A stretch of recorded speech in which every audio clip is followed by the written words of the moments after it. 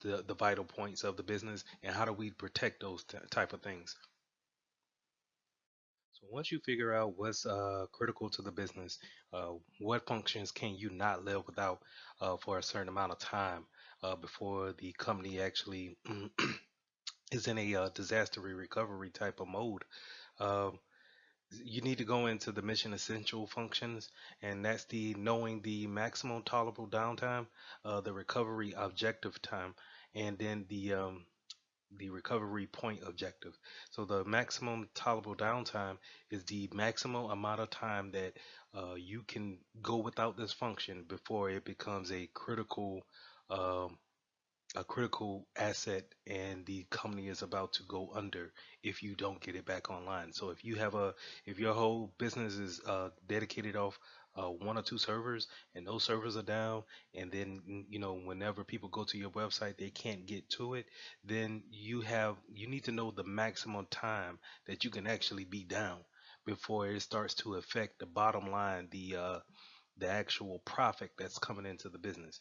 The recovery time objective is a period that a disaster or that an individual system can remain offline.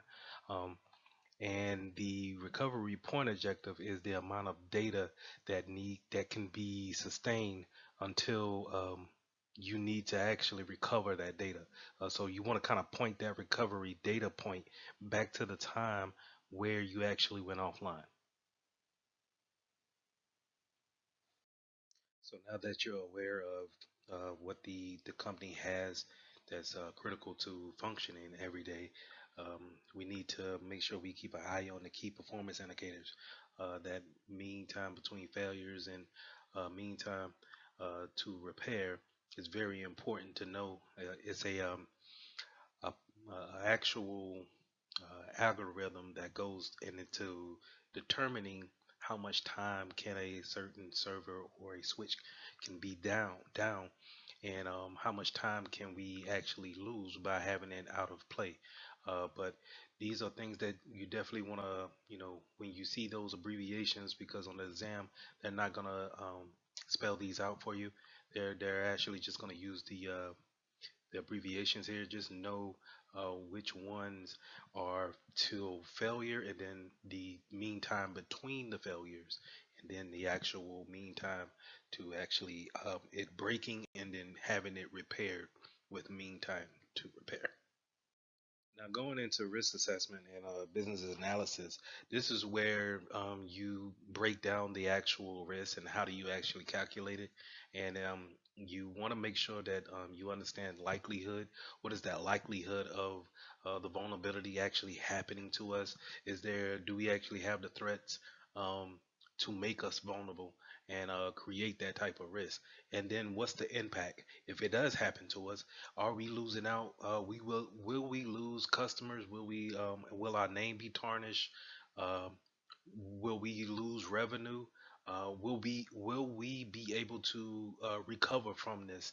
And that's the impact of a vulnerability or actually accepting a risk. And then you have the business impact analysis, which is the process of assessing the losses that may occur in each scenario. So on page 586, we're going to talk about the two methods that are used to assess the likelihood and risk, which is quantitative and qualitative. The easiest way that I remember how to tell these two apart is quantitative will deal with more numbers, factors involved. So, the price of something, the amount that it's actually going to cost, where qualitative is more of a qualitative assessment. So, in quantitative, we're talking about the single loss expectancy. If we have a router that goes down, what's the single loss of that it cost us? How much was that router worth? And then that's normally added up to be your single loss expectancy. But then, if you don't replace that router, or if a server goes down and you're not able to have that back up, what is the annual loss expectancy over a time period, over a years, um, factored into that that loss of that system. Then, like I alluded to before, qualitative is more of a qualitative type of approach to the risk factors. So they seek out to see what's people opinions of the risk factors. This is where you can kind of reach out to those those people who've been with the business the longest, see how they would actually gauge the risk, and then make your assumptions off of that. So now that you have your business analysis in place, and you know what is critical to the business, and then you know your likelihood and your risk that stands between you and the vulnerabilities, then you need to have a risk response, and those risk response could differ um, to any types of different ways. So I'm gonna go through the ways I have them listed out here. You got risk mitigation, risk deterrent, avoidance, transference, or acceptance. So starting back off with risk mitigation, this is where you can you see the risk, and we're gonna put some kind of tool in place to mitigate the actual impact of the risk. So think about your antivirus, where we can't stop all the viruses that are out there, but we can put this tool in place to lessen the blow if we were to be attacked by a virus. Um, Risk deterrence is kind of like a block or a to actually deter someone from actually attacking. So a simple way of thinking that about that is just kind of like having a fence around your building, but then having barbed wire around the fence at the top. So it lets you know that, hey, you can still come in over the fence, that's fine, but you're gonna have a tough time climbing over the barbed wire that's at the top. Then you have avoidance, where this is kind of like where we see the risk and the risk is too high, so we're gonna avoid moving in that direction altogether. If the risk is too high, and the only way we thought about going into that direction of let's say this new business venture, but if it's too high, then we might want to avoid that venture altogether, and therefore avoiding the risk. And then you have risk transfer. So risk transfer is kind of like accepting the risk, but if any damage is done, you can fall back on another company. So think about it as in insurance. So you have technical insurance where um, if any kind of damage comes to you, or not to you, but to your equipment, then you can fall back onto an insurance company to replace the equipment. Now, it won't necessarily replace the data that you may have lost on your equipment, but they will be able, if you got a flood, then the risk was the flood, it flooded your data center, you can fall back on the insurance company to pay back for that new data center that you're going to get. And then you have acceptance, and that's pretty much you know cut and dry. You know that the risk exists, and you know that you're willing to accept the risk, and that's also kind of going into your risk appetite. So your risk appetite will gauge how much you're willing to accept. Okay. So registers and change management. A risk register is a document showing the results of the risk assessment. Um, Going on to change management. Change management is a process that we use. I know that we use in our business to actually make changes to configurations, servers, any type of um, any type of major change to the system, to the network. You want to have a change management ticket put in. But it is a overall system for everyone to know that, hey, um, this server may be offline for a certain amount of time. These agents may be offline for a certain amount of time. So it causes you to be proactive rather than reactive.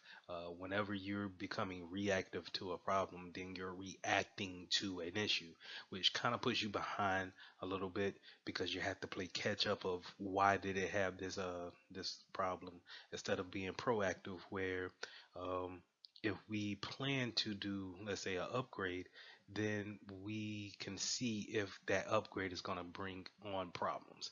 And a change management system can put in a good stickler to um, letting everybody know what's going on with the changes going on within the network. Um, you need to know about the request for change. This is kind of like a formal way of asking or to submit a change to the network or to a system.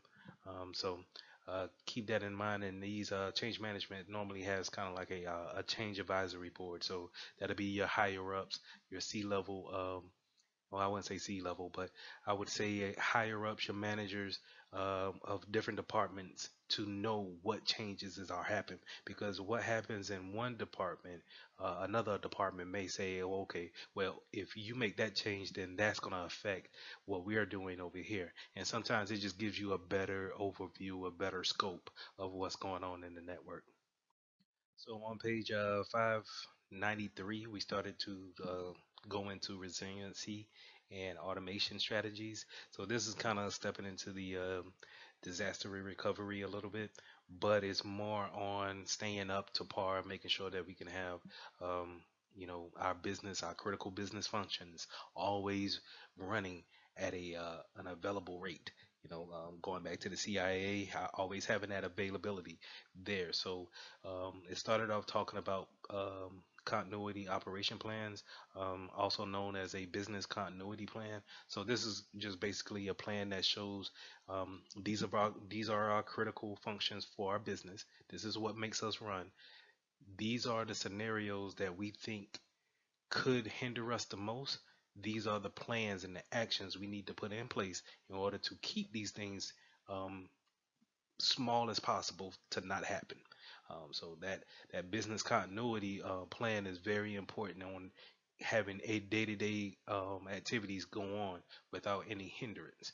Um, Going into high availability, that's kind of like when we were talking about server clustering and having load balancers going from one server to the next. Having that, if you can't get to this server, if you can't get to this functionality, you always have this functionality. You can always have to go to this server and have that same functionality over there. So having that high availability is key. Fault tolerance is still going off of that high availability concept where fault tolerance and redundancy, what they do is you want to have an outlook of what could happen and then plan for it and actually have you know um, safety nets in place just in case servers go down, um, power outages go out, um, and in case of power outages, you have things like ups. A They're pretty much ups is something that you could put on your computer, servers, printers. Uh, they're pretty much these big black boxes that sit under the desk, and what instead of you plugging your computer into the wall, you plug it into the ups. The ups then goes into the wall, and what it does is just basically has a battery within that black box, and whenever power is cut to that building, then that ups automatically switches on, and it keeps up the system until power is able to be restored. Um, a lot of times, it is created to last several hours before dying out. So it's always good to have these things on just in case you have power outages or power surges to actually cut that power. Um, um, that section also talked about redundant components and network cards and drives and cooling fans on your servers. You have different drives that you want to have, multiple drives on them.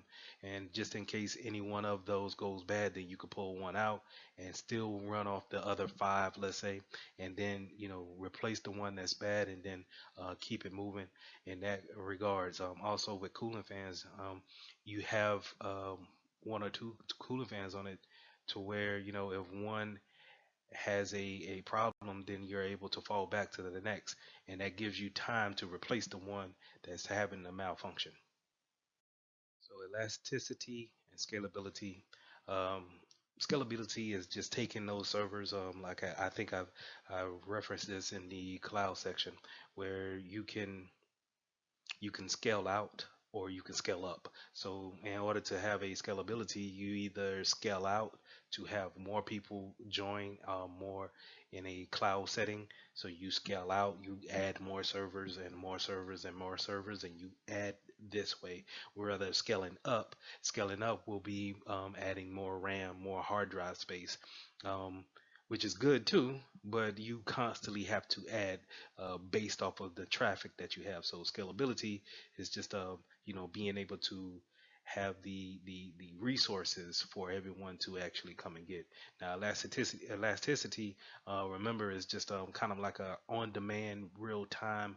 Um, you know, you ask for more. Hard drive space, it is instantly given to you. There's no turning off a server, opening the casing, and then adding a new hard drive, or if you wanted RAM, there's no breaking down the server and actually adding more RAM. So that elasticity is kind of almost real time, especially in the cloud settings.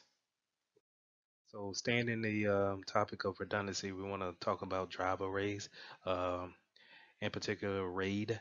RAID is a system to where we have multiple disks all writing data, but if one disk is able to be removed or fail, then the data is not lost. Is still being recorded in a type of way. However, they have the redundancy and the fault tolerancy set up. So it's important to know each level and how they differ from each other, and then how many disks are required for each level. So we talked about load balancing on a application and a server standpoint, but we also want load balancing when it comes to the network.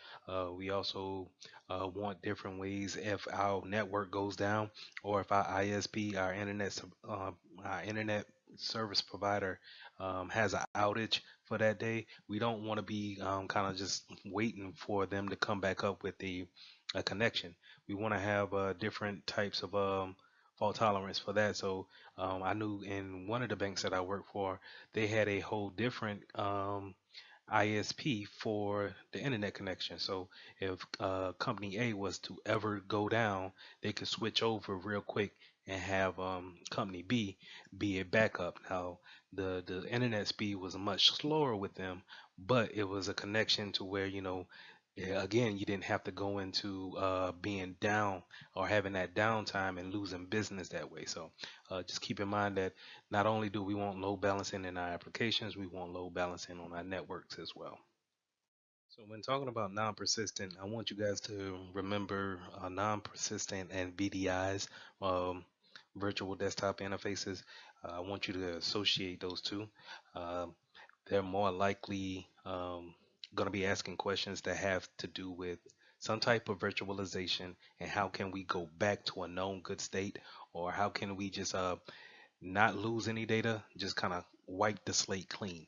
And that's non-persistent. Non-persistent is just you know we're working on something on an application, or we're working on an OS, but we don't need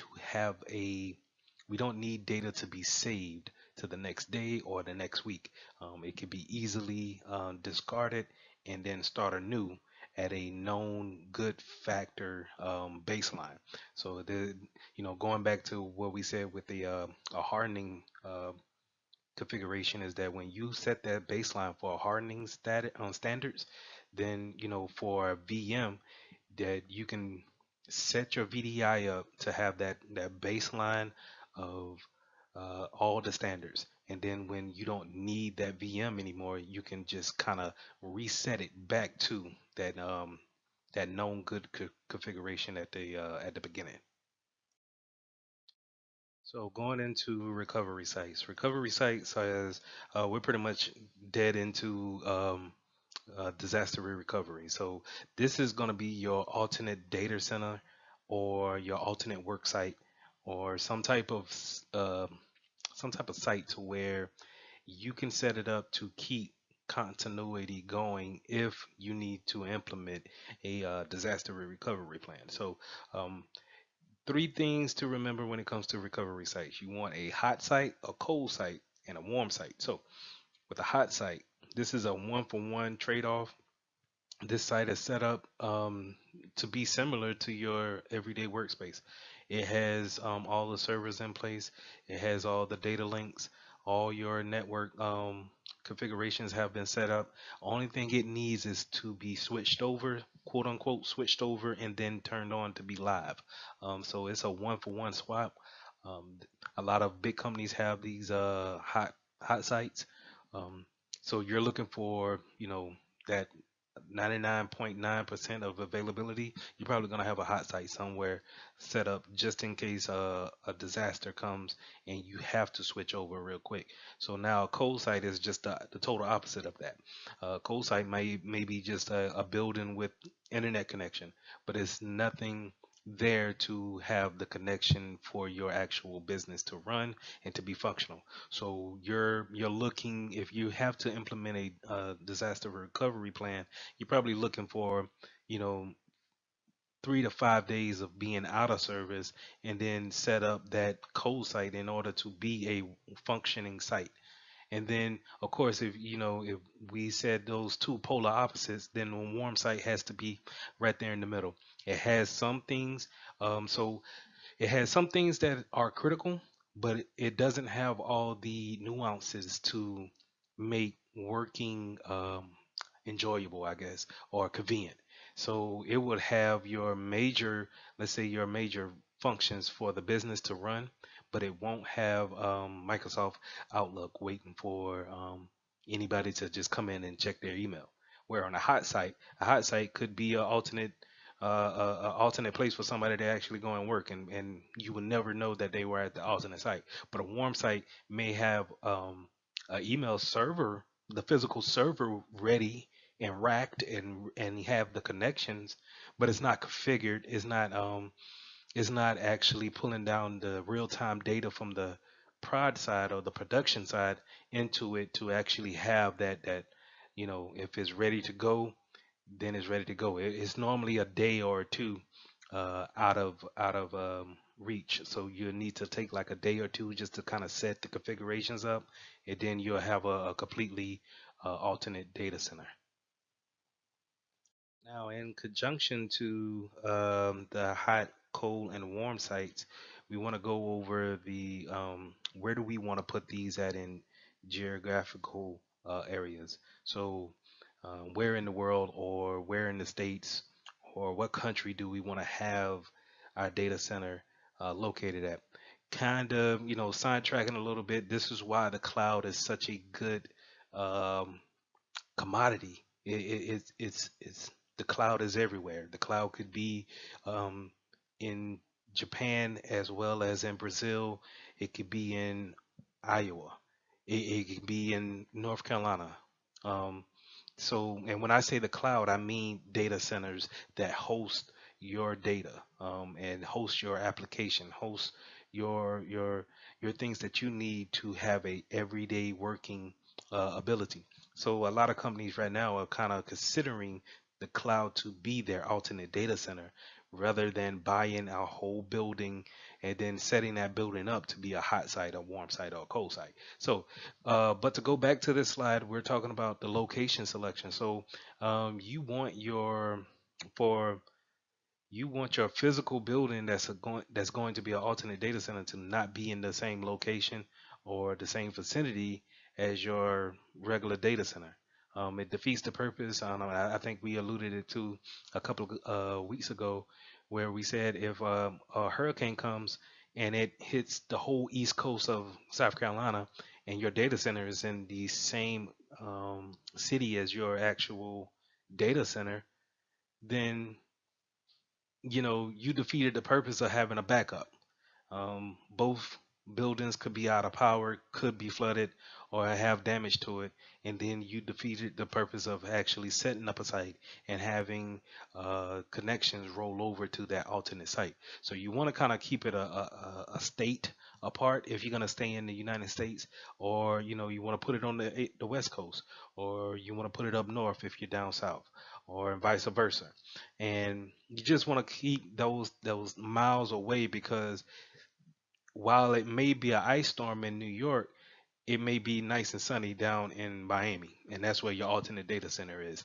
And therefore, while we can't connect, let's say through New York, we can bypass and make sure that we make connections to Miami and then get our data out that way. But again, going back to the cloud, that's why the cloud is such a way to go, is because it is not limited by that. And then it's immediate, it's pay as you go, it's everything that you want in a data center, but it doesn't have any kind of limitations on it as far as physicality being. So that's in a nutshell location selection. But then you want, how far is too far? When you talking about having it in, let's say you got your data center here in Colombia, and then you have your alternate data center in Ireland, and Ireland is a whole day ahead of you. And does it make sense for you to transfer data that you made today to a data center that's ahead of you 12 hours? So just keep those things in mind. Replication factors of actually how much traffic is too much traffic to send across the network. Do you have enough networking infrastructure in order to hold that type of data across, in order to supply your alternate data center with the data, so if you ever need to recall it or you ever need to use it at that point in time, that you'll have everything that's up to date and you're not 2 weeks out. Now, in the last slide, you heard me say retention or replication. I'm sorry. Replication is backing up data. And we want to talk here about backing up that data, but more importantly, the retention of the data. How long do you want to keep the files that you're getting? Um, on the Security Plus exam, you're going to see 9 times out of 10, you're going to see questions that are geared towards how long you keep information, more so than how short you keep the information. Now, it's important to know both of them, and to know how long you need to actually hold on to things. But um, you can get in trouble for getting rid of information too quickly, but is more prevalent when you are supposed to be knowledgeable, that you're supposed to hold on to it for so many years after you obtain it. And so just keep that in mind when it comes to retention. And the retention policy is knowing how long do you need to keep this information, this data that you're creating every day, or that you get in from other sources. How long are you supposed to keep that? um, Also, is it supposed to be in a certain area? Can it not leave the United States?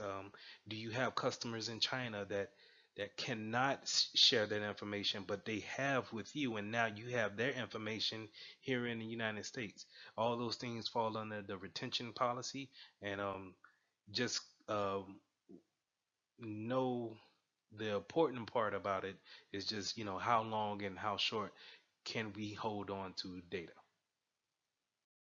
So backup types on page 604. I want you guys to take a look at this table, learn the types of backups that we have in the industry. And learn if one of these types are ran, what information is left behind, and then when is it important to run the next backup in the same week. Um, Once you start to go through this table, you'll understand what I just said more thoroughly. Um, you will get, I will guarantee you will see this on the exam. So please go through, learn each type, and then what is left over after each one is ran. All right. So snapshots in this shadow copy service. Whenever you see these two things, just know that this is kind of like a freezing time on data, and that it could be used to go back to, kind of like when I was saying about the VMs and having that known good state. Snapshots are kind of that, but it's not necessarily a known good state. It's just a state in time where a snapshot, a capture was taken of the settings, the configurations, and we can roll back to that. So just keep that in mind whenever you see snapshots or volume shadow copy services. So going into disaster recovery exercises, so you're mainly to have two uh, disaster recovery exercises. Either you have a tabletop or a field scale exercise. So a lot of companies that I've been with, we have tabletop exercises where we will act out if as if everyone is in a disaster, whether it was man-made disaster, some type of DOS attack is going on against the company, and we have to be forced into a disaster recovery, or if it's an act of God, tornado hit the building, or a flood happened, or you get snowed out and then icicles cause a power outage. So we would go into these scenarios, and then everyone will sit and give their impressions on what they need to do in order to, one, keep the business running, two, in order to do their job for the day. And those talking out those strategies is a good way of having to see where you need to bolster your continuity plan and what tools you may need in place just in case the worst happens. Now, on the other hand, with a full scale exercise, you're actually acting out. So I had one company, um, we actually cut the power to our production network. So now everything had to fall over to the secondary company, and then we had to make sure that the configurations were correct in order to carry on with business just that day. But it's a full size exercise. It's a full scale exercise that we're actually practicing, hands on. Everybody's making sure that we can clear checks, that we can still take customers at on a normal business day. So that's a good way of acting out a disaster recovery plan as well.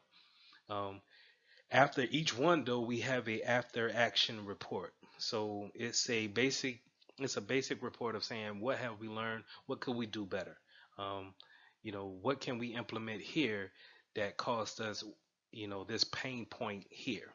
So if we have pain points, if we have any kind of hiccups or roadblocks, then that after action report can be there to give us more guidance for the next time we have this exercise, or if we need to actually implement. So moving on to page 611, we're starting to talk about forensics and having gathering evidence for the court of law.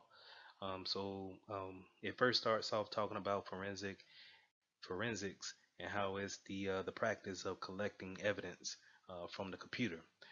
And this is true within the informational security realm. They also went over due process and legal hold, but with legal hold and e-discovery, it's important to know that uh, the data that is subject for uh, court usage, it needs to be held um, on a certain drive, or whatever they deem to be the drive to have that data on, and then it needs to be in a such format that it can be used in a trial. Um, Anything other than that can have that evidence thrown out. So if you are ever put in a position to collect data for evidence for a court case, um, it's important to know the order of volatility. And this means that, as we do work on our machines, computer is constantly taking information and then storing it in kind of a memory set, and just keeping a backup, a short backup of it. And if power were to be cut from it, um, you can definitely get that information back, but you need to go in a certain order to know where it goes at. So this order here um, will show from top to bottom which is going to delete the, let's say, the data first. I want to say cache, but um, cache is something of its own. So I want to say it has the memory of it. It loses the memory first from the CPU and registers in the cache memory, and then it goes on to the routing table, uh, the ARP cache, and kernel statistics. All of those are next. They don't hold them as long, and I'm all talking about if the power is cut from the machine. Then you want to check your RAM to see if your information is there. Um, then going on to temporary file systems. Now, once you get into the temporary files in the disk, you know the RAM or the memory there stays longer, so it's able to store itself there and take a power outage and able to show you that same amount of data the next time it's actually booted up. So going from top to bottom, you want to make sure that you check the top ones first. And if all in all cases, in certain scenarios, if you don't have to cut the power to it, don't cut the power to it. Make sure that you get the evidence that you need from the top, and then you can work your way down to the bottom.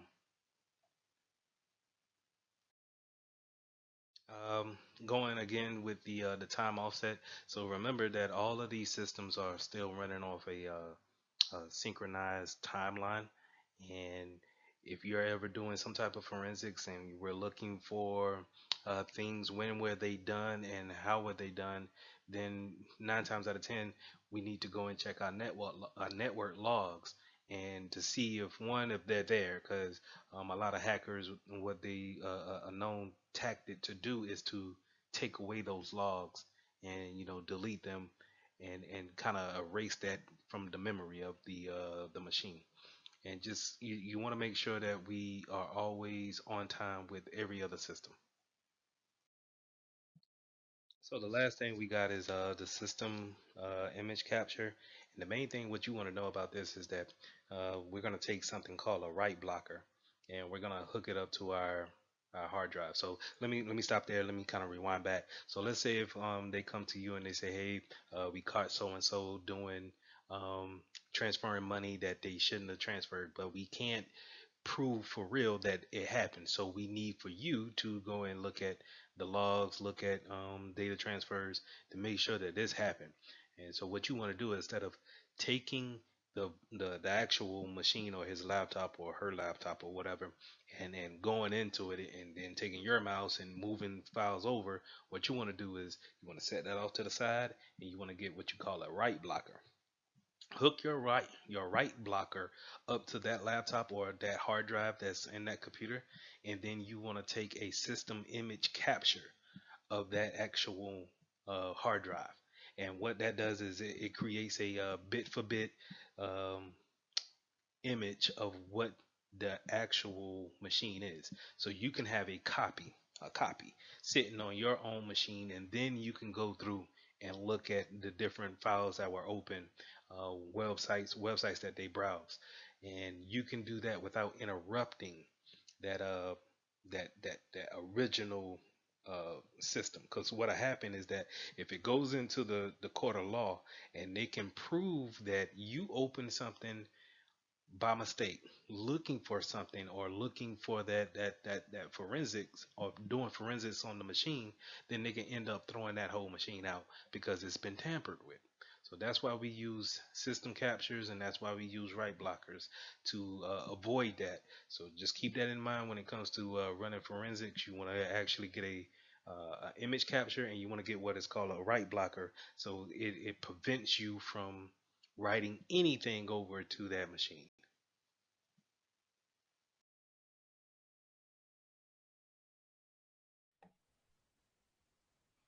Okay, let's get started. Lesson 4. implementing IAM, Identity Access and Management. Um, IAM is also a backbone of IT. This is where you're going to be talking about username and passwords.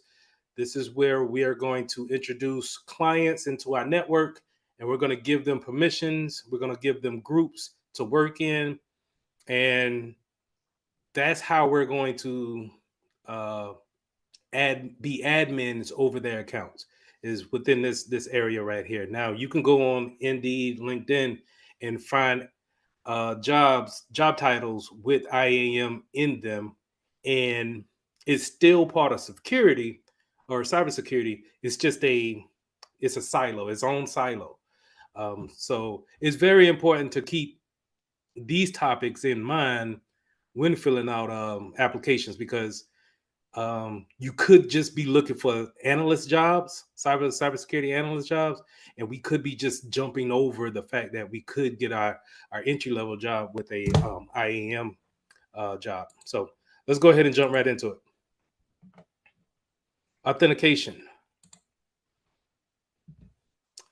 So when we want to authenticate, we want a user to come to our network and be able to say, "Hey, I belong here," and when I belong here, I want to do certain things, which is, in short, saying, "Hey, I come here to work.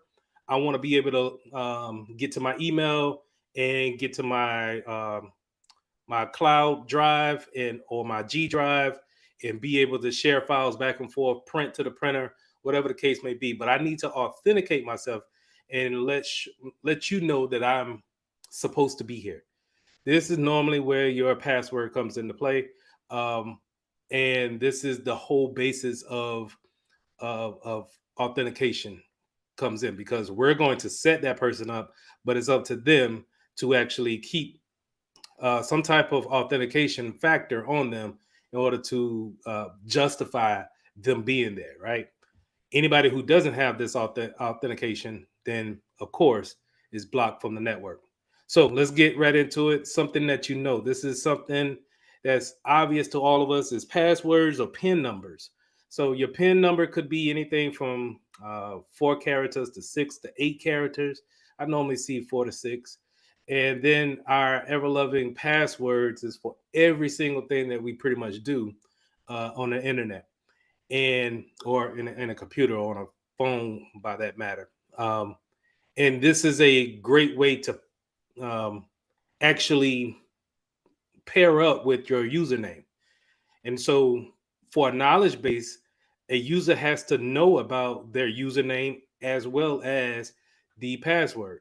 Um, the username is just as important as the password, but it doesn't have to be as complex. Remember, in encryption, we're going to apply some type of algorithm to our passwords in order to make them tougher to crack. And so with username, sometimes we could just leave that as the email address, or we could put it as the first initial last name, or it could be just your first name. Is according to how small the actual organization is really how the network admin is going to base, or the IT admin is going to base your username and how it should look. But it's normally paired up in what we call Active Directory with a password. Um, PIN numbers, on the other hand, are normally with mobile devices, and they normally are not on your computers, so to say. And I think that's because of the input. We can use full fledged keyboards in order to input letters, numbers, and symbols fairly easy, whereas on a phone, it's probably not so great to put in a star and a exclamation point where you could just have that pin on, or now just have your fingerprint for it. Now remember, um, the longer the password, the better. But this is not necessarily an easy thing for users to actually get to and do on a daily basis. So this is a problem that we have, but we can put rules and policies out to make sure that we have a baseline and people can always follow that baseline. It has to be 6 to 8 characters long, It has to be a uppercase and lowercase. Um, it cannot be one of your 5 previous passwords. That's the reuse in history. Aging, it cannot be more than 180 days long, or maybe 90 days. 180 is a little bit long, but 90 days is pretty typical. And then you have that expiration and you have to recreate a new password. Normally, a lot of people go off of the NIST guidance, but at this point in time, really in our lives, I think passwords are pretty much easy for people to do, right? And I say that kind of smiling, but anyway, let me pull over my trusty little um, notepad here, and I'm going to demonstrate how we should make a password. Uh, Thumbs up in the chat. Do y'all have problems making passwords? Thumbs up. Or let me ask a better question. Do you guys use the same password for everything? I sure do. I got like a good like 5 or 6 that I alter, like, I switch out periodically, but Right. I sure do use them same 5. I may switch a letter or a number, but yeah. I'm not gonna judge because I'm in this boat too. Um, but I could do better. I could do better. I know better. I could do better, but I choose not to. So let's go ahead. Let me show you how you should do it, right? You have passwords, but I want you to use passphrases in order to create your password. So passphrases mean I'm going to take a short phrase and then combine everything and just switch up some of the vowels in order to make my password. So I'm going to put um, Taryn is my son's name. I'm gonna put I love Taryn. Right. So that's the first basis of my password, and then I'm going to put 1565 is where we live at. So now all of a sudden I have my 8 characters. Maybe I got 10 characters up in there, but I got my letters and I got my numbers. So I'm pretty good, right? Now the only thing I got to do is go here and change that I to a 1 and change that O to a 0 and then change my E to a 3. But I need some symbols, and I could put an exclamation point at the beginning or at the end. Doesn't really matter. But that passphrase, this phrase that I just came up with that I should always remember, right? I automatically just turned it into a password. And the great thing about this password is that for some government sites, they don't even want you to create a word. So you may have like your pet's name and then some more characters. Their requirements is not even to have a English word in there because they have something. There's an attack called a dictionary attack, and that attack means that um, a hacker can take all the words in the English dictionary, put it into a piece of software, and then perform a brute force attack upon your password until it gets it right. So it kind of cuts times in half if you have an actual word in there. But since I went in there and I changed up my vowels, and you know what, I could stand an uppercase letter. So let me put that uppercase T. And if I'm feeling good about myself, I'm gonna put uppercase N. So I with this, I have no words. I have a bunch of jumbledness, but it's random.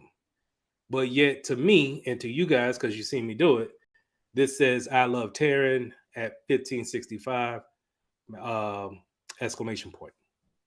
And that's how I kind of want you guys to, you know, do you have, nah, let me not say that. Okay. Scratch that. When you're making new passwords, try this method. More than likely it'll take that stress off of trying to make something up out of thin air. Just take a simple, hey, I love cookies, and start switching up those letters. Give me 1 second.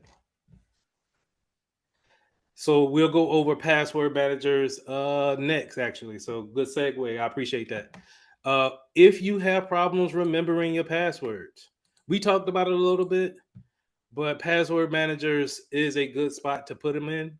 Um, and this goes for your phones as well as tablets as well as your computers.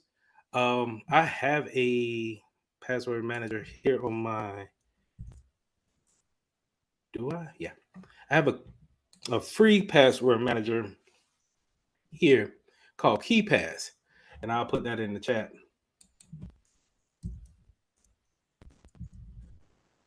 KeyPass is free, like I said, and it vaults all my passwords from different websites.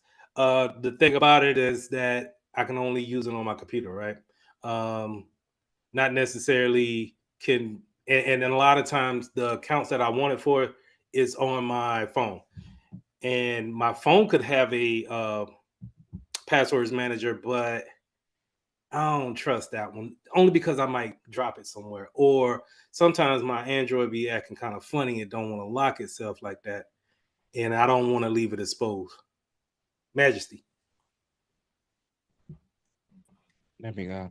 Um, so I guess I have a feeling this is gonna be segue into something later on, but there is a common thing that I continue seeing that's about like security of it.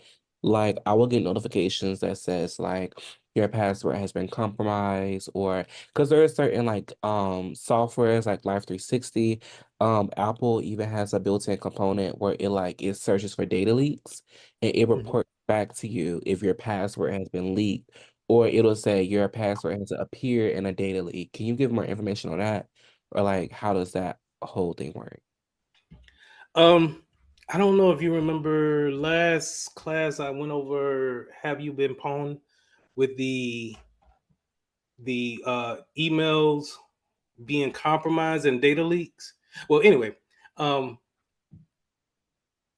if your password is out there, more than likely it is a a victim of some type of data leak with that company, right? So imagine all your passwords that you're creating with these different accounts. When they have these leakage and they send you that random email saying, hey, some information may have been compromised or been leaked out, but nothing to worry about. You still can go to your account and do whatever you want to do.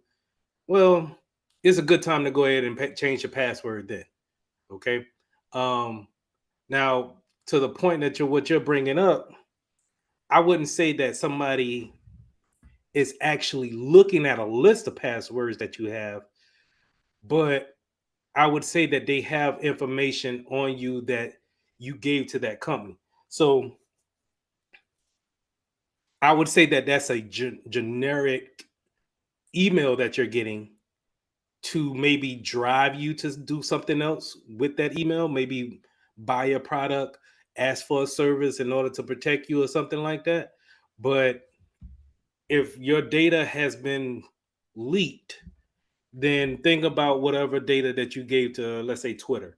In order to get a Twitter account, you got to give first, last name, birthday, and email address. And we haven't went over it yet, but that's what we call PII, personal identifiable information. So what that means is that I can take that information. Give me 1 second. I'm gonna get to that. I could take that information and then I can possibly look you up through other means and find more information on you. Now, with this, yeah, passwords can create. Now, there's nothing wrong with changing your password. Now, is this coming from? Where is this coming from? Oh, that's from so OS, well, Mac iOS, it has a built-in like I guess password checker that's built into it. So I assume they like detect for data leaks like that, and they report back to you. But this is directly from Apple themselves. Yeah, which makes me wonder, how are they monitoring that? And are they looking more into your information that day, what they should be? So I have this thing of Gmail is always constantly, or Google is constantly looking at your information, in my opinion. Um, you can constantly see it in the advertisement that you see. Um, I think that they're directly reading your emails and then sending you information right after that, just in case you're thinking about buying something. And I wouldn't be surprised if this is part of that too, where they're not direct. Let's say they're not opening everything they that you got up and then they're closing it and giving it to you, but they may take some keywords that they see when they scan and may come up with that type of analysis and say, hey, it might be time to go ahead and change your password. But I don't know. It's like they do have some companies that say that they monitor the dark web for any type of passwords or personal information. I personally don't believe that. Um, but I don't know. As an advice, if you see this, I would go ahead and tell you to change your password just to be on the safe side. It won't hurt anything. It's just an annoyance, really, just to kind of, all right, I gotta change my password again.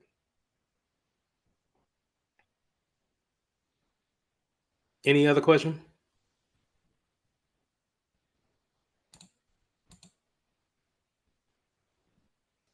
So real quick, um, with the password managers, uh, it could be a whole application like the KeyPass one, um, but you see now a lot of them have this kind of notification here where they're asking you to have a built-in password manager within that browser. Um, I would stay clear of this because of, if you're not updating your browser like that, then it might be compromised with it. And I know for sure everybody your browser doesn't necessarily get updated whenever you update your computer. You have to update it on your own. So I just went to the about screen and you can see how it automatically tried to check for an update, but this is not a part of a Windows update. So and I think the same thing goes for the Mac OSs too, that you have to update your application or your browser on its own. And so keep that in mind. If you're going to use the web browser for a password manager, make sure it's up to date.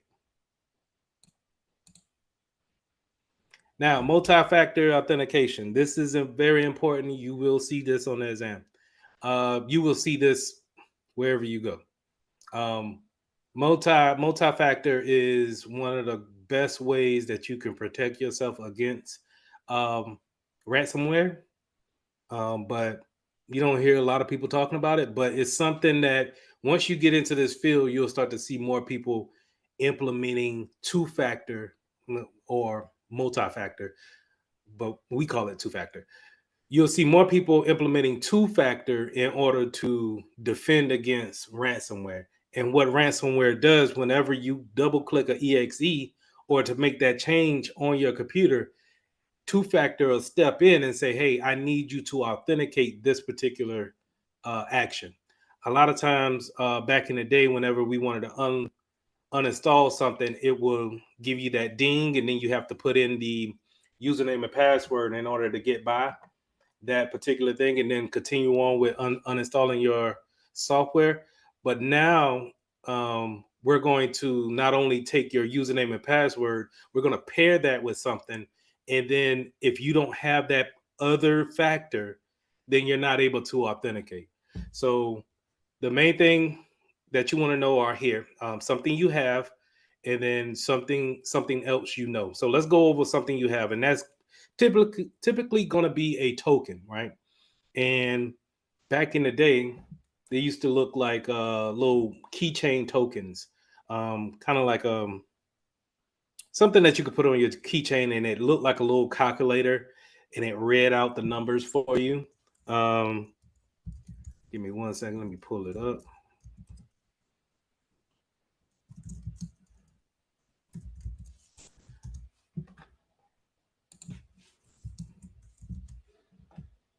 And this was a hardware token, what they called it, exactly like this. Now, don't get confused with RSA being a algorithm. It's for this one, it's a company, but these 6 numbers would change every 60 seconds. And when you type in your username and password, it will say, hey, go to your multi-factor and then put in the code that you see there. And this code needed to be put it in within the time limit, within those 60 seconds, in order for you to authenticate in the back end in order to let yourself in. Okay. So if I was a hacker and I was able to get your username and password, I still wouldn't be able to get into your account because I would need your authentication token that's associated with it. So that's something you have. Something else would be something you could pair up another pin with it, but we typically don't like that, right?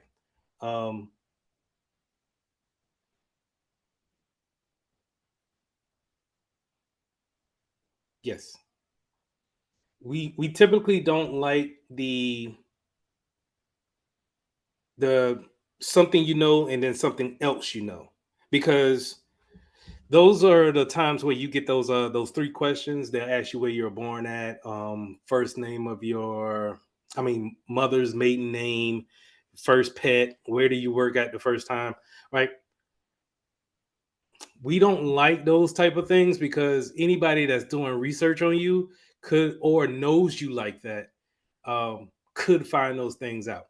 So something else you have typically is what we're gonna go with. So those hardware tokens, and nowadays it's on a software token. So Microsoft Authenticator, and I think Google has an authenticator too. That's you could download from the Google Play Store and be able to set up as your multi-factor. All right. So we already talked about something you have. Let's talk about something that you do. Something you are or something you do. So something you do could be a position that you're at. Maybe you're the only person in the legal department. And so if you go to the legal department section in that building, then we should have you on a particular IP address. And therefore, your username and password will allow you to be authenticated to a particular section of the network. Okay. Now, that's not so great, but we have other things that we can compensate for it and put you in a good spot to be secure. Now, something that you are, fingerprints and facial scans, you don't necessarily see those things with computers in the work environment yet. We are still dealing with different generations when it comes to who's coming to a building and actually working. So we have baby boomers, Gen X, Y, and I don't know who's after Y. But anyway, everybody's coming together. Some people are not cool with fingerprints and facial scans. Some people are. And that's our biggest case of trying to implement fingerprints to actual work environment. See, here's the thing is that I'm a cybersecurity professional, and I don't like to make passwords. If I could use my fingerprint for everything, I would. But is trying to get that over to people. It may be a generation thing to me, personally. I think that as older people retire and get out of the workforce, you'll see more acceptance of take a facial scan and make sure that you're supposed to be here, and let's authenticate you that way. But even if we take a facial scan, maybe we still want you to put in a username and password. or a pen. We won't have to be that tough after that. But that's the biggest thing, is that a lot of people don't want to have their fingerprints on file, have their eye scans, because it's not necessarily taking all of the points of the face. When it does that facial scan, it's pretty much getting your pupils and making sure that the patterns there are in line. And I think the spacing between mouth, nose, and eyes are proper to whatever, how you are. But here's the thing, is that, as we grow older, um you know we're not guaranteed to look the same. So therefore, I would still say go back to a fingerprint, because it's probably not going to change. And plus, you got 10 of them, so if you lose one, you can always use another one. Hate to say that, but that's what it is. But at the same case, if something happens to our face, or if I need to wear glasses from here on out, then I have to take a whole nother scan. Somewhere you are. Now, I said this kind of with the something that you do if you work in the legal department. Somewhere you are could work. So that's that IP location for you. Also, when it comes to VPNs, having a virtual private network is also going to be some type of two-factor, because you need to actually authenticate with the VPN in order to get onto a private network or your work's network from your house, right? Um, this is probably not the most not proper, but popular way of having multi-factor authentication. You're probably going to see something you are and then something you have. And right now, I could tell you the hardware tokens and fobs are the is what you're going to see, pretty much. If not, you've seen some cases where um, Meta is asking for it. Some of your social media sites are asking for it for the business side of it. I don't think they ask for two-factor for just personal use, but I think you still could implement it.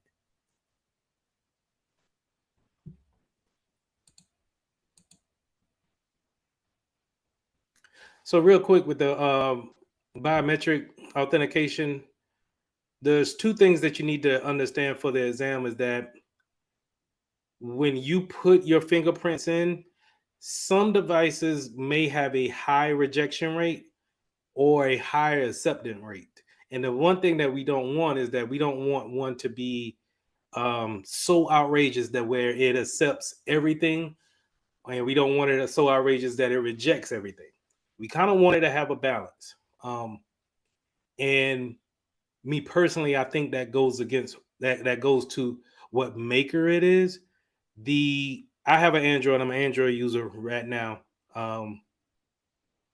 Android doesn't do biometrics great, in my opinion. It's fast, but sometimes I think it's so fast to where it's not even reading it. It's just letting me in. And well, one second. Isn't your unique fingerprint connected to an ID number though? It's connected to your profile. Now, when we set that profile up, if that profile has a ID number in it, then yes, it's all in that profile under your name. But it doesn't. I'm not gonna say yes for sure. It's all really about who's setting it up, what company is setting it up, and then what's their policy on that.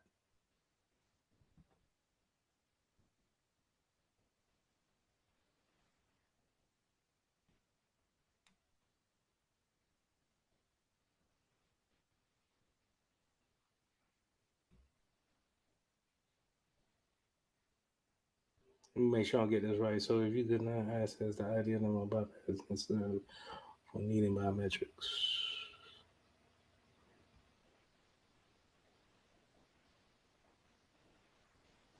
Well, if we're going to put anything with our profile, that profile that's linked to our username is going to be on a server that's not necessarily easily accessed. We only got like a handful of people that's going to access that profile.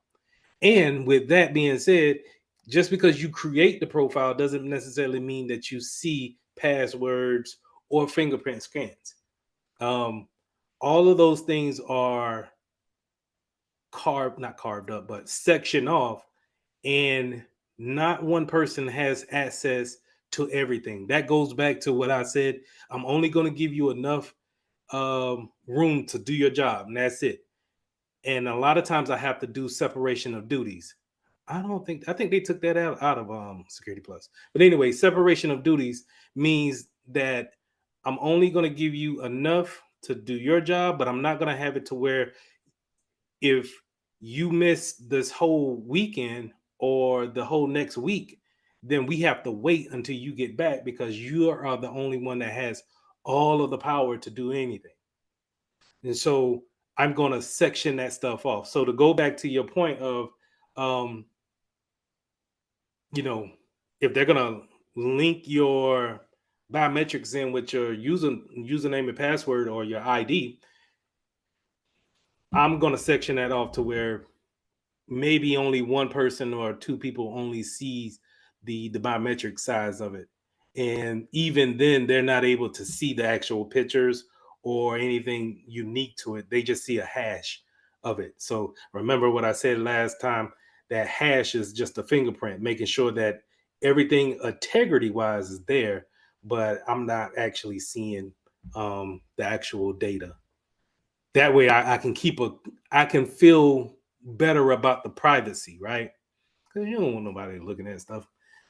you know, nah, nah. So good question though. Going back to the false rejection rate and the acceptance rate on this slide. Like I said, the Android, I feel like it doesn't. The fingerprint scanner is not. I think it's accepting too high. I feel like I can just put a part of my finger on at a wrong angle, and it still lets me in. Whereas I feel like the iPhone I had always. Well, I'm sorry. Let me go back to the facial recognition with Android. Is that I don't think it recognizes my face at all, and then sometimes I feel like it'll let me in easy when I have shades on. Um, and then I think when my son got my phone, it let him in. And so I didn't. I don't like it from Android's standpoint. iOS, on the other hand, I think it has the best biometrics so far. I think it's on point. I think the only problem that I had with it, it was during the COVID area. It will not unlock with the mask or shades on. Sometimes you would. I want to say it would unlock with my shades off with my mask on, but I still didn't have as much problems as I would have had with an Android. So um, that's really kind of going off of those two bullet points that we have there. The false rejection rate, you don't really want that to be blocking everything. It just needs to be absolutely perfect on letting people in based off the biometrics that it gave. So you have to place your thumb exactly right where you had it at. You kind of want to give some wiggle room there, but you don't want to accept everything, right? And those are typically known as FRR or FAR or type 1 and type 2 errors.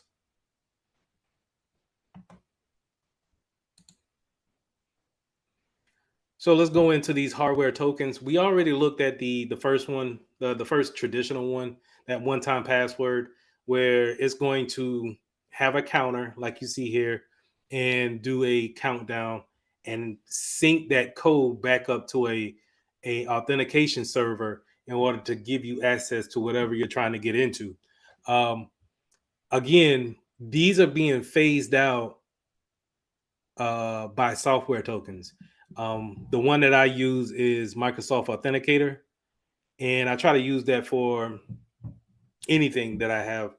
And the wonderful thing about that is that if I change phones and I forget to bring it over, I could just, Lord knows, if I forget my password to my software authenticator token, then I'm in a world of hurt. But other than that, it's not so hard to switch devices and then put that same app on the new device and be able to authenticate to the accounts that you need to get to.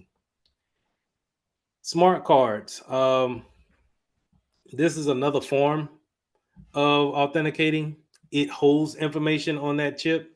I had a smart card. I think it's downstairs, but you typically see these in the government sector, um, where they have a regular ID, but um, it's not necessarily the script on the back. A lot of ID cards have that black code script on the back. And when you swipe that, it may have some basic information. And I'm talking very basic, maybe information for a pin, but not anything in depth. Where a smart card has that username and password and then some um, security groups on there that will allow you to see certain things that you're entitled to. And but in order to put that smart card in, you got to pair that with a username and password or a pin, which is typically a pin, because um, in the two-factor case of it, it's something you have, it's something that you keep on you, but it's also something that because you're going to pair it up with a pin. Yes, this is the same thing, cat card. It's just another word for it, but it's typically a smart card.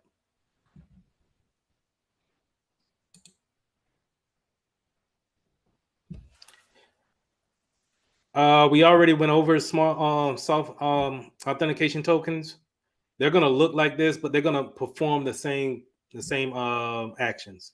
And so this is great for the days that we live in now, where again, devices change pretty much every year, and we can go from application to application and still have a two-factor there. Even if we were to leave the company, we can still keep our soft token authenticator and use it for our personal use if we wanted to. Or I think you can create a different profile on it and then use it for personal use as well. Any questions? I actually had No, one. sir. Oh, No, you good. I'm sorry. For another form of authentication, where you could say necessarily a SIM card, it could be like hardware authentication.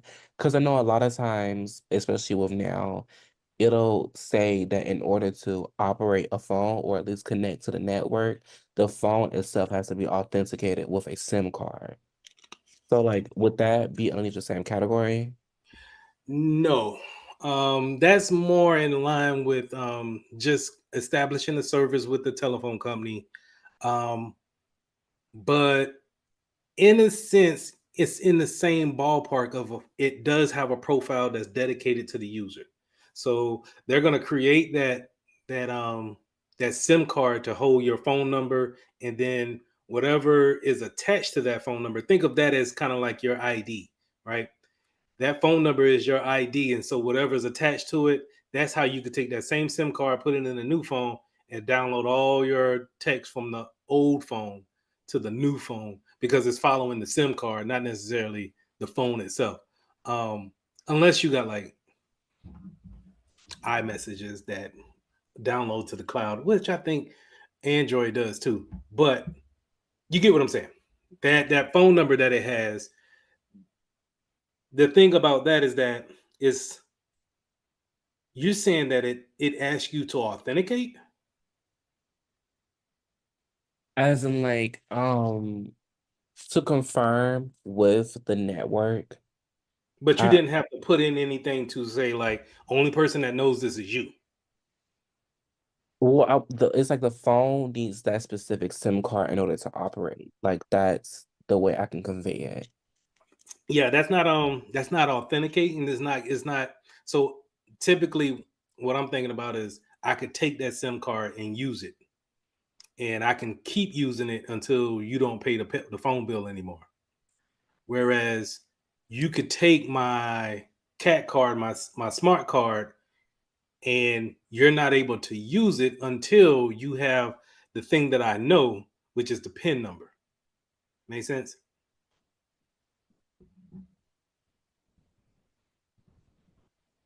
Okay. Yes, sir. Clock. Yes, in the military, we use the CAT card. It looked like it had a RFID chip on it. And they used that. It had all your information on it. You had to insert the card into the computer or use it as to scan into some doors, but it Right. has information. Is that like similar to what you're saying with the card access? That's exactly what I'm saying. So the military they look like these. At least the last time I was in, mine looked like this. And this bar script didn't have much information. It was this piece of circuitry that had the information on it that was specific to my ID. Yes. So if I had a secret clearance, this chip would allow me, or it will tell the computer, hey, Mitchell only has a secret clearance. Do not show him anything top secret. It doesn't include that here in the bar because, or the bar on the back, because this can be, rubbed away. And anybody in the military will tell you, with all the movement, it'll probably get rubbed off pretty quick. So it was only the chip that can hold the information, and you didn't want to damage that chip. If so, though, you'll just get another one. But yes, that's a smart card / cat card. I forget what cat. Oh, common assets card.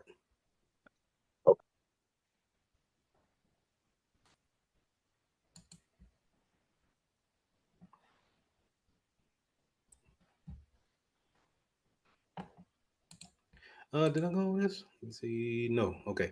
So assets management, discretionary assets control, or DAC, and then mandatory access control, MAC. So this is basically, we have our username and passwords created. We have our client able to get into the network by a password. Now they need to get the files. They need to get a certain hard drive on the network, a share drive, and share some information with their coworkers. In certain environments, it will determine how they actually get to these files. In a discretionary environment, your manager will give you access if they see that you need access to it, hence the name discretionary. And what that means is that, and I'll show you this after the break, is that they'll go to your account and they'll just basically assign you to a particular group, or they'll give you permissions via the group policy in order for you to see certain files. Before they actually give you that control, you won't see anything. You may see the file, but you're not able to open it, read it, or edit it. So this is discretionary. Mandatory access control is going to be based off of your clearance, or what are you able to see based off of your ranking in that particular company. So this is how I said for the cat card, I had a secret clearance. And so that secret clearance didn't allow me to see anything from a top secret clearance or anything above top secret, if there's anything above it, right?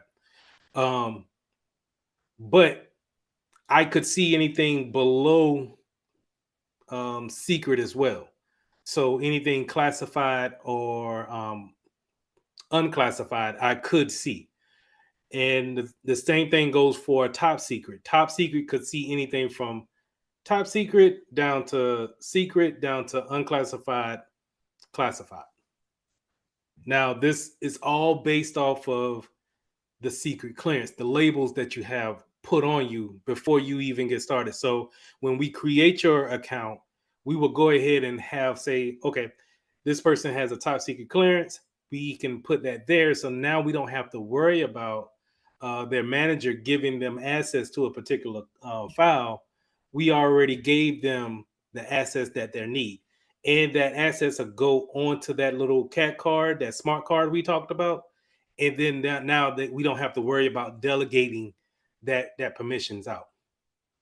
And the wonderful thing about that is that as you change your clearance, you can have it changed at the admin side or at the IT side, and then it changes as you go along with whatever security clearance that you have.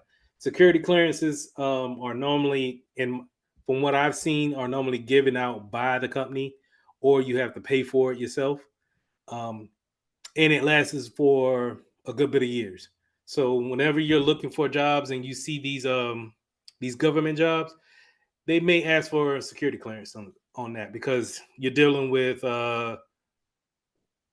government material, resources, information, and so they want to make sure that it's secure as much as possible. So here's a diagram of that. Well, this is role based, but just to kind of go off of the discretionary, because I love the illustrations. If this is the manager here, this person, and I'll get to this person will delegate or have a discretionary that user 2 can see this particular file and that she cannot, or the opposite way around. That's in discretionary. But in the mandatory wouldn't, this person wouldn't have that power to do that. It will all be based off of what type of secret clearance they have, what type of clearance that they have. Now, role-based access control is based off your role, right? This is the simplest way I can put it is you're in the IT department, the legal department, HR, the group, whatever your role is going to determine what type of access you get to whatever files that you have, that they have available. Okay, so if they don't, there's no reason for an HR person to see anything in the legal department unless they have a neutral ground zone where they kind of have a folder there that they can put things in. Okay, so keep those things separated as much as possible. Then you won't have to worry about trying to see what all permissions that everyone has when they move things around, because people get promoted, people leave the company, people move from one department to the next, and you don't want that permissions to follow them all over, and you don't want somebody who doesn't need a lot of permissions having a ton of permissions, right? So always remember that when it comes to delegating access controls out. Any questions?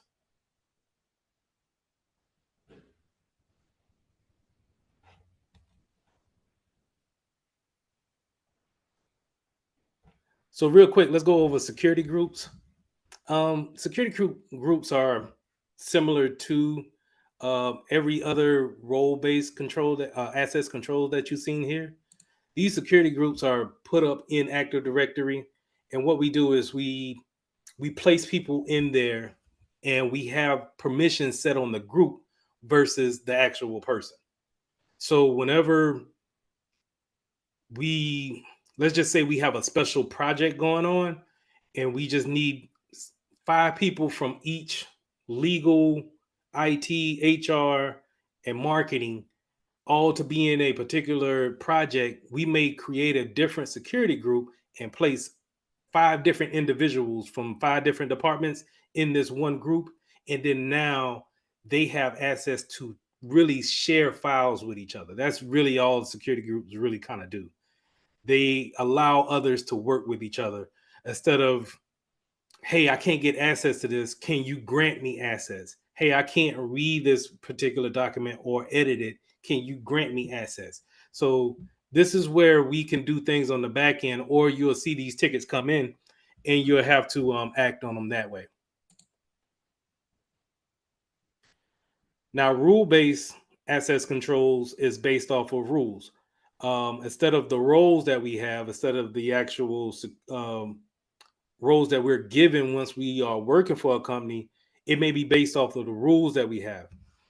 And those rules are just based off of whatever the document or the resource is. Okay. And so it may change from company to company, but it's basically built off a set of rules that's already established before we even give access out.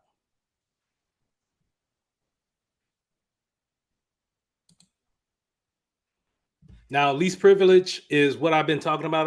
I hinted at it earlier, where I'm just giving you enough permissions to do your job. I'm not giving you access to everything. I'm giving you access for you could do your job.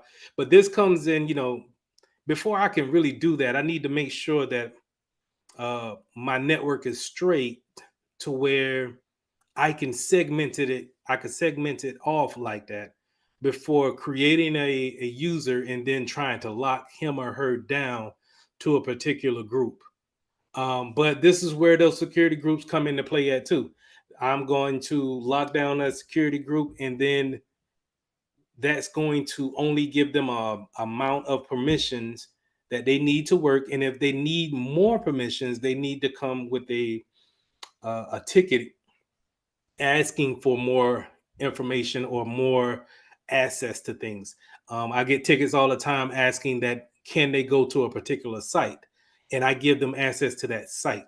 But in the beginning, when they start working, I tell them, hey, you're not going to nothing except for these 7 different sites.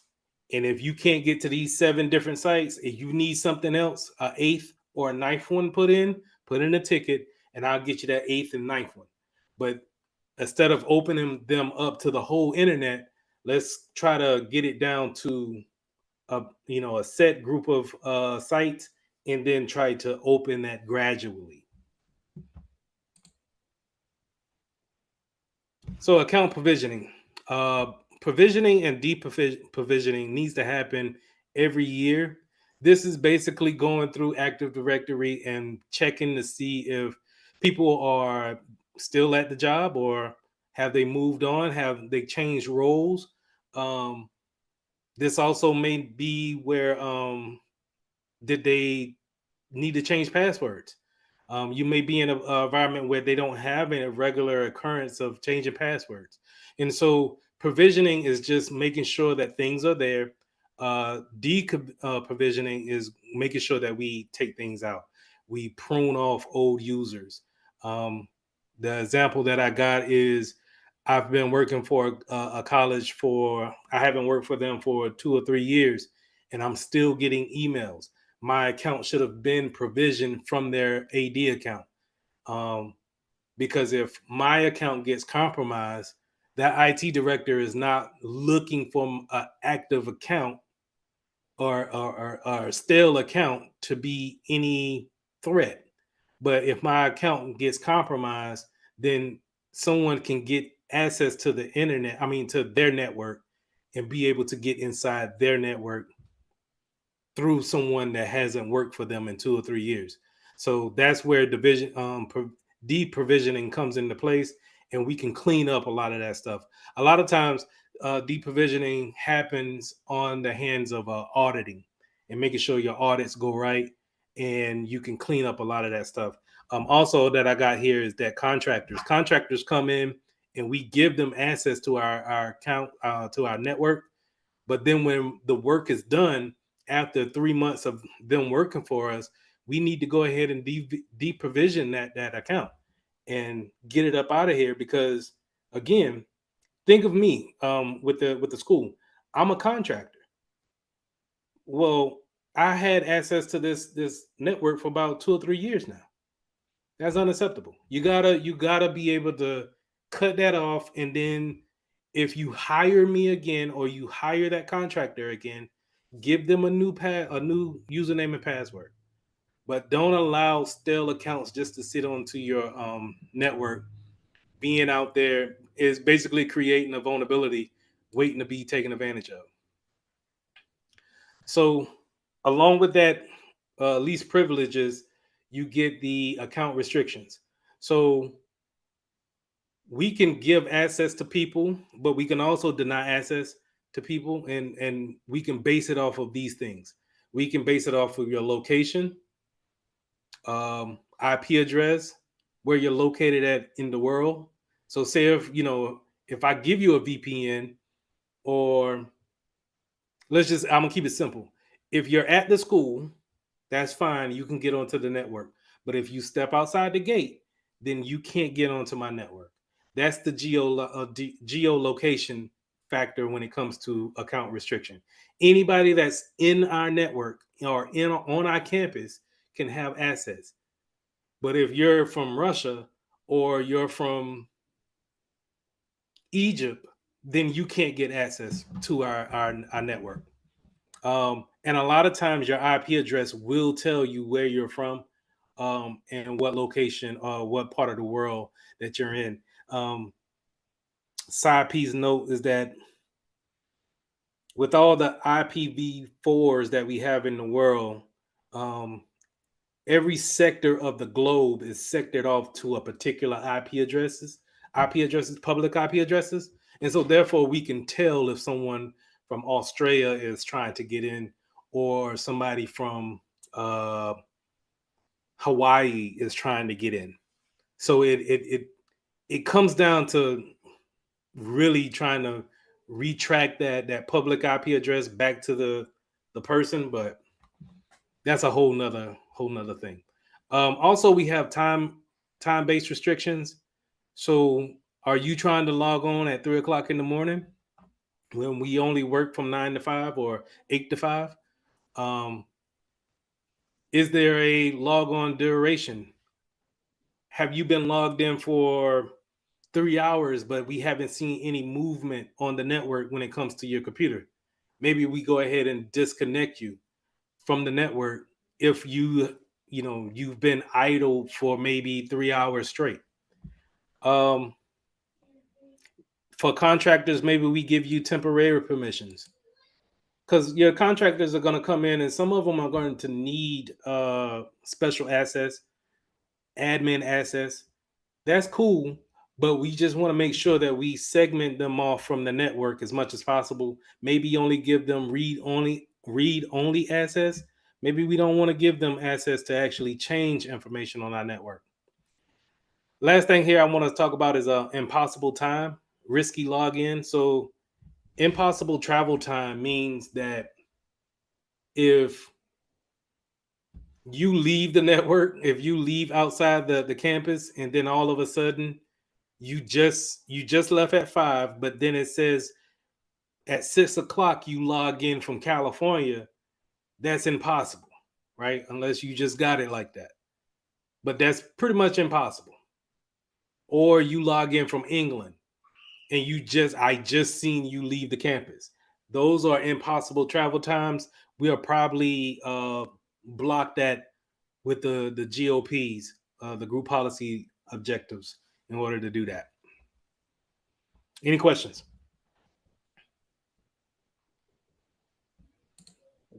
No question. No questions. No question. Okay, last slide, and then we'll take our break. So Windows login is typically how we're going to actually authenticate people in the workforce. You got Windows machines. You also got many other devices that we use to actually provide that username and password there. But you're typically going to see a local sign-in or network sign-in.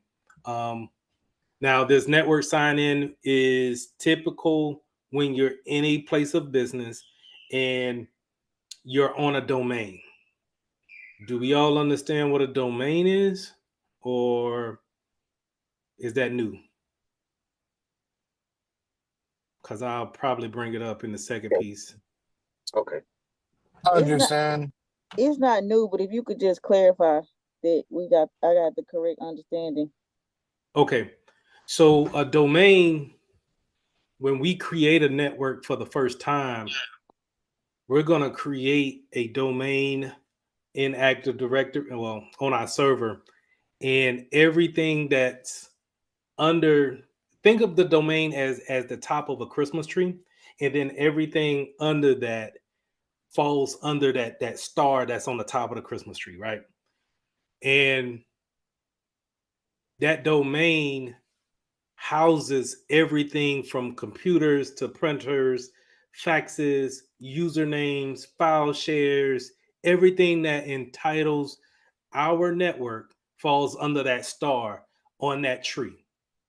And so when you log into a domain, you're logging into that particular tree to get all of the resources. That's what I mean by a network domain.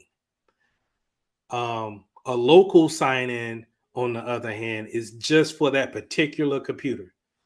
It may be on the network, but a local domain, a local sign in is for, a lot of times, if you work with me, I'll say for the computer itself. It doesn't equate for the domain. And I might have to show an example of that. Now, I'll just do it in the second half. I'll try my best to do it. Remote sign in is going to be an action where we're remoting into the domain. Okay, we're remoting back into the network and getting all the access to all of those resources that we have. So another thing that I want to point out is that for a local sign in, you may have a piece of software or a piece of file that came from the network onto the local PC. But when you take that PC home or you take that computer home and you're not on the network, then you're not able to open it because it's trying to authenticate back to the network. And we're not able to do that unless we have a remote back into our network, back under that tree. And now we are able to authenticate because that's where our username and password lives. That's where our permissions lives at. But when we take those things away and we go on a remote, if we don't have something like a VPN to kind of get us back into the network, it won't work. Now, I might have went off a little bit on that, but we'll try to straighten it up in the second half. Last thing here is that the Linux authentication, from what I remember, Linux machines, Macs, normally they instead of having a hash, they store their passwords in these areas right here.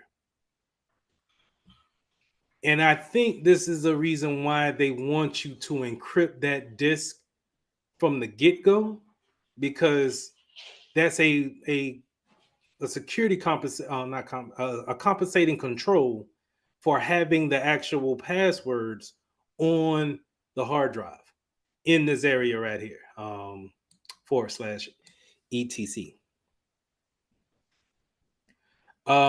The reason why I highlighted that and the reason why that's important, because you're going to probably be asked that on the exam, for a Linux machine, where are passwords actually stored at on a Linux machine? And you want to commit this to memory. Okay. Any questions? No question. When you get your ticket in, you're going to say, hey, I need to, you're going to have Susan. She's going to start work on Monday. Let's go ahead and get her account created. We're going to come in the Active Directory and we're going to create her an account. And we'll just fill in the information here. It's not nothing really crazy. So we'll say Susan, take that out. Susan Jones, and leave that the way it is. Now, as you can see here, you see at mitchelltech.com. Mitchell Tech is the domain that we're on. And so when I build her username, which would be what I like to do is sjones at mitchelltech.com, that'll be her email address as well.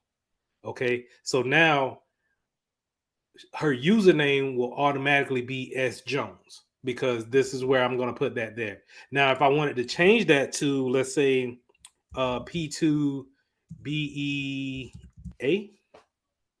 I can have it like that. And so what I would tell her on our first day is, hey, you're going to use the username P2BEA and use a generic password that I'm going to set up, because I'm going to hit next. And the next thing I got to do is I got to create a generic password for her. And this is an important part right here. Now, mind you, none of this is on the exam. This is all real world experience that I want you guys to just look at. And if you get the opportunity to practice this stuff right here, so you could put it on your resume, saying that you do know how to create an account in Active Directory. Real big bullet point for your resume. So you're going to create a password here and double down on it, because whenever they ask you to confirm something, it just wants you to do that, right? But the one thing that we want to do is we want to make sure that this box is checked, that the user changes her password upon her first login. And we do that. Now, these other things, they have a purpose. So if a user cannot change a password, maybe we don't want a contractor changing their password, and we give them a complex password. Or maybe we have a service account, and a service account is something that we use for a one-off. We don't necessarily use this account all the time. It's an administrator account. We don't really use this account. And maybe we don't want that password to expire. Or maybe, we want to have the account disabled. Maybe it's Friday and we don't want it to be active until Monday, but we want to go ahead and get it made, so we're not trying to catch up as soon as we get there on Monday. Maybe we want to disable it now and go ahead and create it, and then on Monday we have an alert to say, hey, go in there and enable Susan's account so she can log in. But for right now, we're just going to say, hey, change the password when you first log in. And so it gives you a rundown of what you've done, and that's it. Hit finish. Susan is added to the network. Now, here's the thing. She can only probably just log in and maybe get to the internet. That's the only thing that the group policy will allow her to do. But let's just say Susan is part of the finance department. So in this finance department, what we want to do is go back to her account, and we want to go to the tab member of. And here we want to type in finance. Do I even have a finance department in here? Probably not. Nope. Do I got a legal? I ain't got a legal. Let me see what groups I got in here first before I start looking like a fool.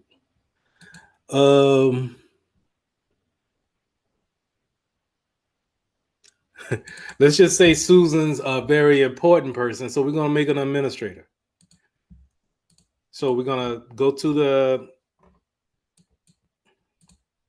a member of, and this is how we put her in security groups. We're gonna put her in a particular group that gives permissions to her account. Right now, her account is bare bones. It doesn't really have any kind of power to it. But right now, we're gonna say admin, check the names, and so it's gonna add her to the admin group, and now make her have the ability to make changes on computers. So let's just say she's coming on to the IT department, or she's coming on to the cybersecurity department, and we're creating her account for that. We'll click OK. And now all of a sudden, and this is an important thing too. Whenever you make a change like this, and an important change, and it highlights this apply button, always hit the apply. If you don't, and you just click OK to get out of it, it won't save the changes that you made. So that's putting her into a group. So if we go up here to the administrator groups, we'll have to go to the groups.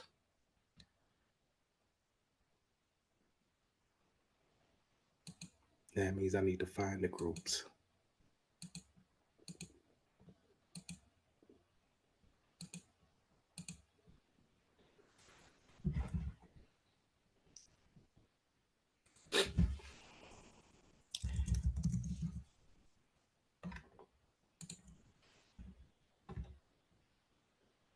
Bear with me.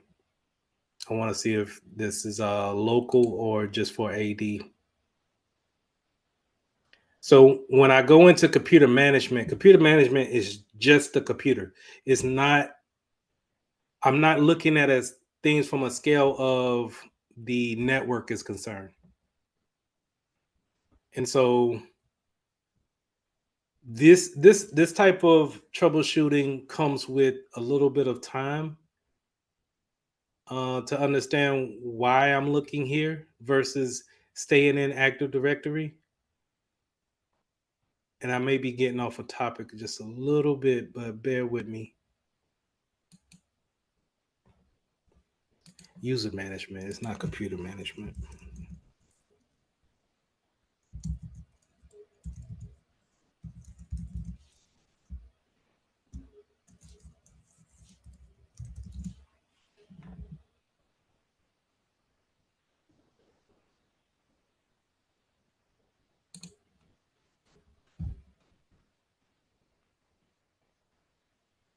Okay.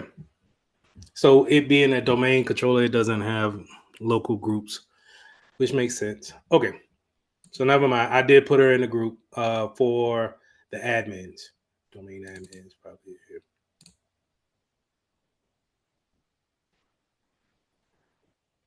But that's pretty much it when it comes to creating a user account. It's not rocket science. It's just having the permission to do so. And then if Susan comes here and you need to reset a password, you would just simply right click on her name, reset the password, and then tell her to try it again at the password that you already put. Any questions on that?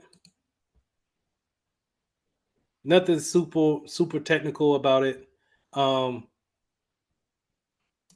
You can also create other things other than a username or a user. You can create printers that we may get into the company. And these are all the objects that I was talking about. We can create groups. So if we needed that finance group that I was talking about at first, create it there. Now let's put Susan in there. Check the name. And the reason why I check names and not just type the whole thing out is because when you get to a enterprise, you may have thousands of users, and knowing exactly how they're spelled may be a little bit daunting. So you could just spell the first name or last name or anything that's kind of particular for that particular user. Hit find names or check names, and it should come back with the names that pertains to what you're looking for.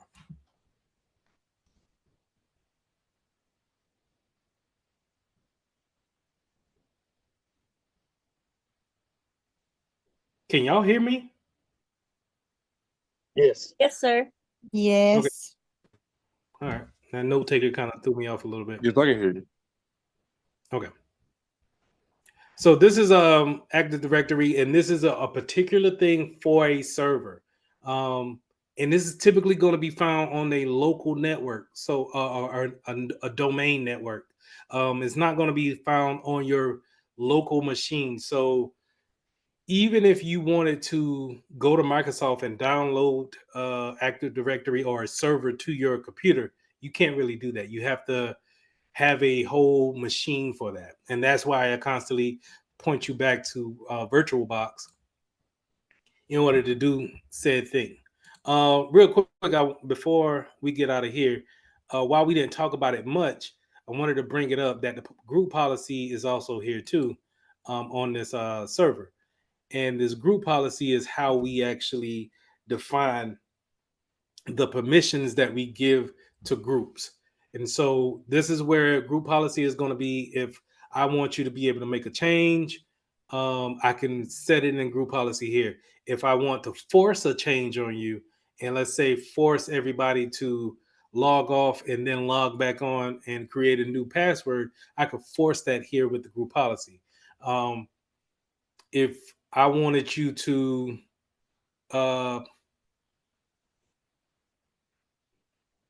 be, if I wanted to just focus directly onto a group, let's say the legal group, and no one else, I can manipulate those things here in the group policy.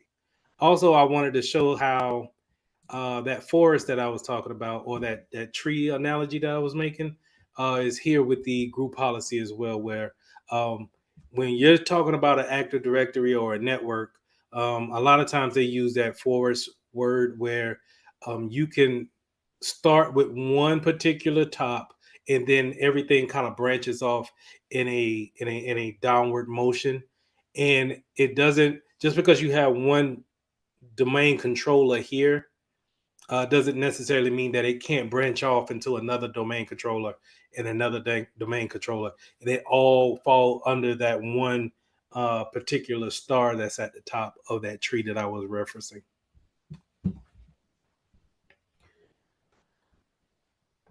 So that's Active Directory. The next thing that I wanted to show you guys was Azure, and Azure is the online version of Active Directory.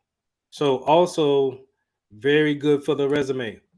If you can go to the go to Azure portal.azure.com and log in there to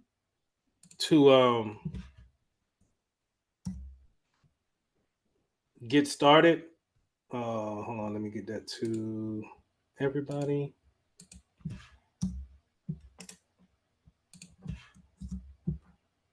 To get started, just to kind of play around in it, is a good bullet to put on your resume as far as the type of these.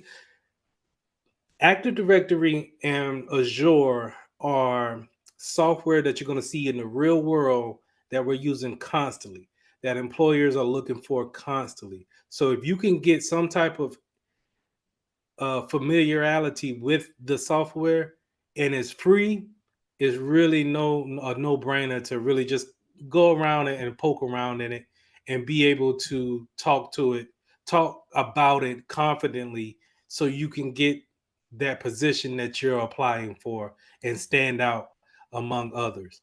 Now, doing IAM in Azure is pretty much the same thing, but it's prettier, right? You get your layout up here. You could do a lot more. It gives you a better layout and is more user friendly than Azure, than Active Directory. The thing about it is that in a real life scenario, your Azure is probably going to be connected to your Active Directory on the back end, and so you may have some users using AD for a quick response, but you may have other users using Azure and putting their entries in here and letting it replicate.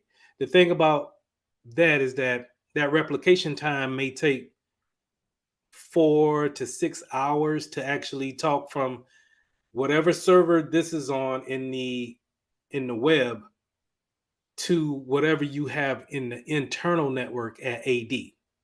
And so to say it in another way is that it's quicker to make your changes in AD and then let it shoot out to Azure later on, versus making the changes in Azure and having it replicate back to the internal network. Okay. But it's still the same mission is still being done here. You can create the user and then you can assign said user to a particular group. And unlike AD, I have the groups here already created. And so I can put whatever person that I want into these groups. And now the pretty thing about it is that I can see how many members I got. I'll talk about owners in a minute. But I can put my users in here. I can add members. And if I had a list of members, I could just throw them in there, right? And this is going to allow me to have control over these users a lot better, because I don't have to worry about Taryn going into the IT group. He could just stay here in this finance group where I need him to be, and he can get access to everything that he needs to work.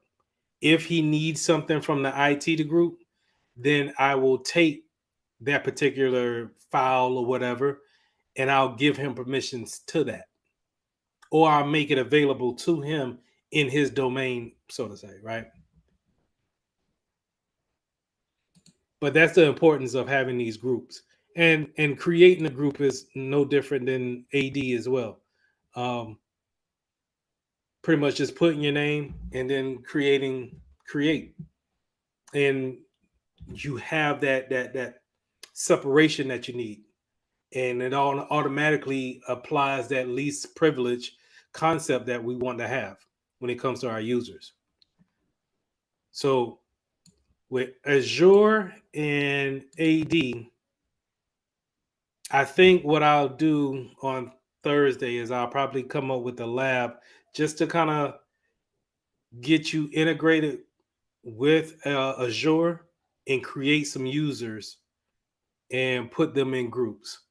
And that way you can get familiar with it, and we count that as a participation grade, and you'll get that bullet point for your resume as well. So I think that's what I'll do. I'll write that up and create something for you guys to actually do a lab on. That'll be perfect. Okay, no problem. So hold on, let me ask, is there anything going on this weekend?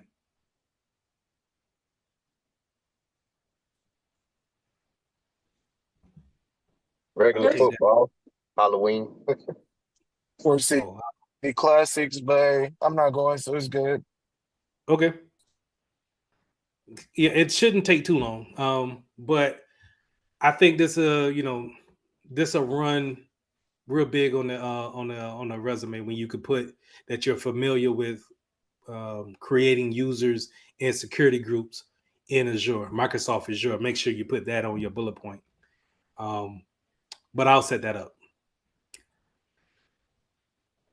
And honestly, I wanted to show one last thing, but it kind of pales in the comparison when it comes to Azure. So real quick, get up in there.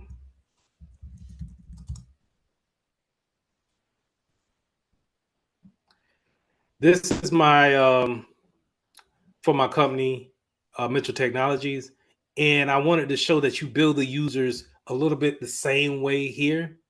Where if I wanted to put everybody from this class into this business group, I just I create the user and I create your password and I link you up to a email.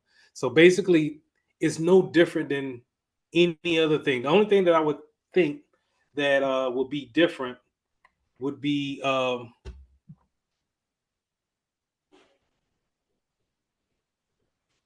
yeah.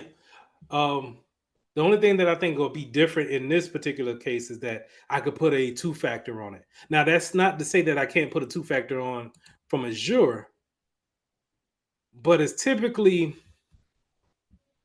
that's where we'll get into the group policies probably need to be set up in order to, once I put that username password in, then I need to have it paired with a token, right?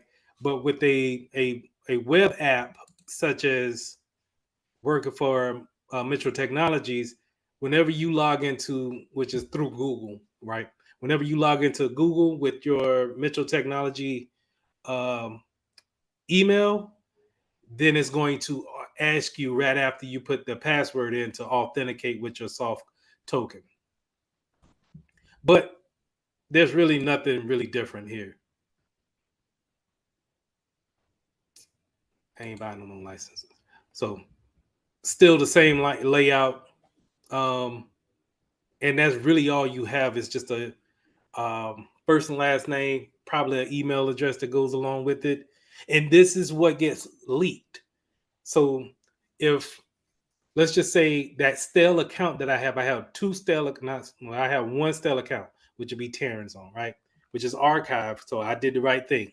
But if someone was to compromise this one, then possibly they'll be able to see all of this information and then take this information and try to either sell it or compromise it even more.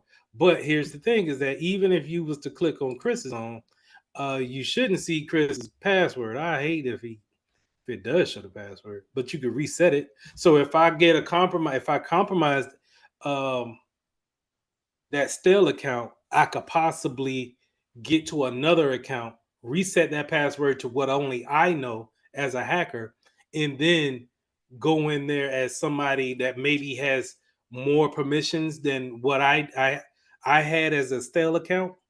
That's how you scale up as a hacker. You're what they call traversing. And we want to eliminate that by putting those least privileges on. So even if you were to get to Chris's account, it's only but so much he can do because we locked down that account. That's why that's so important. So even if it does become compromised, hopefully it's only but so much they could do. Maybe send out some spam from that compromised account. But if you're going back to what we were talking about, where Samsung was sending out saying, hey, you probably want to change your password, that's information from a database being leaked out. And I would argue that they're probably, maybe their security team seen that information was leaving out and they wasn't too sure on how to pinpoint it. So they said, you know what, send a vague message out and explain to everybody that it's probably a good idea if they go ahead and recycle those passwords.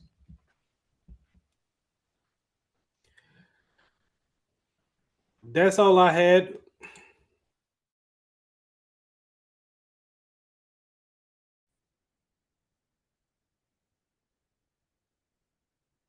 Okay. Share your screen whenever you can. And I'm going to step away for a minute. I'll be right back. But go ahead and share your screen. Yes, sir.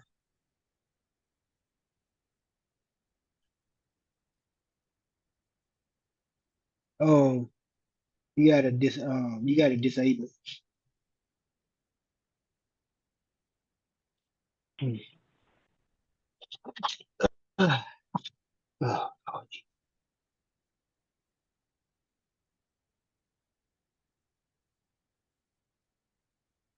I got to enable it. yes, sir.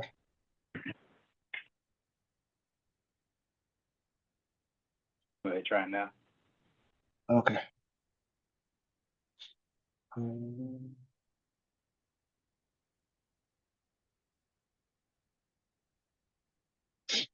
right. So let's look at the email.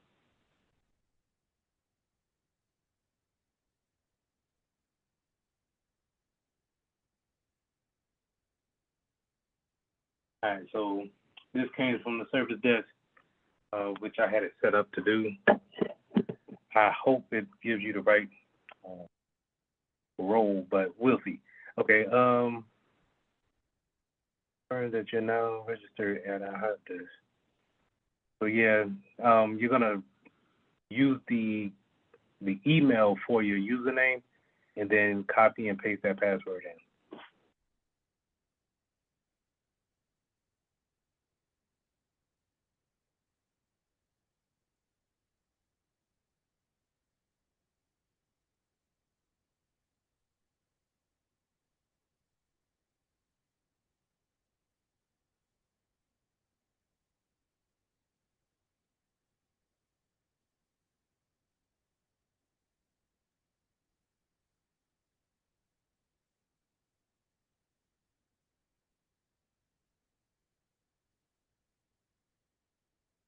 Thinking about it? Yeah, it don't seem like it. Yeah. Not authorized.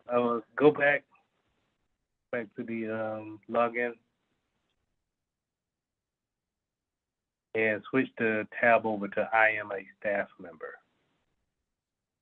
Right there.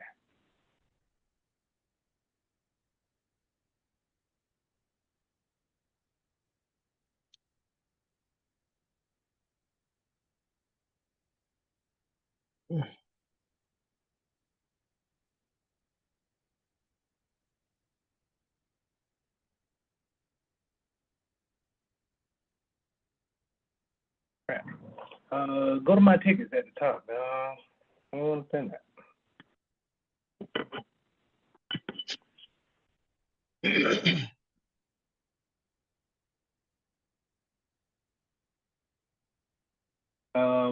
What's under my profile? Hmm.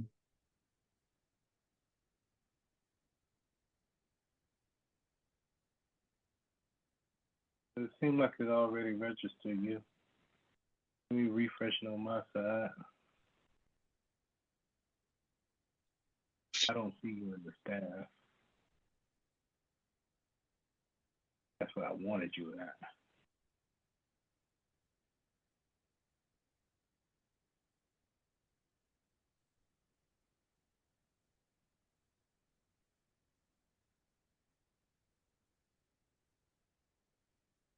All right. So right now I have you registered as a user, as if you were working for a company and you needed to put in a help desk ticket. You Yes, use sir. this profile to actually submit a ticket. You'll see that at the top. I'm gonna go ahead and stop sharing your screen. I'm gonna share mine and try to get you set up as a staff member. Yes, sir.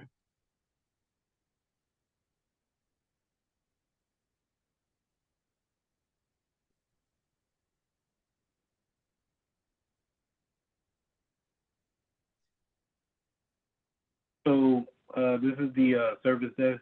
This is what I'm trying to get you to. This is the regular version. Can you see it? Can you see my screen? Yes, sir. Okay.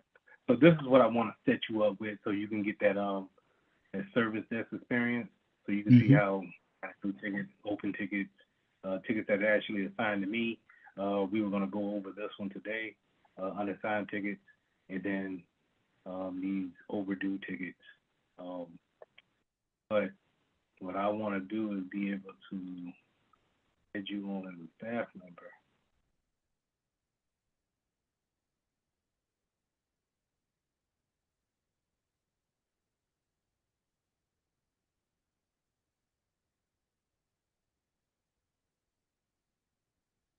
That's not right.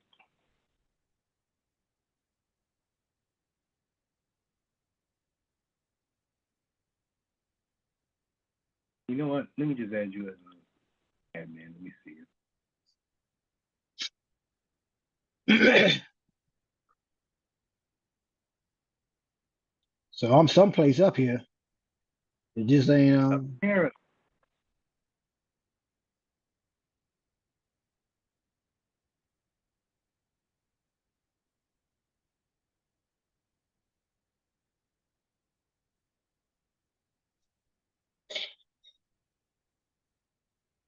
I might need to go in there and delete you from the users. That let's go over to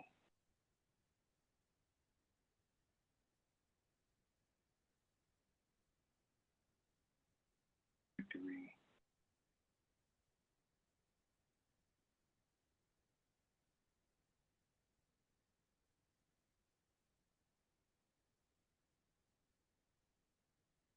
Over to management.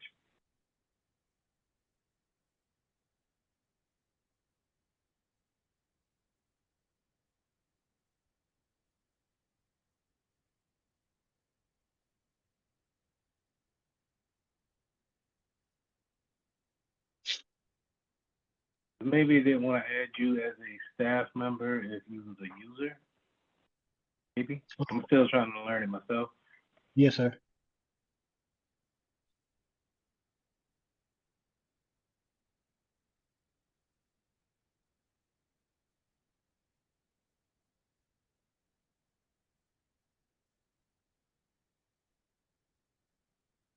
What's your Mitchell Tech email? Hold on. I think I got it on my phone. Been a while since I used that one. Are you able to get to it on my email just to see the? It's charmon at mitchelltech.org. I think I can still get to it. Um, I put it on my phone, so it should be. Let's see. Oh yeah. Oh, okay. So hopefully that's in your Mitchell Tech email. Don't know why I didn't want to add that Gmail, man. I try to remember how to get to, because it's in the other Chrome browser. Okay. There you go. Now, do I even remember the password to that? um, let's see. Might have to forget it. I mean, I think I got it. It's been a minute. Give me 1 second.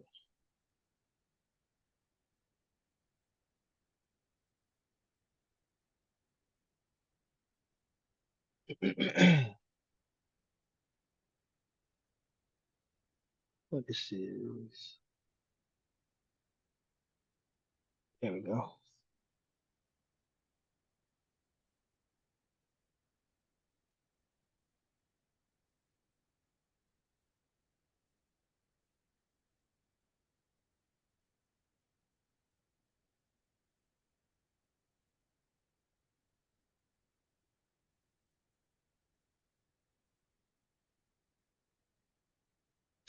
All right. I'm in there. okay. I'm gonna unshare my screen. You share yours back. Okay. Was this sent today? Yeah.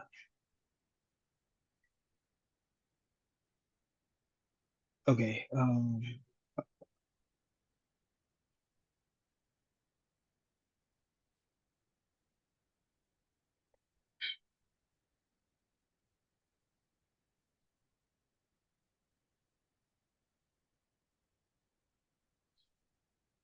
Why is it paused? Say that again. Let's see. Let me know when you're ready for me to share the screen. Yeah, go ahead. Go ahead. All right. Yeah, it says my screen sharing is paused. Maybe it's something I did on here. Do you see a pause button at the bottom when trying to share? It's a I was trying to hit resume share, but it don't want to. When I do that, it doesn't come off pause. Hmm. This is a it's not the screen I want to share anyway. I Okay. see it now. All right. Is this what you sent me? Yep. I joined the team.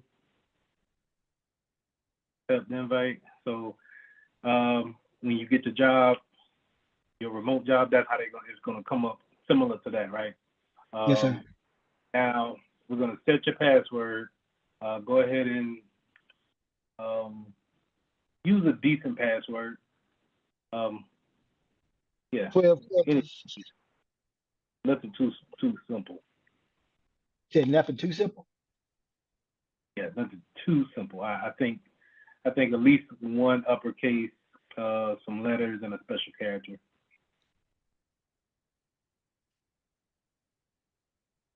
But this next part, I want to see if we need to walk through it or not. But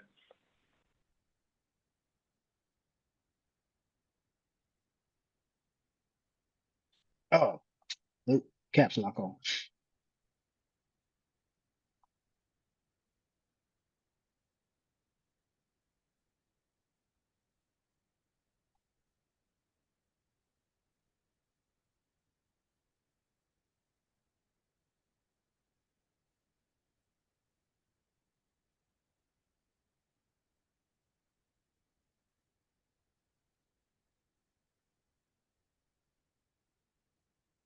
Um, it's the Mental Tech email address, right? Yeah. Okay.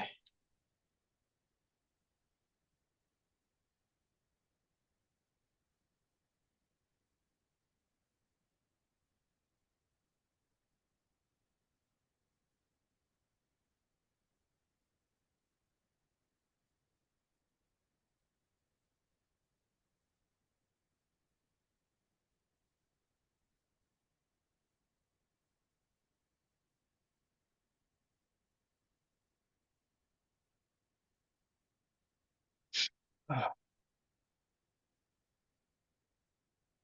Your the screen paused again. Okay. yes, sir.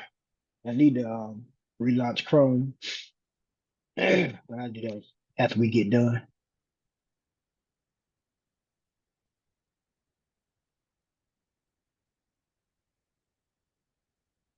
All right. Now, two-factor authentication. This is what I have set up on it. Do you have a authenticator on your phone?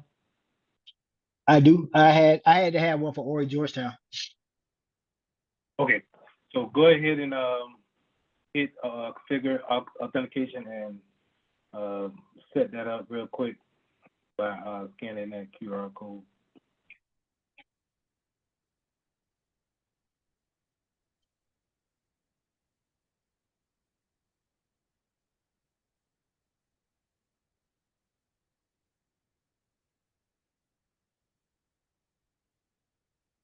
While you doing that, I'm gonna try to get my Xbox back on. Um,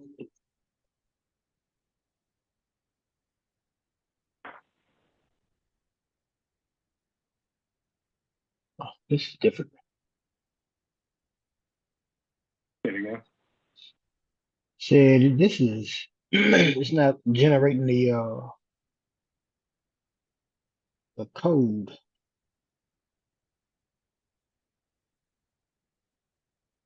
Which authenticator do you have? This one is hold up. My nope, that's not Microsoft. It just says authenticator. I'm guessing it's Is the little blue lock with the white yes, background? yes, sir. Yep. Okay, that should do it. When you took the QR code, did you see anything that says Open EDR or not Open EDR? It'll say Exidium. Yes, sir. Hold on, let me do it again. Um,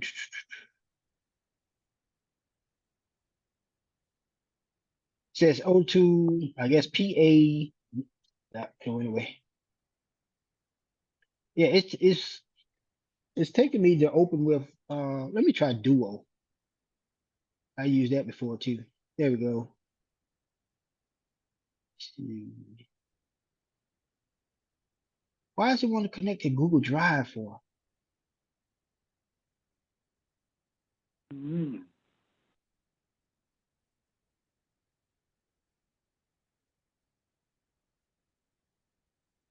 No, we're not doing all that. I'm glad it's just a dry run right now. But we having all Oh sorts of yeah, I mean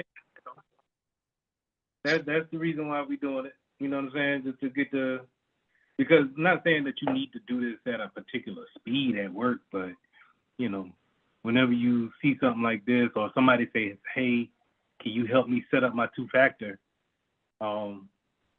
Normally I'll take them to that Microsoft Authenticator and scan that QR code and see if yeah, we can that's what set I'm up. using. Uh, It's, that's what I'm using. Yep, it's a Microsoft. Hold on, let me try this one. I had to have three of them up here, so nope, that's ID me. This is that's for the the government. IRS. Yeah. Mm, yeah, it's giving me a link, and every time I try to I go to Authenticator, it's not generating. Scan this barcode with your Authenticator app to generate the. Let me try these. Let me try because I scanned it with my picture. There we go. I got it.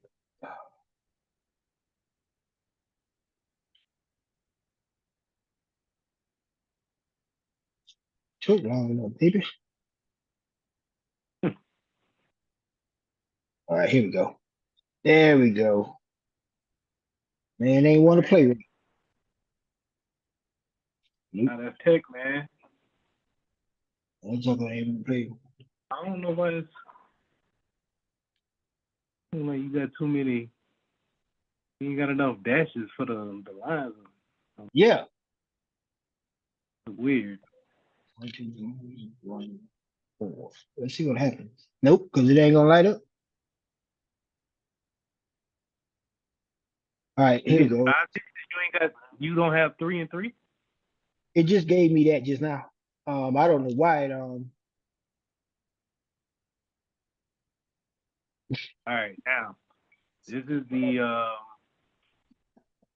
the backup codes, right? So what you want to okay. do is you want to download this to a text file and put it in a place where you can find it. The reason why is that if you lose your phone or you lose your app or whatever the case may be, and it's asking you for a 2-factor and you don't have it, you can always go back to these one of these files, codes, and put it in and be able to authenticate and then set it up somewhere else. Okay. All right. 6, 7.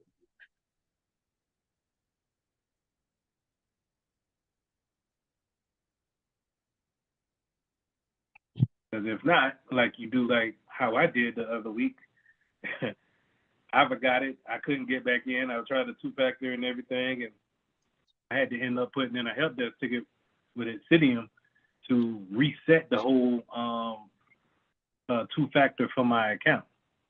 And they were pretty good with actually getting back with me, so I like them. Well, I put it in my folder, my home screen folder, so I'll keep it in there.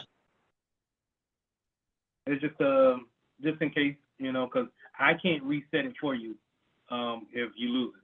So Yes, sir. And I don't have these files. So yeah. All right, continue to the platform, and then let's go ahead and get into real quick, just go ahead and knock those security questions out, because if you forget them, or that might be another option other than the 2-factor. Yes, sir. No authentic.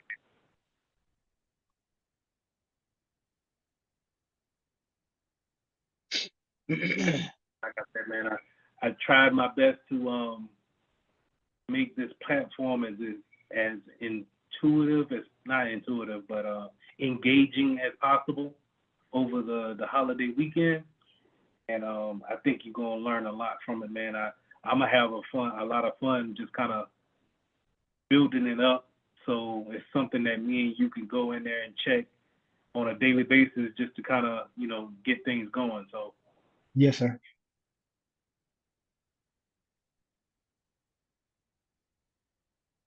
all right. Welcome to Metro Technology Service Center. My name is Lee. I will be your guide. All right. So go up to applications at the top. And let's go into, you see Service Desk, and then you see Service Desk version 2. Yes, sir. Open one of them up, and then the other one in another tab. So just right click on one and just open it up in another tab.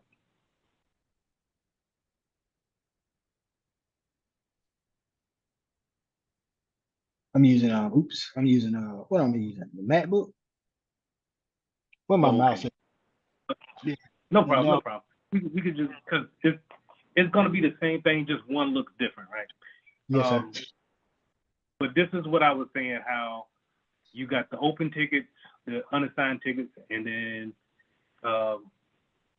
all your other categories off to the left.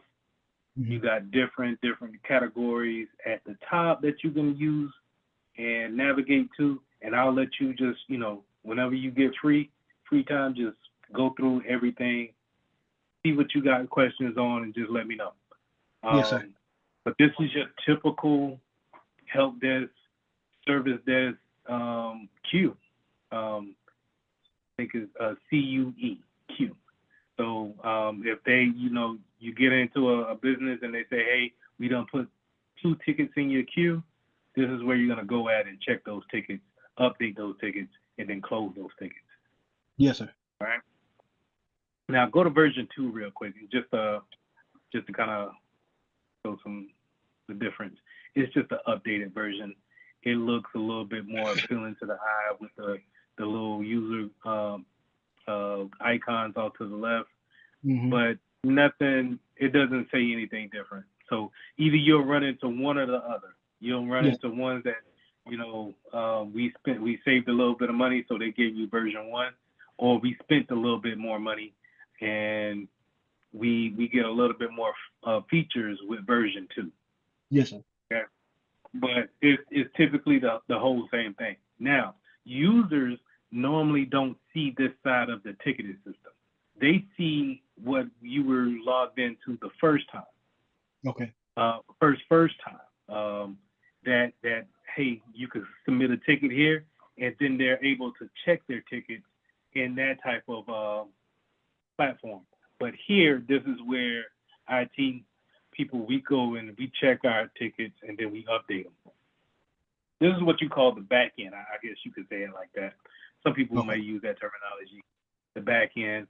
Let me go and check my tickets, things like that. Any questions?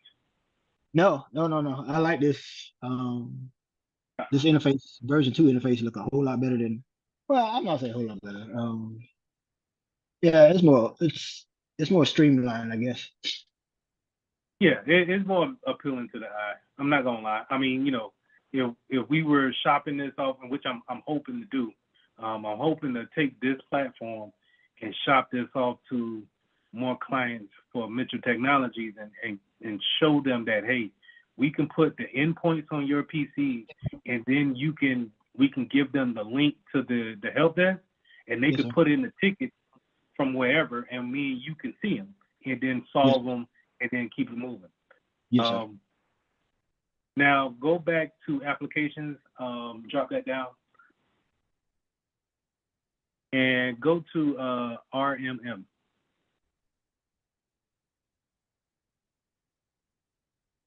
This is the work I've been doing.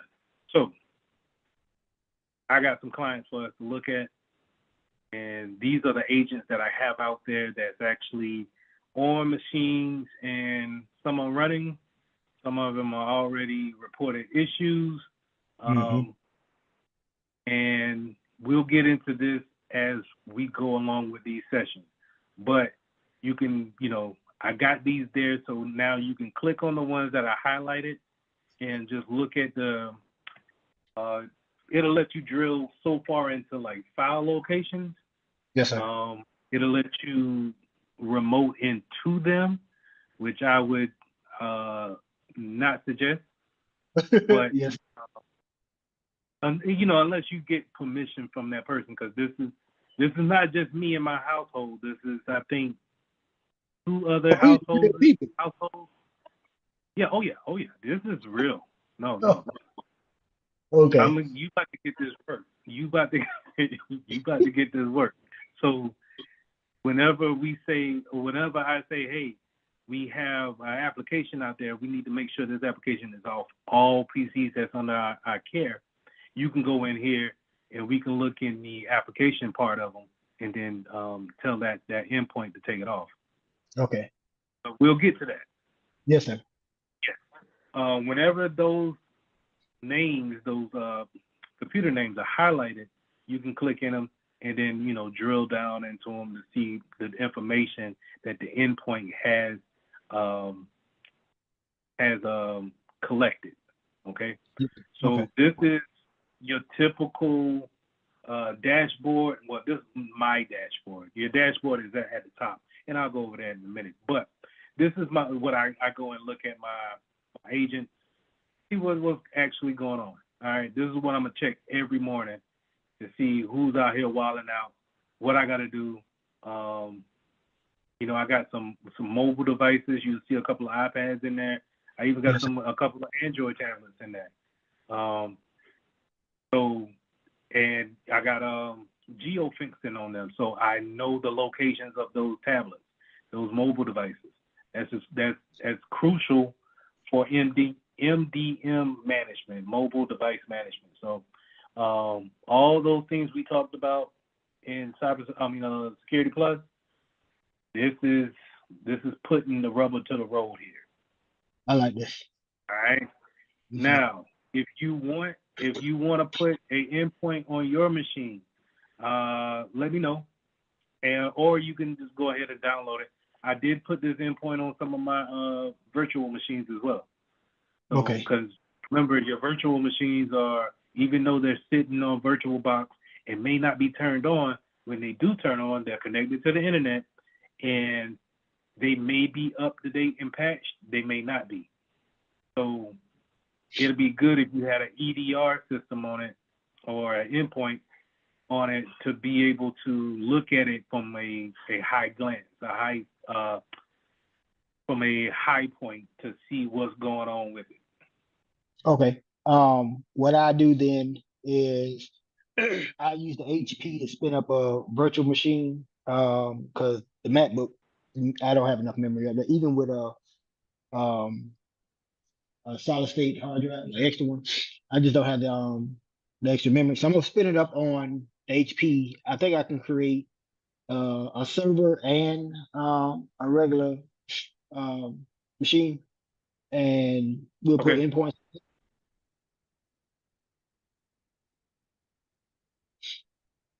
Did I lose you? Oh no, I was saying I'll spin those up and then I'll let you know, and we can put endpoints on that, on those two. Okay. All right. All right. So let me go ahead and go to your. Go back up to no. Go ahead and unshare, and I'm gonna share mine, and then we'll go through some more settings. Yes, sir.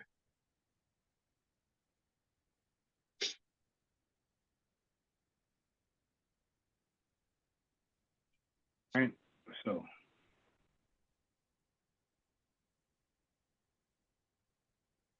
now this is the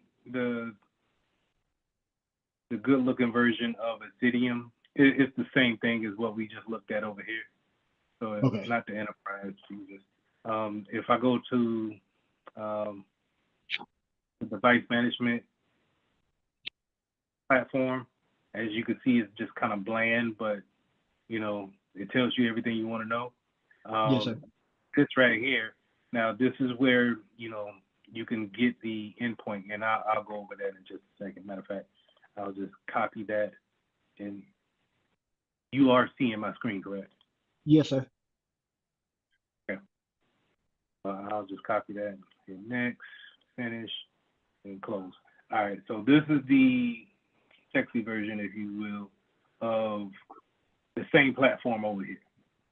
Okay. This is what you would want to, boss walk up behind you and is like, oh, okay, yeah, man, the dashboard looks great.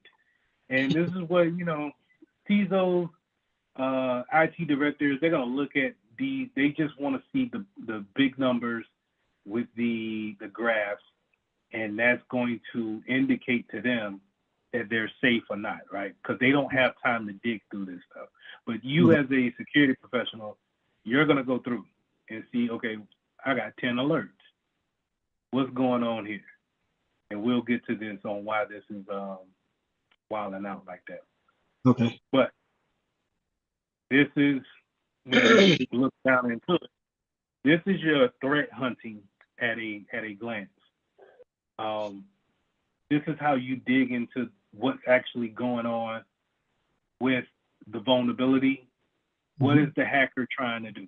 Not saying that this is being actively hacked right now, but this is how you threat hunt. This is how you look through and you see what processes is happening on that computer to see exactly what is the hacker trying to do. Okay. Okay. Now you can get a lot of information here. Time. We can see what's going on. Where is it? What's the location of it? right? And then we can actually, what a lot of people want to do is they want to, I think I can show them. At least I don't know where it's at just yet. But they'll show like this work tree or like an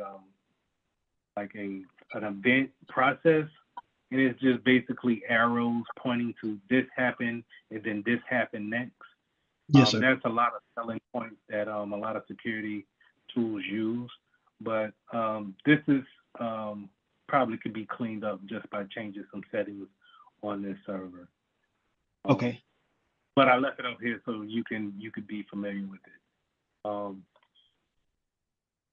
Now we can go into the event case over here. I think this is where I wanted to show that work schedule.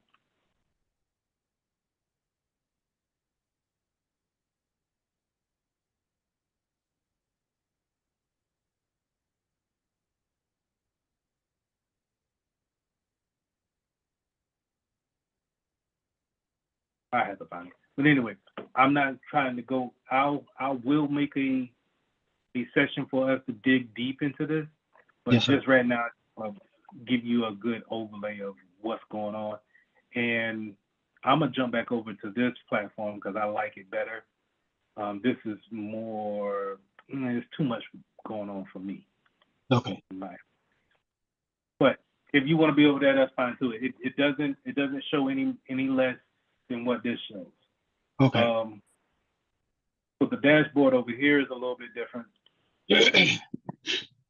But you still get your, you get your little nice graphs. Yes, sir. Things to print out to people, getting an overlay of the network overall. So in our network for Mitchell Technologies, we got 2 Androids, at least 5 iOSs. Not at least, but we have 5 iOSs, at least 2 iPhones. I'll say that, and mostly Windows machines. But I like this that it also breaks it down over here into device types too. Yes, sir. When people ask you what's in your network, it's nice to say, hey, take a look at the dashboard and say, okay, yeah, man, no, we only got 1 server in the that we're tracking. So if you see another server that's out there on the network, then we need to take a look at that because we should only have 1. Yes, sir.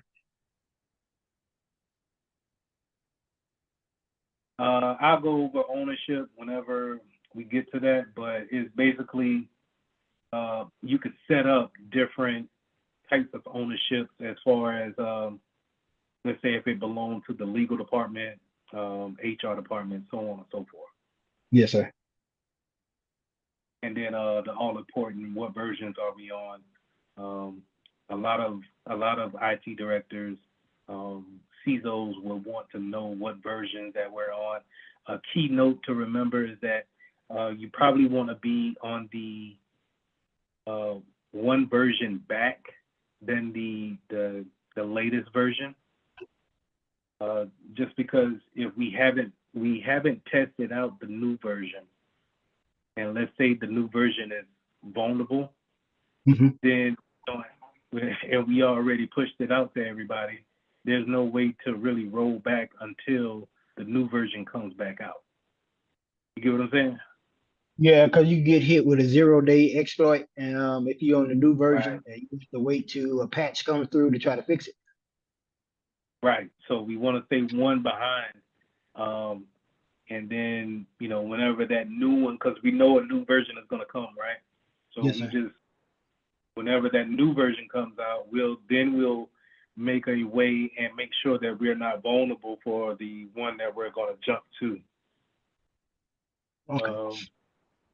At least have some type of mitigation in place that if we're going to move up, that we can have something in place just in case we become, that vulnerability makes us more risk aware to risk acceptable to what we're comfortable with.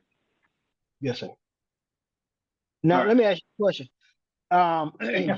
In that regard, that is for like operating system, iOS's or Windows operating systems.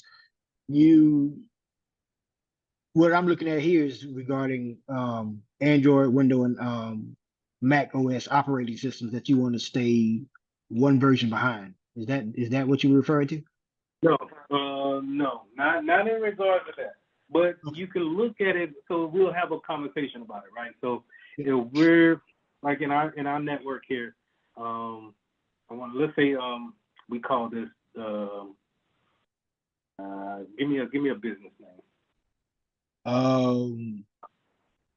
Harmon Enterprise. Okay. So for Harmon Enterprises, we got these clients out here right now, and we're saying that, hey,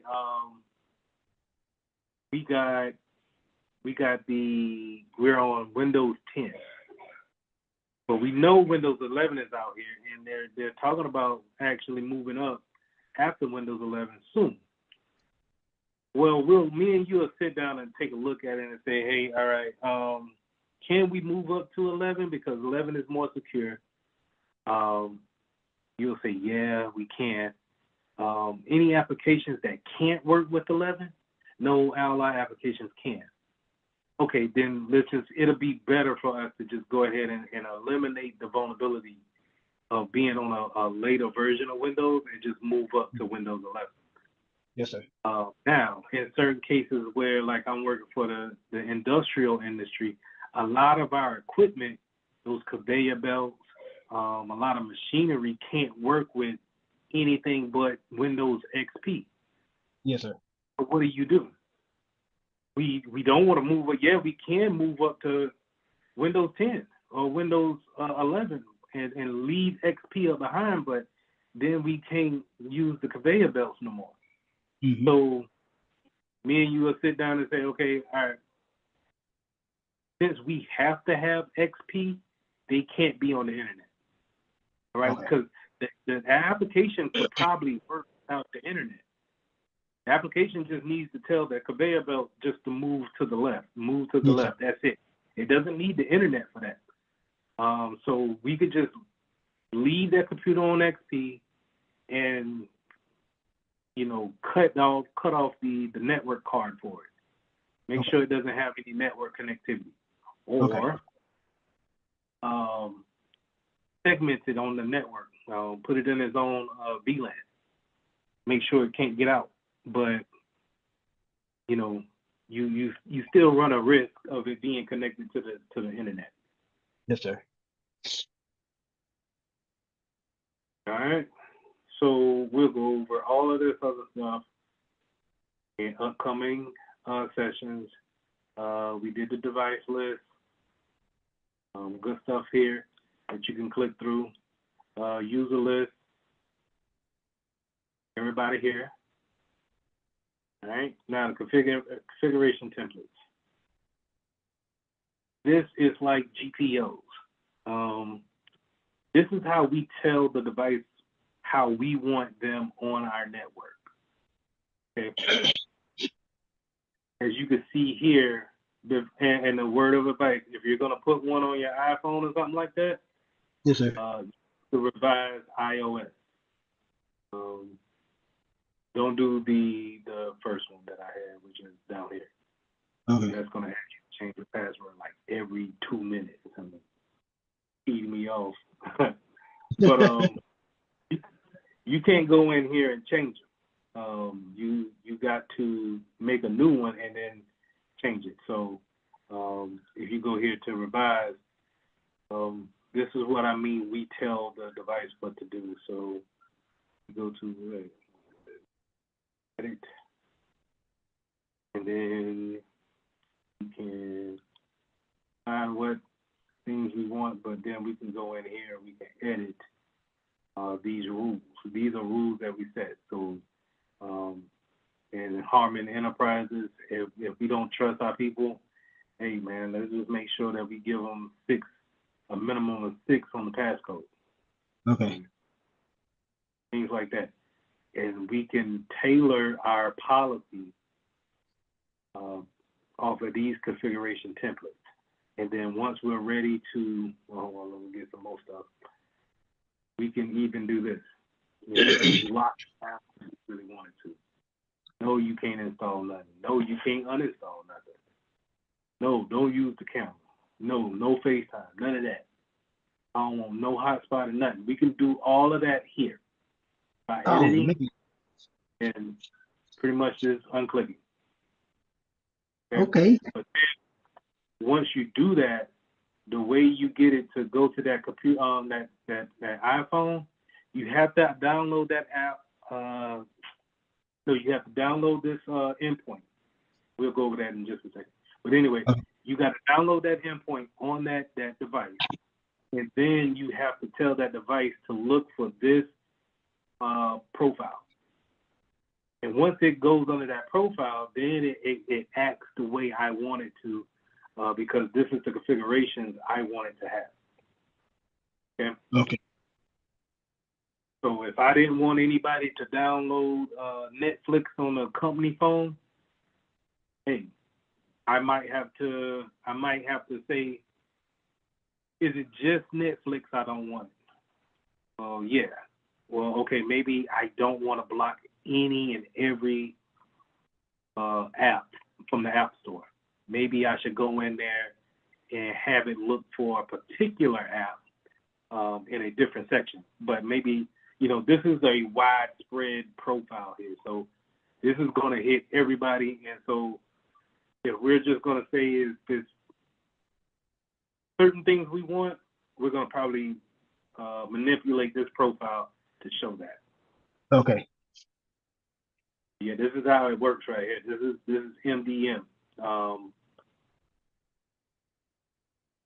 I like Good this. things. Good stuff right here. Yeah. And so what I would suggest to you, you can go in here to these profiles, and just like how I got this test here, highlight it, and then clone the profile.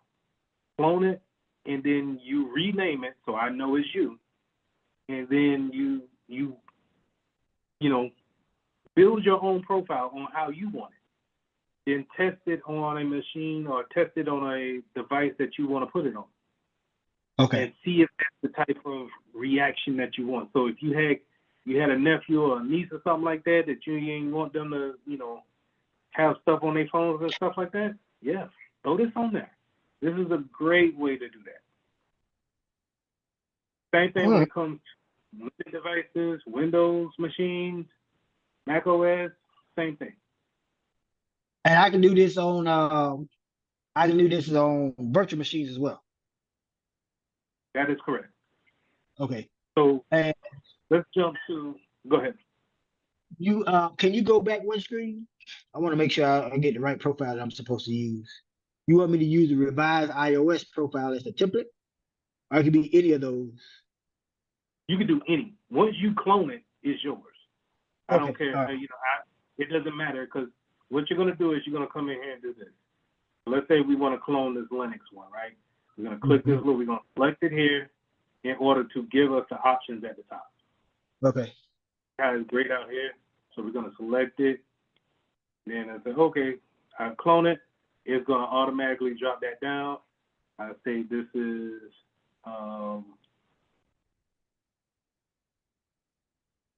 these tests. I probably don't like the apostrophe.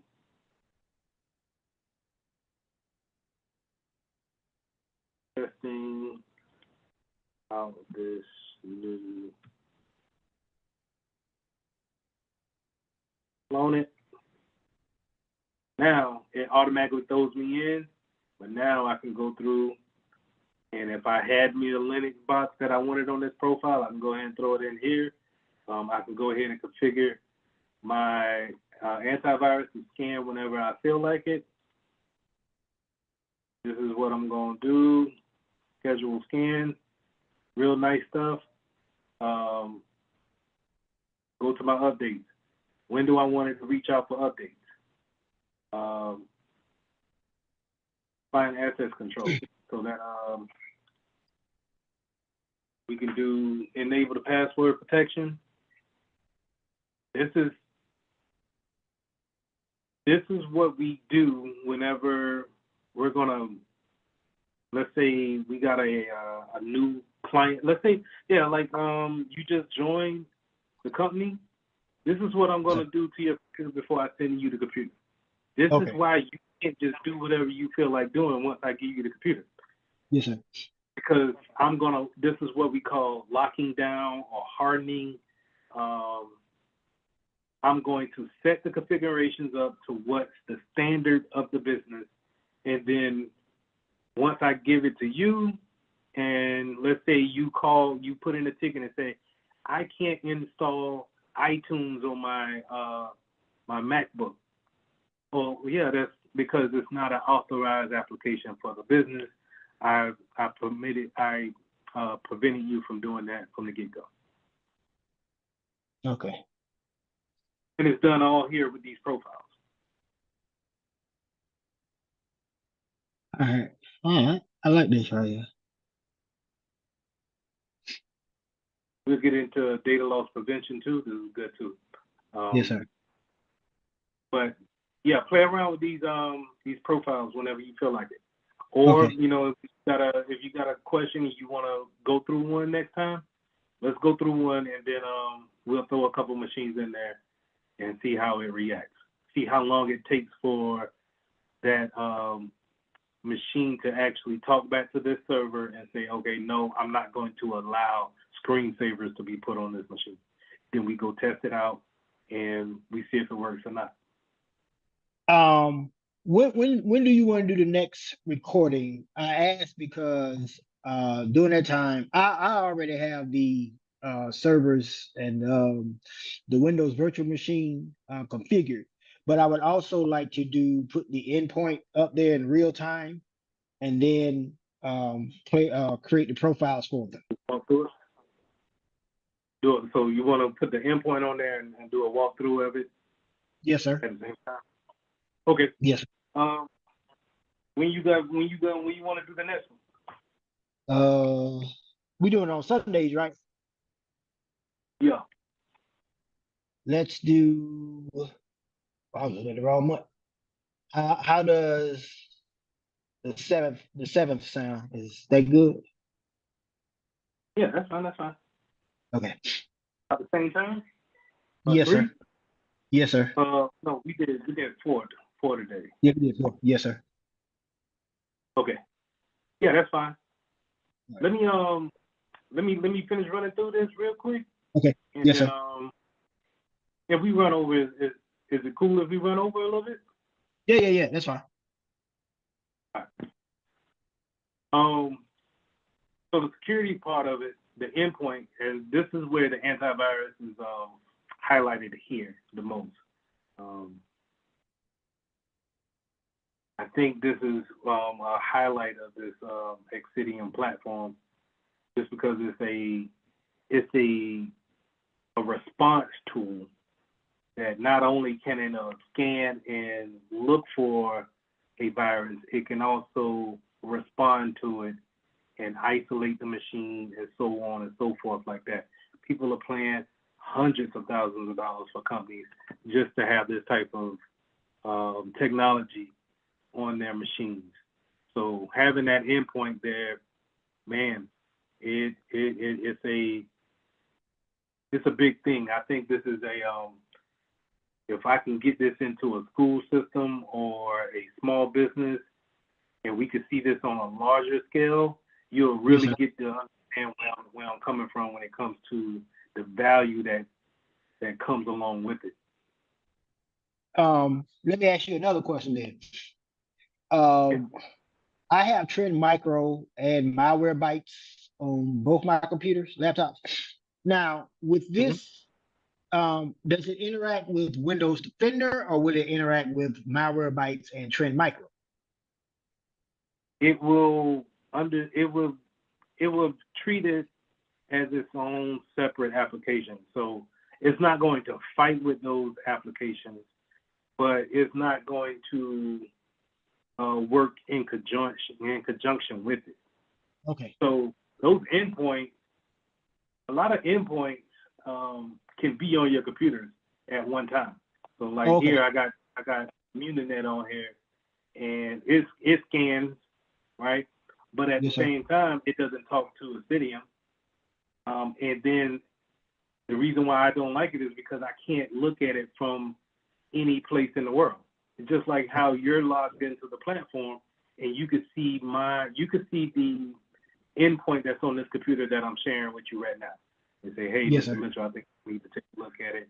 Something's going on in the background. I can't get that much information out of here. It's just pretty much, hey, did you do a scan today? Did you find anything? No. All right. Well, this does that too. It doesn't scan, but I'm also able to dig like we seen in the earlier listing of it in the, what was it?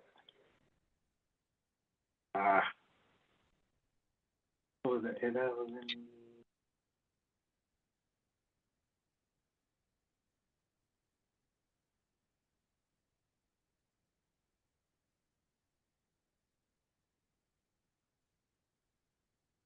my bad for the silence. It's all right. We're learning as we go. I just seen it. We were just on it, right? Yes, sir. But I'm trying to. Is it endpoint stats? No, I was talking about the where it showed the threat hunting piece. Oh, is that not the? Is that not one of the other tabs? It was over here. Yeah, you're right. All right.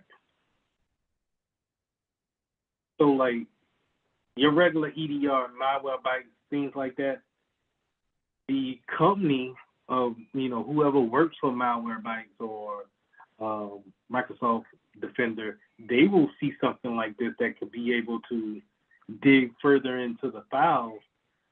But us being able to see this type of stuff right here, gold, man. And then you can investigate. And once you start putting all this stuff together and you have a case on, you have a hunch, you see something in your firewall rules that says that you have some strange activity, and then you get to isolate that one machine. Let's take a look at the strange activity from the logs. Let's see if we can look at it here on the endpoint security portion of it. What did the endpoint see? And start digging down into it. Because more than likely, your regular AV scan is not going to see this deep into the file. Okay. Hey, you actually got a memory leak, or this doesn't look, this for some reason at some point in time, this amount of traffic is always leaving from this directory, leaving out and going to this particular address on the internet, which says that somebody has already infiltrated and telling that that directory to send some information out to them. Your regular AV is probably just going to scan and look for signatures that they already know. Signatures are kind of like fingerprints of a known virus. Yes, sir. And that's what it's going to do. Hey, I don't see anything that I already know, so you're clean.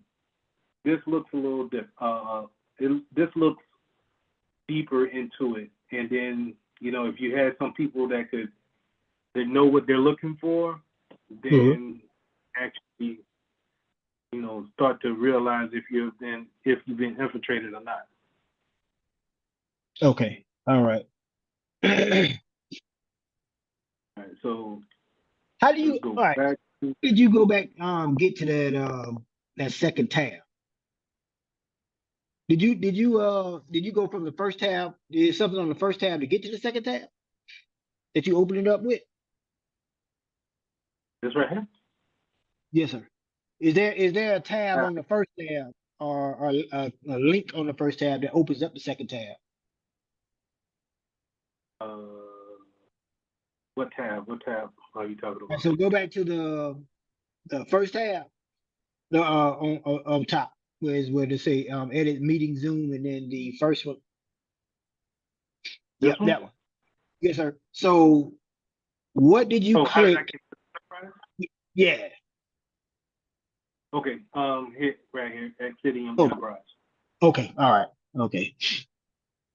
Let it do its thing. And then once it generates, you'll be able to go through. Okay. All right. Thank you. No problem. All right.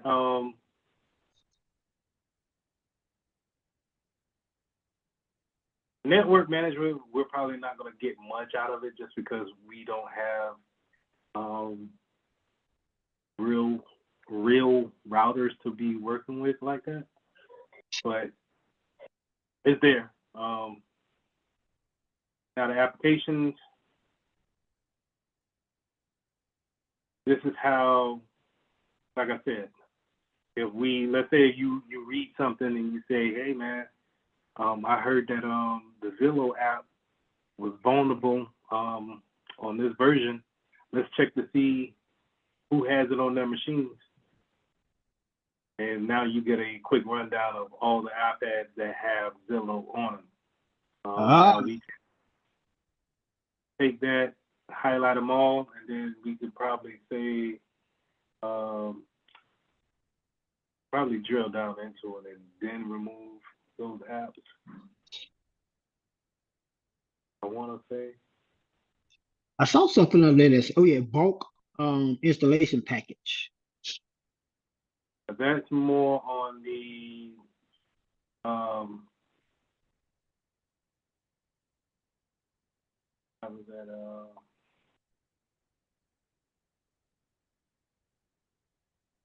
this bulk installation package is okay. Let's say if we were working at a big university. Yes, sir. And we needed to put these endpoints on 500 machines. Mm-hmm.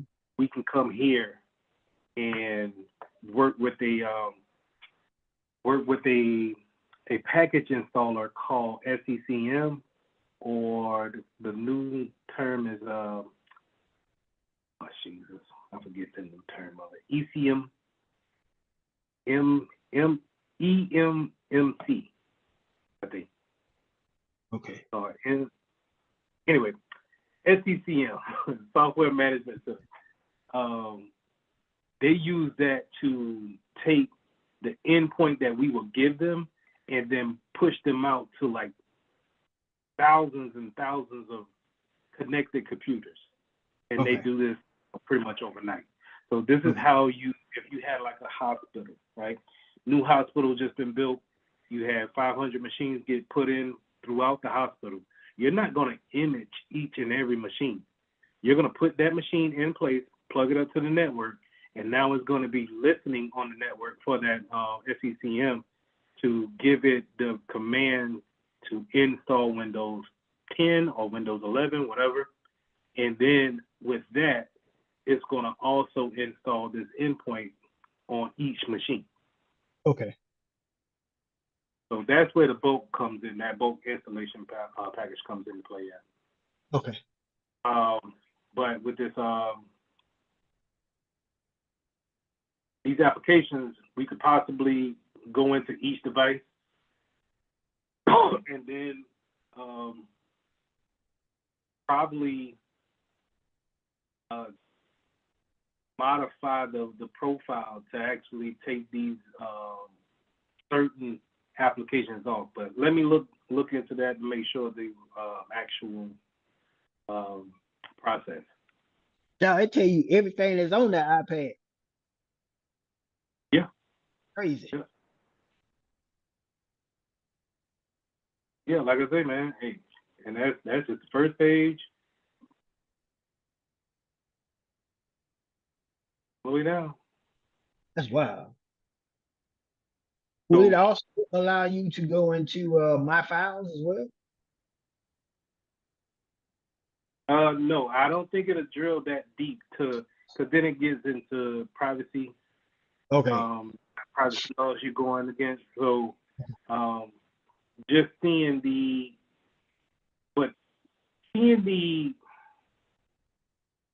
able to see that much information is already intrusive enough. Yep. But to actually go into a particular particular device, you probably need to, if you need to see further into it, then we'll just run the remote tools. Okay. You can go follow. That's wow. They'll come over with something like this. Your administrator needs to remotely access your device, perform routine security maintenance, which will not interfere with your work. Please click allow to start a remote session. See how it works. So from here, now I don't see any changes to the desktop, right? But yes, sir. here on the platform, now I'm able to actually drill down into this is what's actually on my actual file directory. Okay. Let me show you here. If I were to go to, let me see, that is program file. So see, you'll see how these kind of match up with each other. Intel, OEM. Yes, sir. Yeah. Oh, this yeah. is how, if I wanted to see those files, but I don't know if I can actually open those files. Okay. So then you go into, do you have something that can read it? All that.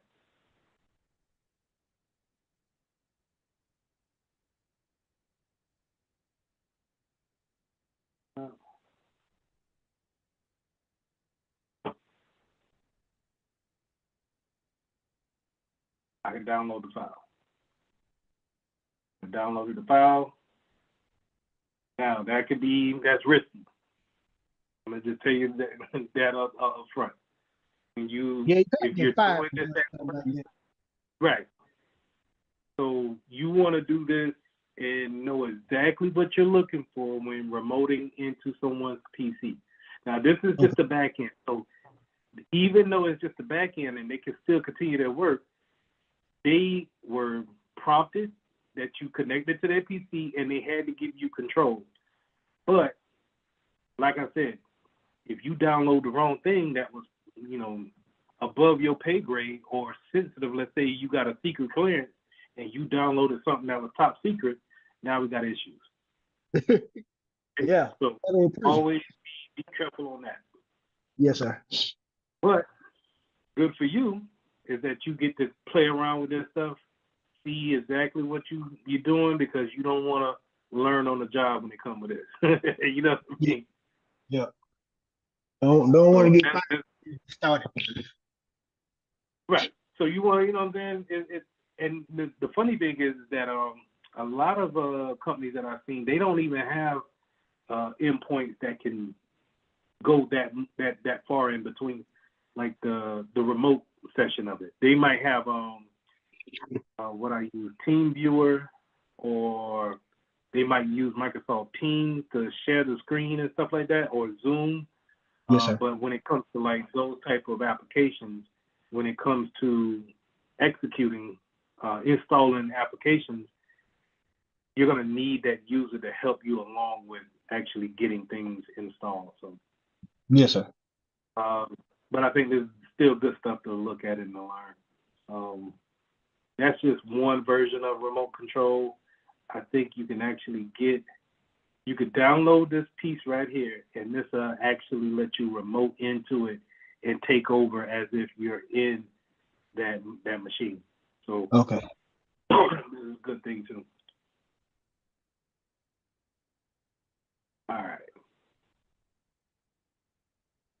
That's all. Well, reports, we'll go over reports later, real later. These are more tools that you can look into if you want to. I haven't looked into them just yet, but they're here. They're free. okay. So, yeah. I have a question for you. Yeah, my bad. Do companies make rules about remoting into computers? Because like at a bank, I used to work at BB&T a long time ago. You couldn't just randomly open up somebody bank account. You just be like, yeah, let me see how much money this person. That is an automatic fireable offense. Do companies also make rules like that? Is it like if we catch you just randomly remoting into people computer without express permission, or if you have any like if that customer didn't give you permission to contact them to remote to the computer, that's an automatic termination. No, it's a little bit not a little bit lax. Like you could do it, just whatever. When Yes, sir. you get your job in, you'll fill it out of, hey, I got this ticket for Emily. Emily she ain't been at work for 2 days. I need to get this thing closed, because the one thing about tickets is that even though Emily put this in, the time starts on these tickets whenever she puts the doggone ticket in. Okay. So if she's not there for you to get consent to remote into a PC, you got to do what you got to do. Okay? Okay. But pro tip now, if you do that, you log all of that stuff here in this response. Or Okay. some of them have notes. You'll say user was not in, remoted into her machine, fix the issue, close the ticket. You cover yourself yourself by doing stuff like that. Now, yes, sir. let's just go ahead and just jump into this one real quick. So Okay. this is a ticket, right? Your normal ticket, right? So Yes, sir. Emily put this joint in, and she put it in on the 26th. So we late on this ticket. The reason why we late is because of SLA time. So SLA is service level agreement. Service level agreement is a agreement that the higher ups have already made on your behalf to open it for users to open a ticket, and then for you to actually work that ticket and then close that ticket. Okay. When you get into this field, you will get to understand that SLA times can be a pain, because they normally don't start once you get these tickets. Okay? Okay. So you're going to be coming in at a higher level than help desk or service desk. So help desk, normally those guys, they just answer the phone, and then they type these tickets up, and then they assign them to you. Okay? Okay. That's help desk entry level, where you're going to be coming in at a security level or more of a desktop support role or what have you. You're going to be one level above that. So a lot of times your SLA time has already started, and when you think you had 4 days to close a ticket, you may have 2, a day and a half, 30 minutes. Good, no. But you cover yourself, because you see here, whatever, you know what I'm saying? It's already going to let you know. And before you get out here and start freaking out, just say, hey, I received said ticket at this date. Okay. The ticket was opened up on the 26th. I did not receive my account until the 31st. So, you just putting that in there. Is it going to count against you? Yes, it's still going to count against you. But your boss will know that it's not your fault. Okay? Okay. Now, let's see what she got going on. Where did I read this thing at?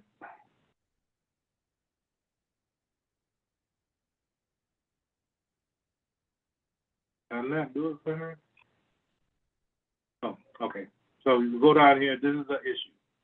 I'm having trouble setting up my work email on my iPhone using the mail app. Okay? All right. Now, that's just troubleshooting it. If me and you working through this issue right now, I would say, all right, Chris, have her call you up on a different phone, or talk to her on Teams or Zoom or something like that with the iPhone in her hand, and let's see if we can walk her through actually setting up the email. Okay. But we also, before we call her up, we probably want to go over here to the platform and see if she has the right profile on her iPhone. Because remember, we can set them up with different profiles, right? Yes, sir. And so we may have a profile.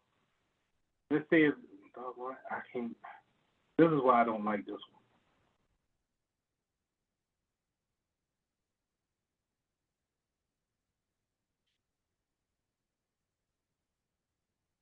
We set them up with different profiles here, Will, right? And let's say Yes. if you were testing one out and you accidentally threw her phone into this test profile, and now she can't set up her email because of it.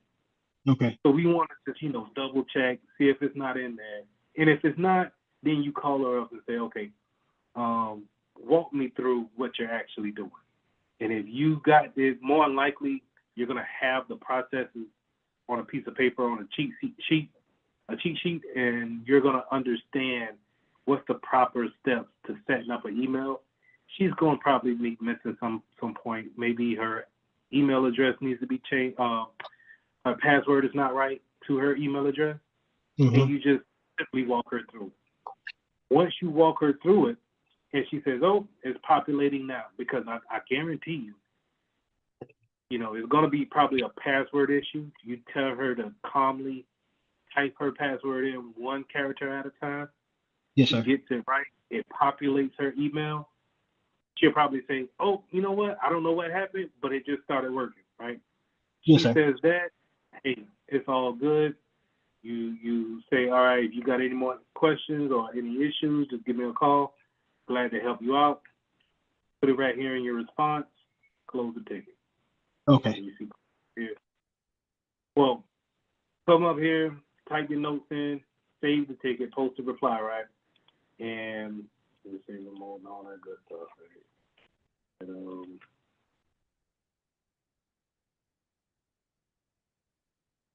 right. And then close on reply. Post. You can just go to your next one. That's Sarah. We overdue for this joint. What Sarah talking about. I wish it showed here. I'm gonna see if I could change that. Because normally I just scroll down a little bit and then I see the issue right here in the middle. Okay. This is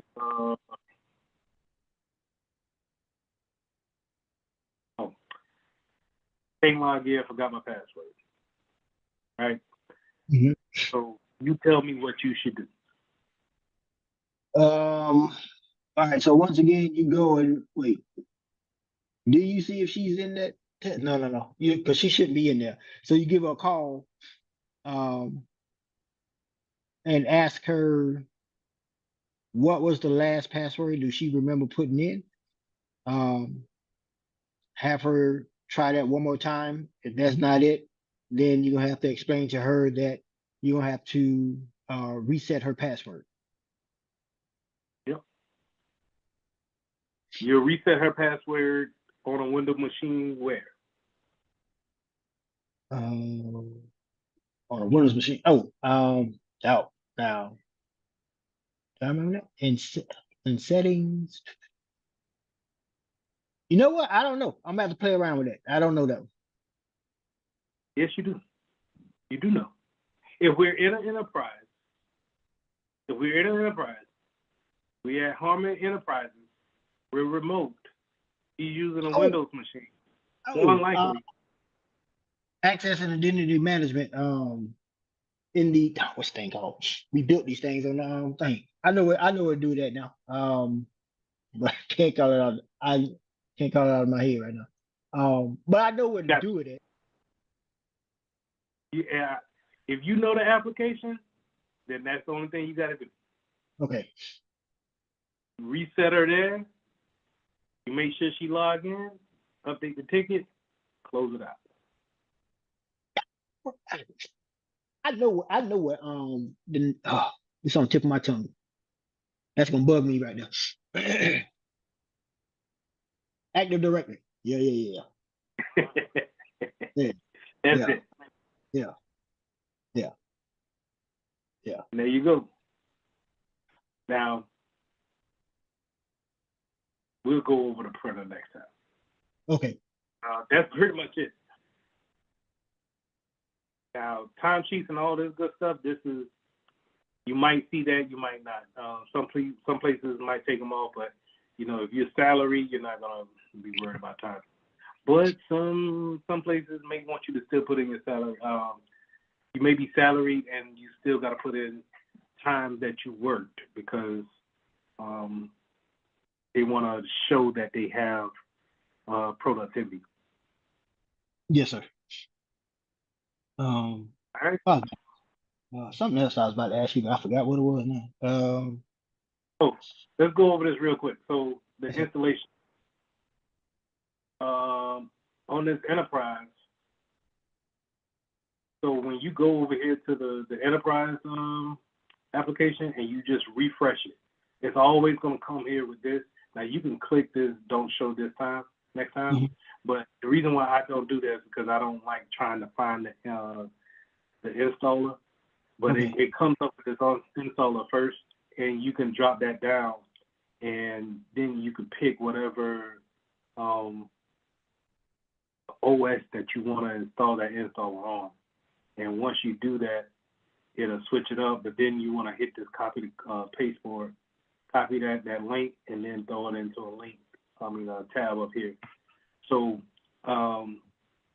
whenever you get your server up and spun up, you Mm-hmm. want to go ahead and have this endpoint ready to go to where you can either download it onto that server or maybe go on to the internet on that server and then pull it from that link. Okay, that's what I was about to ask you. So I need to have that copied, and then once I get on the server, go to, I guess it's gonna be what, Microsoft Explorer, input Yep. the link, and then download the endpoint. Yep. Okay, all right, I can do that. All right. So make sure when you're doing that Windows server, you just pick the Windows configuration, and then Yes, sir. it should be easy. Okay. And it shouldn't do a restart, so you should be good on that too. Okay. I think I took all that stuff off because it was eating up memory. I'm gonna have to download Windows 2016 server and another thing for a Windows machine and spin them up. Yeah, that's a lot. That's a lot to have up there. They ain't gonna lie. Yes, sir. Yeah. But that's all I had, man. Any more questions before we conclude? I'm sorry we went over. Yeah. I'm looking forward to Sunday. On Sunday we get to do everything in real time. And the more I practice with it, I think the more comfortable I feel about doing everything. Yeah. I like this. This is a gold mine right here. You just happen to find this?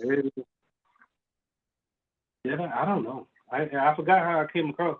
No, I was looking for open source applications to do videos on, and I've seen Ethereum before, but then I was just like, something just said, man, just dig into it. And when I opened it up and went into the platform, I said, oh, this is it right here, because I was looking for something else to replace Astra with. Yes, sir. And Astra went and changed up the profile. I was like, nah, I don't want to go back with them. Phishing scams that may come out of that. And, just to, kind of keep everybody up, their guards up, make sure we pivot right. But this is how you get everything under an umbrella. And you're not just trying to block one particular site. Yes, sir. Because while everybody may know of 777.com, everybody might not know about DraftKings. Okay. Especially, if you're older guy, you're not even really into social media type of platforms. You think social media is the big four: Twitter, Instagram, and it's not. You're not even think about DraftKings being a social media type of platform. Yes, sir. So that's categories. Okay, now let's get into the heavy stuff here.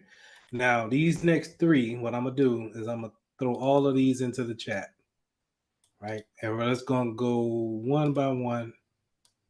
Well, let's just go one by one. I'll just throw one at a time. Okay. Because this first one is a is a site where they spoof Facebook. Let's see if we can and you may need to type it out if it's not going to let you copy it correctly. And then, if it won't let you copy it correctly, then let's just go ahead and type it out and beat the odds there. But let's look at it in VirusTotal first. Okay.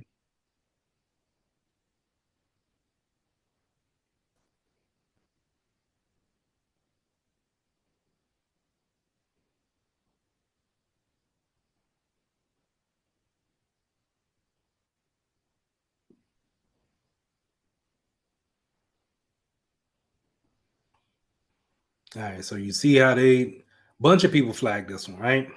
Okay. You got phishing, malicious, and you got some of the big dogs saying that it's malicious and phishing. Go back, you see Bitdefender is a big dog, Fortinet is a big dog, Kaspersky, that's a big dog. All of these it's on their radar. They're probably gonna block this before we even get to it. Okay. Right. So that's the great thing about it. But if you're at work, you see something like this, oh, for sure, yeah, I'm blocking this. And that'll be step 2 of what we're going to do. So keep this in mind. But as you can scroll down and see, pretty much everybody blocked it, right? Or they say it's malicious. Now, here's the thing. This is a little tidbit, right? You see these people that says it's clean? Yes, sir. These are probably the people that you probably don't want to bring in as a vendor for your new antivirus.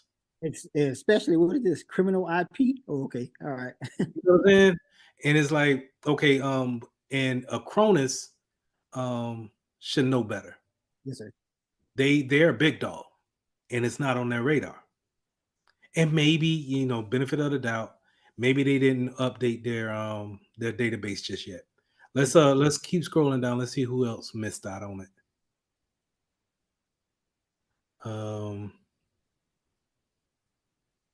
The funny thing is, Openfish says it's clean, but that's who I got this website from. So okay, and maybe it's it's the part of the failure on VirusTotal, and they don't have it updated just yet. But either way, Yes, sir. oh man, now it's just now coming up with your with your errors. Yes, sir. But okay, so yeah, that's where you may get some people saying that it's malicious, some people saying that it's not. Scroll back up to the categories. Let's take a look at those real quick. So those categories, let's go to details. And now we done changed. Now, even if they started off as a Facebook spoof, they said that, hey, we were social media at first, but now since it's deemed to be a phishing site, they changed the category of the site, which is great. Because now as a security professional, you know to look in this and say, okay, I'm going to put this in this group of phishing and malicious sites. Okay. More importantly, let's scroll down.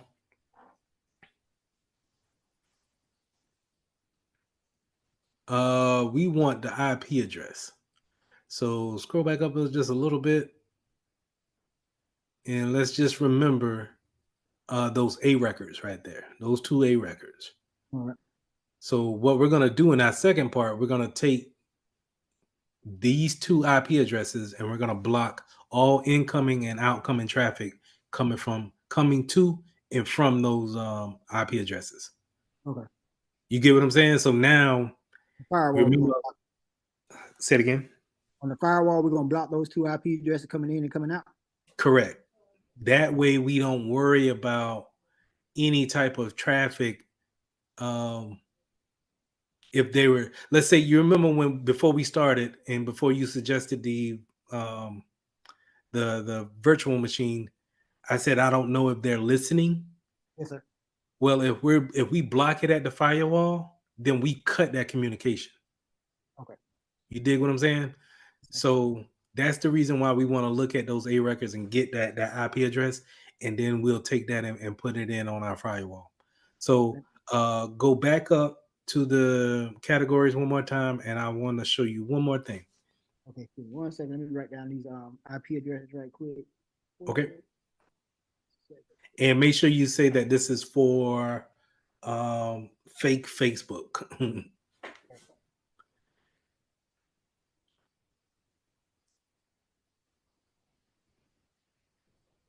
Okay. All right. And you said scroll back up to the categories real quick. So now you see community. Click on community. Now the good thing about the free version of Virus Total is that they'll still let people come in here and give community suggestions about those malicious sites or clean sites or whatever, however you want to put it. And this one doesn't have a particular comment yet. You can log in and say, hey, this site is a phishing site confirmed by OpenFish, and leave it there for anybody who may have any doubts, because they only had one person said that it was malicious, but they deemed it, they just don't know just yet, right? yes, sir. So you can always look and see what they're saying about it in the community section. Now let's see if you can copy that address from the top and throw it into a tab, and let's go to it and let's see what it actually looks like.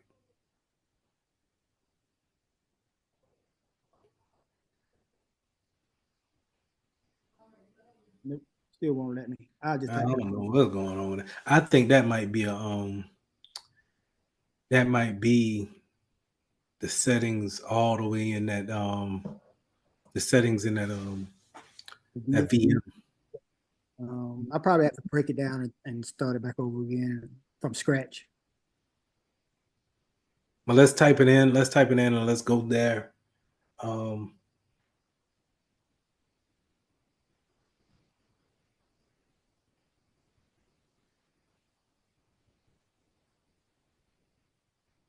you're gonna get the big red screen.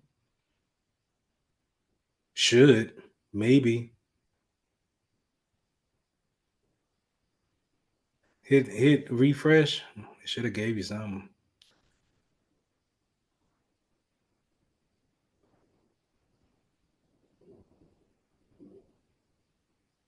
There you go. All right. So what do we see here? Not Google, but Chrome has already seen that this is probably a dangerous site. Matter of fact, this is by Microsoft Defender. All right. So this site has been reported as unsafe, right? Because we already confirmed that. Microsoft recommends that you do not continue to the site. It has been reported to Microsoft containing phish threats and may try to steal personal and financial information. We're going to click on more information. They give you more explanation about a phishing device, phishing sites, and we're gonna go to continue to unsafe site, not recommended.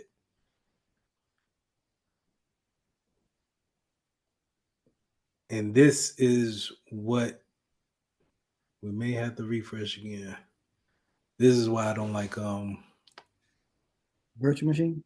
Edge. No, Edge. Oh, Edge. Oh, okay.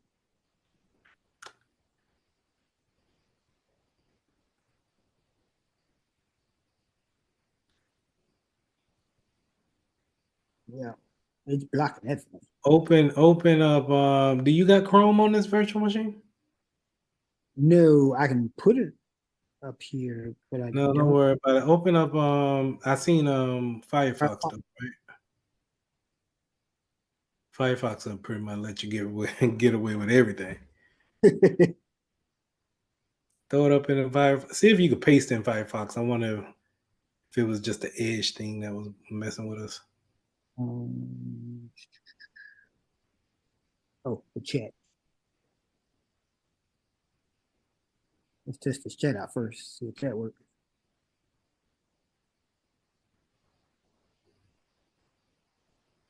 No, it didn't work.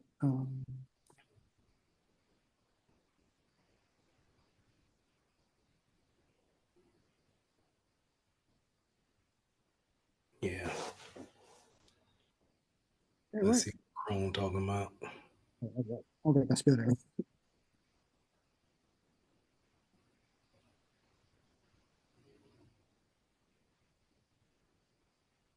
And put https:// at the front. Oh, I did the same exact thing. All right.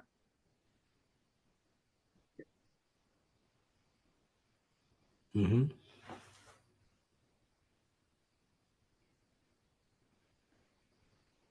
That is G-A-R, right? GARAZ. Sorry. G-A-R-A. Z. Oh, okay. .com.pl / All right, yeah. Now, let's try it again. Let's see if we can continue on to the site. See details. And ignore the risk and go to unsafe site.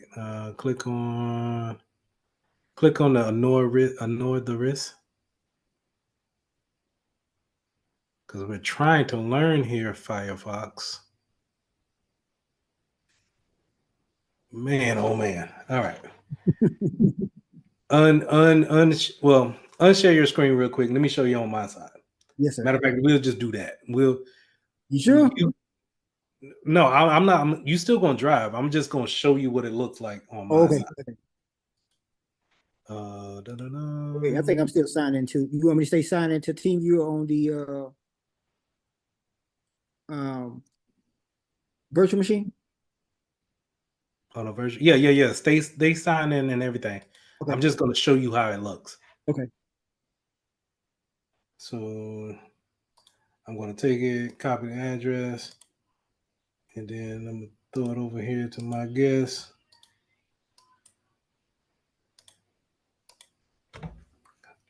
This is what you see. All right. So off the rip, you can see it, right? Yes, sir. Off the rip, you can see that one is already going to tell you that this is a dangerous site. This is not going to go anywhere. But the funny thing is that the certificate is good. Yeah, that's what I was about to ask you about. This is, sometimes you can't really go over that. And you have to be careful. And if you see someone on a site that's using HTTP, or if it's deemed to be dangerous, we're just not going to put anything into this site. Mm-hmm. Now, I don't know if it downloaded anything on the back end of my PC, but I'm not worried about it. But what I'm not going to do is you could put things into this, right? And I could put something here and hit that, and it would react as if I'm putting in the wrong materials. And it would ask me to do it again. Hold on, so let's see what Google says, because I don't know what it says. Server is overloaded. Please try again later. It already took my credentials. You get what I'm saying? Yep. So now somebody might look at that like, I'm trying to get into Google. It looks the part. That's how Google. I'm trying to get into Facebook. It looks the part. Got the the colors right. This looks similar to what happens, but you don't see your profile picture or anything like that. It even gives you a place where you can go in and I think this is the forgot password link, but it does nothing. But you don't know what it's doing. You see those those links at the bottom of my webpage. Yes, sir. Where it says MTP m.facebook/click. Yes, sir. Like, I don't know what that's doing. You know what I mean? It could be reaching back out to a home server somewhere. You get what I'm saying? So this is a perfect example of a phishing site, a spoof site, live out here in the wild. Okay. Look good too. Yeah. All right. So that's the first one. You go ahead and I'm gonna stop sharing and you share yours again. We're gonna put in the second one. The second one is for Yahoo. Yes.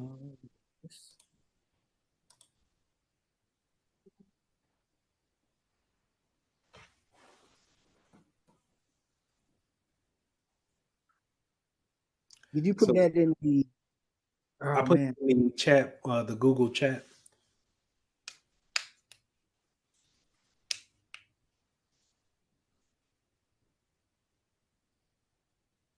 And you can close these out.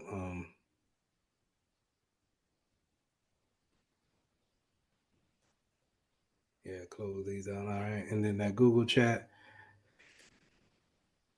And let's just go ahead and let's throw it in virus total so we can see that it is malicious and that it's This one been right here. HJ88. yes.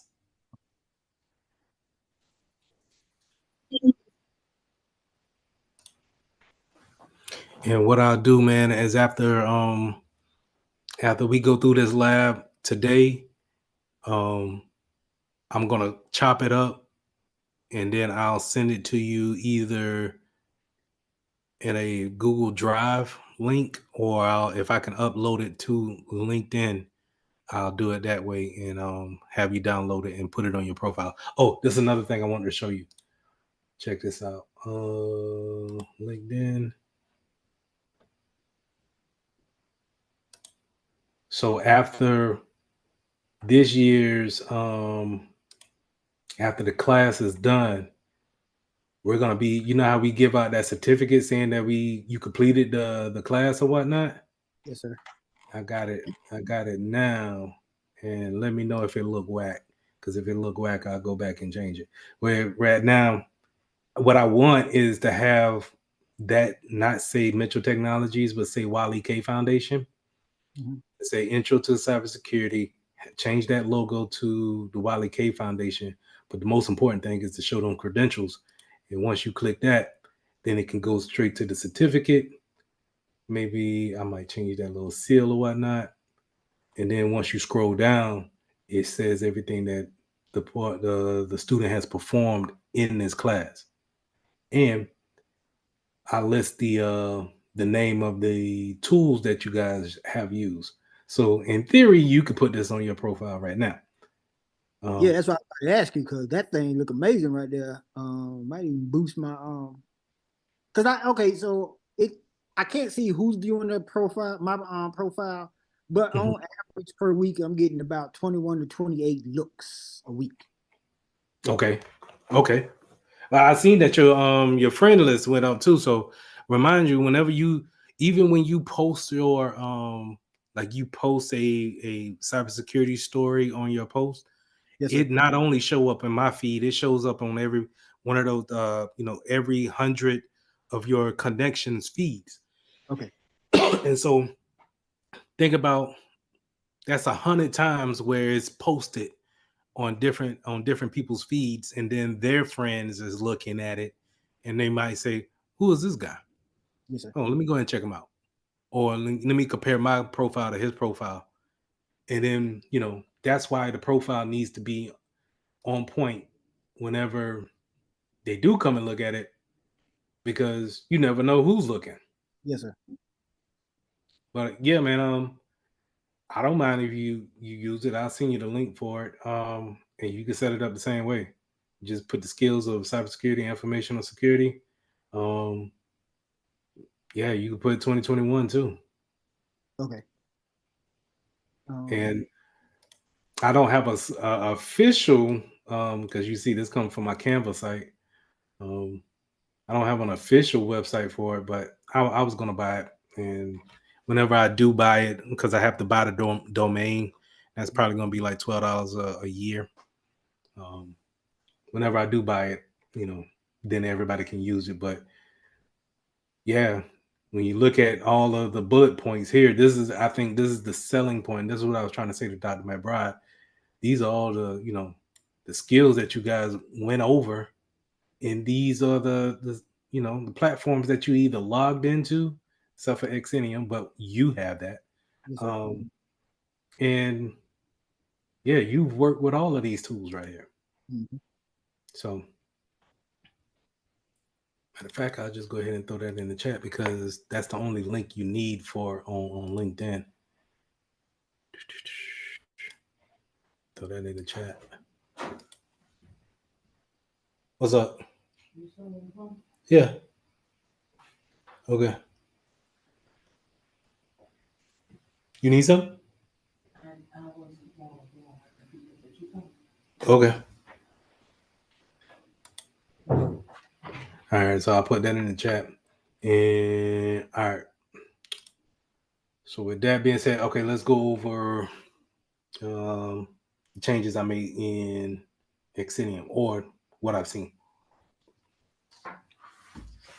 So looking deeper into Xenium, I put the EDR, not the EDR, but the antivirus on 2 of my machines. The one that I'm currently on, and then my personal PC downstairs. And the reason why is because I wanted the function to scan. Now, obvious question. I do not know why it says at risk. I'm going to find that out. I don't know how, but I am. It just popped up today, so because I just asked for it to be installed on my PC today. Yes, sir. But the reason why I didn't put it on all of my PCs as far as the AV is concerned is because I don't know how much it's going to cost. Okay. And I ain't trying to have these people break me like that. Yes, sir. So as you can see, going into the licenses, I'm already over. I'm over in my mobile right here, 5 seats, and now I'm over in the advanced endpoint protection. But I wanted that scan capability. So check this out. So if you go to security, the security section, and then you can scan free. No, I take that back. You can scan whatever has the antivirus platform installed on that agent. So I can scan these 2 tablets here. The Samsung and what's that? A Lenovo tablet. The crazy thing is about this is that I gave this to my aunt last week. So I probably need to get that back off her machine, or I probably need to delete this altogether. Okay. But let's save that for another day. But this is my father-in-law's tablet. And so I could scan his tablet, and I don't know any other antivirus that could scan a mobile device like that and give you, and maybe I'm wrong, but I don't know any antivirus that goes onto a mobile device such as a phone or a tablet, and you're able to scan and then see the results as if it's a PC. I have to try that with because I have Malwarebytes and Trend Micro on I have Malwarebytes on my phone and both laptops, so I can play around and see if I get the same output that you're getting with this antivirus update and see what happens. I don't have Trend Micro on my phone though, but I have it on both laptops. Okay. And like I said, I could be totally wrong and sound ignorant in that, but this is the first time I could see it. Yes, and so I had it installed on my 2 PCs, and like I said, I don't know how much these cost, but if they don't hit me over the head with it and be like, maybe, man, it's like $3 per agent, then I might throw it on a couple of more machines that I don't deem to be, well, I might throw it on a couple of more machines that I deem to be critical, and I want to scan and have it, be able to look into it deeper if something were to happen on it. All right. All So right. go to, hold on 1 second. Trying to set my board up. All right. You said go to device, then security, then to, sorry about that. Yeah, you can go to endpoint security status. There we go. Okay. All right. Matter of fact, let me get out of here. You share your screen. And I'll stop sharing. Let me make sure multiple participants can share. You share your screen, you drive from here on out, and we could take this and we could start the lab. Okay. And I can navigate you around the around the console. Yes, sir.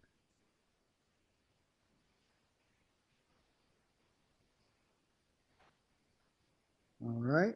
So this is All pretty. right, so my bad. Go ahead. This is what you was looking at here. Yeah. So the reason why I want to do that is because I wanted to scan at a certain time.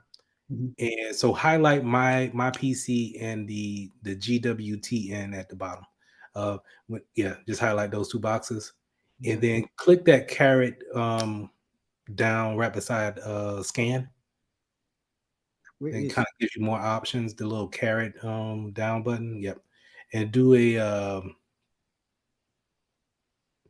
quick scan, antivirus quick scan, and that's pretty much really what I wanted.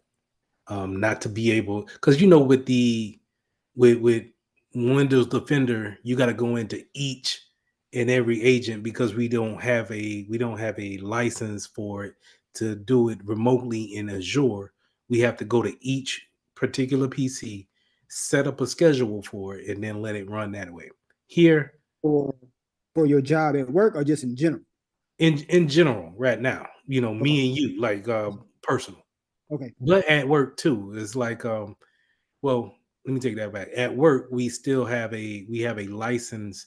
Um, we have a license version of Windows Defender, and we can schedule those scans in Azure, and then it does it automatically.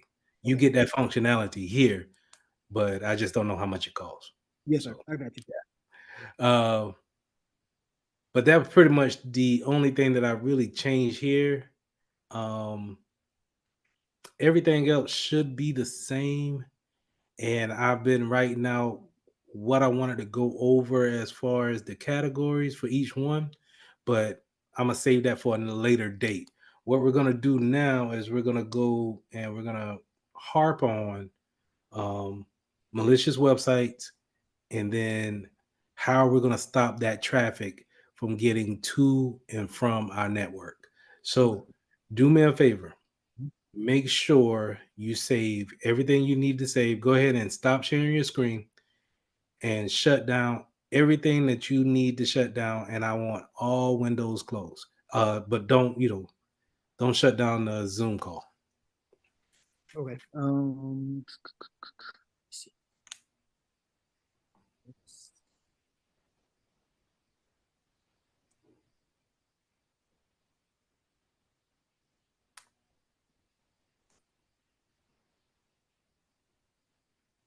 Yeah, because this one like while I don't mind playing with these sites on my PC, I don't know what it might do behind the scenes.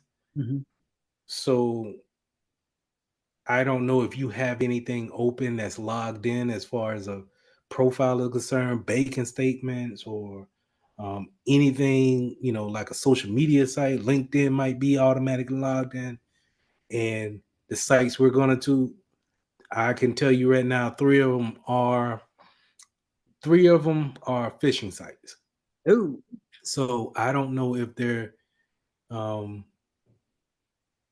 will be anything actively listening, but I highly doubt it. I already tested each one, and I didn't see any um, weird activity.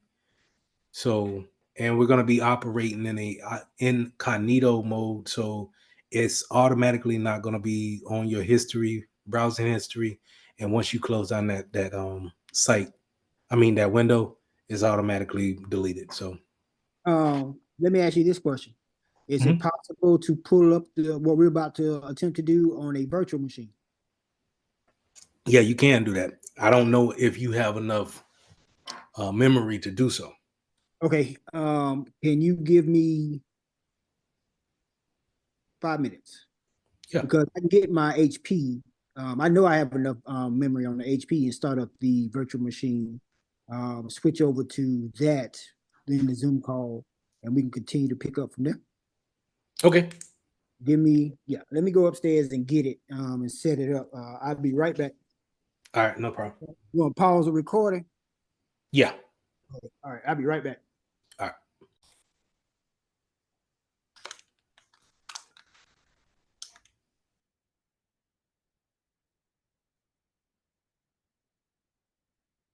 That's not.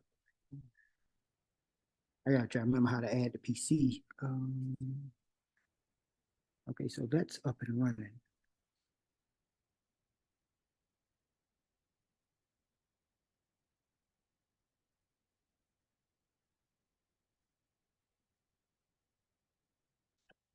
This the other app that I have. Give me 1 second, Mr. Mitchell. No problem. Just getting a little snack in. All right.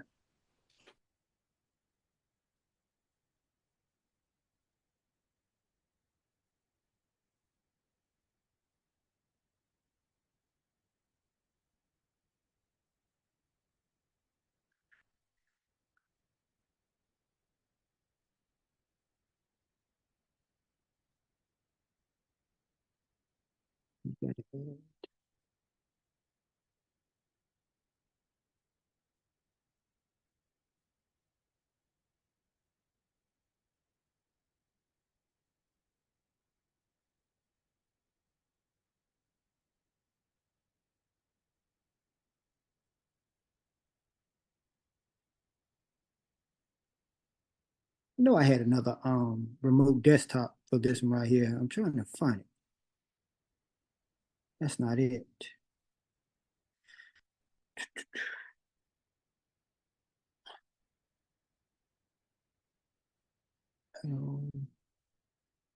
Team view. That's what it was.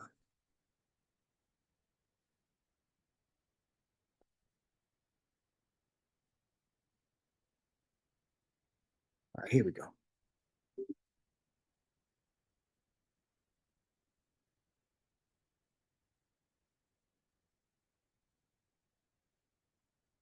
All right. What I'm doing here.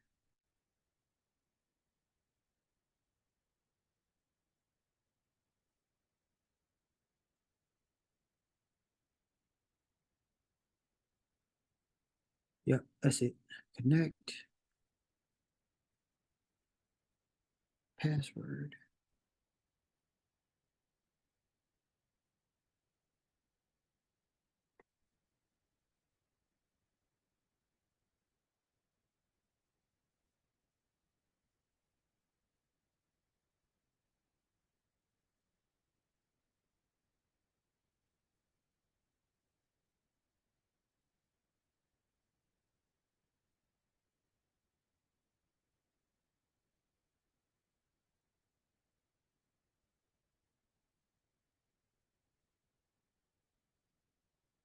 Okay. Let's see here. And you can't see what I'm doing yet. Right.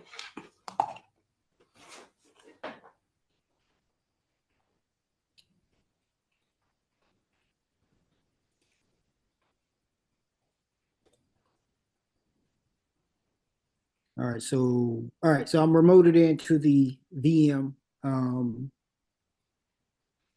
We need to go to a web incognito web browser. Yeah.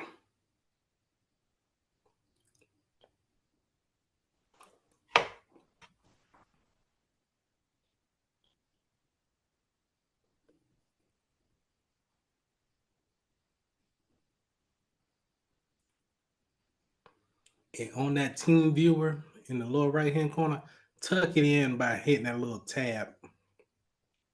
All right, thank you. Yes, sir. Okay, get rid of that. Now I don't really use what is this? Edge. Yeah. You me and you both. But it should be in that. So new private window. Now, type in virus total. Let's go there first. So, like last time we had talk, I told y'all about virus total. And I listened to somebody else give a class on it. Did not know virus total was owned by Google. And so when I think the last time I showed you this, I uploaded a resume to it. And I said, oh man, if it's owned by Google, so you know what that means. Google got more information on me, right? Because I just all of a sudden just uploaded a resume thinking that it was just going to be to that particular company, but hey, that's how stuff get leaked, man. Yes, anyway, but more importantly is that when you have a paid subscription to Virus Total, you can go in and see the files that people have uploaded. So not only does Google, the company, can see it, any person who has a paid subscription to Virus Total could see uploaded files. So imagine if I was a malicious person and you was uploading files at your job thinking that, okay, let's just make sure it's clean and it has sensitive information on it. Yes, sir. Ain't that messed up? And anyway, but this still is a wonderful tool to use when it comes to getting a hash of a file and then making sure that it checks among the top vendors on if it's malicious or not. From what the study says, they are checking among 75 different vendors. So do me a favor, in the top where it says URL, IP address, and domain, type in espn.com, just so we get a good understanding that, hey, what a clean website looks like. And we could see, as you scroll down, all of these different antivirus companies have checked this, have deemed this website to be clean for the most part. There's no hidden links in there that would be malicious. Okay. Now I'm gonna drop something in the chat, and I want you to copy and paste. I gotta get to it again. I want you to copy and paste this into Virus Total. So in the chat, I'm gonna put this website, and let's copy and paste that into where you have espn.com.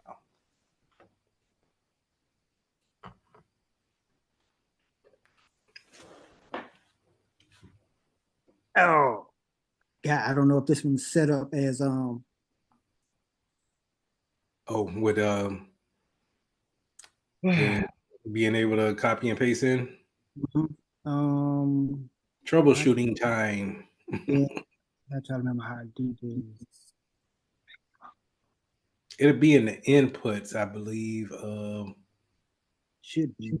That's it right there.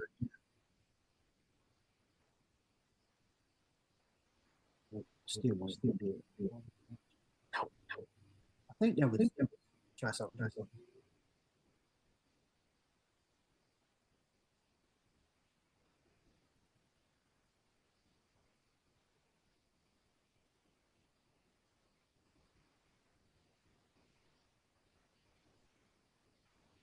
Still want it. That's really how you're supposed to do it. Isn't drag and drop? Go over to input.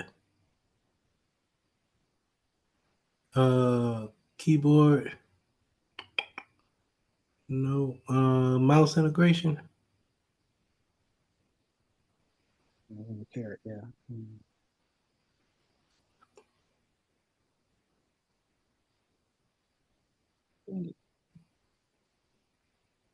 What is this? What guest to host to guest? You put it in the host computer. But if you had bi-directional, it should work both ways. Yeah, I'm wondering if in order for it to take effect, I would have to turn it Stop off, it. turn it back on. Yeah, and I hate doing that. I mean, it won't take a moment to boot back up, but then you got to cut that video. And Well, I'm gonna edit it anyway, so it don't matter. okay, let me terminate this connection, restart it.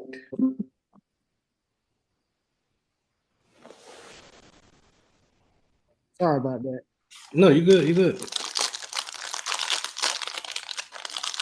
Give me a chance to open up these crackers.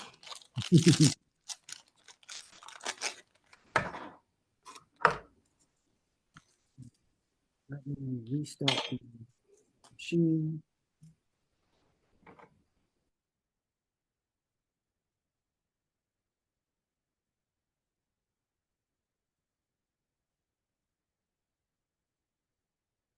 Settings. Is it user interface?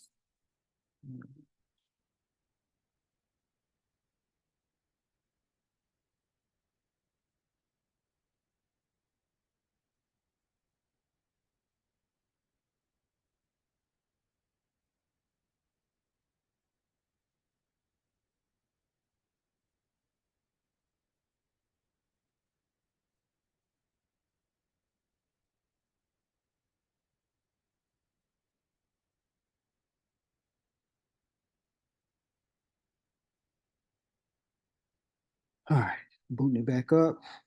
Hopefully this will work.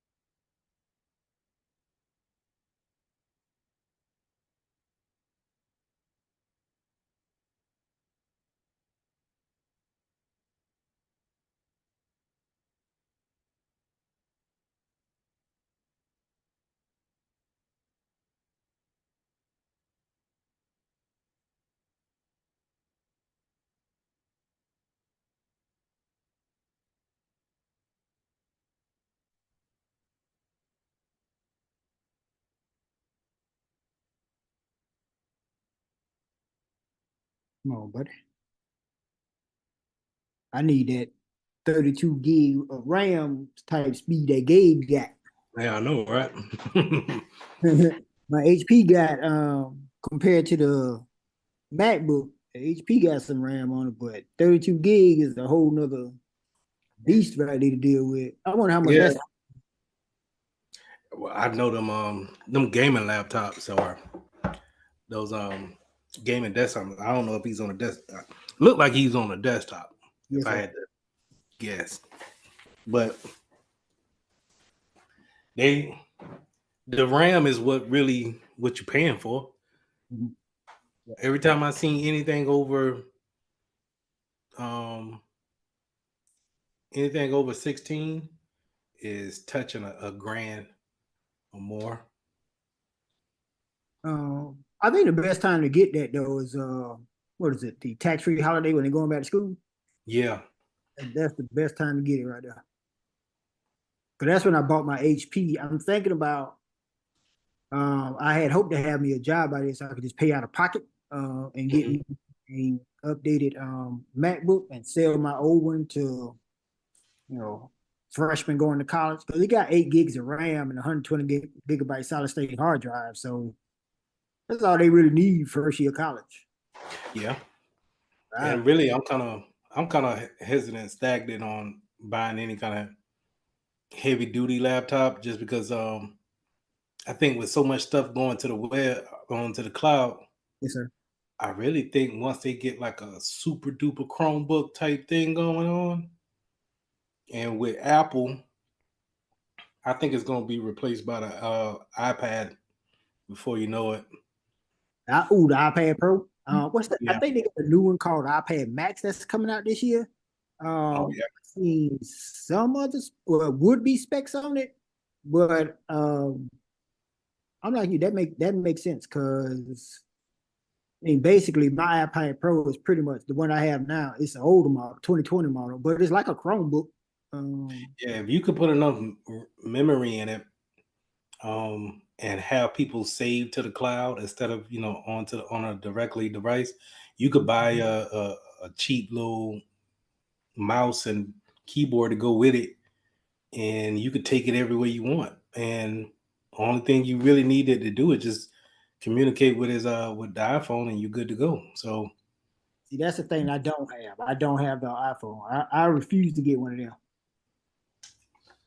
I got I was on the iPhone trip, and then I tried my for the first time I tried a Galaxy, and I've been missing out. On the iPhone or the Galaxy? The Galaxy is a beast. Welcome back to the good team. Man, I didn't know that Apple. I didn't know the iPhone didn't do as much until I got on the Galaxy.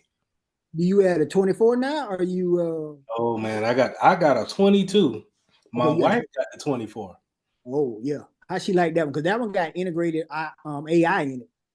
Man, she don't use that stuff, man. I just be looking at that joint like so much untapped power just sitting there stagnant. Yeah. Did you get the? How did they market the 22? It's up to 12 gigs of RAM, but you never get to that threshold. I've never gotten to mine. No, I think I got a bear. I think I got the. I don't know. 12. I want to say, but I ain't too sure.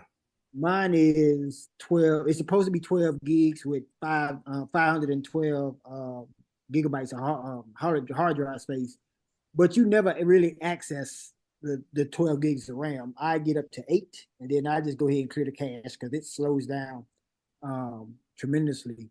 But with the 24, it is dedicated 12 gigs of RAM. Let's see. You're buying a mini computer though. That's all it is. That's all it is, man. When I hooked it up to my monitor, and Dex came on, and I hooked it up to my keyboard and my mouse, and I was like, oh snap, this ain't nothing but a Chromebook. Pretty much.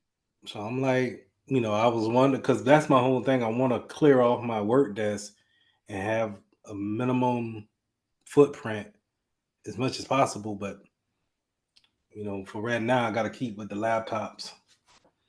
But if I could, I would just hook it up to the Galaxy phone and then just run everything like that. But I can't do like Zoom calls with you guys like that, because I'll be taxing the phone. But I know it eventually would get to that point. All right, so I think I got it now. Let's go back into this. This private window. Let's hope it works. They got you on the typo squatting. You have me the typo squad? Oh. Yeah, switch that around.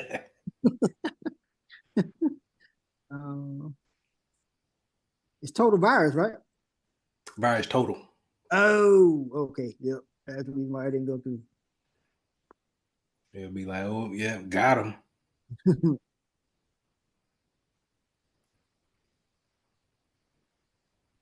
That, some chat.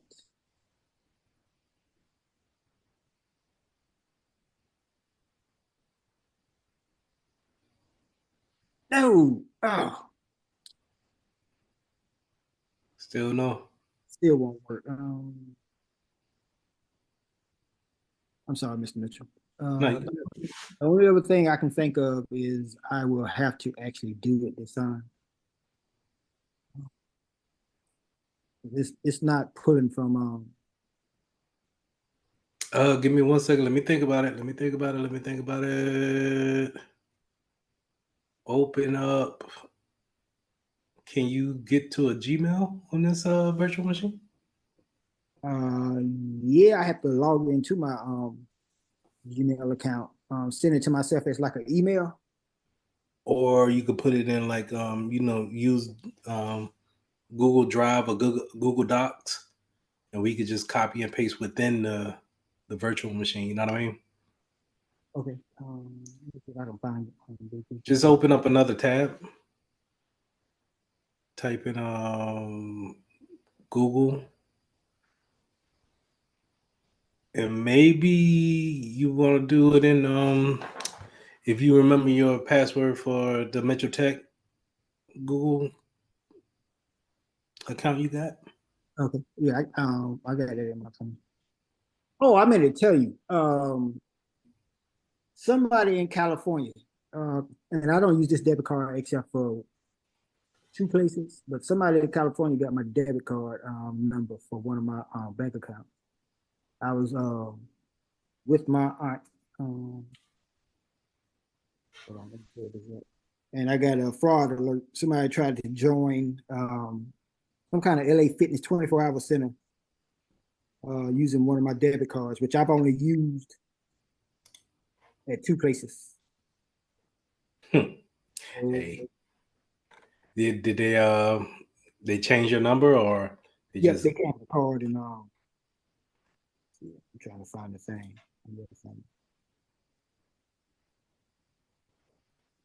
There you go.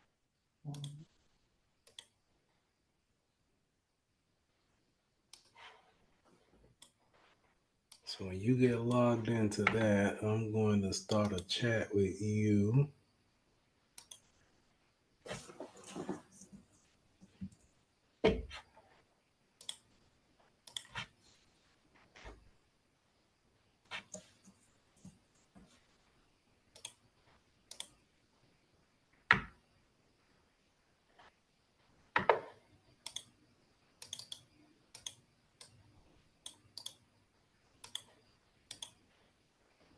And sometimes this is how you work around those issues when it comes to virtual machines. Because you're right.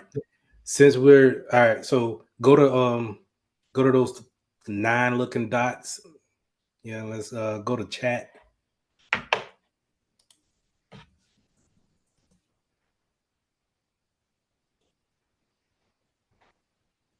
And I never use chat, but okay, you see where I just my name down there. Okay, let me do this.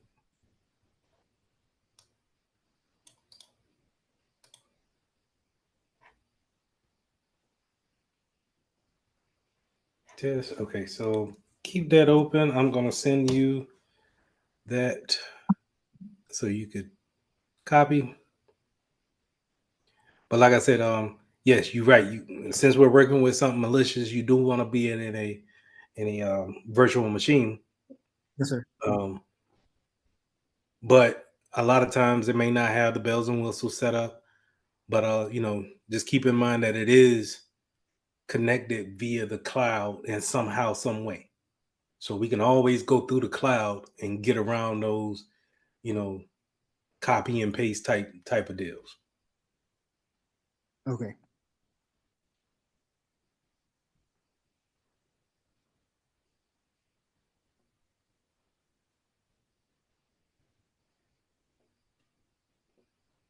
And it'll be that third symbol when you right click on that again.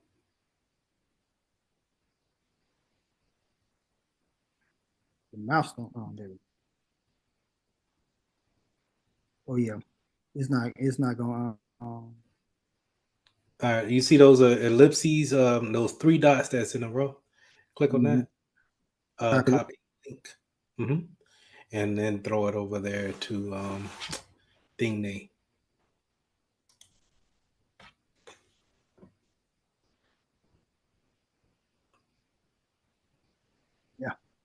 Nothing. It still won't. Try. You doing Control V or Yes, just sir. a right click? Mm.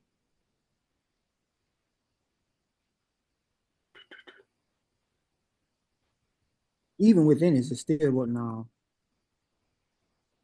Okay. Open up a Open up a no. Go down into the middle of it and where in the middle of the web page and see where it says URL. Back up a little bit above that, and then click on that tab, and then try to put it in the middle of it. Control V. Nope. Odd. Okay. Even when Open up a notepad. let's see. Ooh, that is not what I meant.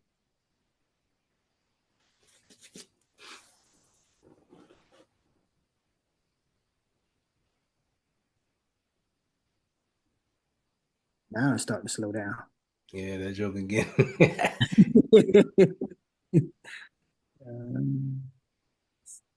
See if you can paste it in there. Just in Bing. Nope. It didn't copy it then. I don't think. Well, maybe let's go back to it. Let's go back to it. And this might be the security of Google stepping in, knowing that it's a, not malicious site, but it has malicious things on it. All right, so now I gotta try to distinguish this from mine. Is this no? That's not what I want to do. Got a lot of things going on. Yeah. Oh, okay. I see what I'm looking at now. Hold on. I know what I did wrong. I had to cause the bottom panel threw me off a little bit. I was like, which one is mine? That's what I say. I say, hey, close everything. All right. Now I need to find where we're at.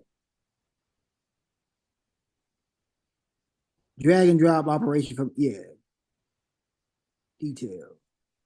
You just not showing me this? It looked like it was hidden the whole time though. So it's not supported by guests. Make sure the guest additions are properly installed and running. All right. I need to make a note to myself to do that. That's the reason why it didn't work. So I might have to update the iOS file that supports that and then reinstall the drag and drop. Okay. All right. So now that I got that out of the way, let's get back to what we're doing. And what did you want me to do now? Notepad. Okay. And it might not a copy because it's in those private that private tab. So you know what? Since it's in the open up a regular um regular tab? Yeah. Nope. Well, we might have to close out of all of this, and we may have to log into Google again. But let's just close all of this. Okay. And let's go to Google and let's log into Google Mitchell Tech.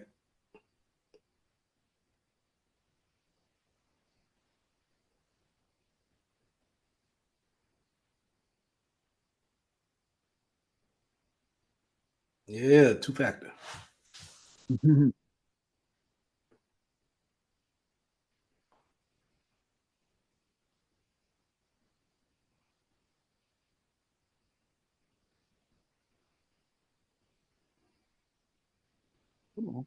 on.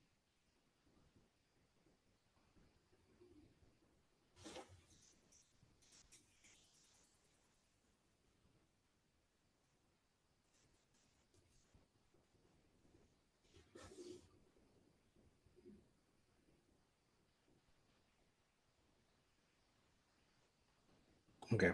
And go to the chat.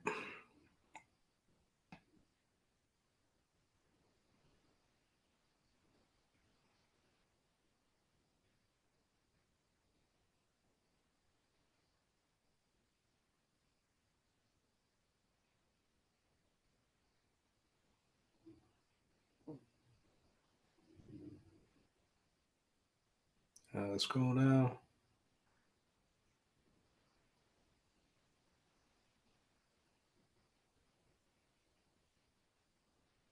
This right here is copy. Yeah, copy. Yep. Copy. Go to open a different tab and go to virus total.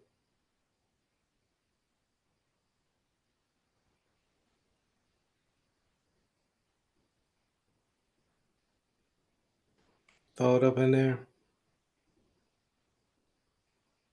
Yeah, same thing. Hey, all right, yo, just type it in. EICAR.org.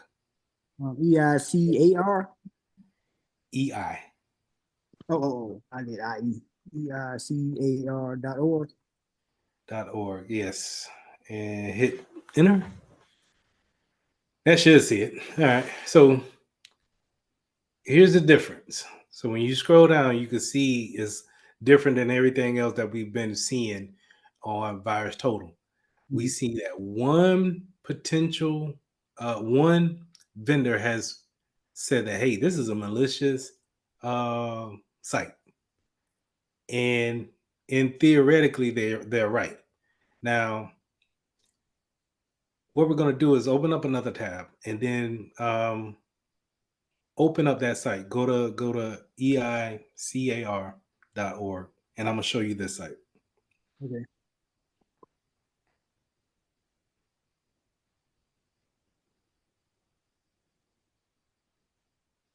Now, you'll be at work and you'll be like, hey, is it malicious or not? Because 76 of different people said it's not malicious. Go ahead and hit that X right there. 76 different people said it wasn't malicious, and then only one said it was malicious. You go to the website because eventually, even at work, you're going to have to at least go to these sites to see if it's malicious or not, unless it's just, it wowed it all the way out and just like, no, I'm not going there, adult sites or gambling sites or something like that. You know what I mean? Yes, sir. But if you don't really know what this is, then you don't know if it's malicious or not.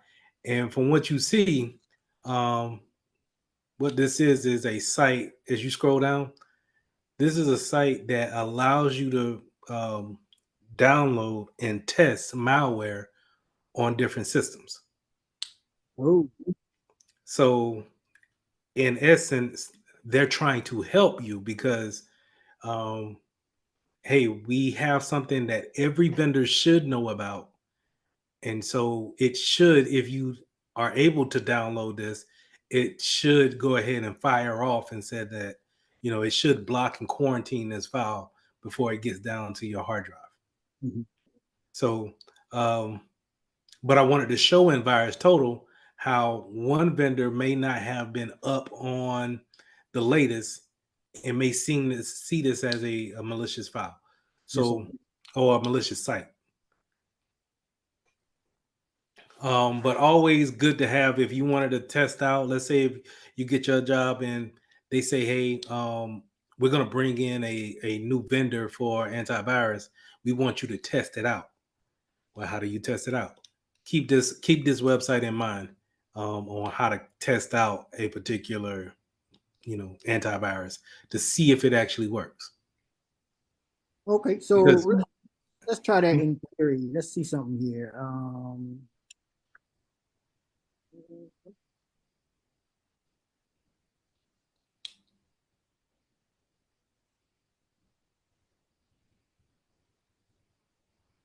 make sure are you putting in Trend Micro? Like, oh yeah, okay.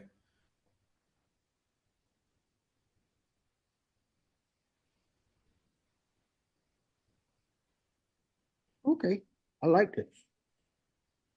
And so that's a good way to see, like I said, if you had a file and you wanted to check it against 75 different people, different companies that do this for a living, then yeah, you could check it right here in Virus Total and see what's the problem with it. Yes, So now let's get down to some other sites that are. So let's go in Trend Micro, go back, clear it out, and type in 777.com. 3 7? Yep.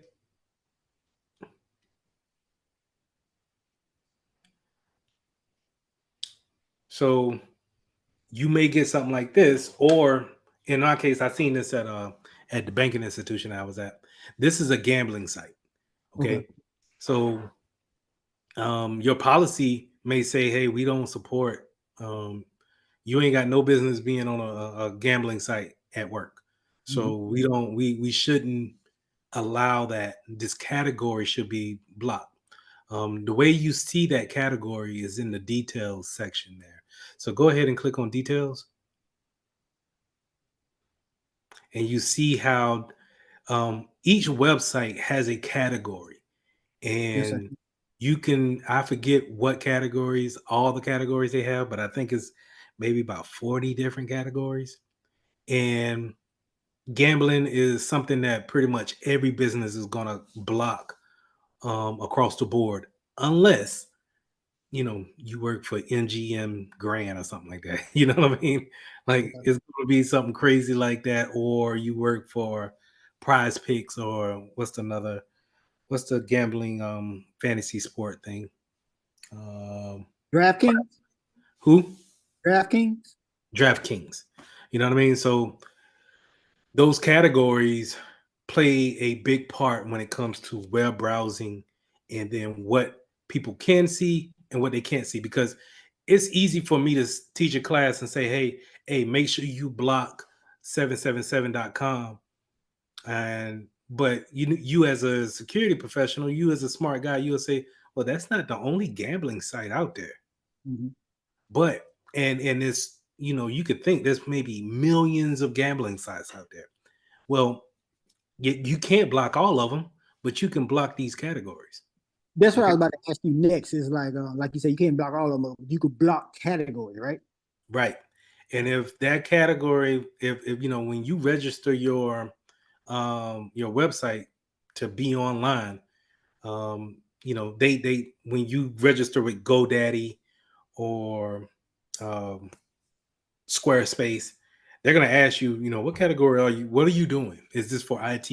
Are you selling products? Are you going to be in the marketing field, the marketing category? And this is how they put you in these columns. So this is, how we're going to base people off of, okay, if we're working for a school, yeah, for sure. We're going to block violence, adult, maybe drinking, drugs. You may even want to block the category for some medical sites.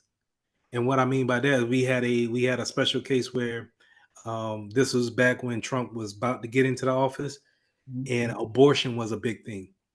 And so we didn't want our employees getting into fights about abortion. So what we do?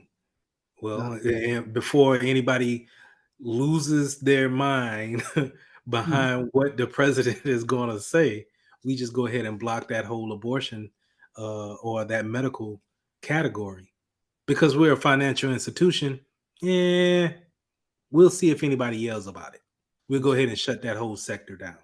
And so that'd be like something y'all have like Monday morning meetings, like, hey, this could be a potential issue. I need IT and security to go ahead and block these keywords. Yeah. So like every Monday where I'm at now, every Monday at 10, we have a team meeting, and we'll say what we're working on, any concerns that we bring up, what have you. And that'll be something that you bring up. Hey, I seen in the AT&T outage. Hey, I had, I'm pretty sure everybody's aware of the AT&T outage.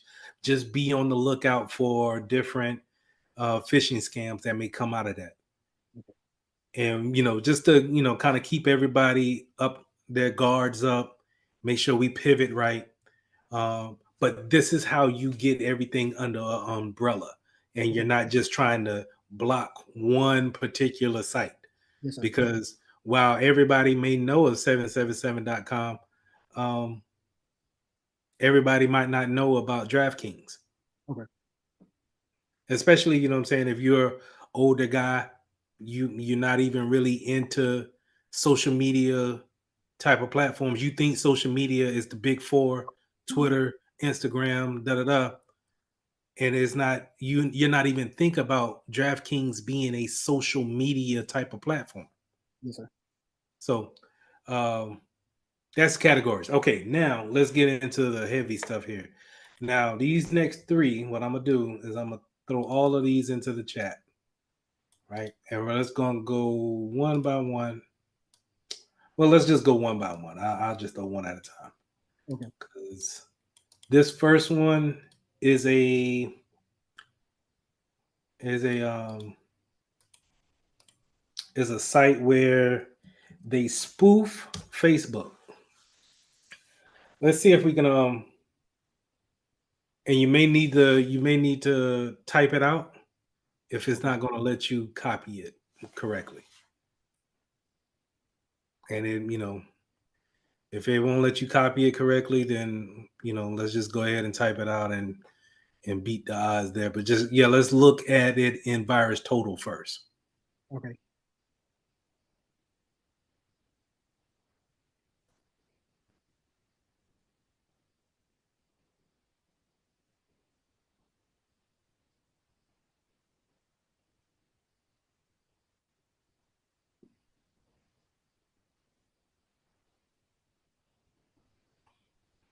All right, so you see how bunch of people flagged this one, right?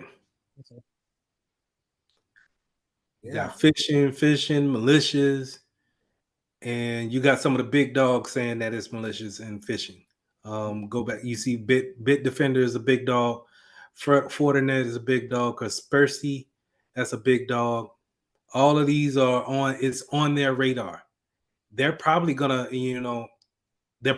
block this before we even get to it. Okay. Right? So that's the great thing about it. But if you're at work, you see something like this, oh, for sure, yeah, I'm blocking this. And that'll be step 2 of what we're going to do. So keep this in mind. But as you can scroll down and see, pretty much everybody blocked it, right? Or they say it's malicious. Now, here's the thing. This is a little tidbit, right? You see these people that says it's clean? Yes, sir. These are probably the people that you probably don't want to bring in as a vendor for your new antivirus. It's especially, what is this, criminal IP? Oh, okay, all right. You know what I'm saying? And it's like, okay, and Acronis should know better.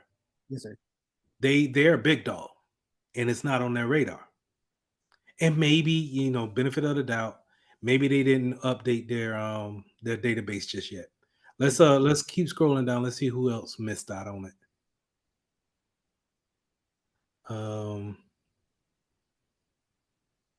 The funny thing is, Openfish says it's clean, but that's who I got this website from. So, okay. And maybe it's, it's the part of the failure on VirusTotal, and they don't have it updated just yet. But either way, yes, sir. Oh man, now it's just now coming up with your with your errors. Yes, sir. But okay, so yeah, that's where you may get some people saying that it's malicious, some people saying that it's not. Scroll back up to the categories. Let's take a look. Categories. Let's go to details. And now, even if they started off as book spoof, they do a social first, but now since it's deemed to be, they changed the category of the, which is great. Because security professional, to look in this. I'm going to put this in this of and malicious sites. Okay. More importantly, let's scroll down.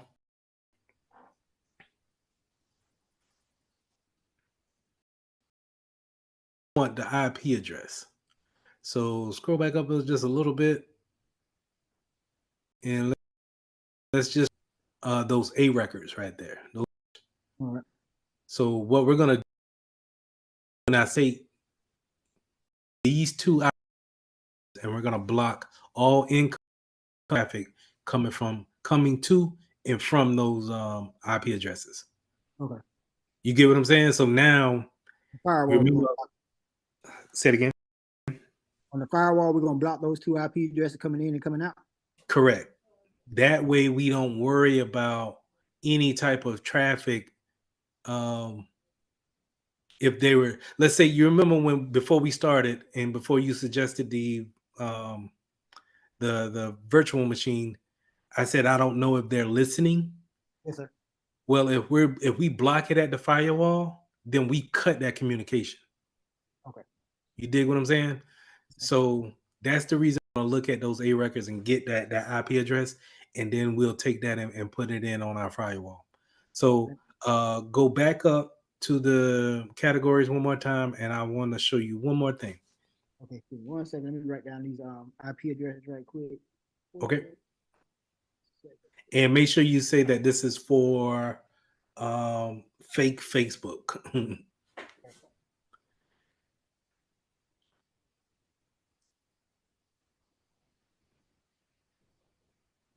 All right. And you said scroll back up to the categories real quick. So now you see community. Click Yes, on sir. community. Now the good thing about the free version of VirusTotal is that they'll still let people come in here and give community suggestions about those malicious sites or clean sites or whatever, however you want to put it. And this one doesn't have a particular comment yet. You can log in and say, hey, this site is a phishing site confirmed by OpenFish, and leave it there for anybody who may have any doubts, because they only had one person said that it was malicious, but they deemed it, they just don't know just yet, right? Yes, sir. So you can always look and see what they're saying about it in the community section. Now let's see if you can copy that that address from the top and throw it into a tab, and let's go to it and let's see what it actually looks like.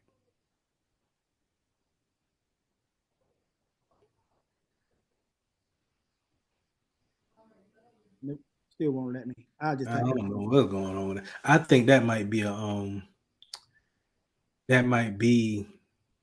the settings all the way in that the settings in that that VM. I probably have to break it down and start it back over again from scratch. But let's type it in. Let's type it in and let's go there.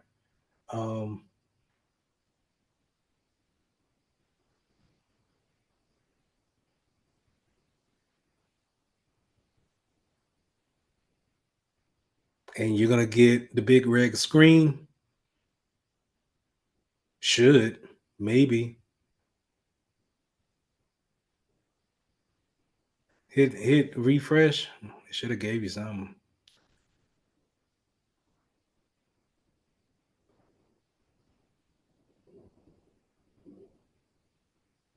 There you go. All right. So what do we see here? Not Google, but Chrome has already seen that this is probably a dangerous site. Matter of fact, this is by Microsoft Defender. All right. So this site has been reported as unsafe, right? Because we already confirmed that. Microsoft recommends that you do not continue to the site. It has been reported to Microsoft containing phish threats and may try to steal personal and financial information. We're going to click on more information. They give you more explanation about a phishing device, phishing sites, and we're gonna go to continue to unsafe site, not recommended.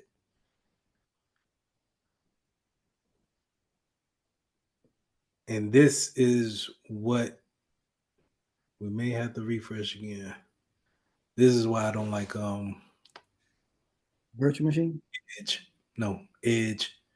Oh, Edge. Oh, okay.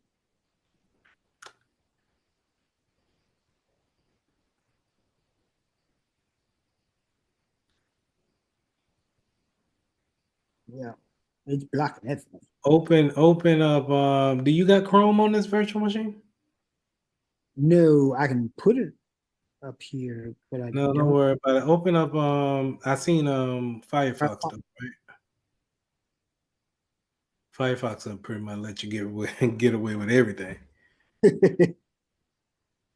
Throw it up in the Firefox. See if you could paste in Firefox. I wonder if it was just the Edge thing that was messing with us. Oh, the chat.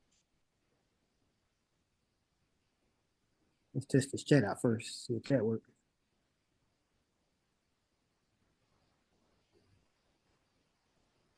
No, it didn't work.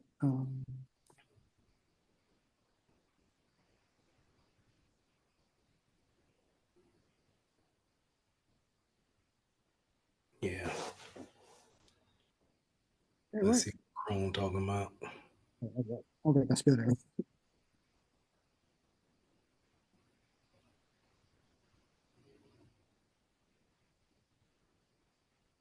And put https:// at the front. Oh, I did the same thing. All right.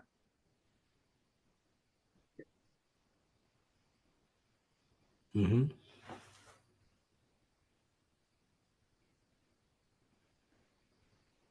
That is GAR, right? GARAZ. Sorry. GAR. Z. Oh, okay. .com.pl / All right, yeah. Now, let's try it again. Let's see if we can continue on to the site. See details. And ignore the risk and go to unsafe site. Click on the ignore the risk. Because we're trying to learn here, Firefox. Man, oh man. All right.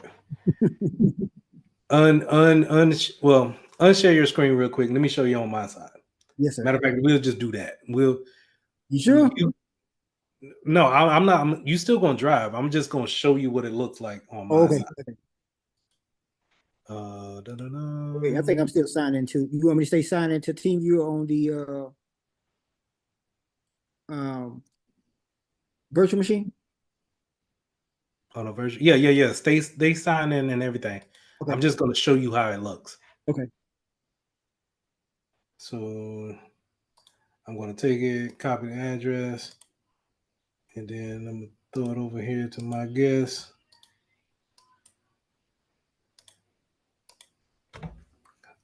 This is what you see.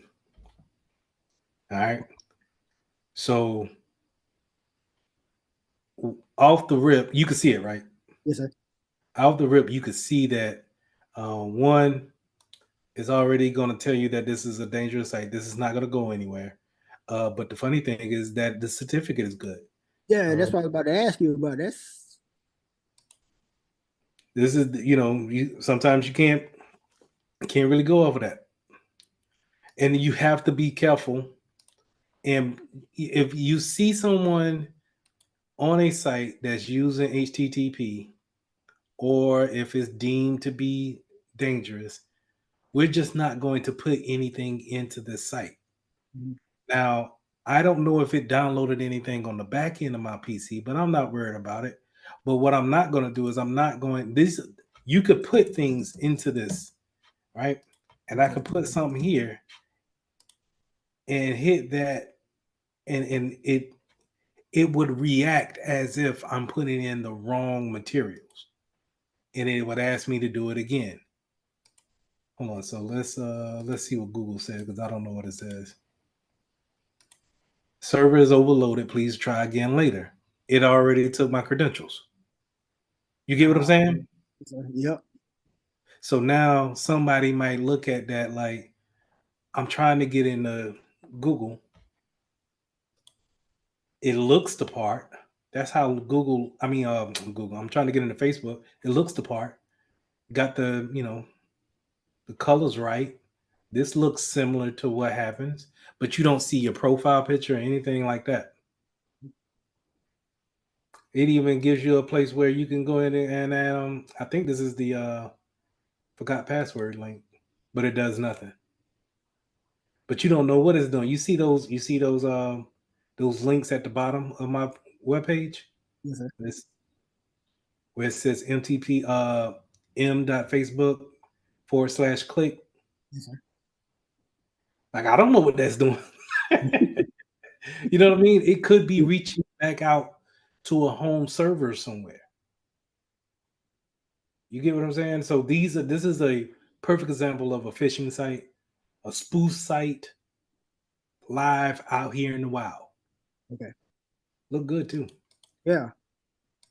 All right. So that's the first one. You go ahead and I'm gonna stop sharing and you share yours again. We're gonna put in the second one. The second one is for Yahoo. Yes.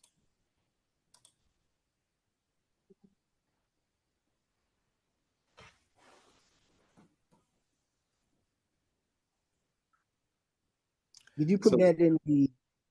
I Oh put man. it in the chat, the Google chat.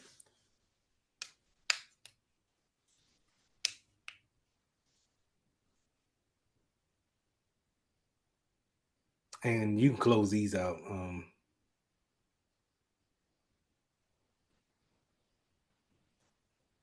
Yeah, close these out. All right. And then that Google chat. And let's just go ahead and let's throw it in virus total so we can see that it is malicious and that it's This one been right here. HJ88. yes. And while it says that, it's going to redirect you to a spoof site that looks like Yahoo.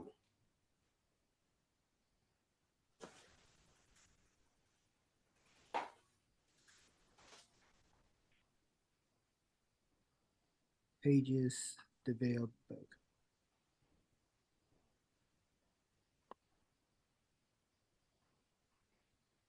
What was that? Oh boy, my brain is getting old. I used to be Yeah. able to look at it once and remember it and go on about my business. Page, now I gotta go back a couple of times and make sure. Did I see that right? All right. No matches found. Cool.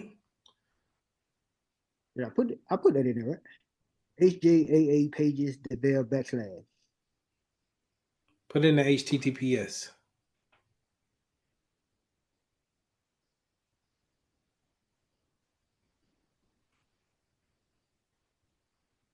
There you go.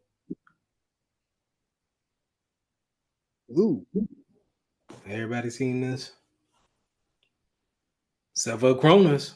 Okay, yeah. I forgot about that. Yeah. Cronus. Is that so? Cronus supposed to be one of the big guys in They're a big dog. I put them. They on the job board that I showed you earlier. man. Somebody So if not you get a they job with a Cronus, I'm gonna be like, hey, Chris, what y'all doing over there, man? yeah. They're not updating the definitions up there, it seems. That's what it looked like. You know, if everybody else up on it, I mean, Fortinet up on it, and Acronis should be, I think, bigger than Fortinet. So let me ask you this, Mr. Mitchell. What do each company has different criteria for labeling what is malicious and phishing? Could it be that it's not this website isn't meeting their definition of what is Could phishing? be, could be. I can't answer that across the board, but yeah, it could be that. But I'm going off of the signatures that it has. Okay. If we take, and maybe it just hasn't come to their knowledge that they needed to check that website just yet. Okay. Or maybe they don't have a big enough team to update the database. Yeah, that's true. So I can't really say the reason why they're not. And I'm picking at Acronis, and they still a big dog, even if I'm picking at them. But you know, when we checked this last website and if they still haven't, that's 3 different phishing websites we've seen and they still haven't updated none of them, then I might take them off my job board, because it's just kind of like, I don't want you working at a spot where it's like your clients is going to be like, man, you got us hacked. Yes, sir. Yeah. Yeah. So throw this up in a try to go to this in a browser, that web page, see if it lets you go there. And we don't have to try it in Firefox. We can keep it in Edge, and Okay. if I need to share, I'll share again.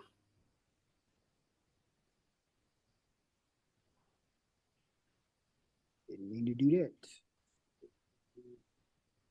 Chrome back up. Oh, yeah, man, there we go. It's Firefox, yeah.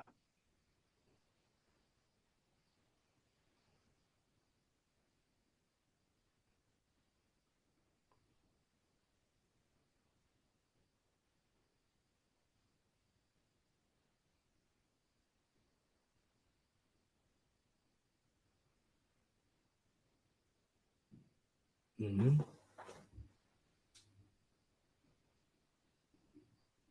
I know the risk.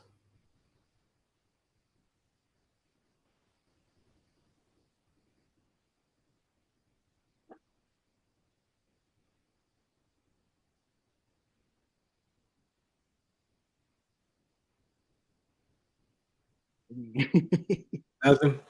All right. Stop sharing. Yeah.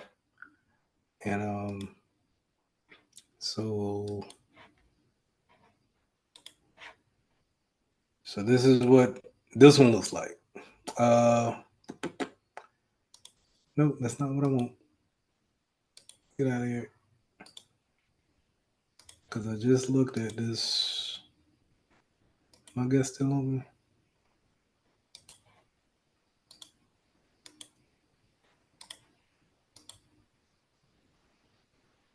Just like Yahoo sign on. Go ahead. Put your email in there and see what you get. You know what I mean? But look at that photo. No obfuscation, no dots. Yeah. It shows you straight password. Yes, sir. Yeah. I mean, even if I overlook this, everything looks the same. I'm just kind of drowsy for the day. I'm just kind of going through the motions. And you'd be like, I ain't had to hit the I to see my password. They just got it open like that. Oh, well, hit next. You go to Yep. Yahoo's acting kind of weird today. That's weird. That's odd. They never did that before. Look at that. Still spinning. Hit forgot password. What'd I do? Nothing. Hit help. What'd I do? Ew. So they even got it to where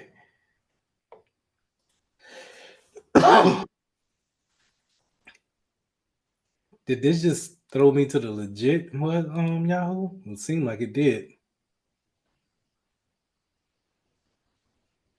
They got to be a spoof number, because if it's doing all that, and when you try to log in, it take you to a 404 page because it already have your credentials. I'm guessing that number can't be real. Want to call it?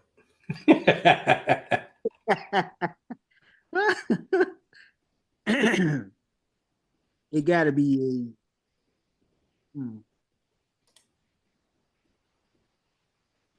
a voice over IP that's rerouted to whoever made this fake website. I can't trust anything right about now,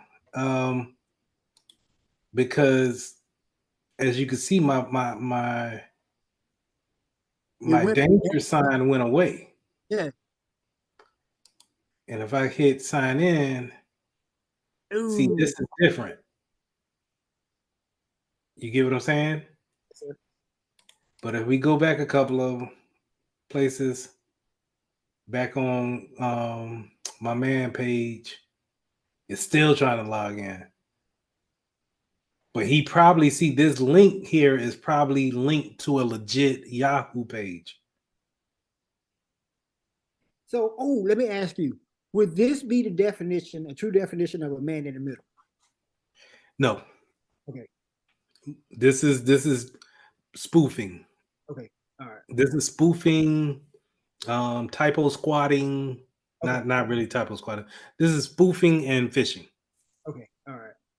Man in the What I middle. thought was he put, I mean, the website is obviously fake, but when you put in your credentials, it goes to, I guess, whoever designed the website, as opposed The hacker. to the hacker, as opposed to hitting the actual Yahoo server itself.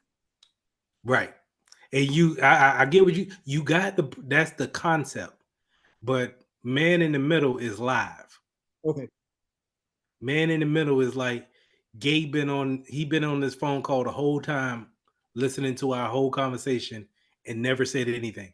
And everything that we've been, going passing back and forth, he's been looking at it the whole time. Okay, I got you. Man in the middle is more of you running a Wireshark testing in a a Starbucks cafe versus anything else. That's you sitting on that web traffic, snooping, sniffing the network, looking at the traffic. Okay. This is just sitting out here like a fish. It's a bait. It's a piece of bait sitting in the middle of the lake, just seeing who bites. Oh, you bit. All right. Thank you. I got you. Now, now let me bring it home to you. Stuff like this is how you get people's debit cards. Yeah. Just saying. You know what I'm saying? It's like they take information, not saying that you went to a spoof site, but in order to get something closer to your debit card being intercepted, they had to get something close to you. Yes, They sir. had to have some kind of information about you. So what I would suggest to you is that bank that you got that debit card for, even though they're going to send you a new card, you probably want to change that using that password for that banking system. Okay, I'll do that then. Because if you went to a banking page that looked just like this and put in your username and password, and be like, that didn't work.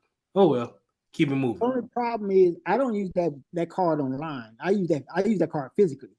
Okay, I'm not saying that that's what happened. Okay. I'm just giving the example of, hey, I've seen it. It could go this way. Yes, sir. Okay. So I'll change that password then. That's what I would do. Okay. Either that or, somehow, some way, because you gotta look at it like they're able to get 16 digits and an expiration date and a security code linked back to you and your address. That's sitting somewhere for somebody else to see. Yes, and sir. they tried to go to a doggone gym, to get it ran through. That's crazy. In California at that. Yeah. Oh. Yeah, that was perplexing to me because I'm like, dude, the only place I use that at is the liquor store on Killian Road. I ain't gonna say that. So, I ain't gonna say that. But it may be, careless on their part. You know what I mean? And you can't help that. But what you can try to do is do what you can. And so the most you could do right now is at least change the password. Yes, sir. I do that today. All right, let me get this off because I don't know. He may be listening to he may be doing a man in the middle joint while this thing been spinning the whole time. All right, so I'm off. All right.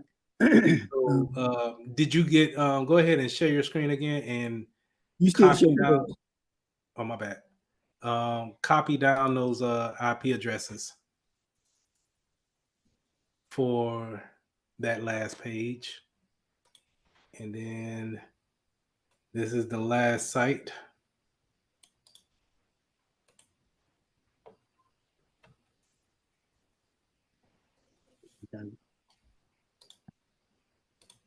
Oh wait, hold on. It was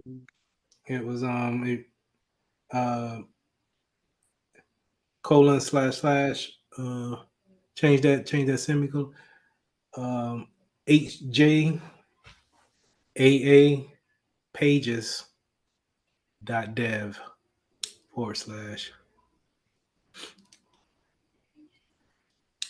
Yep. and that one has 3 community notes, it seems. Yeah, let's see what the community say.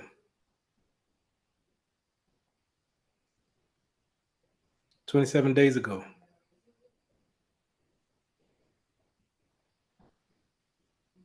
Newly observed. These people out here in the wild today. This URL is presented in a sinking yacht antivirus anti-phishing list.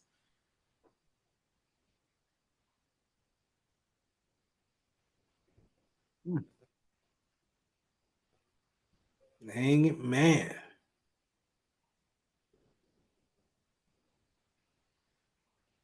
Well, So Cronus need to get up on it, man. this right here, the 19 out of 93, that means there's 19 reports of phishing versus 93. Yeah. There's not. Yeah.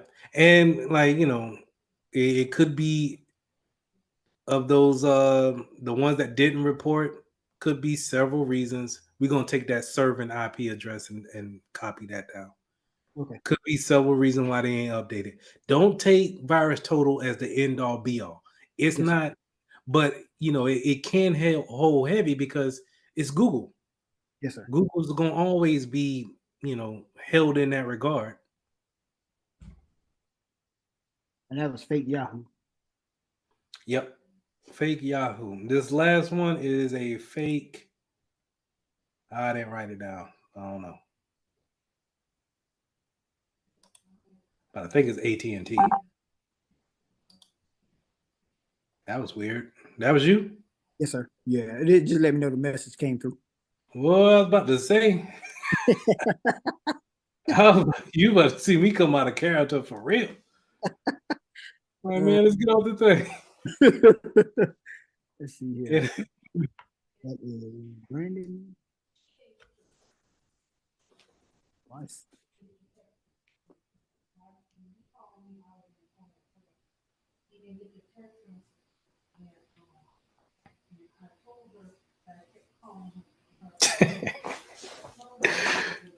I knew I shouldn't have showed Chris these doggone sites, man. We done got hacked.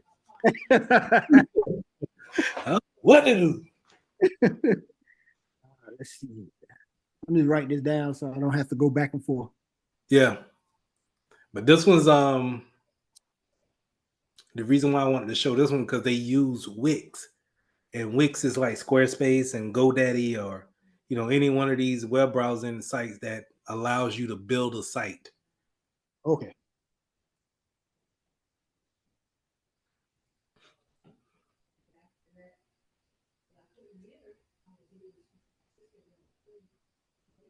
But yeah, this is good training, man. I think that I'm gonna do this for a lab for the class too. Yes, sir.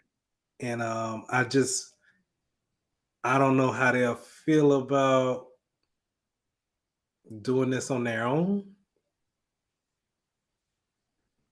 I gotta think about it more. I mean, if they can spin up a virtual machine, that one. Oops. Is that right? Yeah. Yep, that is. So 8 people said that it was. Now, peep this. Of course, hold on. Acronis didn't. No, they said it was clean. All right, so Acronis is not. But look at Fortinet. Fortinet, I think Fortinet reported on each one of these sites. Yes, sir. Yep. And Fortinet is climbing. Kaspersky is up there too. But look at some of the big dogs that didn't report on this one. Scroll down a little bit. Bitdefender. Mm-hmm. Is Google on that? Go down a little bit more. ForcePoint didn't do anything. Google didn't say anything. Jupyter didn't say anything. So you have these. Is the community saying something about it? That was my next thought. You read my mind. Nope, they ain't got no notes on it. So, and this came off of Open Fish. Let me show you. Go ahead and record the IP address while I show you what it looks like.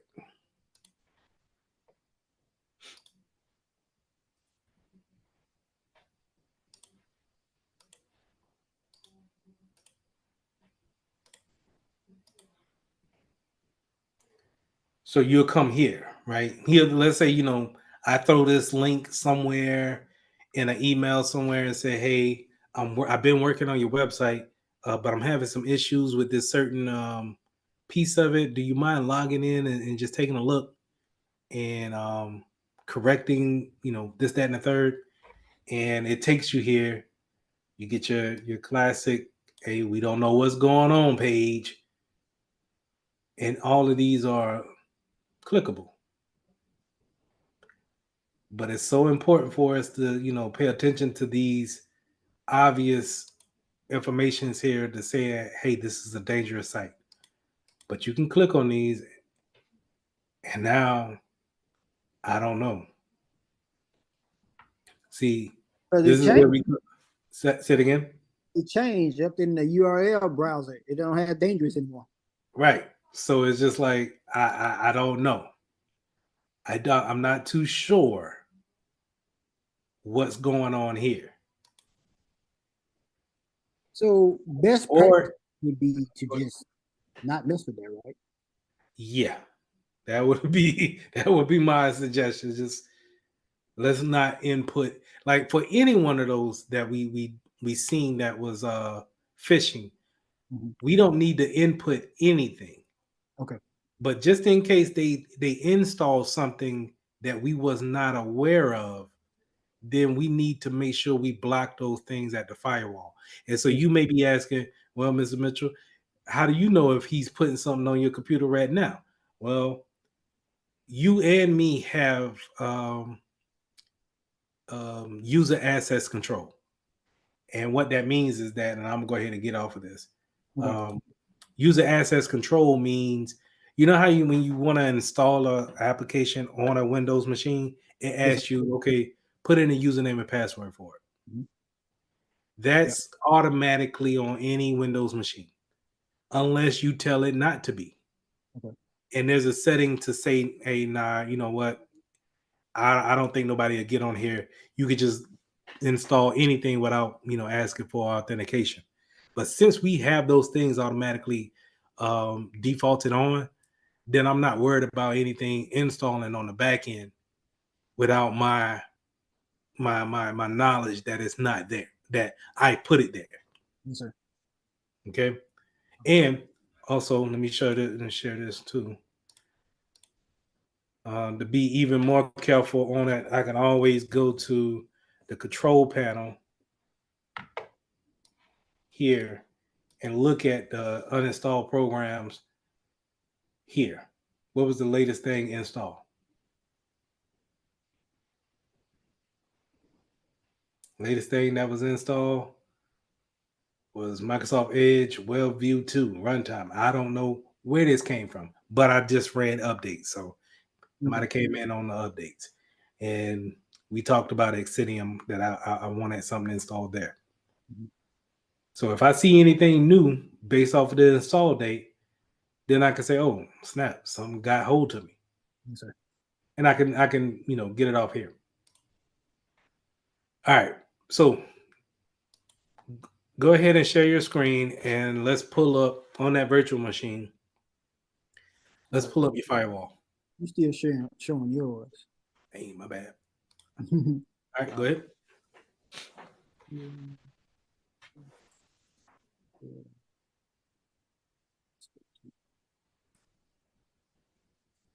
Me. I have to keep distinguishing between the my Windows icon and their Windows icon. Yeah.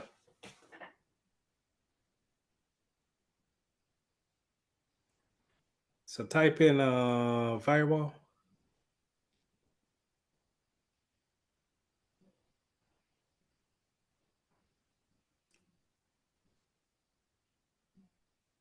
Scroll up. I can't see that. Oh no.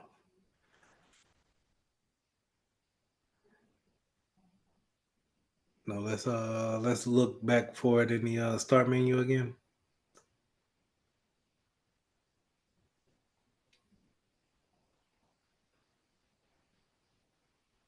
And you see Windows Defender Firewall. Yep.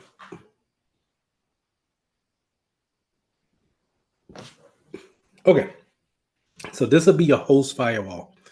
You could block it at the network side of it, but we're going to block it here for time's sake. And, just to kind of get you still in that realm of writing rules for firewalls. So we're going to say advanced settings.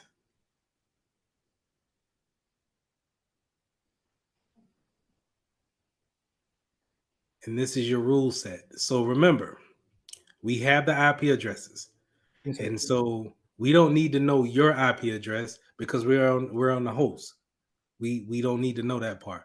But we don't want anything talking to those websites, and we don't want to receive anything from that website, right?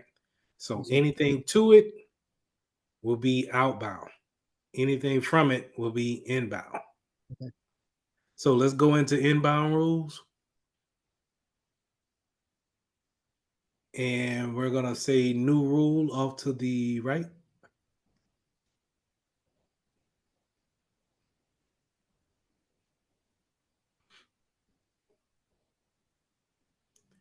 And we're going to say this is a custom rule.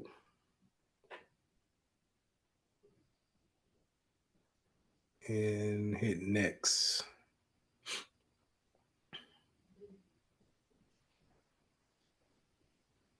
All programs.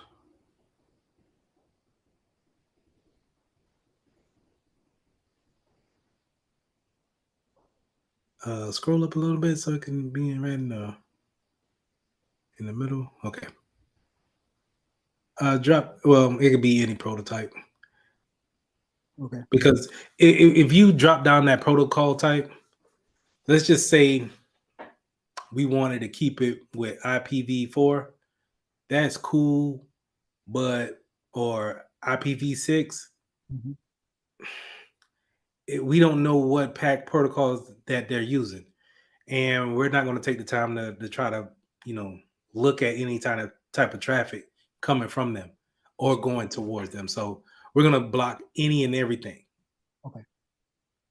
So let's go ahead and hit next.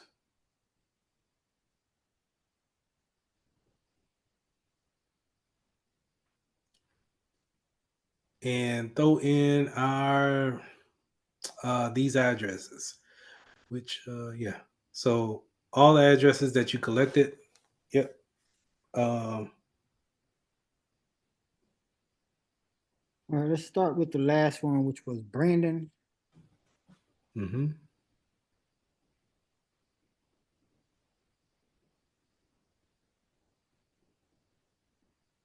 Okay. And then just hit OK. Yeah. And then keep adding the rest. There you go.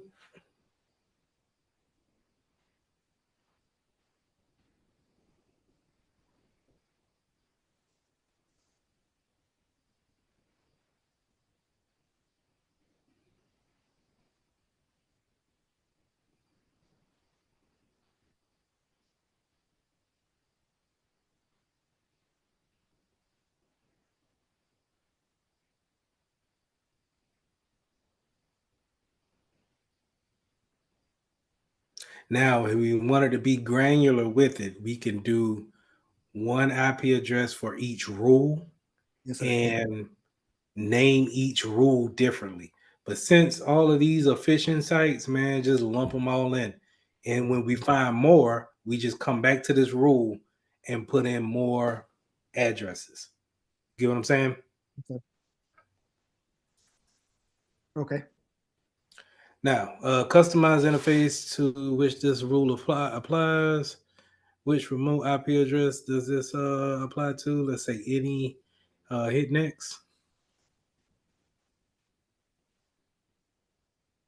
And I'll let you decide what we want to do. This includes connection that is protected with IPsec as well.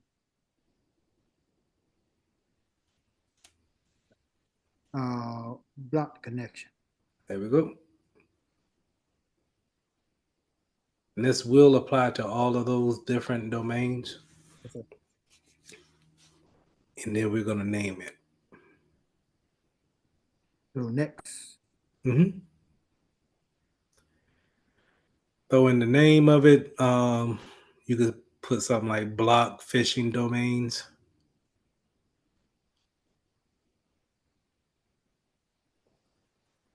And then a good practice is to always put a description, a short description of why we're doing what we're doing. Only reason why is because when somebody comes behind you, and let's say if you're on vacation that day and they just started, then they can see exactly why you had a block in for those domains. Yes, sir.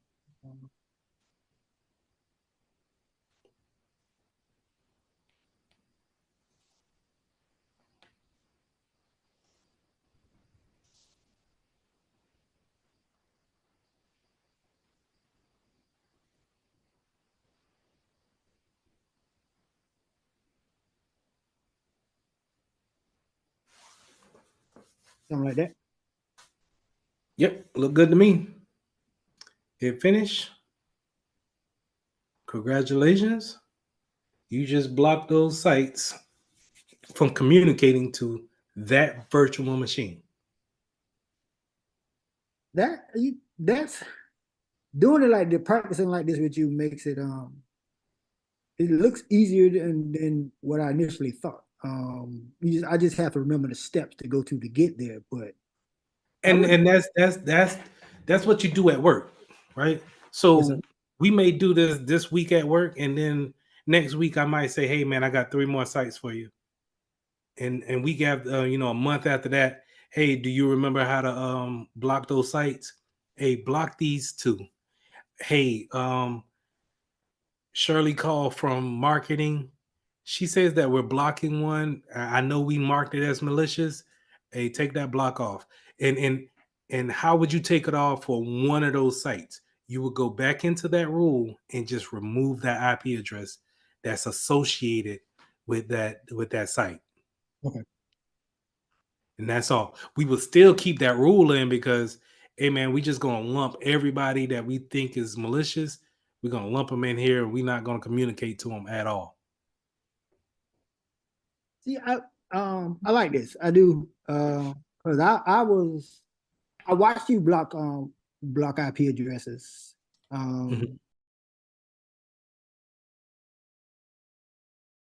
Lesson 12, implementing host security solutions. So we're going to talk about some firmware upgrades that we need to do, making sure our endpoints on our desktops, our laptops are secure. And we're also going to talk about embedded systems when it comes to security for them.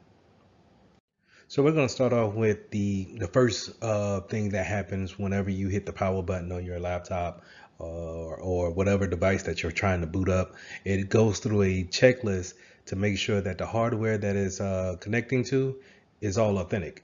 And we call this the root of trust. So with every manufacturer, whenever they put a motherboard together, you want to make sure that everything is what is there that's supposed to be there and nothing is foreign to implementation. So in order to make sure that every hack is not done software wise, it may come down to someone putting an extra chip on your motherboard in order to route back traffic or information. So we want to make sure that the root of trust is checked. and make sure that it is a up to date when it comes to the firmware side of things, and making sure that it stays secure. So whenever we do boot up our systems, we can see if anything has changed.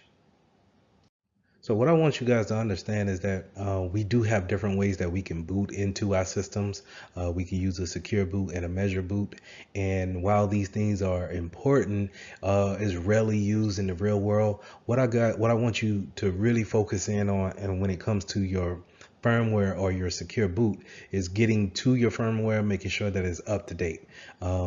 Just in case when we're running regular operations and security, sometimes we may see how a manufacturer says, "Hey, we have put an update out for the firmware on these different devices," and we just might have those devices in our network. So we want to make sure that we can get to that boot up page and update those firmware as much as possible, because a lot of times the firmware page is so quick to where we really don't think about updating it or making sure that it's secure. We just go right to our OS. So I want you guys to really make sure that you keep an eye out for any type of vendor update.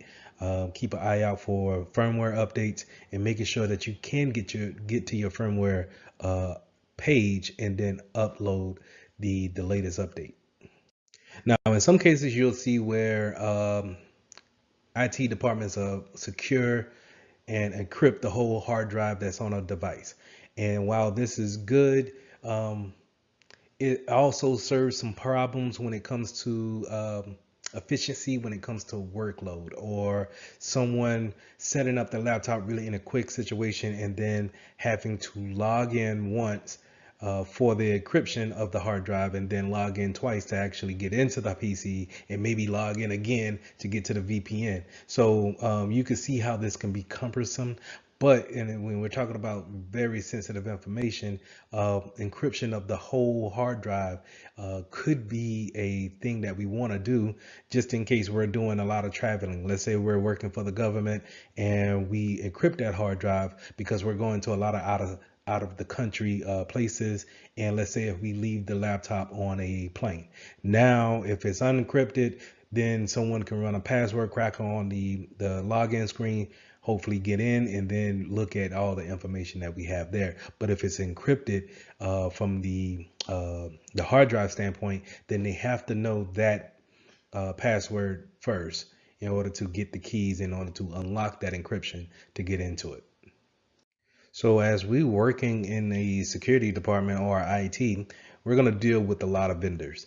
There's no way around it unless you just have everyone that really kind of does everything in your shop.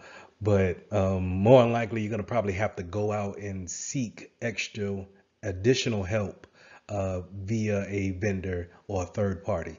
And the thing that we want to remember when it comes to Security Plus is that what types of risks do they bring into our environment? So do they practice the same security practices that we do? Because they may put in maintenance hooks and then come in at a odd hour at night in order to perform their tasks, or they may not use a VPN connection when it comes to remoting into your network.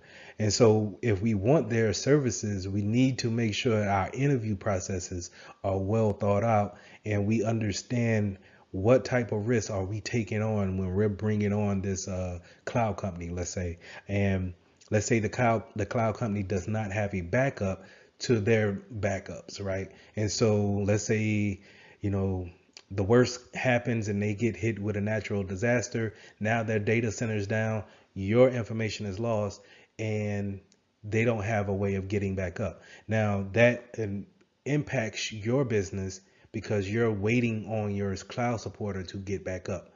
And so that's a risk that you have to factor in and you have to take account for, that if our data is unavailable because vendor A is not available, what do we do? How do we suffice for that? How big of a risk should we want to take on that? And those are the type of things that we want to consider when we're bringing in different outside services into our network. I think a lot of the things that we see on a normal basis is out of life systems and the lack of support when it comes to those end of life systems. A lot of places that I've been, they either are holding on to old software that's no longer supported. Maybe the company's not in business anymore, or they've been doing things so long in this way that they're not looking to upgrade or see a better way of doing things. The first thing that comes to my mind is when you go to a car dealership and they have the old inkjet printers, and it's doing the carbon side of paper, and it's printing like that. And I always wonder, why wouldn't a company just go to a inkjet a regular printer that just prints out the regular paper? Now maybe it's the regulations that's holding them back. Maybe they don't have the money to upgrade into a higher standard. But it's when that old type of printer breaks, who's going to be able to support that? Who's going to be able to get you parts for that printer? Who's able to get you ink for that printer, for that matter, or paper? So it kind of leaves you in a bind when it comes to actually running your business. Do you have the materials to actually run your business? Now, when it comes to end of life, when it comes to software, PC wise, I see a lot of people who have Windows 7 XP, Windows 8 in their environment, and they're not they may not be in a position to buy the latest software, but they also may have employees who don't know how to work with the new software. So now the training comes into play, and you may lose production because we have to step back and train everyone again in order to work on this new system. So just be aware of that when working in the security field, that we want to push our latest and greatest out. But at the same time, we need to keep in mind that everyone is not ready to make the leap, the jump, and everybody's not trained to do so. So we need to make sure that our declining software is up to date as much as possible, but we also need to give them a deadline that, hey, we cannot go into a point where this is no longer supported. It's end of life. We must be gone by this date, and we must have people moved over. It's only this type of advice is only going to keep the business moving forward. So when you're doing that, vetting out that process of bringing on a third party into your network, you want to make sure that you understand some of the agreements that we have in order to keep them honest and put everybody on the same level when it's time for them to provide a service to you. So you want to make sure you have a memorandum of understanding, a MOU. If you're dealing with something secretive, or we have some type of trade secrets, or we have some information that we don't want disclosed to the public, we may want to have a NDA. And that NDA, you have them sign it, and then we can give them the information of what we do on a daily basis. So if we have our competitors all of a sudden know our ingredients to our secret cookies, then we could say, hey, it was probably these vendors who we've been interviewing in order to know this type of information. Now, you also want to know about the service level agreement. What type of services are they going to provide, and what time frame are they going to provide it? So if we use them for a call center actions, is it going to be 24 hours? How long would they respond to an emergency? Things like that. We can all be on the same level of understanding when it comes to what they're actually bringing to the table. So creating a host hardening process is usually comes with taking off applications that we don't necessarily use, only giving permissions where necessary, and making sure that we we reduce the attack area for the attacker as much as possible. And what I mean by that is that we are just not giving our users the desktop or laptop straight out of the box and everything is enabled and they can do whatever they want. That's a good way of having a large landscape of things that a hacker could go in and take advantage of, such as Bluetooth or certain ports may be open. We may have applications that we never use on our laptop that may become vulnerable because of end of life just happened for that company that's not in style anymore, and we haven't changed that application because for whatever reason, and so we haven't did a rollout to actually roll back that application and take it off of people's machines, and so it's just sitting there, just not bothering anyone. But if someone was to get into the network, get onto that host and see that application, then they can say, oh, you know what, that host has been vulnerable for such and such. Let's take advantage of that and see what we can get. That's what, we can eliminate by having a hardening process. We have a checklist of things that we want to go through and make sure that we manipulate on our devices to make sure that we close down things that we don't need, making sure that it becomes a harder attack vector for the hacker. Now, to kind of go into different types of software and different configuration factors that we want to go into that hardening process is having a baseline of configurations, and also when it comes to the registry too. We can use software that keeps a baseline of applications on our network. These softwares, they look at everyone that's on the network and they see if you added a application or some type of let's say code or a different type of agent onto your machine, that it could roll back unto a known good state and say, hey, it uninstalled that application that you installed yesterday because that's not our baseline. And in order to keep things on a level playing field and to make sure that no one is bringing in new attack vectors, I'm going to roll back to our baseline configuration, and you're going to start doing your work today because I've given you everything that you need to do your job.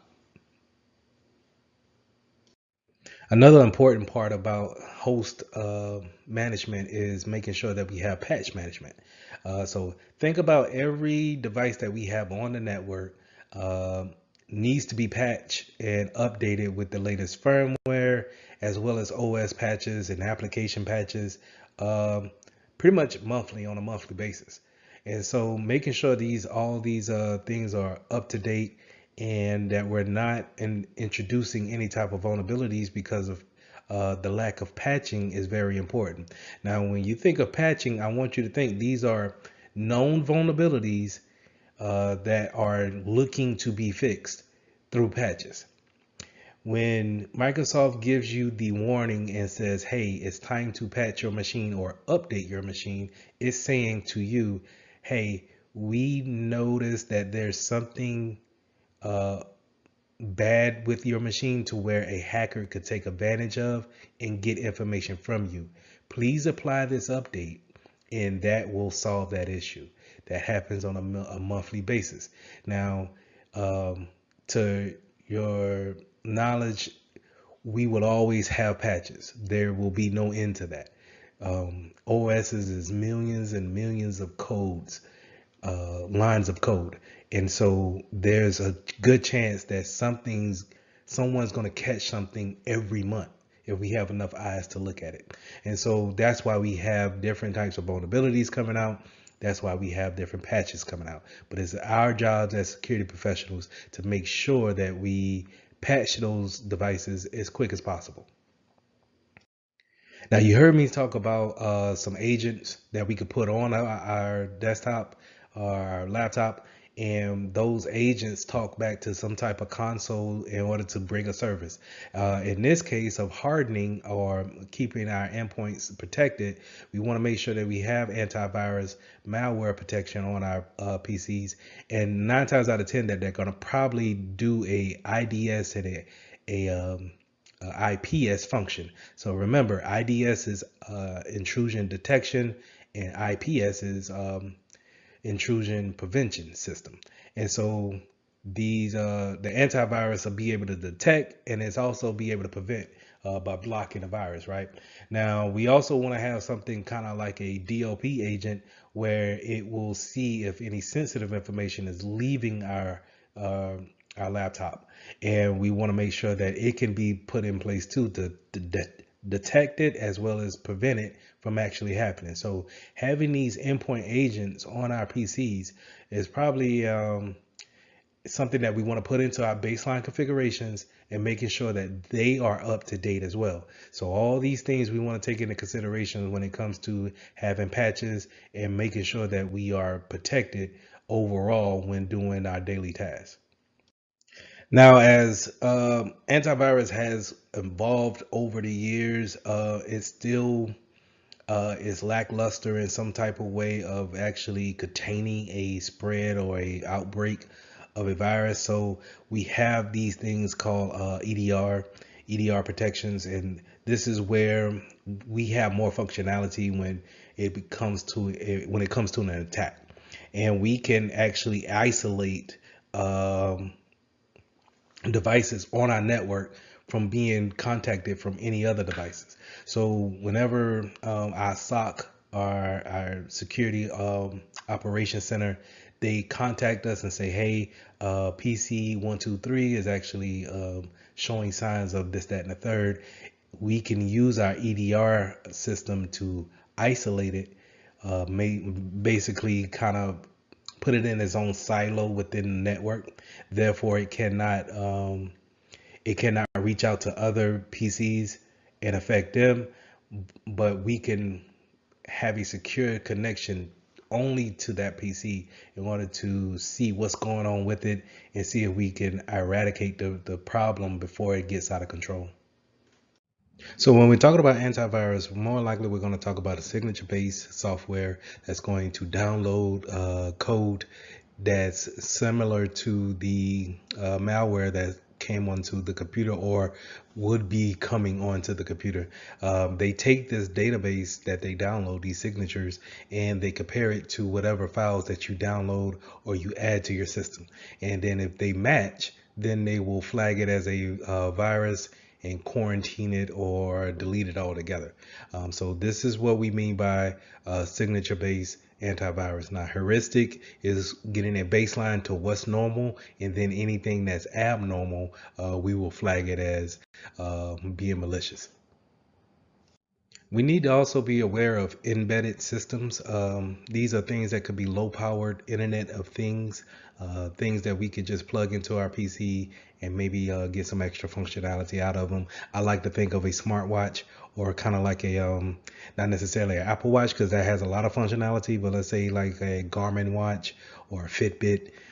These kind of embedded systems, they can get attached to our network and then maybe transfer some things back and forth. So we need to be mindful of those and see if we need to actually put on more security by locking down our USB ports and not allowing them to connect to our end devices. Now, in the cities, you have these industrial control centers or systems, and these are things that's in place that's controlling some type of, let's say, water system that the city uses to give everyone a clean system of water. Now, these systems that control these mechanic operations, they are not your typical, Windows 11 or latest iOS product. It is a old operating system that can't take any type of update. There hasn't been any code to update them. When you think about it, in order to update them, we need to cut off the system that is supplying everyone in the city or town or what have you, and then upgrade that system. So it's kind of a catch-22 where we can't really do anything with them. So what we do is we will focus more on a a physical side of security to make sure everyone doesn't have access to the system, making sure that it's in a secluded area and that it's walled off, secured physically wise, in order for someone not to be able to get control of these systems and do any kind of harm. So like I mentioned with the water system, these systems also goes into, energy power plants, industrial, different types of facilities and logistic facilities. And can you imagine if someone were to get their hands on a system that could pollute the water that you and I drink? And there's nothing that we can see from it because we don't have those systems connected to the internet. So it's not going to give us a warning like that. We have to kind of just wait for the disaster to happen and actually react to it.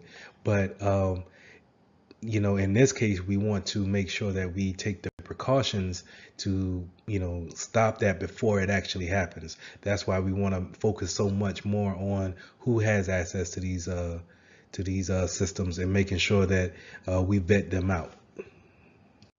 So I kind of touched on the Internet of Things earlier with the embedded systems, but just to kind of dive deeper into that, Internet of Things could be anything that connects to the internet and then desires some type of communication. And that could be, when you go to Lowe's and you see that new smart refrigerator that can connect to the internet and give you the morning page of the New York Times, and it can tell you what's in the refrigerator from whatever spot that you're at, because it can communicate to the router and the router can communicate to your cell phone while you're out in traffic. Well, it's so many things that's actually taking that type of characteristic where it needs to talk to the internet. As soon as you open it out of the box, it's looking for a Wi-Fi signal. And we have to be, as security professionals, we have to be aware of this coming into our network. We can bring things in from home and connect to our work internet. And now, from without your knowledge, you're letting another vector for a hacker to possibly get into, where we have everyone's wearing Apple Watches now, or we have some type of iPad that we're bringing into work, and these things need internet connection. I know the password for the enterprise network. I'm gonna just put it in and go ahead and connect my device so I can stay up to date. But like I said, these things bring in vulnerabilities also, because if we really think about it, who's actually have a up to date iPad or Apple Watch, or even headphones for that matter? And are we teaching our users to update these things before they actually bring them in and connect to our network? So other endpoints that we may have is different types of products that we actually need to do business. And I talked a little bit about how car dealerships had old printers that needed to print on old carbon paper. And those printers, 9 times out of 10, are sitting on the network. We also have VoIP phones that are voice over IP, using those as telephone devices. So we have different devices that we have, not only with our iPads and our device laptops. We also have different types of keypads that we may use in order to give extra functionality to our actual business. But the thing with that is that we want to take those things into consideration when it comes to security. Yes, your laptop is secure, but what about the keypad that we use for our customers to actually key in their social security number or key in their PIN number to their bank card? Have we updated the software on the keypad? Have we updated the software on our phones? And making sure that no one can see the traffic coming in and out of that. In today's world, we're doing more things with cameras and those cameras are able to upload the video directly to the internet or to your favorite social media site as soon as you hit stop. So those things, again, they connect to the internet, and then they're able to send traffic out as soon as possible. And we also have this thing where drones are giving they're shooting footage, and then they're able to send it to whatever cloud provider that they may be connected to. And all these things are great for functionality. They're great for the studio, and they bring that extra um, efficiency to work. But when it comes to a security side of it, and it comes to someone looking into hacking your network, these are open vulnerabilities flying around in the sky. And then, if we forget to patch those things, or we forget to change the default passwords on those devices, then we stand a chance of being compromised just by having extra functionality in our workforce. One field that we don't want to overlook is the medical field when it comes to different types of devices and what they can do, from everything from thermometers to heart pacemakers, I'm sorry, or ear aids. These are different devices that could be have embedded systems in them, or they can be so smart to where they want to talk on the internet.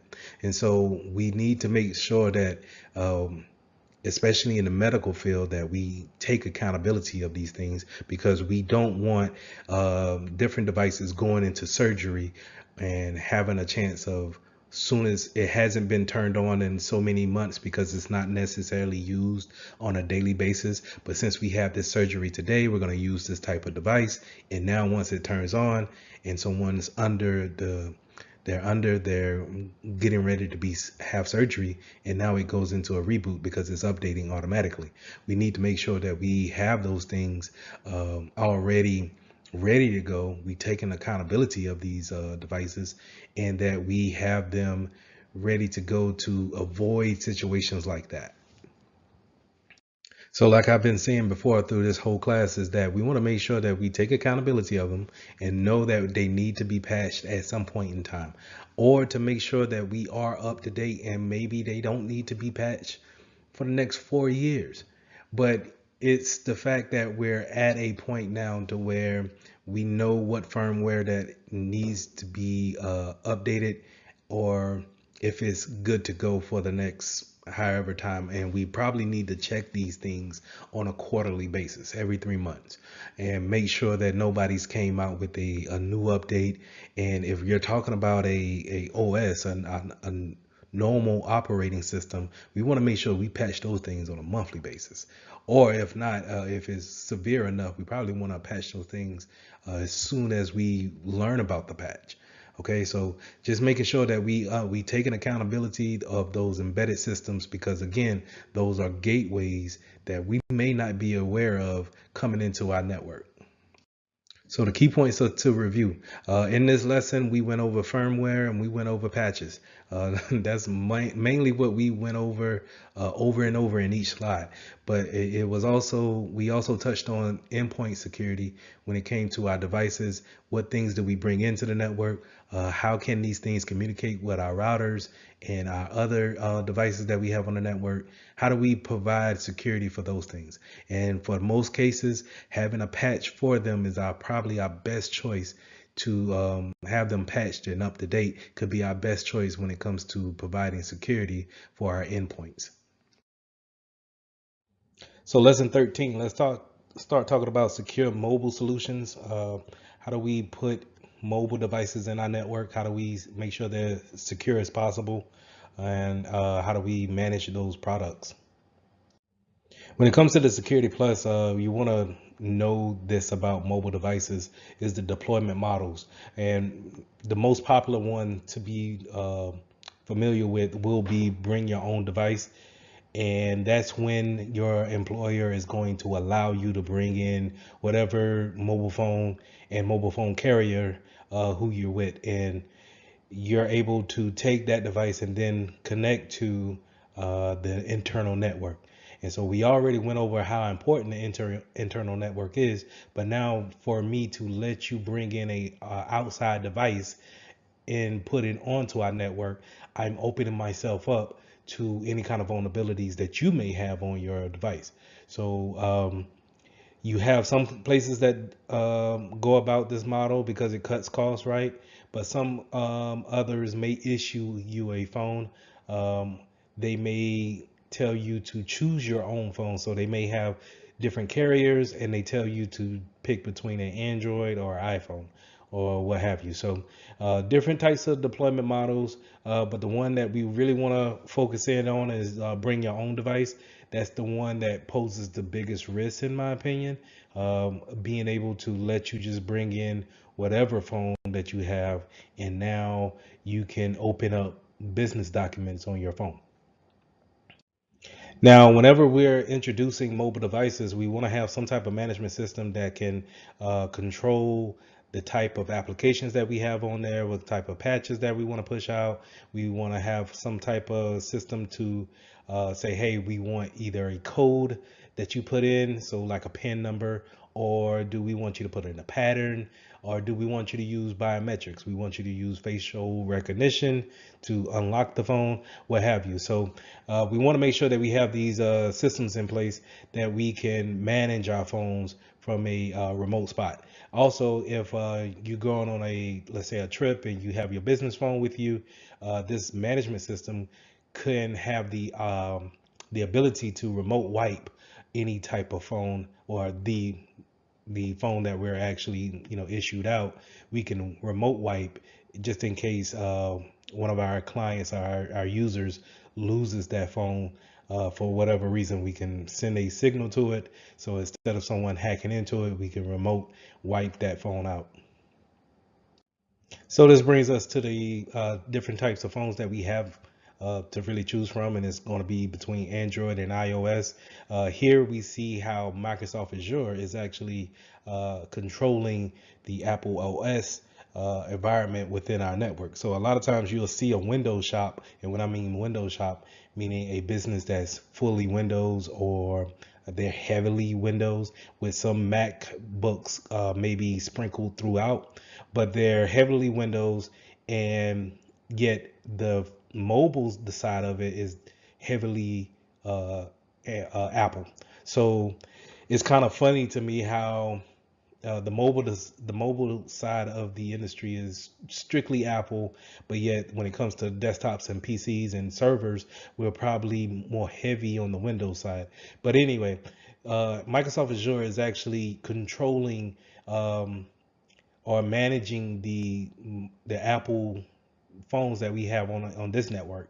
And this is a good way of saying what type of applications do you want on your phones, your customers' phones. What type of patches do we want to make sure that they see and that they actually get notice about, so they can actually apply those things. So having that controllability from a IT standpoint is something that we can do to control that security standpoint when it comes to the mobile devices. Now, what I forgot to mention is that, for the most part, Apple, the iOS system is very good with having people getting applications from the App Store. Where on the other hand, in the Android community, is not necessarily as, I want to say, as secure to get a good a good application from the Google store, so to say, for your Android device. And the reason why I say that is that Android gives you a lot of playroom when it comes to the developers side of things. So if you ever notice how iOS is very structured, is pretty much cookie cutter based for every phone that you see. So if you know how to work a iPhone 4, you will have no problem with the 12 or 13. It's pretty much the same thing. Maybe some features that we may not know of, but it doesn't take much to figure them out and then actually use them in your day-to-day activities. Whereas in the Android gives so much leeway and play for the developers to customize their applications as well as the OS, is that you can easily get something that's may have a lot of vulnerabilities in it from the App Store, and that's a downfall. To me, that's a downfall for Android. But I love the customization of it. But that's me being my own opinion. But in the enterprise, we want to make sure that we understand from a security standpoint that this customization to our applications and to our phones may pose a threat, right? And so we want to make sure that we have some type of software that can also, not only if we have Apple devices in our environment, that they can talk to Apple as well as Android as well, and making sure that we can push out those patches and making sure that we keep that management console around those devices. So, like I said, to reiterate what this control panel or this control system is going to do, we can put passwords in and we can customize the password to, are we gonna go 6 digits or 4 digits? Are we doing a pattern where we draw out a pattern with our finger? Are we doing passwords in a combination of PIN? So I think the latest one that I've seen is they want you to do numbers as well as letters for your login PIN.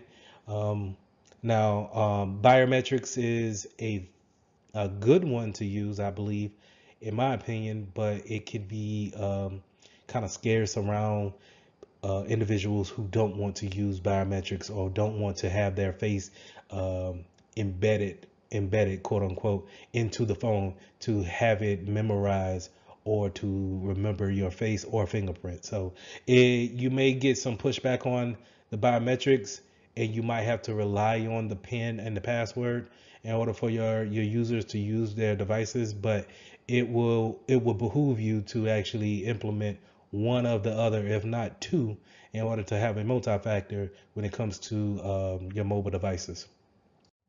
So like I stated before, that kill switch, the remote wipe, having that feature is very good when it comes to having someone in your environment that travels a lot, uh, and they are keeping a business phone on them or a tablet, and they maybe, late night or late flight, and they leave their mobile device on a bus or on a plane. And so now, whenever they report back to you and say, "Hey, I lost my phone on the plane. What do we need to do?" You can go ahead and go into your mobile management system and send out a remote wipe signal to that phone. And once that phone checks in with the antenna, or I'm sorry, the satellite, it will receive the command and then process the remote wipe process for that phone. And now, whenever someone gets it, they may have the phone and they may have something that's wiped and clean already, but at least they're not giving up any kind of business information, right? Sometimes you might want to put a full disk drive encryption on your mobile devices. So I think in the other class I mentioned how we will want to encrypt the whole hard drive on your laptop, just to kind of ease our notion of any type of lost device.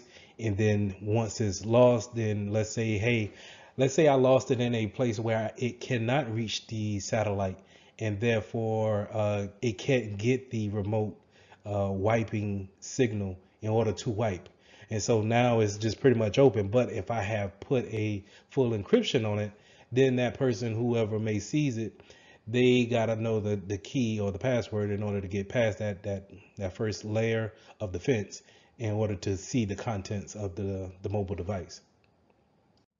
Now, in the conjunction of having a remote wipe session or feature, you can have location services on there as well. So tracking the phone, tracking the tablet is also a good way of keeping up with it, seeing exactly where it did someone leave it there, or if it's out of the reach of whoever was responsible for it. So geolocation and then geofencing and geotagging will fall into this category, and that's basically putting a tracking device on that mobile device making sure that once it talks to the satellites in space, right?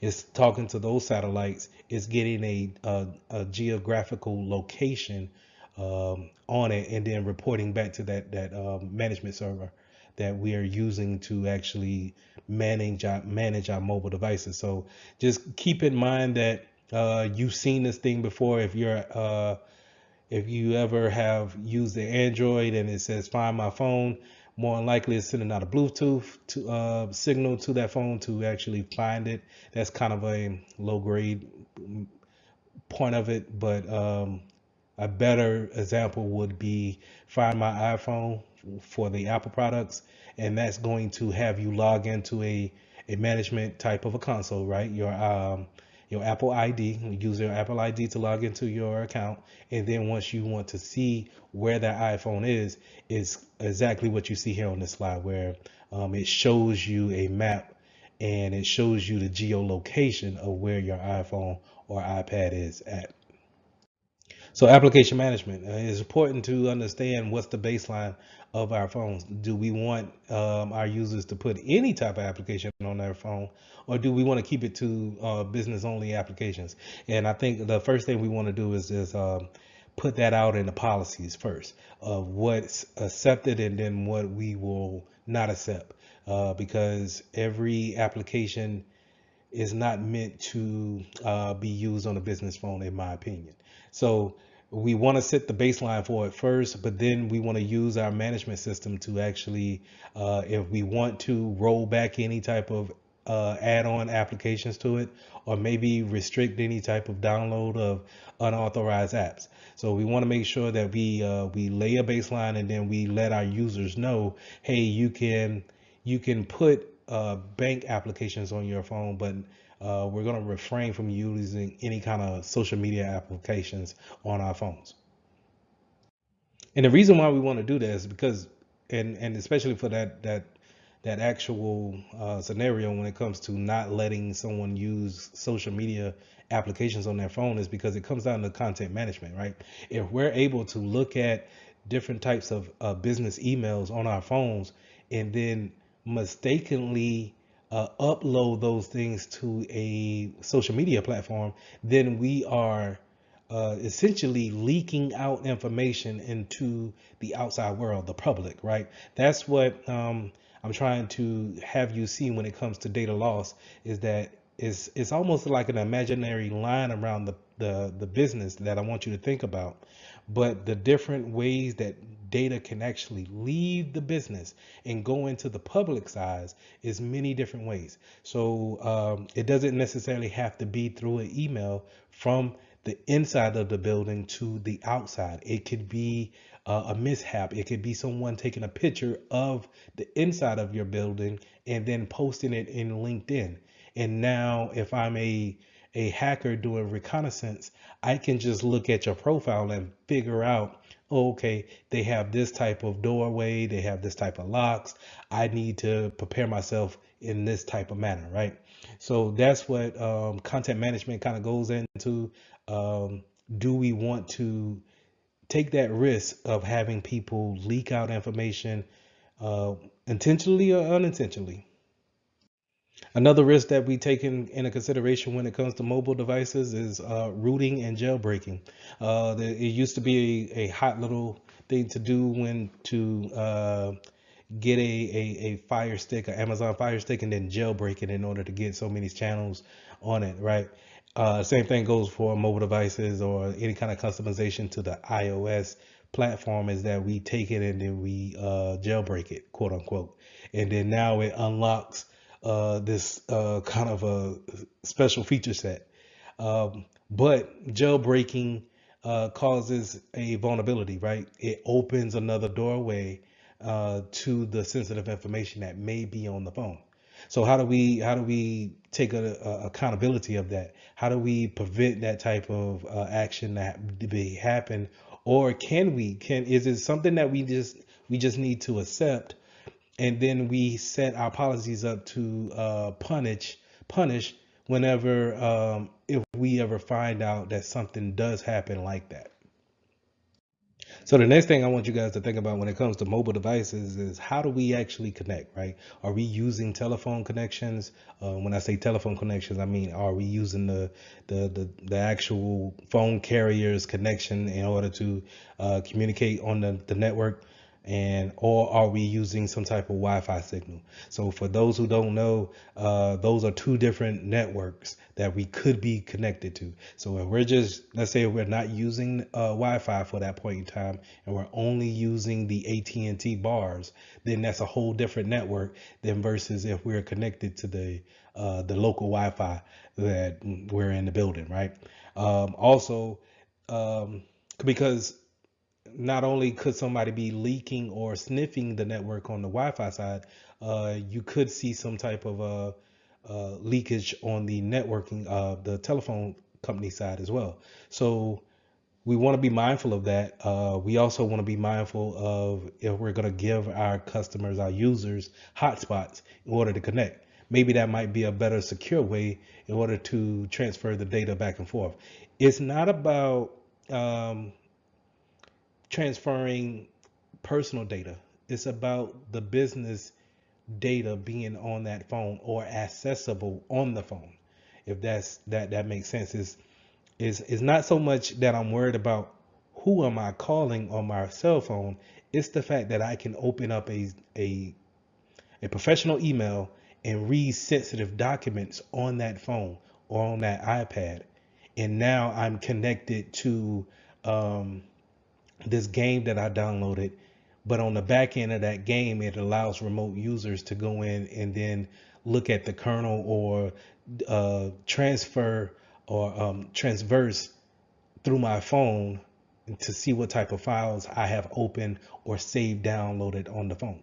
Right. So that's the thing that I want you guys to really get when it comes to the importance of why even worry about mobile devices. Okay, so to go and finish this slide up, we're talking about connecting either Wi-Fi or cellular services, but also do you want to give hotspots? Do we want to make sure that we put in another mobile device to create a network in order to have more control of what our users connect to? Because a lot of times our users go and they're not really looking for a secure way of connecting. They just want to connect because they have a certain job that they need to do in a certain amount of time, and maybe connecting to the local Starbucks is the closest and fastest thing that they can do. So we want to make sure that we take all those things into consideration when we have users that's on the go. So another way we could connect is through Bluetooth. And while Bluetooth will not give you the Wi-Fi connection type of network, but it can send information from one device to the next, right? And so we seen a lot of this when in the earlier days where we had PDAs and we could connect from one PDA to the next, and they can send traffic or let's say contacts back and forth. And you don't really see it nowadays that often because we kind of send it through the data plan or the actual network. But back in the day, you would just get close to the actual mobile device, and then it will actually jump over. We see a lot of that now with the NFC near field communication feature with tap to pay, or you go up to the register and then you put your phone to the register keypad and it pays for whatever item that you want to pay for. But nevertheless, Bluetooth connections can be vulnerabilities as well, right? Being able to know that it's on and it's listening. It's listening for whatever communication signal out there that wants to talk to it. And then in certain cases where you don't need a pin to actually connect, that device can actually connect to it and then start communicating back and forth. We see a lot of that with headphones. Headphones, they will turn on the Bluetooth and then it's waiting for any person to connect to it, and it will connect to it and then start communicating back and forth. Whereas in your laptop automatically probably has Bluetooth on and it's waiting for someone to put in a pin in order to pair it. Same thing goes for your car. But we want to make sure that our customers, our clients, they are aware that Bluetooth can bring some risk, and for the most part, we want to make sure that Bluetooth is turned off if not needed, right? So we want to make sure that we want to stay away from things like bluejacking or blue snarfing, where people can send unsolicited information to your phone or tablets, or take things from it in the case of blue snarfing.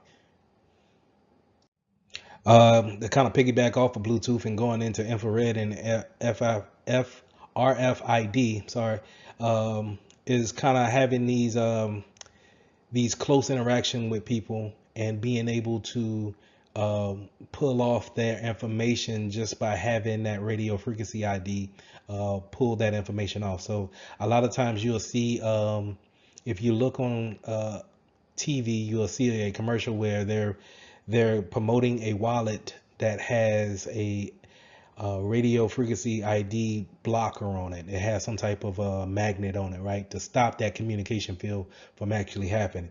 And what would happen in the attack is that if they show on TV, they will show somebody sitting on the same bench as you in a park, and while they're not doing anything towards you, they're close enough now to where their phone or whatever device they have can pull the information from your wallet.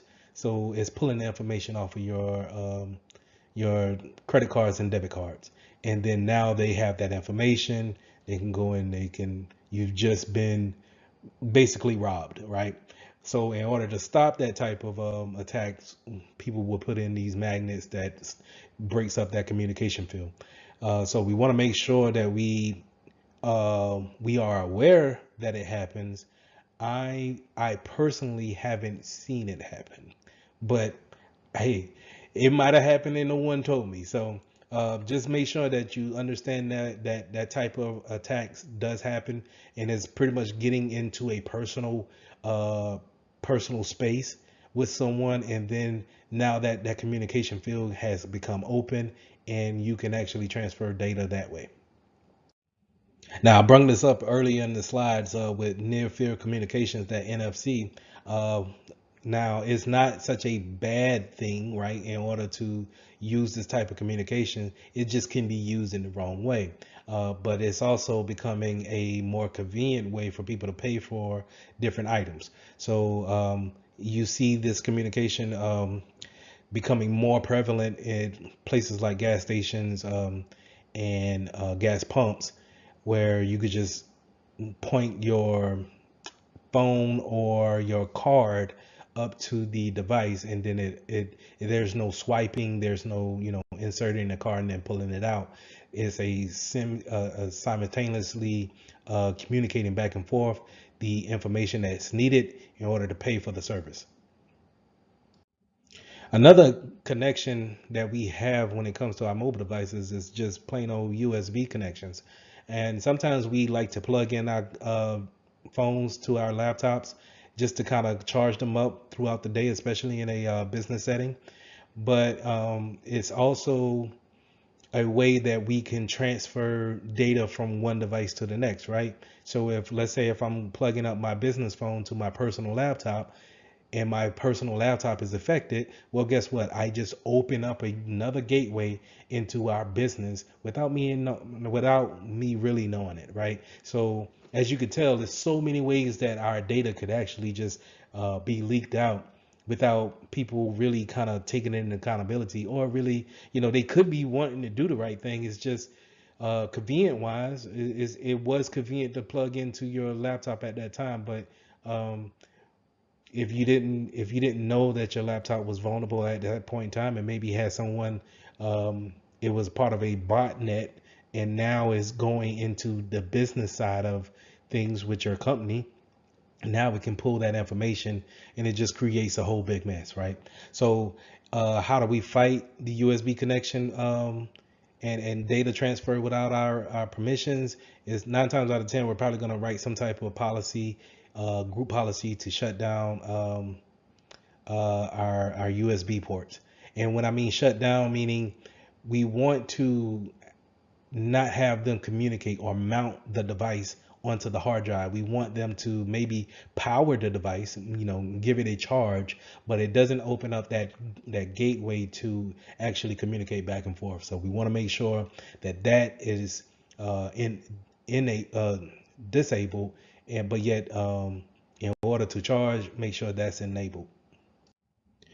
We also want to be aware of SMS type of notifications. So any kind of text that's coming in or any kind of notification that's pushed to our phones, make sure your users are aware of what type of notification that may come from your business, and then what may be spam or some type of phishing type of campaign that comes in from a text form, right?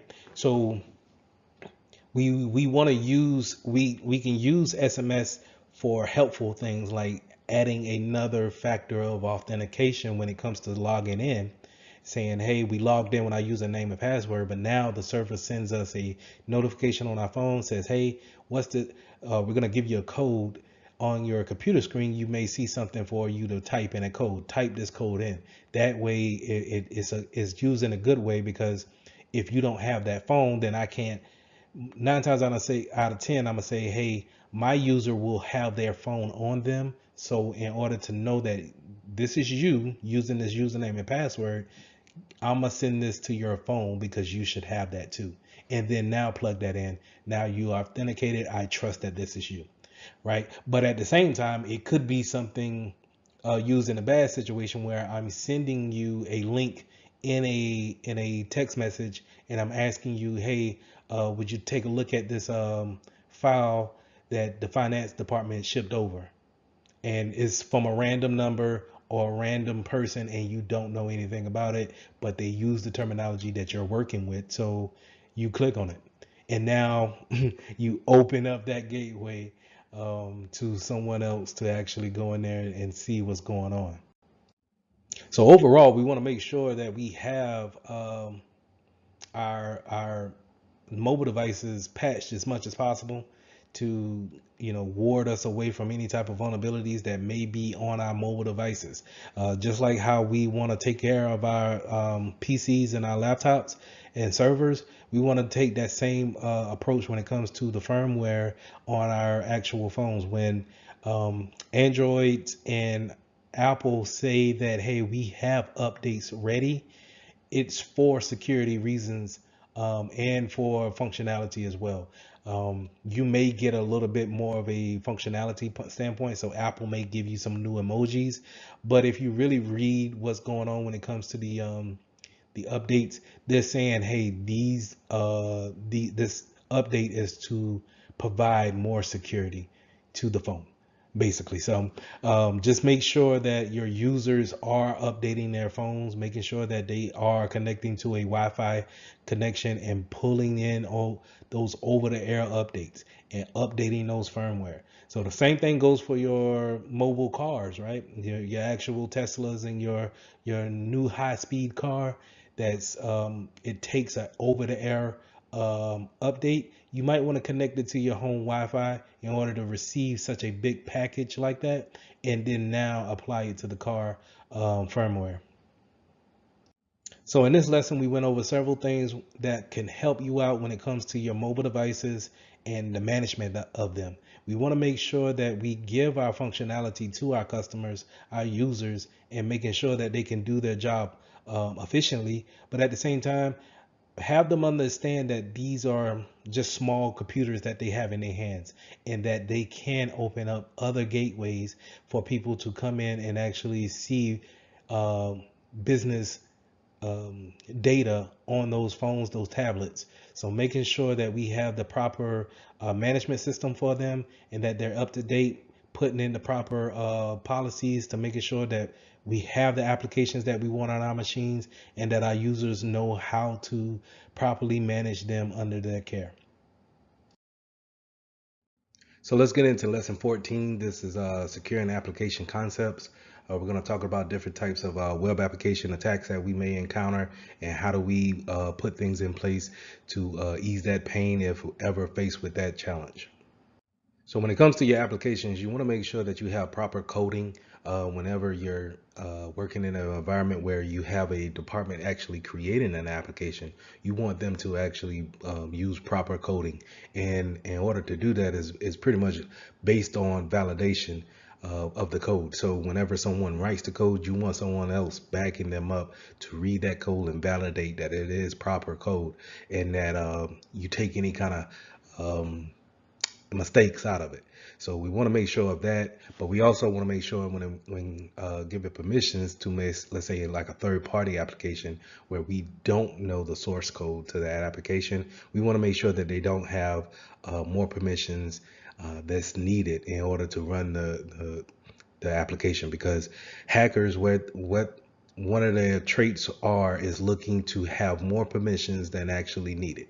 And so if I have more permissions, then I can manipulate and have the application do what I want it to do because I have the permission to do so. Now, when we're talking about developing an application in-house, we're talking about building code. And like I said before, we want that input validation. We want to make sure that code is actually validated by someone else who did not write the code. This way we could prevent things like buffer overflow, where we have we want a set number of characters to only go in to our, let's say, field, our username field, right? To give the example that you see here on the screen is that you have a set number, but let's say the hacker says, hey, I'm going to put some extra characters in there to see if it sends a error code to the database and therefore spills out the information that I would like to see in a memory bank somewhere. So this is how you get kind of like a memory leak, where it leaks out information because the server doesn't know how to deal with the extra characters that's put in. So we need a buffer there to actually say, hey, this is the capacity, this is the limit of what you can actually put in. So if let's say for most usernames, it's between 8 to 12 characters. And let's say let's say there's no buffer and I put in a whole script of code into that username box. Well, it may send an error there because remember, servers are there to actually try to figure things out and understand what you're trying to do. It's listening for a command and then trying to give you the results. And so hopefully if I put all of that script into that username box, it may kick back some information that I wanted, such as give me all the usernames and account numbers that's in your database. Okay. And we want to look out for DLL injections as well. This is where it's kind of like when I was just explaining with the buffer overflow, that server is looking to give you some type of answer because you requested something from it. And that's the way we need to look at servers. Servers are there to actually serve you in some type of way. They're trying to give you some type of service. Well, a DLL is some extra functionality to that application that's trying to give you some extra function that makes your life easier when it comes to using the application.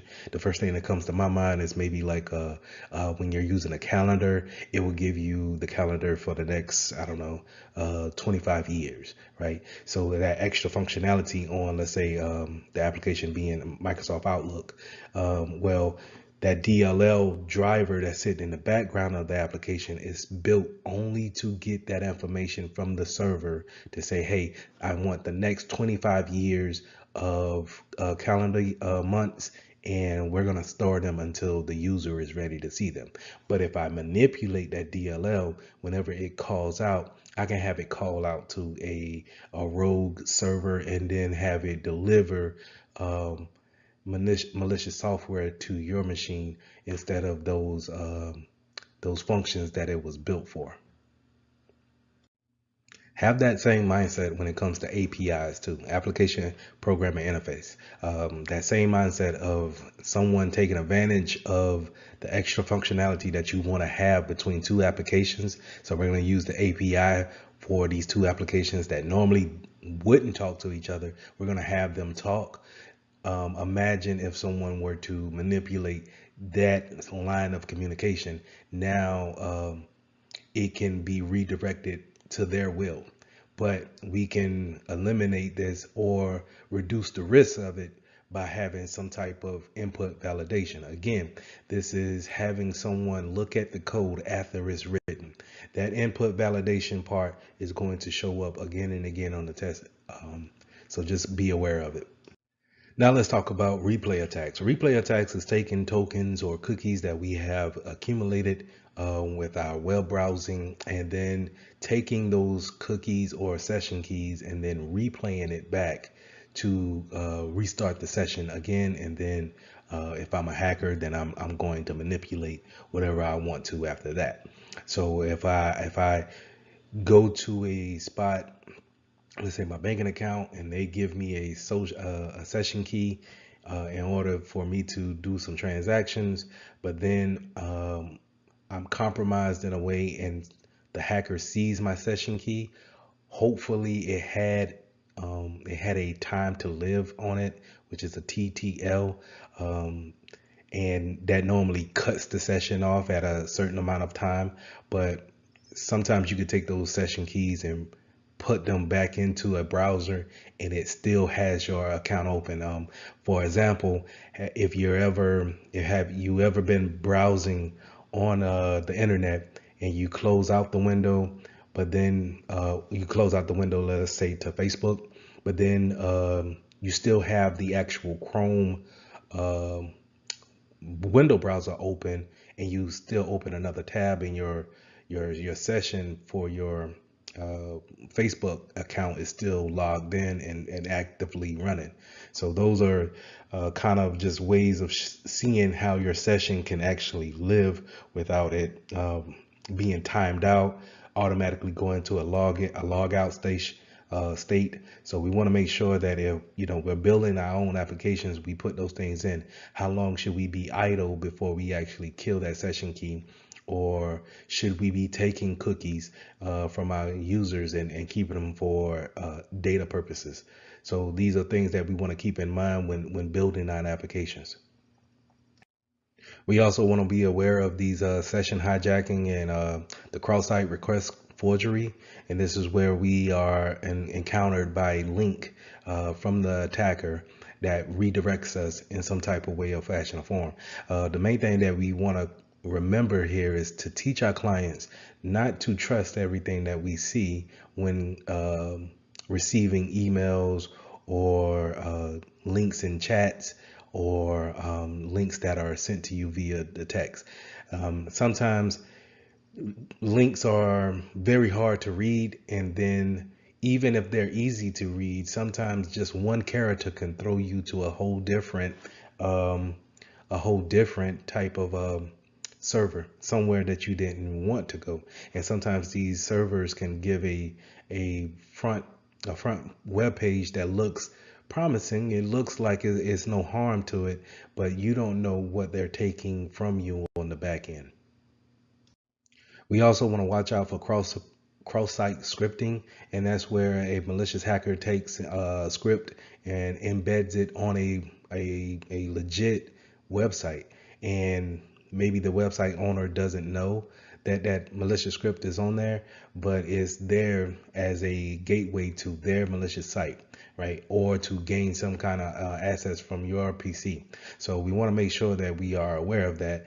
As security professionals, I put here on the second bullet, you can see that csi.forcepoint.com, we can go there and actually plug in the website that we are weary of, or just to check to see if there are any type of malicious links on there, and then we can warn our clients or whoever, hey, we might want to avoid that website until the owner fixes those issues that's on their site.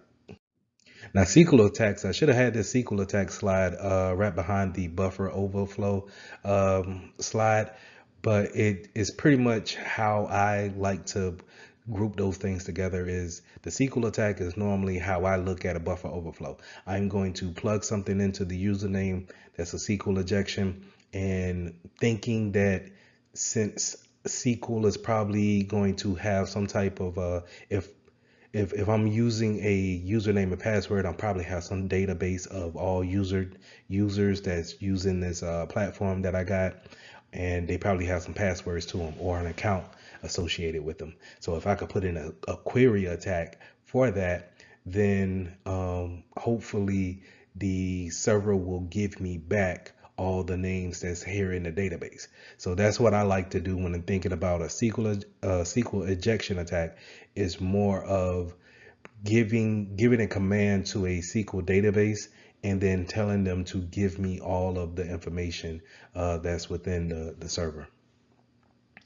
Along with SQL injections, we also have XML and LDAP injections.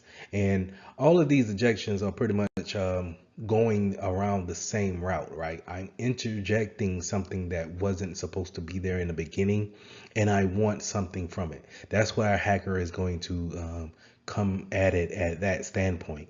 And again, it all goes back down to input validation, making sure that we avoid things like this, because we can avoid it in the beginning of building it.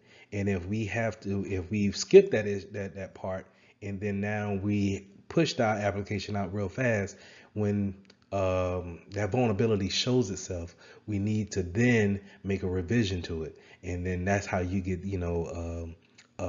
application upgrade, that 2.0, because we needed to fix this issue, this XML issue that we had.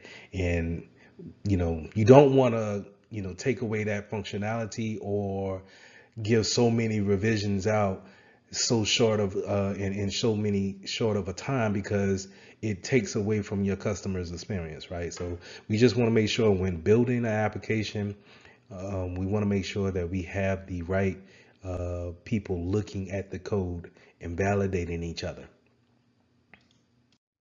Now, as a security professional, it's always good to give guidance when it comes to building an application in a corporate environment. So we want to take our people who are using code to build our applications. We want to make sure that they use the OAuth's website in order to see best practices on when writing code, or what's the top 10 vulnerabilities that we face when it comes to web applications. So this is a good way we can point them in the right direction, so we can build our applications right the first time, and hopefully just make small revisions and not necessarily really big ones on a regular basis.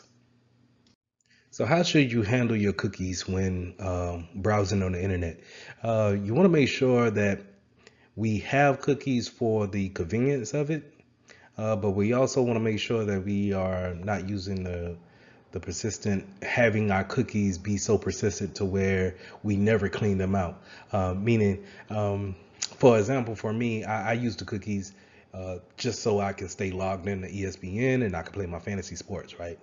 And I don't like to log into ESPN just to get to that profile to play my fantasy sports. So I keep the cookies there to keep that session going.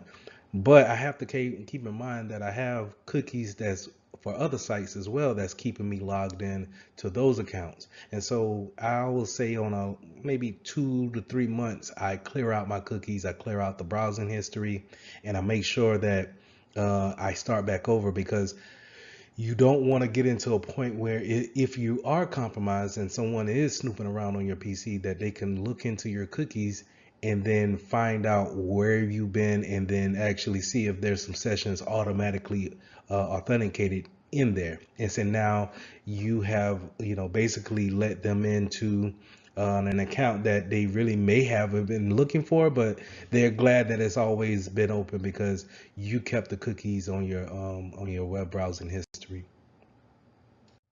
So I talked a lot about, in-house applications. If we're building it, then we're going to use input validation to actually look at the code, have someone else look at the code, maybe even have someone else look at the code. But let's say if we're using third-party applications. Let's say if we bought the application and now we're going to put it in-house. The main thing that we want to make sure in that situation is that we make sure that they don't have any vulnerabilities that's out there. And make sure if they do, that we have the patches ready to go for that application. We may need to put it in a test environment, see how it works, see if it still works with everything else that's in our environment, and then push it out to the mass.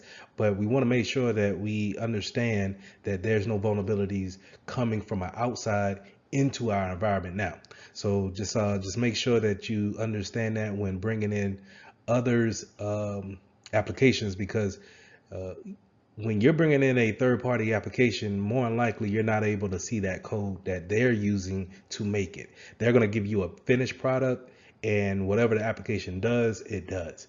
And you're not able to go in and see the source code and actually change it to customize it to your ability. Not all of them do that, but majority of them that you would come in kind of with are going to have some type of block on it. So just make sure that they don't have any type of known vulnerabilities that we know that you know of, and then if they do, making sure that you have the patches ready to roll out.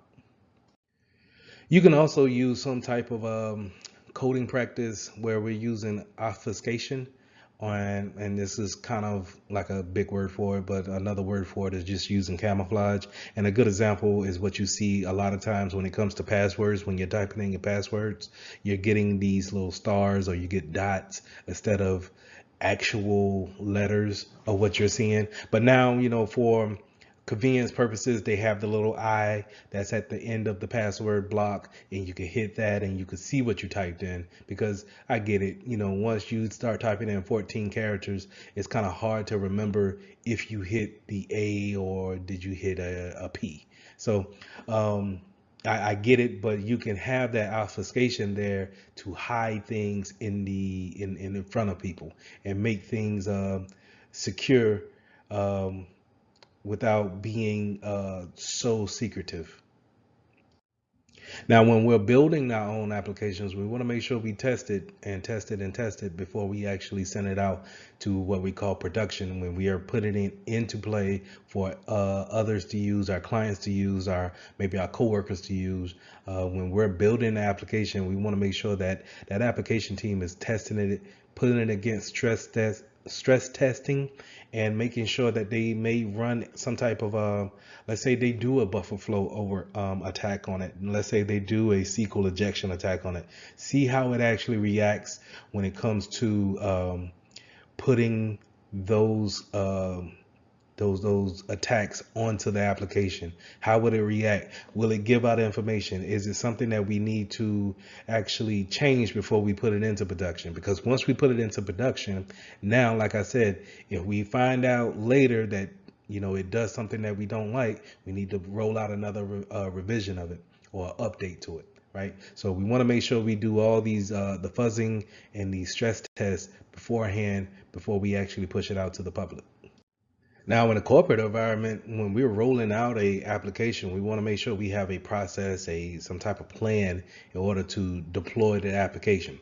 But at the same time, we want to make sure that we have a process of removing whatever application is coming in to replace. If it's coming in to replace something, we want to have a process of removing applications that we're not using anymore. And we all know why, because if we're going to say, hey, we got the new latest and greatest of what we need, we don't need the old. And if we're just going to keep the old on the PC, now we're just leaving something to be a risk factor later on. It could be manipulated by someone else because we're not using it. So it's best for us to just take it off the PC and dispose of it that way. But we also, going back to deploying the new application, we need to understand that we need a rollback plan just in case something happens or the rollout didn't go as planned, or someone turned off their PC that night and now they couldn't receive the application over the internet. So we need to have this a plan in place to actually push the application, take away the old application, and then have some type of review of what we can do when it comes to how do we do it better. Now, when it comes to the version control, we also want to make sure for the third parties, for third-party applications that we bring into the company, we want to make sure that we're probably one version behind the bleeding edge of what they're putting out. To give an example, is that if I'm Microsoft and I want Microsoft Office, and Microsoft Office is on version 16. As a business, I want to be on version 14 at least, because, or version 15. The reason why I want to be on version 15 at least is because I'm not willing to see if there's any issues with 16, and I know 15 has already had a limit, so to say, right, of vulnerabilities and things that they have made. So I'm going to stay with 15, make sure it is patched up as much as possible, and then have 16 in a test bubble. So whenever they move to 17, I can then roll out version 16. Now let's talk about software diversity. Now this is having some type of obfuscation when it comes to the different types of software that you have in your environment. You don't want to make everything so Microsoft driven or Cisco driven. We don't want to be a Apple shop all together. Like, we want to have bits and pieces of it. The reason why is because when you are just one shop, let's say if everybody's a Cisco is on Cisco devices, and then Cisco comes out, the company comes out and says, hey, all of our devices are vulnerable to remote coding and remote coding vulnerability, and it's a very critical vulnerability, and for right now we don't have an answer for it. Now everybody in the shop is pretty much vulnerable to this attack. In turn, it brings a big risk to you having to stop operations because you are vulnerable to this vulnerability. The one that comes to mind when it comes to an example is SolarWinds. SolarWinds just had a big vulnerability to where it pretty much crippled the applications across the board. Well, you had a lot of companies that would get that whole stack, because not only SolarWinds will offer some type of network appliance or device, they would also offer a application for help desk, or they may offer some other application for logging and SIM activities. So across the board, across that whole stack of applications, now you can't really do anything because all of this, all of the applications associated with them are vulnerable. So we want to make sure that we have a good diversity of vendors in our environment. We want to make sure that we're not all using the same products, but they work well together. We want that. We want things that work well together, but not necessarily made by the same company. And that gives a good diversity and a good security measure when coming into the when a hacker comes into your network. To give an example of that is that if a hacker comes into the network and they're very good at PCs, but then they jump the network and now they're on a Mac PC or a MacBook, I'm sorry, and they don't really learn Linux like that. So now it creates a defense in depth again by having something that someone is maybe not be familiar with. All right, just by having that diversity. So the key points to review when it comes to application building, remember the most important thing that I want you to take away from this lesson is input validation.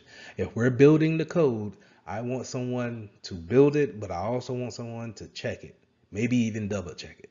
All right. Now we went over different types of attacks that could happen when it comes to coding, and we also went over some type of remediations that we could put in place when it comes to the attacks that go against our different applications. So lesson 15, let's go over implementing secure cloud solutions. We're going to go over the different types of deployments. We're going to go over different types of services that you can get in the cloud. And then we're going to go over how we should carry ourselves when putting things into the cloud, and how do we scan for different things when they're going back and forth from our local environment to the cloud environment. So there are 3 cloud deployment models, and we're going to go with public, private, and then hybrid. And with the public means that anybody can use it, whether you're a business or you're a private entity, or you're just a community service group. Anyone can use this public deployment model when it comes to the cloud. The one that comes to mind is AWS or Google, um, like Google Drive, or you want to think of a Microsoft account. Those are public domains when it comes to the cloud. Now you have private, where it's just like that's your own section of the cloud. So no one else is going to be able to be on the same server that you're on. No one will, if you're not, you pretty much bought out that section of the cloud for your own personal or business use. Then you have community. Now, community or some type of hybrid, not hy- I'm sorry, some type of community means that we're doing the same thing. We're in the same industry. So I like to think of it in a medical sense. Where you may have a big hospital that needs to put information into the cloud, but you also may have a small dentist office that want to put things in the cloud. Since we're in the same medical field and we deal with the same type of data, um, 9 times out of 10, we're probably can get together and get into a cloud deployment in that community section. So now let's talk about the cloud services models that you're normally going to see when it comes to buying some type of service off a cloud provider. You're going to see infrastructure as a service, IaaS, software as a service, SaaS, or platform as a service, PaaS. And we also are kind of getting into the anything as a service, that's XaaS. And let's start off with infrastructure as a service. Infrastructure as a service is pretty much they give you the bare bones of a cloud environment. So they're gonna give you maybe an operating system, and you're gonna have to build everything from there on out. So they may not even give you the operating system. They may just give you storage and a interface in order to connect to it, to the cloud platform. And now you have to go up there and set up your networking. You need to set up what type of servers that you want to use, install the servers, configure the servers. You're building everything from scratch. So I want you to think about, whenever you see infrastructure, it is the most work that needs to be done in order to get a finished product. You're talking about someone who can go to the grocery store and buy raw materials and make things from scratch. All right, not just buying something that's already pre-made and then warming it up. That's more in these other models that we're going to get to. So infrastructure as a service is bare bones. You're building everything from the the from the ground up. That's the easiest way I can put it. So software as a service is, well, let's skip software as a service and let's go to platform as a service, and then we'll go to software. So platform as a service is, you already have a pre-configured OS, and it's going to be sitting there waiting for any type of configurations or special applications to go on there, and now you build it from that standpoint. But like I said, infrastructure, they won't even give you the OS. They'll just give you basically a box. All right, if you want to think about it like that, a empty server, and they say, here you go, and it just have the bare bone minimums. But the platform, at least it will give you a baseline, some type of OS that you want to build upon, and it has that infrastructure already configured in it. So you'll have the networking, the CPUs, the memory. You'll have all those things allocated, and you'll have a OS to work upon building your application, or building however you want to build your database on top of that. Now, software as a service, they're going to only offer you the application pretty much, and these are ready to go, and you have less work to actually configure. Um, it's going to be pretty much, these are the layouts. You don't really get too much of a configuration or customization to your company. So a good way of thinking about this is things that we already use on a everyday basis. So if you have an email account with Yahoo, Gmail, or Hotmail or whatever, those are software as a services. They're already pre-configured for you, and you just pretty much log in and you use them. Another one will be any type of Dropbox, Google Drive. These are software as a service type platforms where you log in and now you can change like who can see whatever, but you can't see no code. You can't take the application off and see what's running the application behind the scenes. So you can't see that OS behind the scenes that's running the OS. I mean the application. You could just see the service that you're seeing, right? And those are um, the most ready to go out of the box. We can use it within a matter of days of configurations, where platform as a service and infrastructure as a service may take, um, to weeks to months before they're actually ready to be put into production.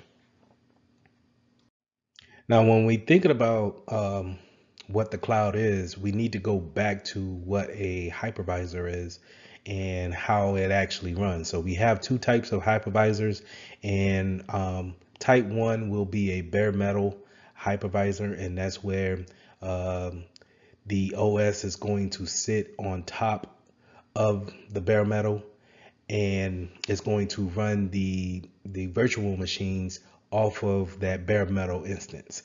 Okay, that will be the picture off to the lower right hand corner, and that's where you're going to see different types of VMs coming off of the hypervisor software that's there.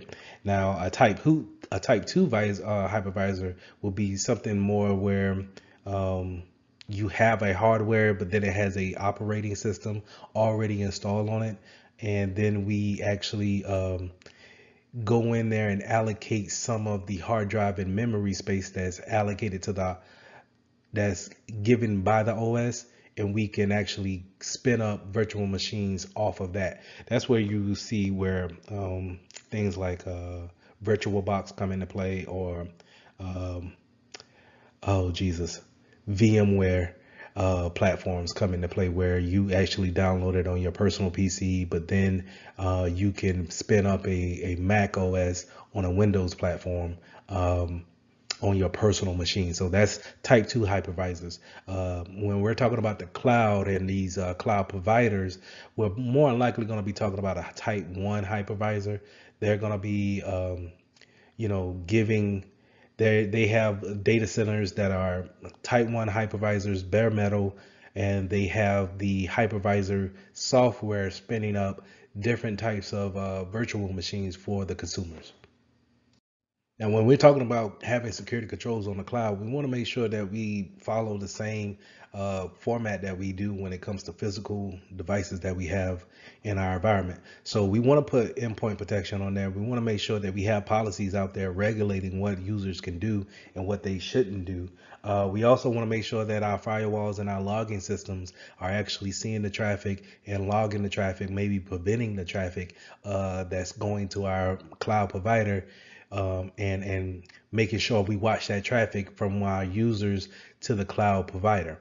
So making sure we have all these things in place will keep our data secure, but at the same time keep our internal networks secure as well, because not only is the cloud out there for anyone to get onto. Remember, we can have a public instance to where we are sharing the cloud instance with a lot of folks. So say if one cloud provider gets compromised, but yet you're sending data that way, if they're compromised, then your data that you put onto that server, their cloud instance, could be potentially vulnerable as well. So just keep those things in mind, making sure that we keep all our policies and our endpoint protections up to date, and making sure that we watch that traffic going back and forth. We want to make sure that we are aware about how much power we want to pull from the cloud environment. So the reason why the cloud is so popular is because of its elasticity, resiliency, being able to expand, contract at a very short time. given the fact from which we came from of buying RAM or buying storage and then waiting for delivery dates, we can have changes to our environment in a matter of minutes. So you want to be aware of the type of CPU and RAM storage that you get on your cloud instance. You want to make sure that you have something that's uh, allocated within your budget. Let's say that you don't want to overkill something that doesn't. You don't need that much power. You don't need that much storage. So just make sure that you have something that works into your favor, and you don't have to really worry about having too much or too little worth of power. Now, with that power comes availability too. A wonderful thing about the cloud is that it seems to never be down, right? And a lot of these cloud providers, they have databases scattered throughout the globe, and they're all connected to where if one were to have a maintenance day or even a natural disaster, then they can easily route traffic to another point. And you as a consumer really never see it go down or is not available. So having that uptime, having that availability standpoint is such a real attractive point to businesses, because where if we're having all our data in one spot here in let's say Tennessee, and then a hurricane comes and makes it to Tennessee, one makes it to Tennessee and then destroys that data center, um, then now we have to pretty much suspend business until we get that data center back up and running, and that could take months to years, right? So having a cloud instance back that data up or make that data available at any given time is something that we want to look into, and making sure that we have the proper cloud provider in place in order to make our data available. Now, when you're talking about the network section of the cloud, we want to make sure that we focus more on private networking and separations of the networks. We making sure that we do a logical aspect when thinking about how we actually divvying out our IP addresses when it comes to the cloud, making sure that we're not just lumping everybody into the same mixture. We want to do it like we do a physical building. The marketing department has a set number of addresses, and the legal team has a set number of addresses, IP addresses. So we want to do the same thing when it comes to our cloud environment, separate these IPs out. And we also, if we can do NAT gateways and as well as putting VPNs out there, let's take advantage of those things, because, like I said, the cloud is not necessarily such a new type of technology. Is more popularized nowadays, but it's the same concept of what we've been doing in physical locations. It's just now we're using the internet to have our data pushed to a data center that may be outside of our state or country, for that matter.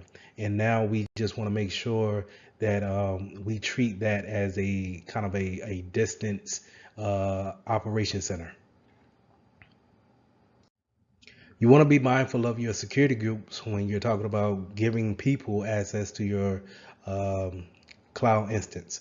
So we want to make sure that if we're building any type of identity or usernames or any type of users in the cloud, we want to make sure that we follow our best practices and give them only the enough permissions to do the job, and making sure that we follow the directions of, if someone leaves, then we take away permissions from our cloud instances as well, because we don't want to just think about our Active Directory software that's physically in the building. We also want to make sure that the username and password that they use to log on to the cloud instance is also disabled whenever they leave the company. And sometimes it can be lost within the whole concept of working, But we need to, as security professionals, be aware of that and have that in our plans and steps to make sure that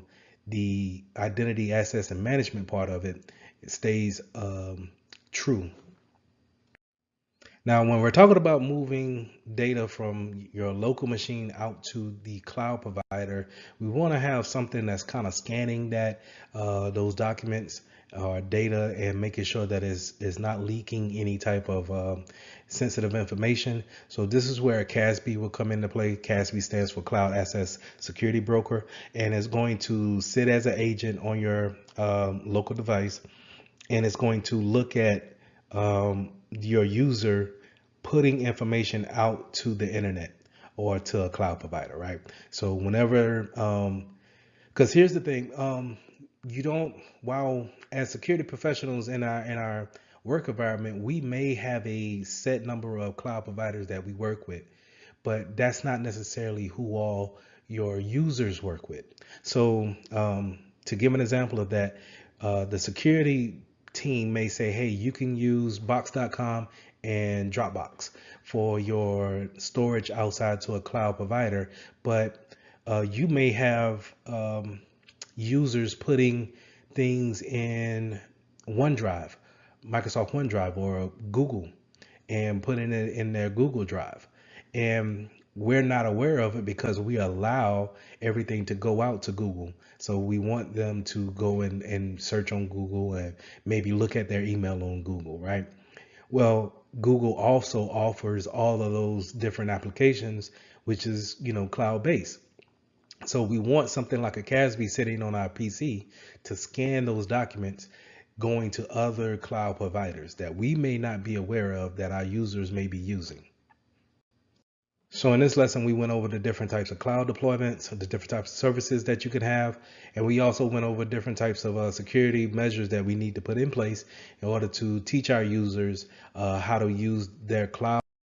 So lesson 8, we're going to talk about identity and identity and account management controls. What things are we putting in place in order to administer the type of usernames, identities that we're giving our objects, and then how do we actually manage the accounts once they're set up and running.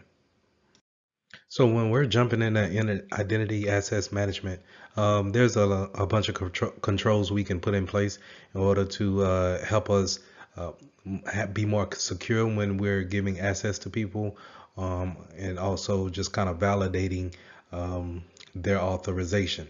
So we can use certain things like certificates and smart cards. A lot of certificates you'll see uses when it comes to public key cryptography. We can also use tokens, and tokens will give us this type of validation that this person is who we say they are, because we may have given them a username and password, but we also gave them a token to, we assigned them a token to actually validate the username and password. So we can use those things. We can also use identity providers such as Federated Identity Management, where if I log into one web page, then automatically another web page may accept me because of our by me knowing a mutual party. So a lot of times what you want to think about is when you can go to a certain website and they say, hey, if you have a Google account, then log in with your Google account. You won't have to set one up. We'll automatically trust the fact that you have a Google account in order to create this account with us. And from here on out, whenever you create that account, you can use your Google account or Gmail account to actually log into that website. So when bringing on a new individuals, you need to make sure that you have an onboarding process as well as an offboarding process. Onboarding meaning we have a checklist, or we make sure that we have everything in process, that once you come through our doors, we know exactly what information to give you and what not to give you. More importantly, we know how to create your account. We know how to give you permissions to where you can print to certain printers, be able to share files within your first day, and you're not sharing out of your scope of the things that you need to do in your work day. So we want to make sure that HR has the proper person policies, making sure IT has their proper policies as well, and that everyone that we bring on, that it's a almost a cookie cutter type deal to where everyone has the same process. Also, we want to make sure that we do the opposite whenever we let someone go, someone gets fired or quits, or God forbid passes on. We want to make sure that we have a offboarding process as well, making sure that we take away permissions, we take away cell phones, any kind of tablets that they may have, laptops, tokens, anything that we have given them. We need to make sure we get that stuff back. And we also want to make sure that there's a policy for that, as well as a checklist for that, making sure that, hey, once so John is terminated from this job, the proper personnel is aware, not only just the security to make sure that they are escorted off the premises, but to make sure that the proper personnel is in IT knows that this person is gone, so we can disable his account or her account. We also want to make sure that in the onboarding process, or in the interview process, that we might want them to sign an NDA. Maybe the job that we're bringing them on for, we need to tell them trade secrets or important information that makes us unique in our field. And so in order to give them that information, maybe we want them to sign a non-disclosure agreement saying that you won't talk to anybody else if you're not selected for this job. So just making sure that we have all these things in plan to take a new personnel, as well as to offload someone. So now that we got our personnel into the office, we need to make sure that we have policies in place for them to follow on a day-to-day basis. We may need to make sure that we have separation of duties in place, making sure that they're not just have to do everything, that we have managers in place in order for them to do certain tasks that should be taken away from them. So to give a good example on that is that if a bank teller has the permissions to print a check, then they should not have the permissions to cash the same check. They should have to go to their manager or floor manager or whoever in order to cash that check. That should be a separation of the duty. Now, we have least privilege, and we want to make sure that we give them only the enough permissions for them to do their job on a day-to-day task.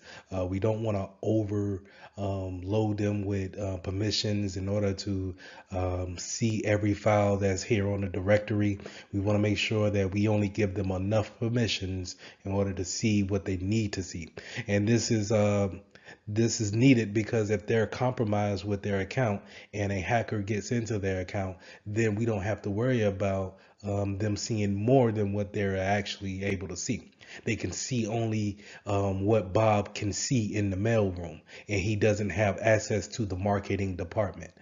So make sure that we have least privilege in entailed on our accounts.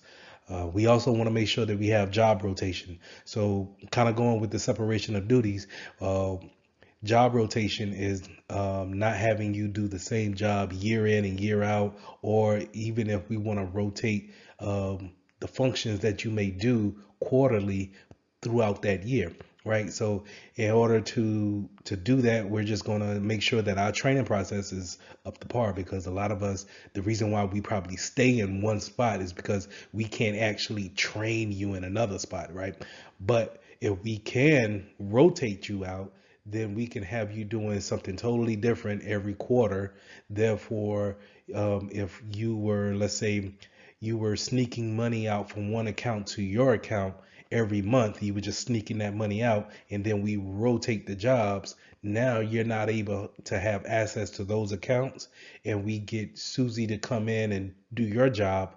Then we can see, oh, okay, wait, we had logs of this money going to Bob's account every month, but now all of a sudden it stopped. So that's why we kind of want to have that job rotation to kind of weed out those processes that we don't have an awareness of.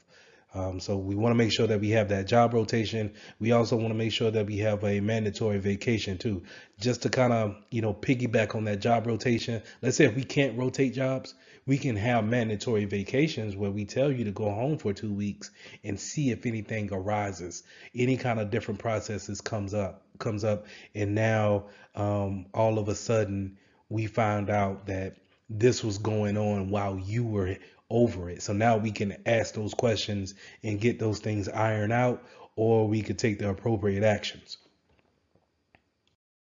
So, like I said, HR needs to have those onboarding processes, but we also, like I said, to have those offboarding processes, making sure that we get everything back. We want to get our laptops back, phones. We give out phones, but make sure we take them back. Make sure we change the phone number.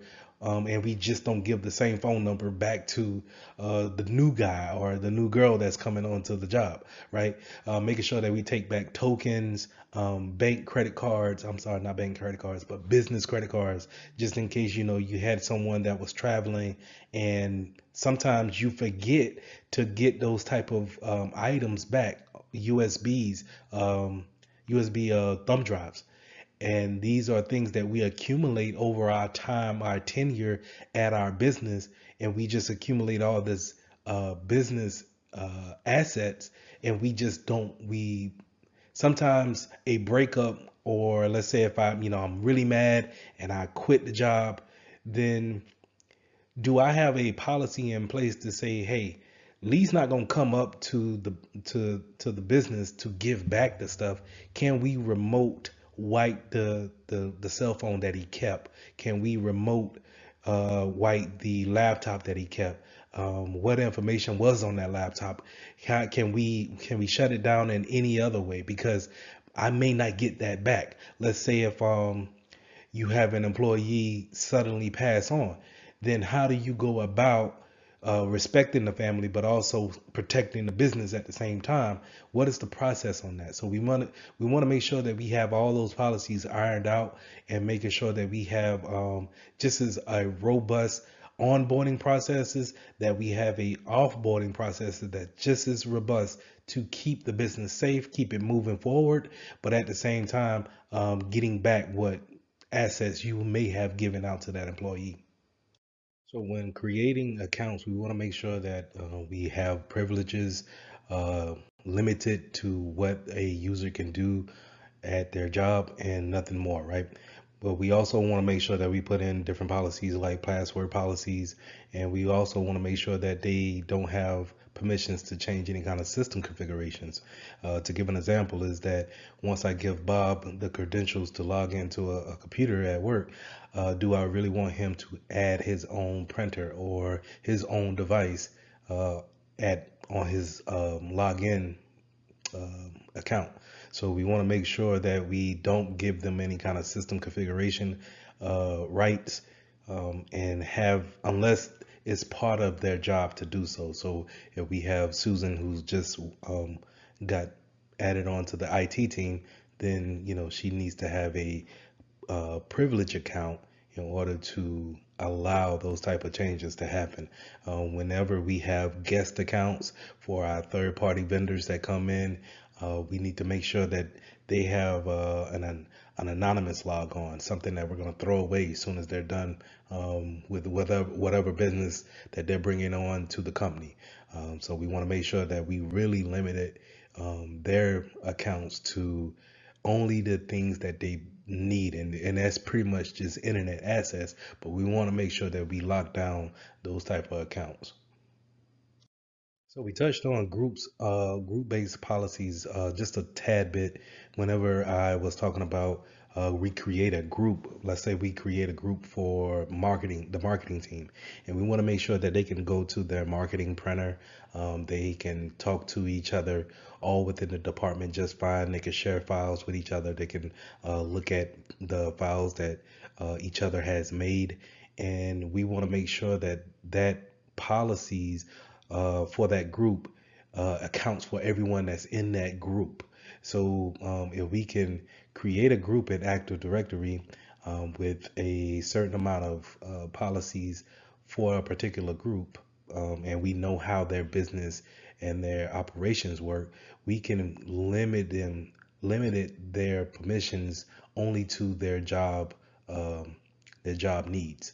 And so whenever we have someone come on to the organization or leave the organization, only thing we have to do is really just take them out of the group and or put them into a group in order to have those permissions or to take those permissions away. Now let's talk about admin accounts, super user accounts, root accounts. These are accounts that are pretty much can make any changes to the network.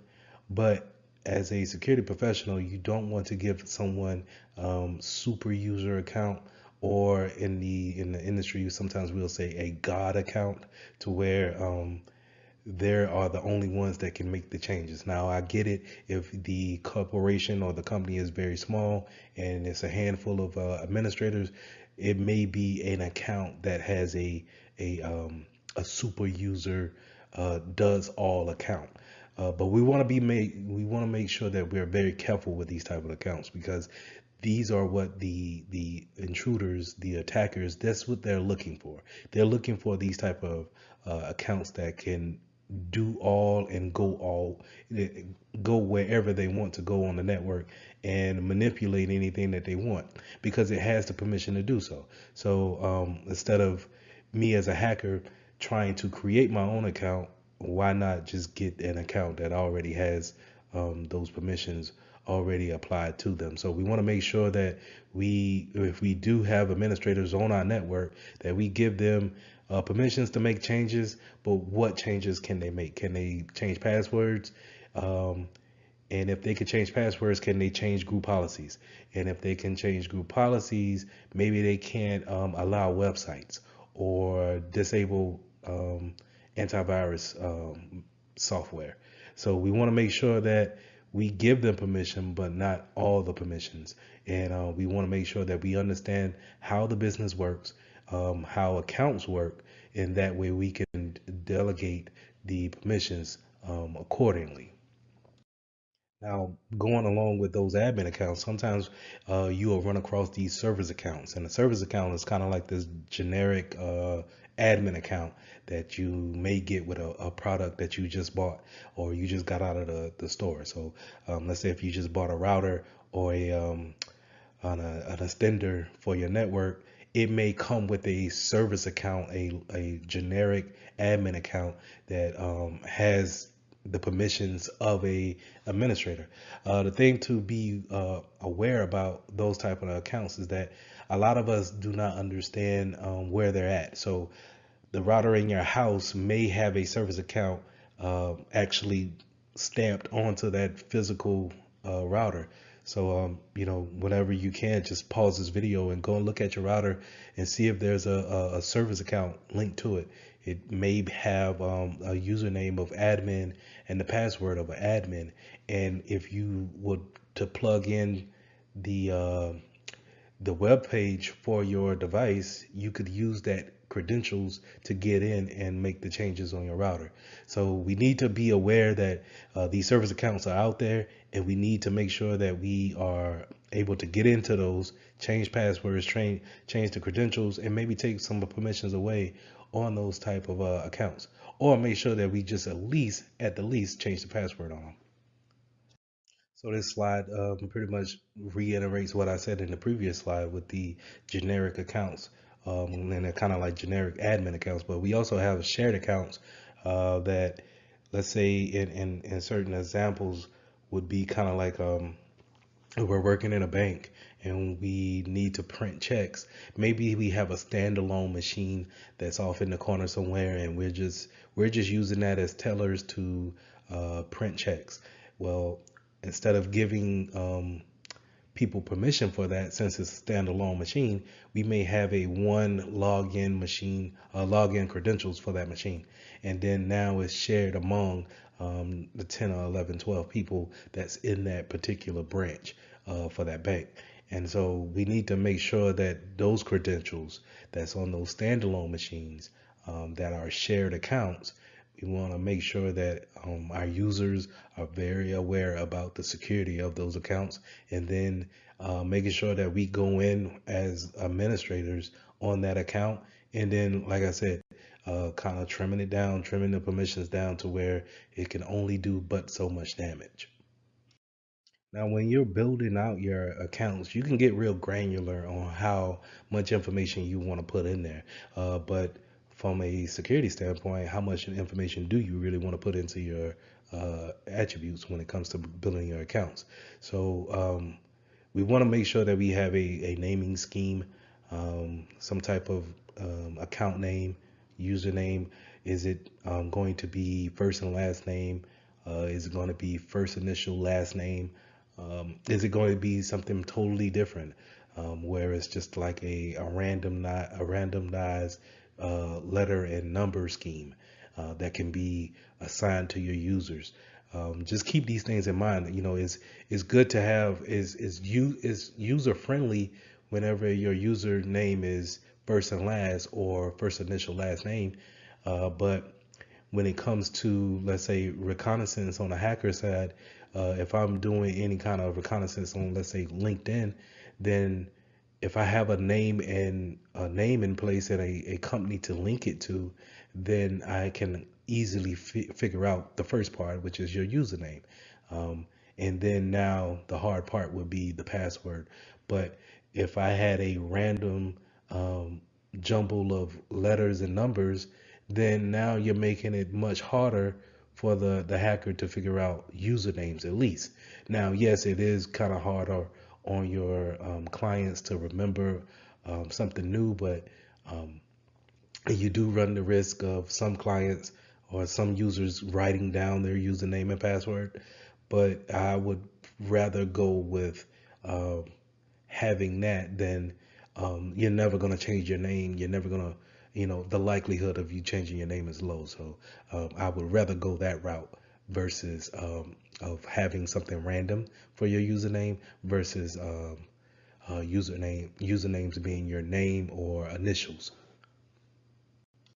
So we talked about the account password policies a little bit, and this is we want to make sure that we have a strong policy in place and we have a rotating policy. And what I mean by rotating policy is meaning that our users change their passwords on a 3-month basis. From what I've seen is pretty much standard. We want to make sure that we have a length character of somewhere between 8 to 14 characters. We want to make sure that it is complex, where we are using a combination of alphabets, numbers, special characters, things of that nature. Remember, whenever we make the character or the password longer, that is harder to brute force. So that's why if you ever wonder why it needs to have all of these contexts into a password, it's because the brute forcing technique takes a lot longer to actually put in, and different characters and different type of symbols when it comes to our passwords. So again, we also want to make sure that we change it every 3 months, or the more you change it, the better. But we also want to make sure that we don't have a reuse on our passwords. I've seen some places where they allow 10 password changes and then they allow you to reuse after the 10th password change. But some places I've also been where you get no reuses, and really it shouldn't be any excuse for reuses. You should be able to take small phrases and encrypt it, not encrypted, that's the wrong word, but cipher different letters and symbols into a small phrase in order to create your new password. I'll show you a video on how I come up with passwords and how you should teach your users how to do the same thing. Also, lastly, we can have password hints or some type of forget password link for our users that's having trouble with their passwords, and we can have security questions set up in order for them to go the next step in order to reset their passwords.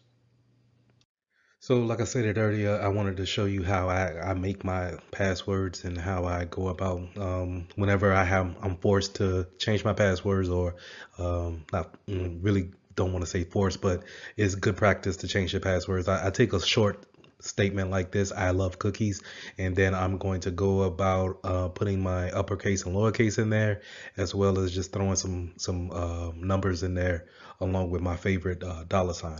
So I replace my circles. I replace my O's with zeros, as well as threes are probably going to represent the E's. If I have any A's in there, that's going to be represented by four. And then I use a symbol. I use let's say a star or underscore. I might use a dollar sign. So I use all of these things just to kind of really start with my phrase, but just change letters out in order to make it more complex.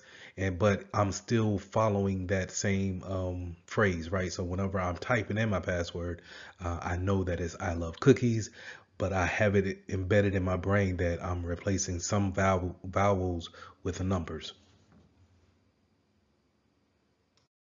Now, along with those account attributes, you can have account restrictions, such as like a geo mapping or some type of network location to where you're having access to your network or not. So the first thing that pops up in my mind is kind of like a VPN.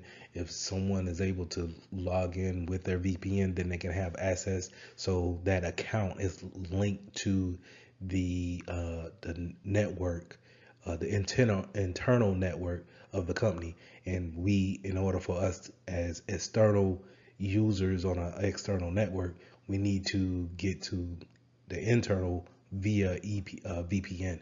And it can be linked in that way when it comes to your account. You can also have a time-based restrictions on your account. So if we want our users to maybe work from 8 to 5 o'clock and maybe give a grace period at 6 o'clock, then we want everything, we could put that restriction in for 7 o'clock until 7 o'clock the next morning, to where we don't allow users to VPN in, or we don't allow users to come into the building, or if you happen to get into the building, you can't log in at that point in time. So these things allow for better security, as far as if there's no reason for us to be working at 2 o'clock in the morning, then we can put the restrictions in. So if we do see any activity at 2 o'clock in the morning, it raises a red flag. We can take the appropriate actions.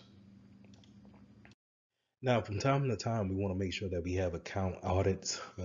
Auditing is just checking behind the processes in place, the configurations that are in place. In this case, the accounts that have been put into place in the groups. What type of permissions did we put out there? Do we have the right permissions for the marketing team? Do we have the right permissions for our financial team? Do we need to take things away? What have we learned?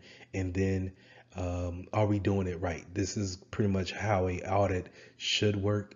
And then it helps us to perform better, because we can always go back and say, hey, you know what? This is not allowing us to be more secure, and it's not allowing the business to move forward. So we can always have these audits to help us out cleaning up what we already have in place. So let's talk about account lockouts and disablement of accounts. So we want to make sure that we have this type of a policy implemented into our organization for several reasons. You want to lock out, of course, someone when they get their account or password wrong, maybe after 5 times. A thing that you may or may not know is that after 30 minutes time waited after your fifth chance and a lockout, then your account is automatically unlocked. There is a configuration in there to where it stays locked, and then the only one that can unlock you is the IT team or whoever is the administrator over the Active Directory. But we want to make sure that we are locking accounts out and that we are disabling accounts that are not needed with the company anymore. We want to make sure that if Bob leaves the network, or I'm sorry, Bob leaves the company, then we disable his account, not necessarily delete his account, but disable his account in order for him to not use that same username and password in order to, maybe go to an external login or network and then get back into the business side of the network, log in with his old account that we never disabled, and then be able to pull or transfer files or what have you. So we want to make sure that we disable. The reason why I said we don't need to delete is because maybe we need to keep some files that he had. Maybe we need to search his account. Maybe it's a necessary duty that we go through his account and make sure that he didn't do anything malicious. So we want to make sure that that account is disabled, but not necessarily deleted. So in further classes, we'll go over how long we should keep certain documentations. So this is another attribute to what you want to do when it comes to disabling an account. So when bringing on individuals, making users onto our network, we can either have them grouped into certain groups and then they have permissions and rights that way, or we can have based off the resources that they're going to be working with, or the ownership is going to determine what type of rights that they have. So when it comes to ownership, resource ownership, then we're going to talk about discretionary access control. That's hey, you work for me, so I'm going to say that you need to have access to these documents, and that's discretionary. On my discretionary, I'm going to give you access or request access. And then you have role based. Role based is more likely what you're going to see into the real world. You're going to be able to be lumped into a group. If you're working in the marketing department, then you will be lumped into the marketing group and get the policies and the permissions that the marketing group will receive. And the same thing goes for finance, HR, different departments that you may have in a 9 to 5 type of organization. So just to kind of go into ACLs. ACL stands for Access Control List, and this is where we pretty much we give people permission based on their role or group or time in the organization. We give them permission on what they can and cannot do when it comes to their username and the resources we have on the network. So maybe you cannot print to the printer that's on floor 15, but yet you can go and see whatever documents that we have in for the contracting group. So when creating different users, we want to make sure that we have different standards for those type of users, and we want to make sure that we don't give them more permissions that they actually need to do their job. A lot of times we can go ahead and just give someone all the assets in the world. Yes, it creates less work for us to actually come back and maybe dumb down those permissions. It creates less work that way, but from a security standpoint, if you're giving them that much access to different things on your network, then you're opening yourself up to a bigger risk of being attacked. But when developing ACLs, we not only just have role-based access controls, we can also have mandatory access controls, which is abbreviated for MAC. A lot of times you'll see this in the government sector. I know a lot of time when I was in the military that we would use labels and clearances to actually show what type of access you have, whether it be private, confidential, um, unclassified, secret, top secret. So you will see these type of things whenever you're studying for the exam. Just think whenever you're seeing labels or clearances, then you're probably talking about a mandatory access control. We also have attribute-based access control, which is a combination of the subject and the object, where you're the actual subject and then the object you're trying to get to will be the printer on the 15th floor. So you can have those type of attributes determine what type of assets you have throughout the company.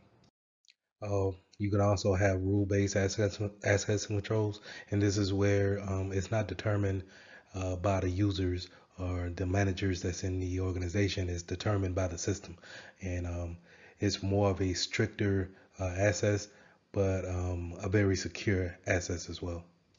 So, and sometimes when authenticating to a certain site, you may have certain sites that trust each other on a federation level, and they say, "Hey, if you log into one, then we automatically trust you to coming in and accessing this account on our side." So a lot of times you'll see kind of like these inner workings together, and that's where you get OAuth and OpenID kind of connecting these accounts together on different sites. You see it when it comes to different websites as well as from a website down to a mobile app. So going back to our onboarding process, whenever we're bringing on new individuals to our network, we want to make sure that we put out different policies that they know the terms on which we allow certain behavior. A lot of times, everyone who's been hired on have probably signed an acceptable use policy, AUP, and that's pretty much laying out the guidelines of what you're allowed to do and what will not be tolerated at this organization. So we want to make sure that our policy strictly outlines everything that we are willing to allow on our network. You also want to make sure that in some cases you want to make sure that you have a rules of behavior when it comes to social media. Are you allowed to take pictures within the organization and then post them on social media? It's not necessarily how much you can post in your actual saying in a statement, but then if you're letting out secret information or confidential information in a post, then we need to have policies against that too. So just make sure that we outline these type of things are what kind of behavior we are willing to accept of our users. We also want to make sure that this is where we outline if they're going to bring in their own phone to use within the organization, or we're going to give them a phone. You know, once they if they're going to bring into the organization their own phone and then put corporate emails on their phone, then technically that information is outside of the care of the organization. So how would they need to monitor that? How would we need to have our users take care of that information that's on their personal phone? So all those things need to be outlined on a policy, and make sure that our users sign those policies upon entry. So what you want to do on I would say a monthly basis, but more of an annual basis, is we want to train our users. We want to make sure that our users understand what we want to have them do within the organization, right? So kind of reiterating that acceptable use policy, we want to make sure we train our users on the different types of security policies that we have, what to do, how to handle data that's leaked out, or maybe before you actually make a mistake and sending out confidential information, what to do when you're faced with that adversity. So we want to make sure that they know what to do, how to react, and then the appropriate things to use or appropriate things to say when it comes to divulging different type of data that's secret to the organization. Now, like I said, this training normally happens yearly, and we often have to sign off on it, saying to a governing body that we have taken the training. But a lot of times you can have those training broken up into different types of methods, right? So not only can we have them go into a certain website and do different scenarios and simulations with a computer-based training, but we also can have phishing campaigns that go out throughout the year, quarterly, or maybe twice a year, if you really want to just kind of test the waters when people are getting into their workflow, making sure that they're going in and doing the things that they need to do on a daily basis. We might want to just throw a phishing campaign out on a quarterly basis, and making sure that they understand what a phishing email looks like, because sometimes when you get into that flow of just working, looking at emails become redundant. So you want to make sure you test your users to see if they're on their toes and see exactly how a good phishing email looks and how to react to it. So the key points to remember when it comes to identity access management is that this is a baseline of when users come onto our network, what do we give them permissions to do? What do we give them permissions to see? And how do we manage that as they go through their tenure here at the business? So just knowing that if you have a good grasp on your users, and when it comes to their accounts and how it's made, and then the properly disposing of them, put you in a great position to not have to worry about their accounts being compromised and then being taken advantage of by an unworthy individual. So lesson 9, let's talk about securing network designs. How are we gonna put things in place in order to make our network more secure and keeping them out of sight of the bad guys. So the one thing that you're going to learn as a security professional is that we always have some type of best practice, and networks is no different. We actually want to follow what works in our industry and seeing what others have done to make their network more secure is something that we could probably use in our environment, right? In whatever sector that we're in. But a lot of times we want to make sure that when we start designing our network, that we actually set things up in a secure manner. We have security in mind. So we want to make sure that we not only think about what type of encryption that we want to use on our networks, but we also want to know about the single points of failure. Is it easy for one router or access point to go down and then now no one can get on that network? Is it easy to break into the passwords, actually get access like that? Is it accessible from outside the building? Can people from the parking lot actually get access to your network and then snoop around and make lateral movements? So all these things you want to make sure in the designing phase and throughout the changes that you make, right? So just because a network is set up and running, we also need to make sure is it is it efficient enough to be secure enough, right? So do we need to make changes throughout its life cycle? And you want to make sure that we design the network in a secure manner, always having security in the forefront of the mind when designing our network. And so when you're designing stuff of your network for whatever, whether it be the house or your home office or whether it's a small business or enterprise, you want to know how data flows in and out of your network. So you want to know if we're in a small business and we're trying to set up a network for a dentist office, we want to make sure what devices do they have on the network, and then what are we doing to send out different data? Are we just checking email? Are we downloading files from a cloud provider?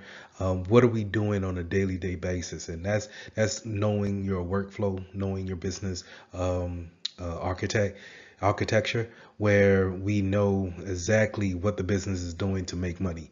And then now, how do we formulate a plan around the network in order to make making money more secure, right? So that's how we want to look at things, and we want to just know every detail about how business is conducted in this whatever venture we're in, and then we want to make those things secure. So if you're not familiar with the OSI model, I want you guys to take it upon yourself to actually Google the OSI model and look at the different layers about how data is transferred from one device to the next. But this picture right here is pretty much showing how data comes into your network. So at the physical layer, that where the telephone cable that goes into your, not the telephone cable, but the RJ45 that goes into your laptop, that Ethernet cable, that goes in, and then it actually communicates with the NIC card that's in there to the network closet that you may be connected to, or the Wi-Fi signal, and you're connected to that access point. And as you see right here on the first layer, you'll see that switch and that access point. That's where data is coming in. So if I send you an email, it's going to show up at that access point and then wait for some type of communications to your device in order to, actually bring it up to the application layer, which is layer 7, in order for you to actually see what's going on. So this diagram here just kind of shows a quick overview of how these layers look. Now, mind you, it's 7 in all, but you just see your main ones here when it comes to networking and how data comes into the network, and this is how it flows out. So it starts at that application layer, and then it goes down. It breaks down into layer 6, 5, 4, 3, 2, 1. Once it gets back to layer 1, and it turns into bits, ones and zeros, and that's how it goes across the network to its destination. Its destination being a router in Atlanta, or just someone that's on the fifth floor while you're on the third. So that's how data is actually transported from station to station. And we also want to look at this kind of this diagram by showing where we want our firewalls to be put at. Sometimes we may want to put our proxy servers in different spots in order to take our data, analyze our data, or maybe even redirect our data when it comes in, kind of like redirecting the traffic or making a detour if we needed to. So this is a good example of that. And like I said, if you're not familiar with the OSI model, please take your time, Google it real quick, and read up on it and watch some videos on it. Network segmentation is one of the best ways we can make our networks more complex, not putting everything on one network, being able to segment the network off into different VLANs and have different devices talk to or be on the same IP wavelength as other devices that they're actually doing the same thing. I think it shows a complexity that you've put thought and effort into your network, but it also it's a hindrance to a individual trying to hack onto your network and then trying to see what's actual valuable on your network. So if we want to separate our marketing department away from our financial department, it serves a lot of a more of a purpose than just lumping everybody in onto one network. Now, this slide talks about network topologies and zones. So when you're into the networking field, you're going to probably be looking at everything from a high level, but also you're able to get into the weeds of your network. So whenever you're looking at a topology, you're probably looking at images on a PowerPoint or some type of diagram, and it looks similar to what you see here on the screen. And so in order to have it logically in your mind of how the building is set up network wise, this is where you get topologies at. And then now if we have everybody that's on the second floor who's within the financing department, then we could say that they're all on the same network, or in this case, let's say they're all on the VLAN 100, and then everybody who's in legal is on VLAN 110. And so we can break them up in a logical format that we can understand it a little bit easier. It's easier on the eyes instead of just looking at a bunch of IP addresses and then trying to understand the nomenclature about how our network is actually situated. So again, you'll see different groups broken up on a piece of paper wise, but it's not necessarily that like that when you get into the building. You have people who may be on a mobile, be a mobile device to where they move from floor to floor. Maybe they don't even work in that building. But we have them on a particular VLAN in order to receive updates or to receive any type of permissions that we want them to have or maybe take away. So just keep that in mind when it comes to topologies. Topologies is going to be that diagram, kind of looking at all the images, and then the zones will be those groupings that that we want to put similar devices together, people who work together in certain departments, we want to put those into those zones.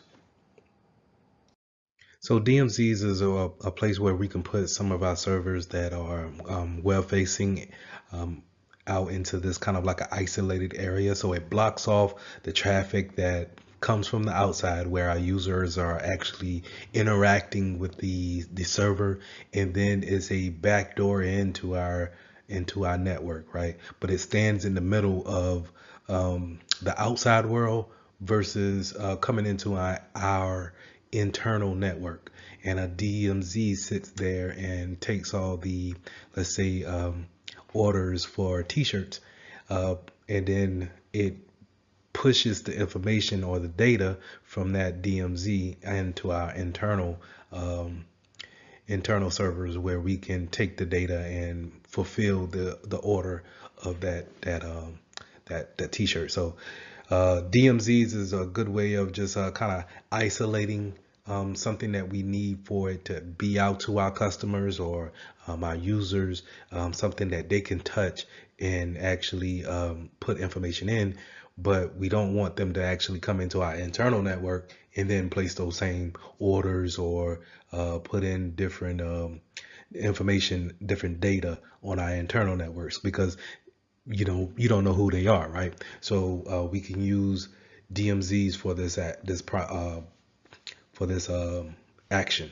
Now we also have something called basting host, and that's kind of the same thing. Or you'll hear some people may use honeypots, something that's out there sitting away from the internal network, but it's accessible for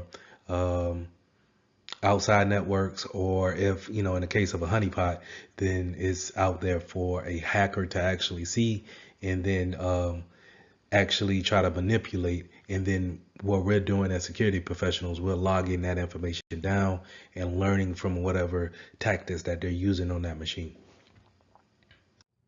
So hopefully we all are familiar with IPv4. That's where you'll do your command prompt. You'll bring up your command prompt. You'll type in ipconfig, and then it'll come back with some information about what kind of IP you got from your router.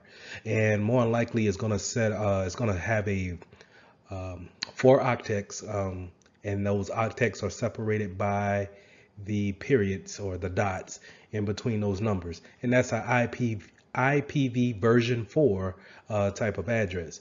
The thing about that is that it's only set to so many addresses in the world. So that's why we have different classes, and different businesses have different types of classes of IP addresses. So if you think about it, if we're set to so many IPv4 addresses, then eventually someone will have the same IP address, right? So if we set them up in classes, then we can use something we call NAT, network address translation, to when we send information outside of our network, then it uses NAT to change into a public IP address, and then uses NAT again to change back into a private once it reaches its destination. But on this slide, we're talking about IPv version 6, and version 6 is pretty much it's a never ending type of address, to where it's enough to give everything in our network and a unique address, as well as our internet of things. So we're thinking watches, doorbells, let's say smart refrigerators, our cars, anything that needs network address, we can give it a IPv version 6 address, and it'll be able to communicate just as well when it comes to the network. So the main things that we want to make sure is that IPv6 has a more secure version to it than IPv4. But the thing is that everybody is not equipped or ready to make that switch from IPv4 to 6. So you will see more people using 4 than actually 6. So just keep those things in mind. But it is a more secure method of using network addressing. It's just that we're not ready to actually make that transition over. So not only to having VLANs and segmentations physically on the network, we can have certain things such as having a data center, alternate data center that's out there, or a data center that's not in the necessary same region as us. A lot of people now may go to the cloud and have that be their data center. That the cloud gives this access of having a greater availability factor to your actual data center that your company may have. Is robust in the cloud to where the availability is there seamlessly forever. And so it has a greater chance of being, the data has a greater chance of being accessed versus if, let's say, if there's a big storm coming into the city and your data center is in the same city as your building, and then now no one can work from home because not only is the city out of power, your data center is also out of power. Therefore, no one can access the data. So the cloud kind of eliminates that single point of failure, so to say. We can also have zero trust, and zero trust. The implementation, the thought behind zero trust is just constantly validating and not trusting one federation to another, right? We're constantly validating any input that we get. And therefore, if we're constantly validating, then pointing out any type of action that is not validated or authenticated, then it's easy to point out and then actually discard of.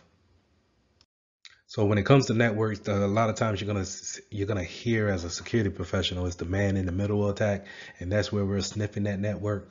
We're intercepting that traffic that's going across the airwaves or on the landline, and we're actually observing that type of traffic and seeing if we're able to see what's going across the network, right? So we want to avoid those type of attacks.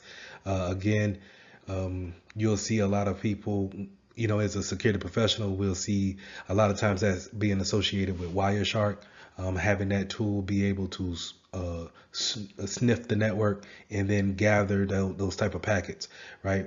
But we also have spoofing. And a lot of times you'll see, especially on this test, we'll see where spoofing is associated with MAC addressing. So where even though MAC addresses are supposed to be unique to every device, MAC addresses could also be spoofed by certain software to make it seem as if you're supposed to be on the network. So a lot of old networks probably, if we have only a small amount, let's say 10 PCs that we want to have on the network, if we wanted to provide security, we'll just say, hey, for these 10 devices, we'll take the 10 MAC addresses and then make them we'll make sure that they're the only ones that can get an IP address on the network.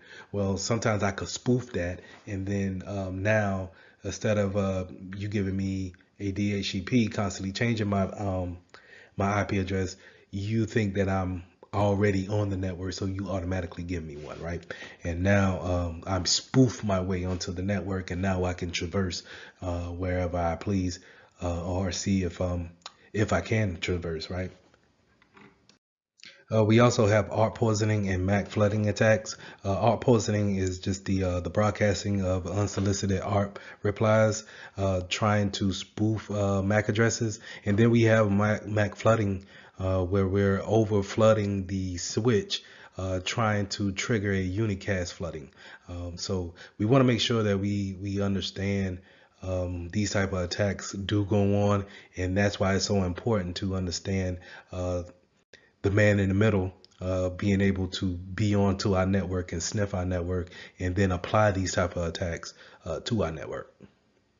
So we also want to provide a prevention on looping within the network. So we want to apply the spanning tree protocol where we don't want to cause what we call a denial of service on ourselves by having a broadcast or a flooding unicast given out on the network, constantly sending packets back and forth, and the units don't know what to actually do with it because it's coming in so fast. So it causes a denial of service within the network. So we want to make sure that we set it up with the spanning tree protocol in order to provide a better so just in case we plug in different Ethernet or we plug in a Ethernet into a wrong port, that we don't cause a network outage, right? So this is what we want to make sure that this goes into our planning and designing the network in the beginning, right? So in order to protect us, we kind of want to have port security. So on those routers and those switches, if you ever seen them, we have sometimes we don't use all the ports on them, right? But sometimes when configuring these switches and routers, we leave those ports activated. So whenever you do plug in an Ethernet cord, you may be on DHCP, so you automatically add it to the network, right? So and we want to go into the configurations, the settings of those devices, shut those type of ports down, disable them, and then carry on. And if someone needs to actually use them, then we put in the proper change for it and actually enable those ports in order for use. We also may want to look into MAC filtering, right? So any MAC address that we're not familiar with doesn't get an IP, doesn't get onto the network, and that way we can cut down on the MAC spoofing that's could be going on our network, right? So we want to make sure that we put these type of things in play. Just goes back into our planning, our setting up our architecture on how we actually want to configure our devices once we get them open and out the box. So network access control is when we want to put some type of endpoint on devices, like a laptop. And so whenever we have people come into our network, not everybody can just get onto our network and then start browsing or doing snooping around, different types of folders that may be on our network. So we want to put this type of, let's say, an agent on our desktop or our laptops, and just to kind of have like that a common piece to know that, hey, this device is a known asset. It's allowed onto our network. This is a good way to create another defense in depth product. So having that endpoint type of control will be able to easily point out people who are not allowed onto our network, right? So if we only want to, let's say if we're a small business and we only have 15 devices that's into our network, but then all of a sudden we see 20 devices. Now we got to say, okay, these these five new devices, we can go ahead and kick off the network. And if it's legitimate traffic or a legitimate device, we can then make an exception for them and then bring them on, or more importantly, put our endpoint agent on that PC or device in order to keep track of it, and then make any type of changes or updates to it accordingly. So the main thing I want to talk about on this slide is the SSID, your service set identifier, and that's when you, if you're on a Windows machine, you'll look down at your Wi-Fi signal, that little the little symbol you have there, whenever you want to connect to a new network, and you want to make sure that if it doesn't need to be broadcast, if that SSID doesn't need to be broadcast as a network administrator, go ahead and just shut that off. There's no need to broadcast it out if everyone is automatically connected to it. And the reason why we want to go ahead and shut it off is because it's a good way for me to go and create another SSID that's similar to it. So if my SSID says bayonet 1, then I can, as a hacker, I can go in and say, okay, everybody's connected to Bayonet 1. Why don't I just create a Bayonet 2 with a rogue access point and see who I can get to connect to mine? Because employees are not necessarily tech savvy to understand why, as administrators, we do what we do.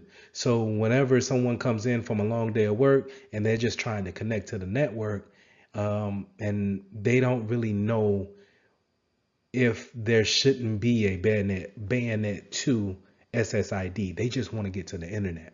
Yeah, so we just want to make sure that we can disable that if possible. And then if we need to broadcast it out, make sure that our employees know which ones to contact and which ones is a legitimate one. So if they see any type of rogue access point, then they can go ahead and report that to the proper authorities. So just to kind of add more on to the wireless access point, when we're setting up our wireless access points, whether we're in a business environment or we're back at the house or some type of we're setting up a wireless device at our friend's house or maybe at the church, we want to make sure that we're using Wi-Fi protected access 2, WPA2. Now if you have a more high speed upgrade of a router and you see WPA3, I would use it, but sparingly, because you want to make sure that people are able to connect to it and then actually have some service. So more than likely, you want to make sure that you're using WPA2, and we definitely want to stay away from WPA, just the version 1 issue of it. So we want to make sure we stay away from version 1, but yet we use WPA2. And a lot of times on these routers, if you try to use WPA, just the version 1, it'll give you some type of warning saying, hey, you can use it, but at your own leisure. This is unsafe. Okay, so again, just to kind of to beat this point is that Wi-Fi protected access 2 is what we want to go with in our environment. So Wi-Fi protected setup, I've seen this on several home devices, routers, or let's say extenders that you can buy. And I also seen this button. It's a button that you can press on your, let's say, a printer. And instead of going through the actual configurations of finding the website or finding the web page that's associated with that printer and then manually adding it to your router, you can hit a button on your router that says WPS, as well as the button on the printer, and it will do a wireless connection and set up the configurations that way. It's a very convenient access, just to kind of set up new devices into your network if you don't want to go through the hassle of trying to set it up and then going on and finding the web page for it and then doing the configurations manually. You can use this feature to actually connect devices securely to your network. But you want to make sure that your access point firmware is up to date, and we want to make sure that I would suggest that you go in after and still look at the configuration settings and making sure that you have a baseline of what you want on your network. But just the know for the exam is that it's a convenient way of connecting devices via a button on both devices.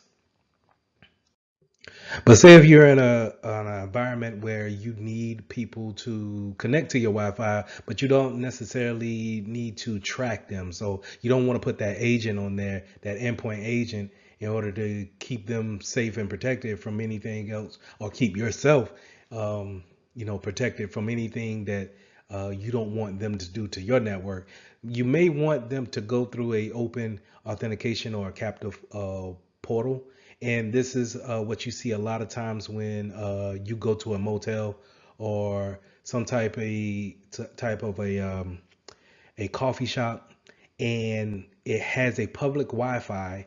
But whenever we connect, is that it brings you to a splash page, a setup page of saying, "Hey, you're connected," but in order for you to carry on with sending data back and forth or web surfing, we want you to, one, comply with our policy, and then two, we're going to use this type of encryption while you're actually using our internet. So this might be, like I said, is good for places where you're seeing open Wi-Fi connection and people are coming in and out all the time in order to use the Wi-Fi, and then that's it. You may never see that device ever again. So this is how you can keep yourself protected, but yet at the same time provide that service. Now, remember what I said about having someone putting another access point, or when I say access point, think about another router onto your network. So someone putting another router onto your network, and then now they're routing traffic because you set the SSID up to be broadcast, and then now someone has taken that SSID nomenclature, and then now they want to name something very similar to yours, but now they're using it to route traffic to wherever they want to go, or maybe browsing the traffic or sniffing the traffic, sorry, to see what's going on, what information is passing back and forth. So these are commonly known as rogue access points. That's when someone is not supposed to be there, right? It's a rogue access point. And then you have an evil twin, and that's where, like I said, it's masquerading as a legitimate access point. So we want to make sure that we keep those things, we keep an eye out for them, especially if we're on a networking team, and just making sure that our employees understand what network they should connect to, and if all possible, maybe we want to disable that SSID and make sure that they only have one place for them to actually connect. And the reason why I stress the fact of having a rogue access point on your network, or having an evil twin, is because not only can they sniff the network, but they can do things like this, where they can do a disassociation attack, where they can look at the traffic going forward, back and forth, and then take over that session that you may have open with your bank. And now they can pose as you, just by disassociating your session with that bank, and now they are controlling that session and then routing money wherever they need it to go. So we want to make sure that we want to stop things like this when it comes to disassociation and replay attacks. But in order to do those things, we need to make sure that we have a good understanding of how can a hacker get into our business and then legitimately reroute the data from one spot to the next. Now, another attack you need to be aware of is jamming attacks, and this is where we have a very loud radio signal to actually cause a loud interference with our legitimate network signal. So when you think of jamming, I want you guys to think of static within the radio airwaves. So think of if you're old school like me, we grew up on radios and we had antennas with those radios. So if your antenna was not in the perfect setting, then you would get a lot of static in the radio station. So it wouldn't come in as clear as you would want it to be. So you could think of that static being a jamming type of an attack, to where I can hear it, I just can't hear it as clear as I would like it. And in this case of jamming, then it causes a DDoS attack, a denial of service attack, where it's degraded so much to where it's unusable. So we can look for these type of things using a spectrum analyzer, and then hopefully, stopping those type of attacks. But we want to make sure that no one's actually performing these type of attacks against us when it comes to denying our services to our customers. So, like I said, denying those services to our customers is basically a DDoS. I'm sorry, a DOS attack, and that's without the D in front of it. So that's the extra D. I'm sorry. So you're talking DOS, denial of service attack. That's where I'm, as a client or as a customer, I'm coming to you for a service and you're not able to give it to me. To give an example is that I'm going to Amazon to buy a headband and Amazon is not up, which is never. But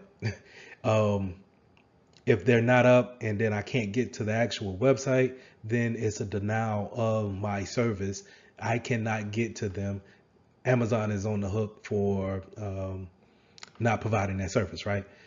So a distributed denial of service is a more targeted angle at a server.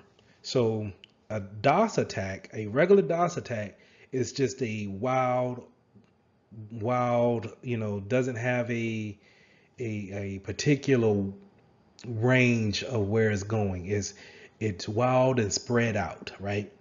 And where a distributed denial of service is that I'm going for the particular server or device that's giving out a particular service. So if I'm looking for, I want to stop payroll next Friday, I'm going to do a DDoS attack on the payroll server in particular. I don't care about the website server. The website server can stay up for all I care. I want to go directly for the payroll and stop people's paycheck on Friday. So that's a distributed denial of service attack. I'm going in on one particular server, and this is done with bots, right? So an attacker will be the commander, and it will command different bots, different PCs. So when you think about a bot, I want you to think about different types of workstations that's sending traffic to the payroll server. They sending traffic, maybe they're sending an acknowledgement type of a packet, and they're just saying, hey, do this for me, do this, and everyone, say let's a round number of 100 PCs, all just kind of going at this one server and saying, hey, please give me this information. And the server, as the nature of a server is to actually take these requests and then give them the answer. And then it will ask for an acknowledgement saying request, or you got the answer that I gave you. But it's our program to not, so a server overwhelmed if so many requests come in and there is waiting on a response back to those requests, and it's never, now it's in a hung up state, causing the denial of service. Okay, so distributed this denial of service, where we're taking a number of bots and we're attacking this one particular server wherever it may be, and we're causing a particular service to go down, and it's a particular one, not necessarily a spread out one like a denial. Now, the way we get around that DDoS and DOS attacks is that we have different servers set up to do the same thing, and we can have them do load balancings and clustering in order to take the traffic in and then distribute it between the different servers all doing the same thing, right? So if we have 4 servers all doing the same thing, let's say they're all doing emails at the same time, right? And we have it load balanced between 4 servers to all provide our company with emails, and then server 1 goes down, then we still have 3 different servers to actually keep email going. So now let's go back to an example when it comes to DDoS attack. Let's say if I'm a hacker and I want to make sure I take down the email, right? I don't like this company, I'm taking down the email, and I got the email address, I got the IP address of one of those email servers, and then I sent all my bots to go in after server 1, right? And I take down server 1, but I realize that the emails are still going because it's load balanced. It's load balanced, and now instead of the emails just coming through and giving a load to server one, is now distributed out to server 2, 3, and 4, and they are still giving out the email. And now you can have a notification, go to your IT team, say, hey, server one is down. Don't know the reason. We need to get that back and up and running. And it's no panic. There's no, hey, we're down on email. We don't really lose customers like that. We're able to keep our communication going. That's how we kind of get around that denial of service type of scenario. And clustering does the same thing where we have more than one PC or more than one server creating services, um, and getting around sharing the load of the request coming in. So this is a good way to get around distributed denial of services, and it should be implemented, but some businesses are not equipped to actually have different servers to actually create that type of load balancing scenario. So this is where the cloud could come into place, to where it's a we could spin up different servers in the cloud in order to have that data go back and forth between those different servers. So the key points to remember is to make sure you go back and you study how networks are set up, and then how do we take our network and make it more secure during the initial setup. And then now, if we make it more secure during an initial setup, then we won't have to make too many changes when we're actually performing our services to whatever group we're providing services to. Make sure that you read up on load balancing and clustering, as well as WPA2, and the different types of settings that we can put our routers on in order to make communications more secure. So lesson 10, let's start talking about network security and the appliances that we use in order to create that security. We're normally going to go over firewalls, proxies, different types of SIMs. So all these things that we want to put on our network to create kind of a blanket around our network and keep things secure. So let's talking about firewalls. So when we're talking about firewalls, we're talking about a appliance that sits at the edge of your network, and it takes in the data from your internet supplier. So if you're thinking about a home setting, you're probably thinking about that router that your phone company came in and they hooked up, and now you have the internet from this router. Well, then within that router, it has a firewall, and what it does is that it looks at the packets coming from the devices in your home communicating to that router, and then before it sends it out or takes anything in, it inspects it and is looking at where things need to go, but more importantly, if things are allowed and not allowed, when it comes to a list, a access control list, if it's allowed or not allowed. If it's not allowed, then it drops the packet. It doesn't come into your system or in your network. Now, if you're thinking about a more enterprise network, we're talking about a network firewall that's probably sitting out there and it's its own different appliance. It is not mixed in with its router. It probably goes right to the DMARC, and that DMARC is where the phone company will put their internet connection in, and then that firewall is just going to connect to that connection in order to bring that traffic in, and then that firewall is probably going to have its own configuration page that we'll go to, and we'll set our rules up on what we want to allow in or go out. So just understand that your firewall is sitting at that edge, that perimeter, and is looking at the traffic going in and out.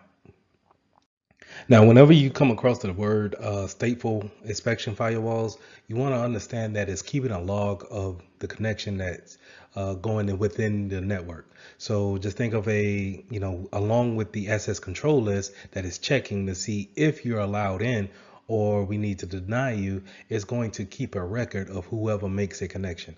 And a lot of times this is done at the layer 7 of the OSI model. Now, if you don't know what the OSI model, I suggest that we go ahead and just look that up on Google and figure out what I'm talking about when it comes to the different layers of communication when it comes to data traffic.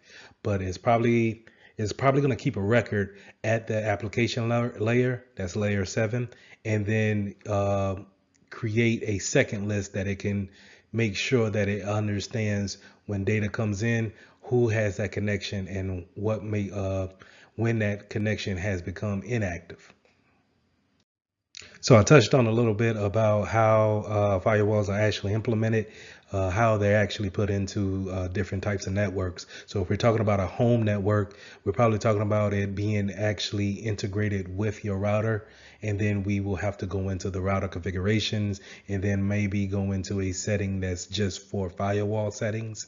But you also have firewall settings on your local device, and those will be more your host-based firewalls. So if you look on your PC or your Mac, you probably could find the configurations for your firewall in there.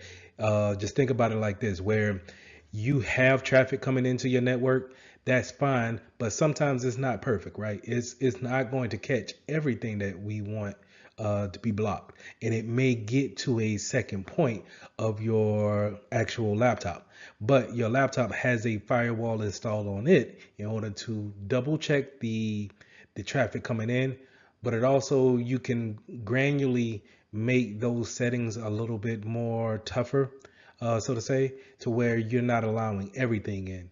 And so if we didn't catch it at the network side, maybe we can catch it at the local side.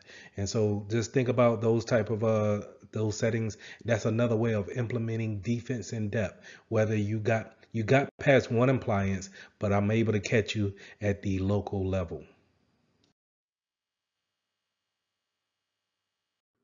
Check, check, check. Mic check, 1, 2. So network address translation, or for short, we're going to call it NAT. And NAT is when we have our addresses change when leaving the network and when they come into the network.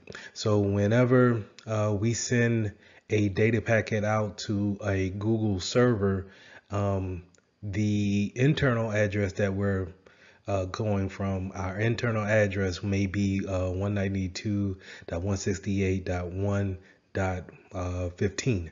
But once it gets to our router and it says, hey, I need to go to google.com, then it changes it to a public IP. And that way, people are not able to come to your firewall and know exactly what IP address that you're at behind that firewall. So network address translation changes that IP to a public IP address, and then it sends it out over the wire to wherever Google servers may be at that time. And then on the way back, the router should be smart enough to take that public IP address and say, oh, okay, let's change it back to the internal IP addresses and send it to its proper owner that's here in the internal network. So going back to firewalls don't necessarily have to be physical appliances that you buy from a company and they ship it in through a box and you unpackage it and then mount it in a server rack. You can actually have these things if you're utilizing a cloud service.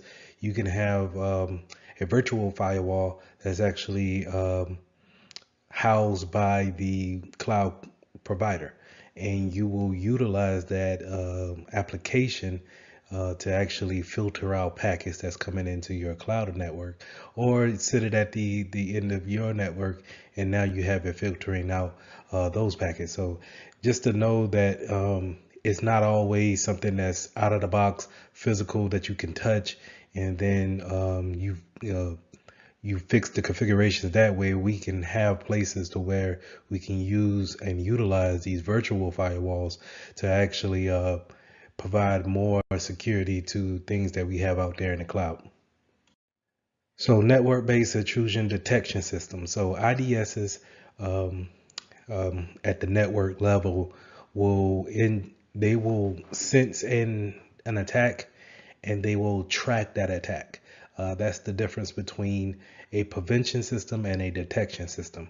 Detection is there to utilize the detection part of it. It's going to look at the traffic, maybe record the traffic, maybe alert you on what's actually going on, but it won't take any actions to actually prevent.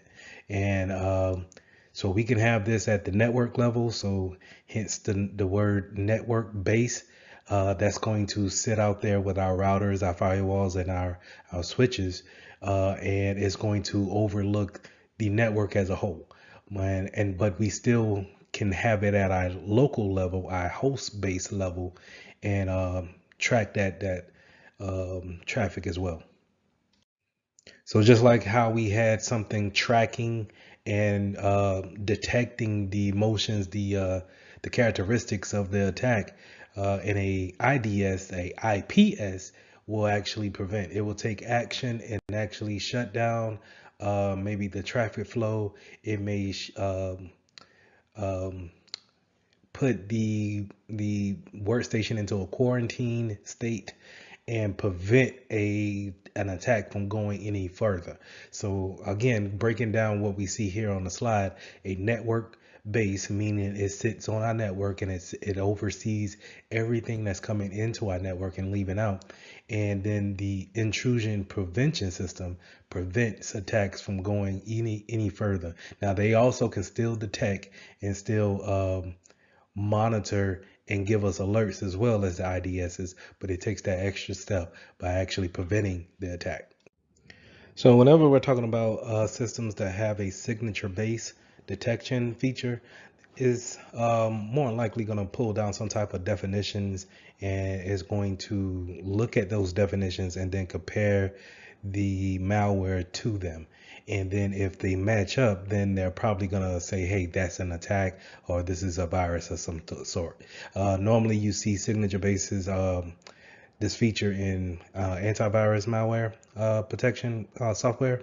So every day your antivirus application will receive definitions of the latest virus that's out. And what it does is it keeps a database of it, and then whenever it sees something that's new to your system, or it may, whenever you perform a scan, it's checking the signature based database against the files that you have on your computer. And then if they see a match, then they will quarantine whatever file that is, ask you if you want to, delete it, or it will go ahead and take that action and actually go through with deleting that file. So a lot of systems just won't be signature based systems.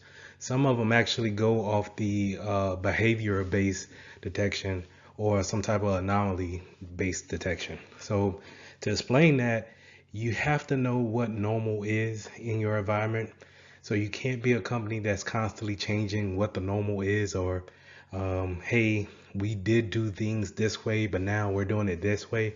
Because what these systems do is they sit on your network and actually record the actions that's going down, and then they determine a baseline, or you configure a baseline, and then anything that's outside of that baseline or that actual foundation that you set is considered a abnormal behavior, and is detected and then flagged as such, and maybe even prevented. So in order to have these systems in your network, you really need to have a good grasp on what is actually normal for us. And then these systems are great to have, because any deviations from that could be looked at as a abnormal condition. Now, other appliances that we need to be aware of is next gen firewalls, as well as content filters. And when we're talking about next gen firewalls, I want you guys to think about the way your application talks to the internet. And what I mean by that is, to give an example of Microsoft Word, you pull up Word and you get to type whatever document that you want to make, or you get to read whatever you want to someone sent to you. But Microsoft Word has so many functionalities that's going on behind the scenes that it's making constant calls out to different servers at any given time to pull down different templates, different fonts, even just a overall update to the overall application. So when it's doing these calls, this behind the scene work, we would like to have a firewall looking at that type of traffic to see what's coming in and what's going out. So this is where the next gen firewall will come at, where it's more application savvy and is able to look at that traffic and disseminate what needs to come in and what needs to stay out. So keep those things in mind when we're talking about next gen firewalls. We're talking about layer 7 application being able to watch that traffic at the layer 7 level. Now, content filters is where we're going to watch uh, our web usage, and then what websites are we going to, what categories are we going to, and we're utilizing that work. This is a good way to put a hand over what our users are actually doing, and is it benefiting the business at the point in time. uh, are we using too much time on our social media platforms rather than using business related materials and websites? So we can have these URL filters in, or a content filter or a web filter appliance on our network to actually watch the traffic, block any traffic that we don't want. And what I mean by traffic is blocking any type of website that we don't want our users to go to or even stumble upon, right? So, because a lot of times we could be on a legitimate site that has a bad link on it, and then that redirects traffic out to a bad site, right? So these content filters can go out there and they can watch for things like that, and then alert us if we have any heavy usage of streaming platforms, or if we don't allow Spotify to be ran on our network. We can see who's actually trying to get in contact with that server.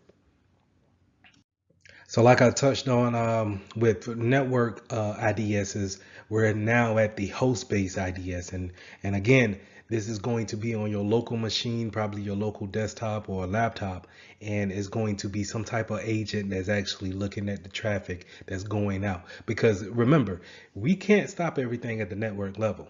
There are going to be some things that get in, but our defense in depth minded platform, we can put things on our local devices to actually catch things that may have gotten past our network side of appliances. So remember, IDSs is detecting the traffic and giving you an alert, whereas IPSs are actually preventing. So just like how we had with our virtual firewalls, we can also have something on our local machine watching that application traffic go in and out. And that's more likely going to be your web application firewalls, or short WAF for short. And it's doing exactly what we specified before when it came to the virtual firewalls. It's going to watch at that the traffic leaving out of your applications and going out there and talking back to whatever prospective servers they need to talk to. And so when I say that, I want you guys to think about applications such as Adobe Acrobat Reader, or any Microsoft product, that whole suite. We talk about Photoshop, anything where it's not just that application sitting on your machine. It's going to go out and update the features on it, the comfort features, or it's going to give you a new font every 6 months or what have you. And these things, when it goes out and it grabs those updates, remember, that's data going out and then coming back. Now, say if I intercepted that and I throw something else in there, and me being a hacker, I could throw something else in there, and now I got past your network firewall and your anti-malware systems by saying, hey, I'm legitimate traffic going into this application. But if I have my WAF set up, or if I have my virtual firewall set up to look at that type of traffic, then we could probably cut it off and prevent those things from happening. So with all these appliances, monitoring different types of network traffic as well as things that are being downloaded is a must. We want to see what type of traffic is coming in, not necessarily blocking everything, but we want to make sure that we look at what's coming through, what could be an issue later on, and monitoring those things are very vital to the network's health. And so having the proper logs set up and being able to have someone look over those logs, because logs are only good enough if we're actually looking at the logs to see what's going on our network, right? So having these services is a must, and it helps us prevent attacks from happening. So this is where our SIM will come into play, right? Our SIM stands for Security Information and Event Management.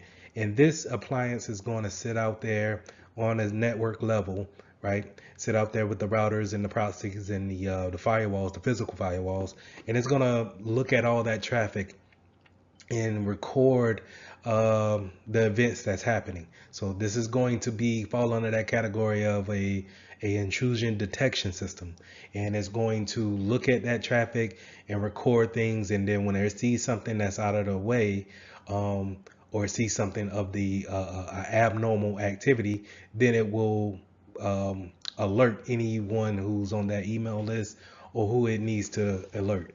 Right now, you can have some systems excuse me, you can have some systems actually take precedence over that and actually prevent attacks from happening, but more than likely your SIM is going to be there for reference and logging information. So once you have that log information down and we're collecting all those logs on what's going down, and then we actually have the right time for each log, we need someone to actually build reports and be able to analyze that type of information. So we want to make sure that we look at this information and we understand it. That way we can build a baseline of what's normal for us, right? What's normal for the business. How can we, anything that's out of the ordinary, now we can determine what's out of the ordinary because we've looked at our logs so much to where we have a baseline of where we should be operating at. So the key points to review when it comes to lesson 10, we went over different types of firewalls, proxies, IDSs and IPSs. Remember the difference between those. But we also talked about the importance of a SIM, having those log information and making sure that we can have the integrity of our logs by having the right time on them.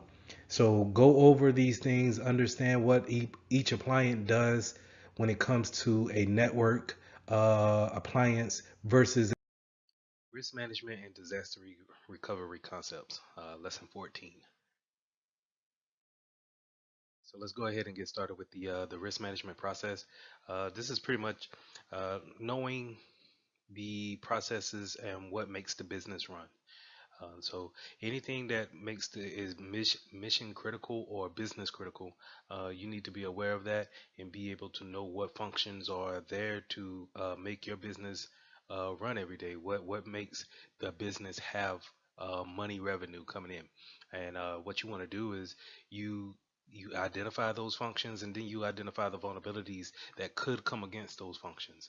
Identify the threats as well, and what's the business impact if these things are carried out and you lose certain functions to those business critical assets. So the risk management process of this is just kind of getting an overview of what is the vital points of the business and how do we protect those type of things. So once you figure out what's critical to the business, what functions can you not live without for a certain amount of time before the company actually is in a disaster recovery type of mode, um, you need to go into the mission essential functions, and that's the knowing the maximum tolerable downtime, the recovery objective time, and then the recovery point objective. So the maximum tolerable downtime is the maximum amount of time that you can go without this function before it becomes um, a critical asset and the company is about to go under if you don't get it back online. So if your whole business is dedicated off one or two servers and those servers are down, and then whenever people go to your website they can't get to it, then you need to know the maximum time that you can actually be down before it starts to affect the bottom line, the actual profit that's coming into the business.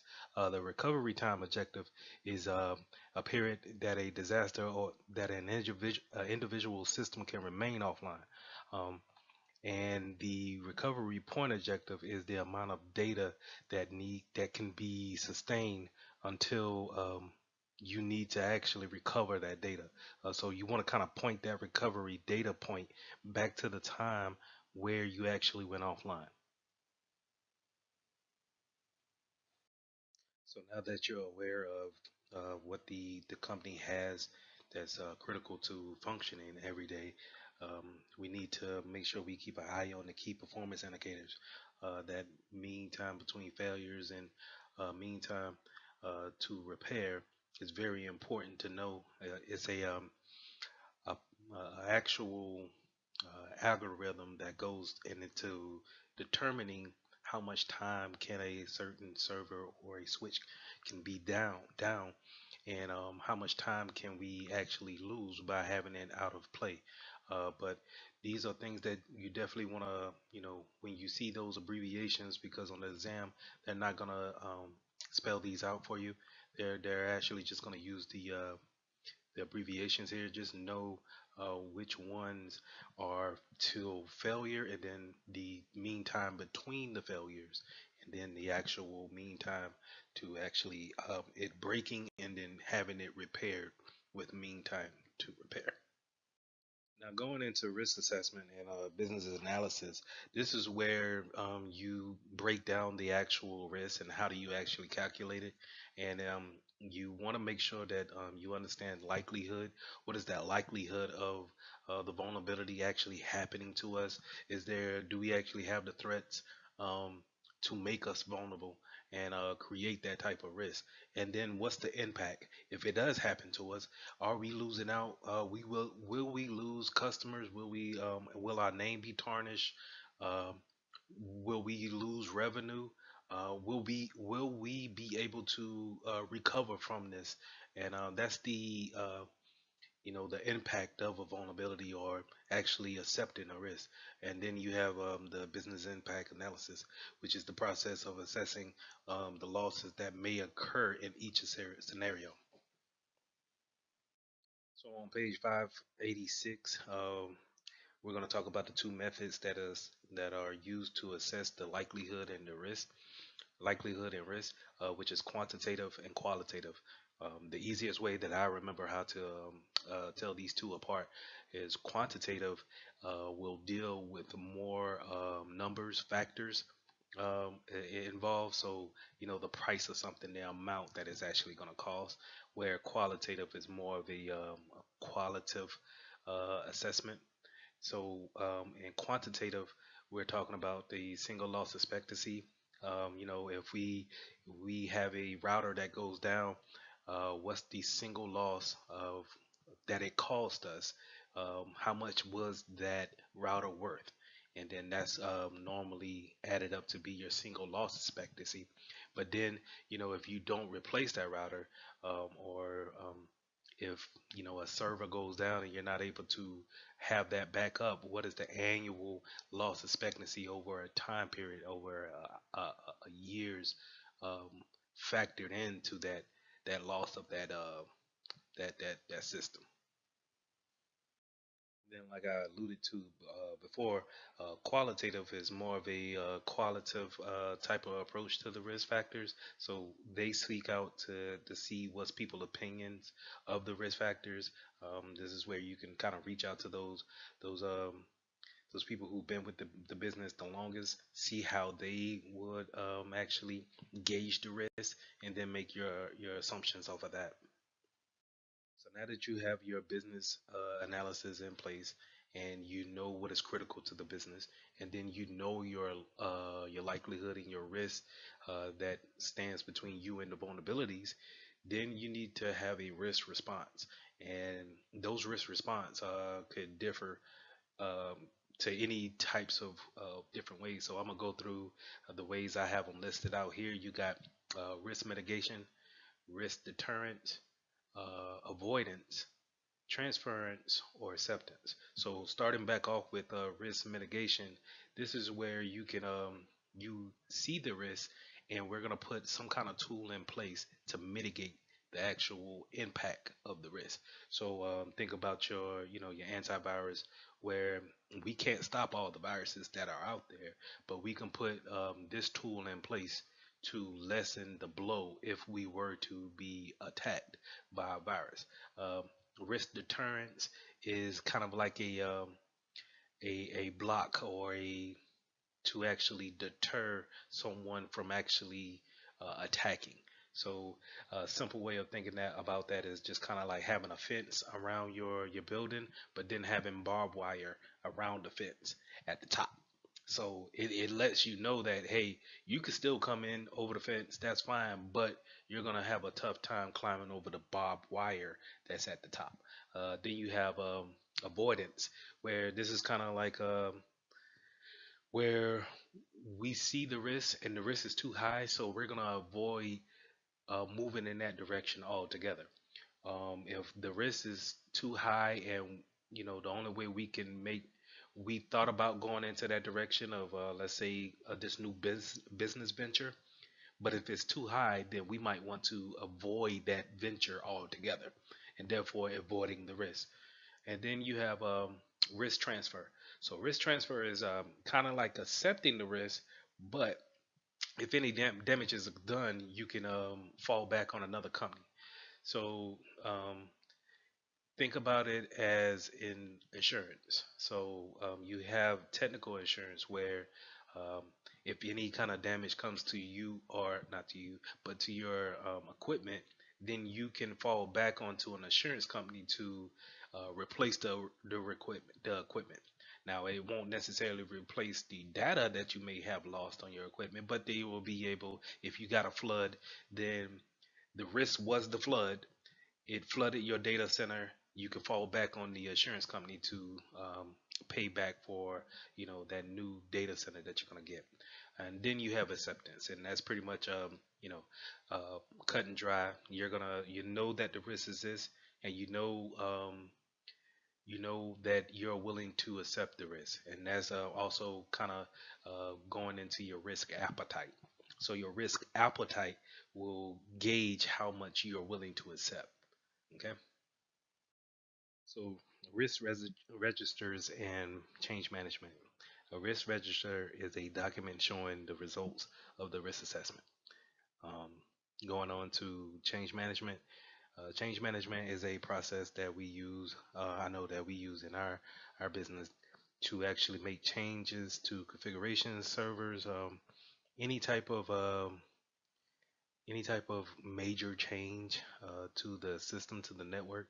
You want to have a change management ticket put in. But it is a overall system for everyone to know that, hey, um, this server may be offline for a certain amount of time. These agents may be offline for a certain amount of time. So it causes you to be proactive rather than reactive. Whenever you're becoming reactive to a problem, then you're reacting to an issue, which kind of puts you behind a little bit because you have to play catch up of why did it have this problem, instead of being proactive where um, if we plan to do, let's say, an upgrade, then we can see if that upgrade is going to bring on problems.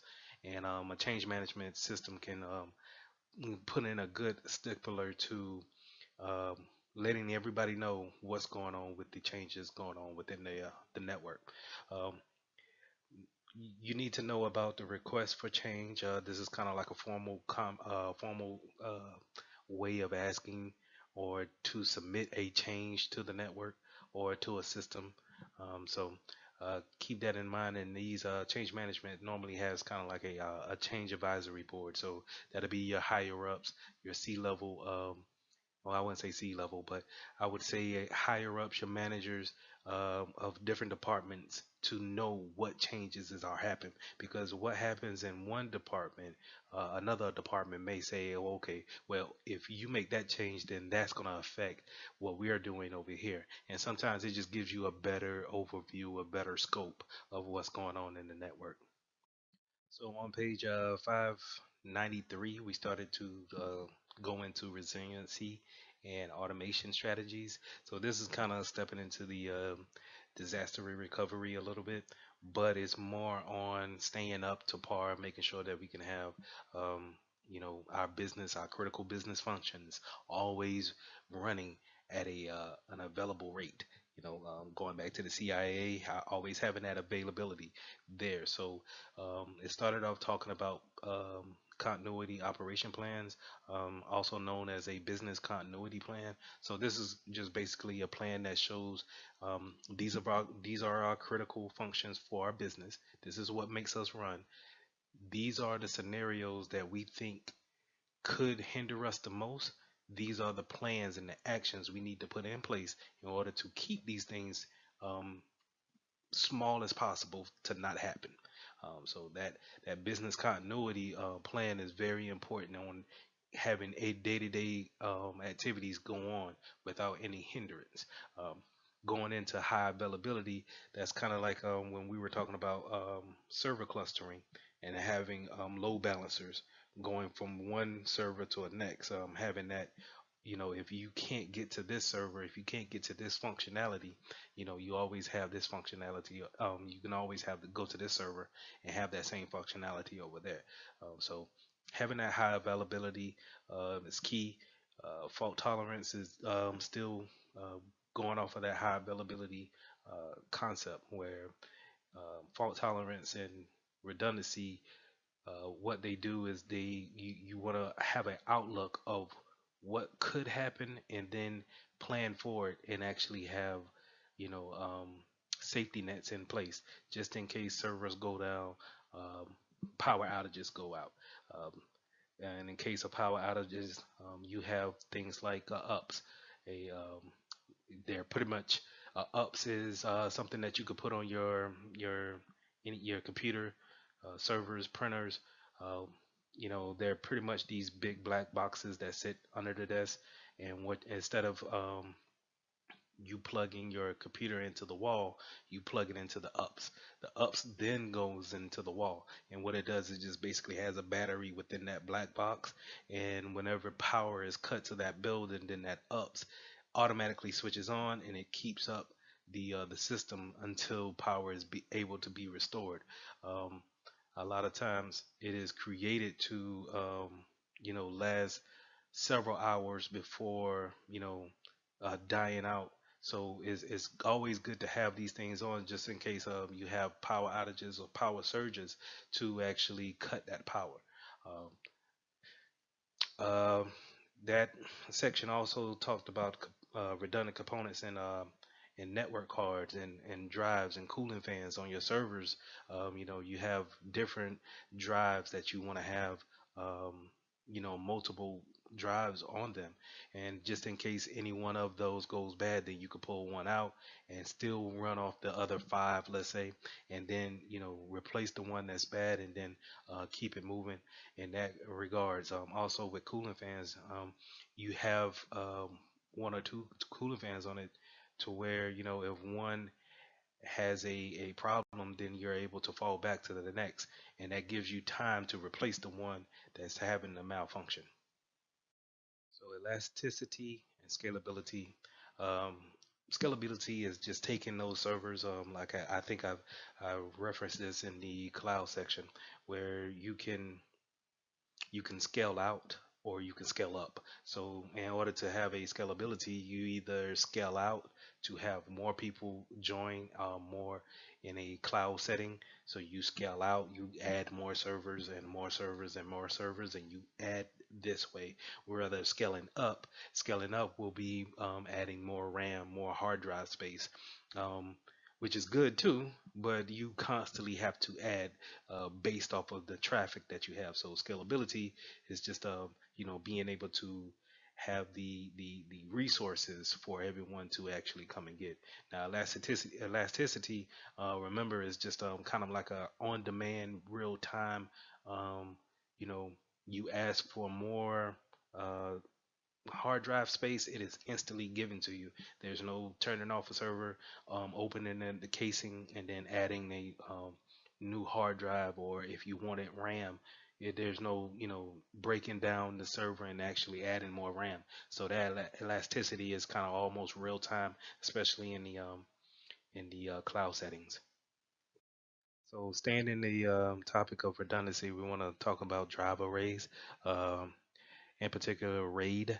RAID is a system to where we have multiple disks all writing data, but if one disk is able to be removed or fail, then the data is not lost. Is still being recorded in a type of way. However, they have the redundancy and the fault tolerancy set up. So it's important to know each level and how they differ from each other, and then how many disks are required for each level. So we talked about load balancing on a application and a server standpoint, but we also want load balancing when it comes to the network. We also want different ways if our network goes down, or if our ISP, our internet service provider, has an outage for that day. We don't want to be kind of just waiting for them to come back up with a connection.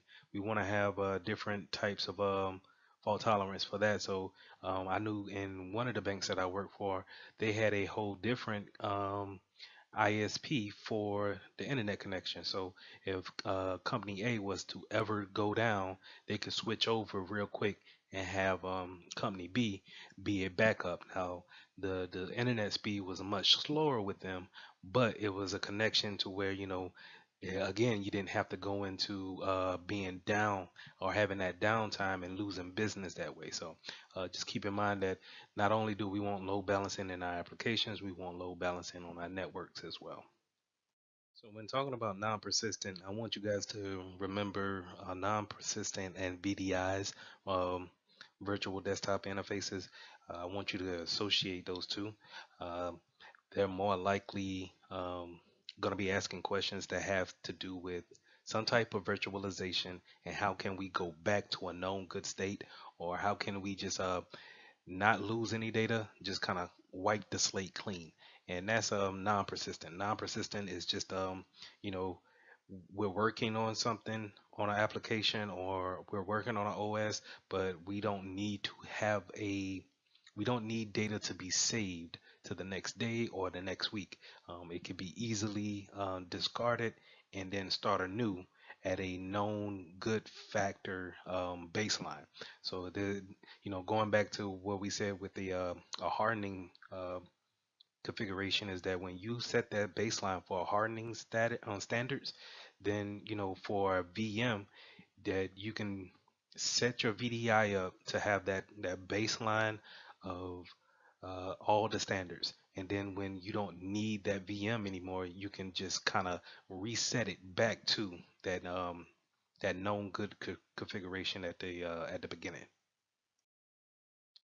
So going into recovery sites as we're pretty much dead into disaster recovery. So this is going to be your alternate data center, or your alternate work site, or some type of site to where you can set it up to keep continuity going if you need to implement a disaster recovery plan. So um, three things to remember when it comes to recovery sites: you want a hot site, a cold site, and a warm site. So with a hot site, this is a one for one trade off.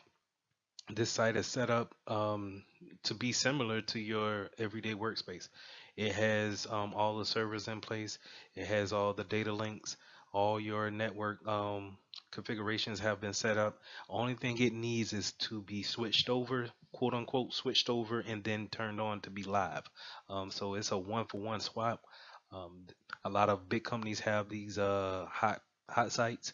Um, so you're looking for, that 99.9% of availability. You're probably going to have a hot site somewhere set up just in case a disaster comes and you have to switch over real quick. So now a cold site is just the total opposite of that.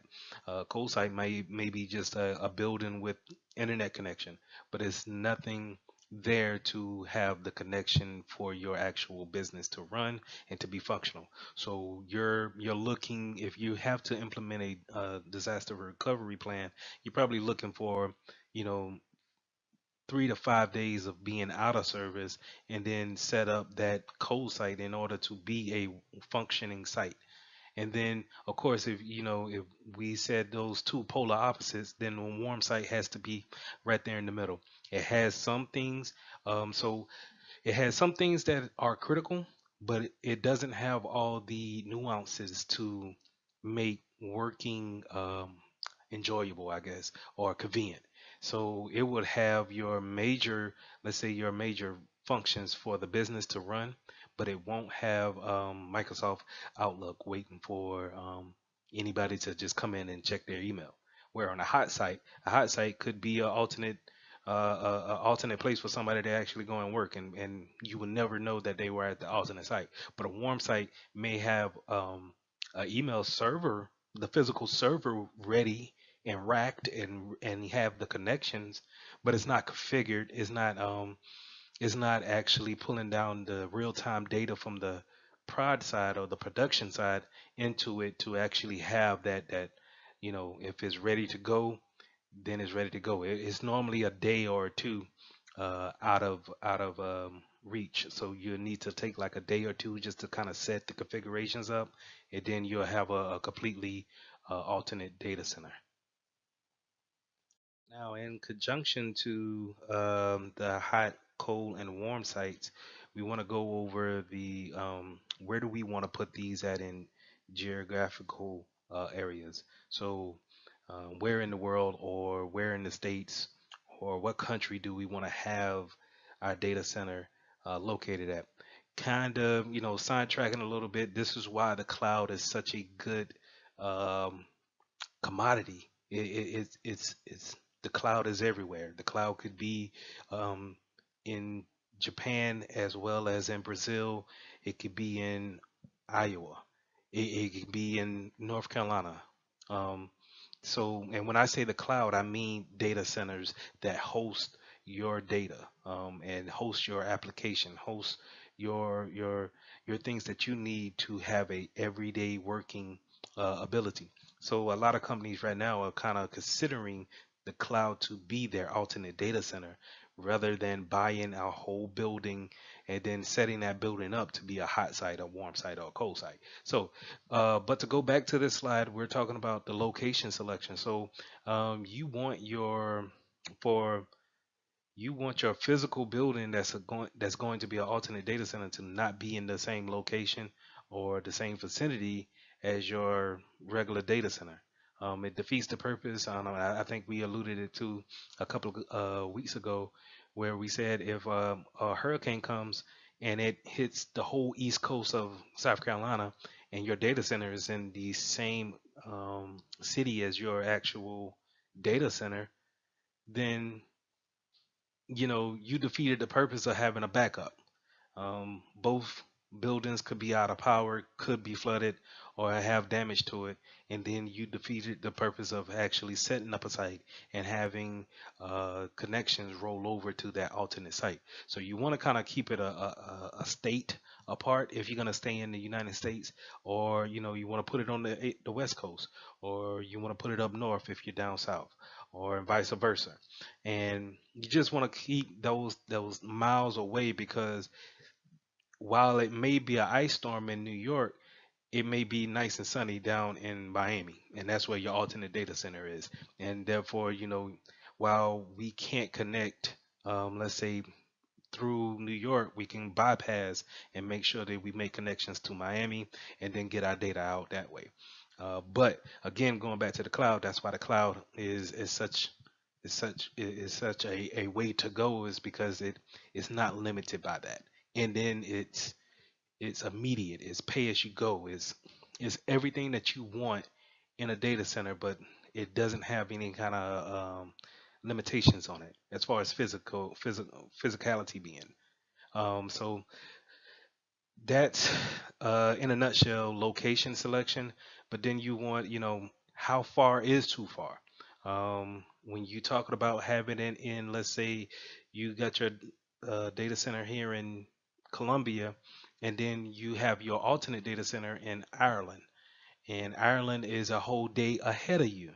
And does it make sense for you to transfer data that you made today to a data center that's ahead of you 12 hours?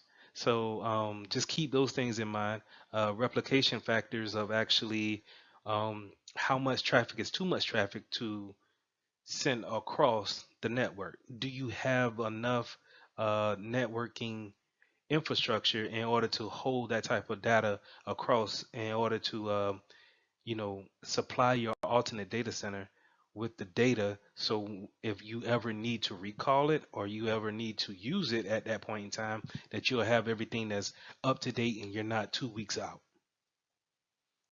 Now, in the last slide, you heard me say retention or replication. I'm sorry. Replication is backing up data. And we want to talk here about backing up that data, but more importantly, the retention of the data. How long do you want to keep the files that you're getting?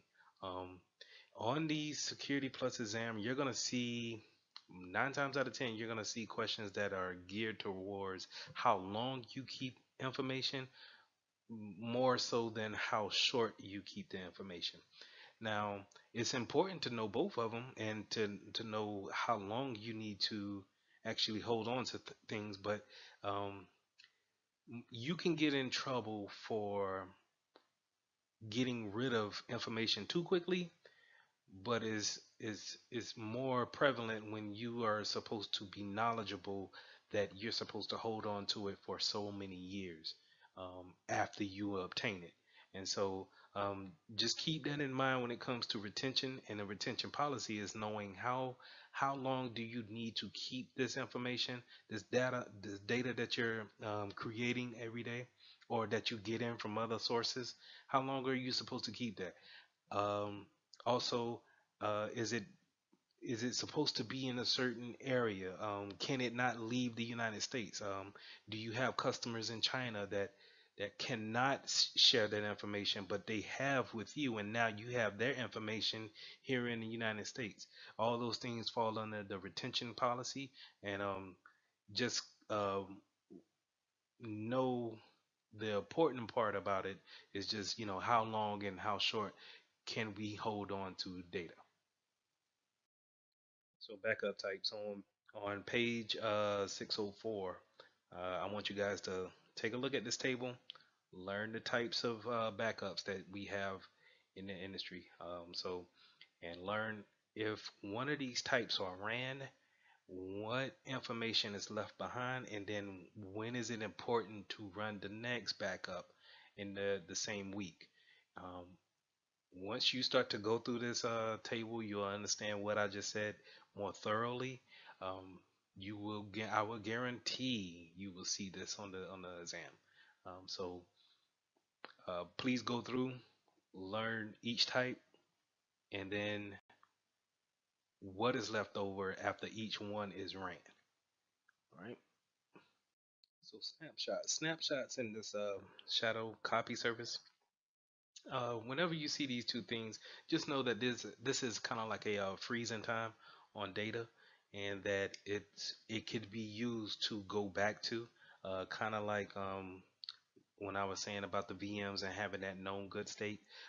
Snapshots are kind of that, but it's not necessarily a known good state. It's just a state in time where a snapshot, a capture was taken of the settings, the configurations, and we can roll back to that. Just keep that in mind whenever you see snapshots or volume shadow copy services. So going into disaster recovery exercises, so you're mainly to have two uh, disaster recovery exercises, either you have a tabletop or a field scale exercise. So a lot of companies that I've been with, we have tabletop exercises where we will act out if as if everyone is in a disaster, whether it was man-made disaster, some type of DOS attack is going on against the company, and we have to be forced into a disaster recovery, or if it's an act of God, tornado hit the building, or a flood happened, or you get snowed out and then icicles cause a power outage. So we would go into these scenarios, and then everyone will sit and give their impressions on what they need to do in order to, one, keep the business running, two, in order to do their job for the day. And those talking out those strategies is a good way of having to see where you need to bolster your continuity plan and what tools you may need in place just in case the worst happens. Now, on the other hand, with a full scale exercise, you're actually acting out. So I had one company, um, we actually cut the power to our production network. So now everything had to fall over to the secondary company, and then we had to make sure that the configurations were correct in order to carry on with business just that day. But it's a full size exercise. It's a full scale exercise that we're actually practicing, hands on. Everybody's making sure that we can clear checks, that we can still take customers at on a normal business day. So that's a good way of acting out a disaster recovery plan as well. Um, After each one, though, we have a after action report. So it's a basic report of saying what have we learned, what could we do better, um, what can we implement here that caused us, this pain point here. So if we have pain points, if we have any kind of hiccups or roadblocks, then that after action report can be there to give us more guidance for the next time we have this exercise, or if we need to actually implement. So moving on to page 611, we're starting to talk about forensics and gathering evidence for the court of law. It first starts off talking about forensics and how it's the practice of collecting evidence from the computer. And this is true within the informational security realm. They also went over due process and legal hold, but with legal hold and e-discovery, it's important to know that uh, the data that is subject for uh, court usage, it needs to be held um, on a certain drive, or whatever they deem to be the drive to have that data on, and then it needs to be in a such format that it can be used in a trial. Um, Anything other than that can have that evidence thrown out. So if you are ever put in a position to collect data for evidence for a court case, it's important to know the order of volatility. And this means that, as we do work on our machines, computer is constantly taking information and then store it in kind of a memory set, and just keeping a backup, a short backup of it. And, if power were to be cut from it, um, you can definitely get that information back, but you need to go in a certain order to know where it goes at. So this order here um, will show from top to bottom which is going to delete let's say the data first. I want to say cache, but um, cache is something of its own. So I want to say it has the memory of it. It loses the memory first from the CPU and registers in the cache memory, and then it goes on to the routing table, uh, the ARP cache, and kernel statistics. All of those are next. They don't hold them as long. And I'm all talking about if the power is cut from the machine. Then you want to check your RAM to see if your information is there. Um, then going on to temporary file systems. Now, once you get into the temporary files in the disk, you know, the RAM or the memory there stays longer, so it's able to store itself there and take a power outage and able to show you that same amount of data the next time it's actually booted up. So going from top to bottom, you want to make sure that you know you check the top ones first. And you know, if all in all cases, you know, in certain scenarios, if you don't have to cut the power to it, don't cut the power to it. Make sure that you get the evidence that you need from the top, and then you know you can work your way down to the bottom.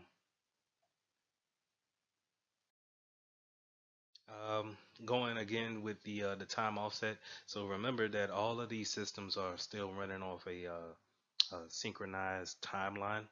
And if you're ever doing some type of forensics and we're looking for things, when were they done and how were they done, then 9 times out of 10 we need to go and check our network logs and to see if one, if they're there, because a lot of hackers, what they a known tactic to do is to take away those logs and you know delete them and kind of erase that from the memory of the machine.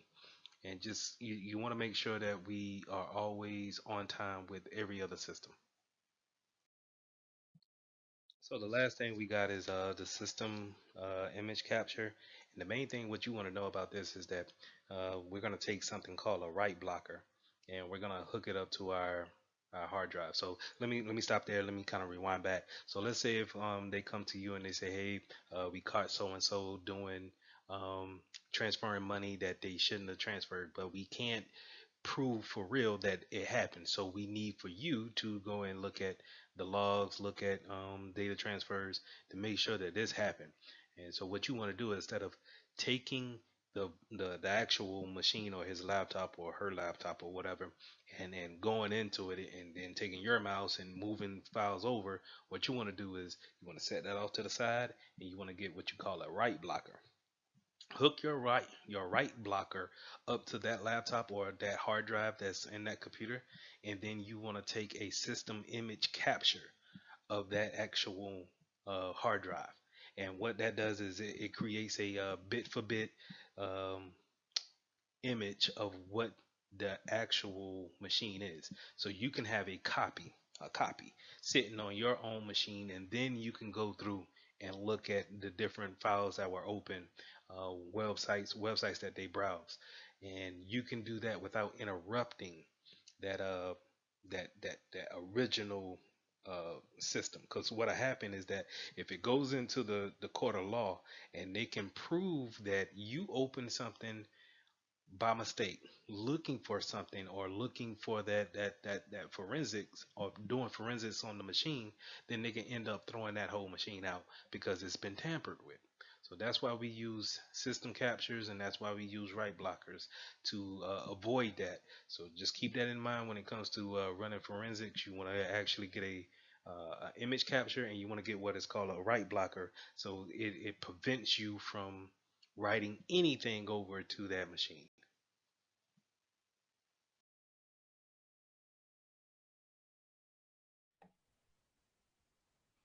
Okay, let's get started. Lesson 4: implementing IAM, Identity Access and Management. Um, IAM is also a backbone of IT. This is where you're going to be talking about username and passwords. This is where we are going to introduce clients into our network, and we're going to give them permissions. We're going to give them groups to work in, and that's how we're going to uh, be admins over their accounts, is within this area right here. Now you can go on Indeed, LinkedIn, and find job titles with IAM in them, and it's still part of security or cybersecurity. It's just it's a silo, its own silo. So it's very important to keep these topics in mind when filling out applications, because you could just be looking for analyst jobs, cybersecurity analyst jobs, and we could be just jumping over the fact that we could get our entry level job with a IAM job. So let's go ahead and jump right into it. Authentication. So when we want to authenticate, we want a user to come to our network and be able to say, hey, I belong here. And when I belong here, I want to do certain things, which is, in short, saying, hey, I come here to work. I want to be able to get to my email and get to my cloud drive or my G drive and be able to share files back and forth, print to the printer, whatever the case may be. But I need to authenticate myself and let you know that I'm supposed to be here. This is normally where your password comes into play. And this is the whole basis of authentication comes in, because we're going to set that person up, but it's up to them to actually keep some type of authentication factor on them in order to justify them being there, right? Anybody who doesn't have this authentication, then of course is blocked from the network. So let's get right into it. Something that this is something that's obvious to all of us, is passwords or PIN numbers. So your PIN number could be anything from 4 characters to 6 to 8 characters. I normally see 4 to 6. And then our ever-loving passwords is for every single thing that we pretty much do on the internet, or in a computer or on a phone, by that matter. And this is a great way to actually pair up with your username. And so for a knowledge base, a user has to know about their username as well as the password. The username is just as important as the password, but it doesn't have to be as complex. Remember, in encryption, we're going to apply some type of algorithm to our passwords in order to make them tougher to crack. And so with username, sometimes we could just leave that as the email address, or we could put it as the first initial last name, or it could be just your first name.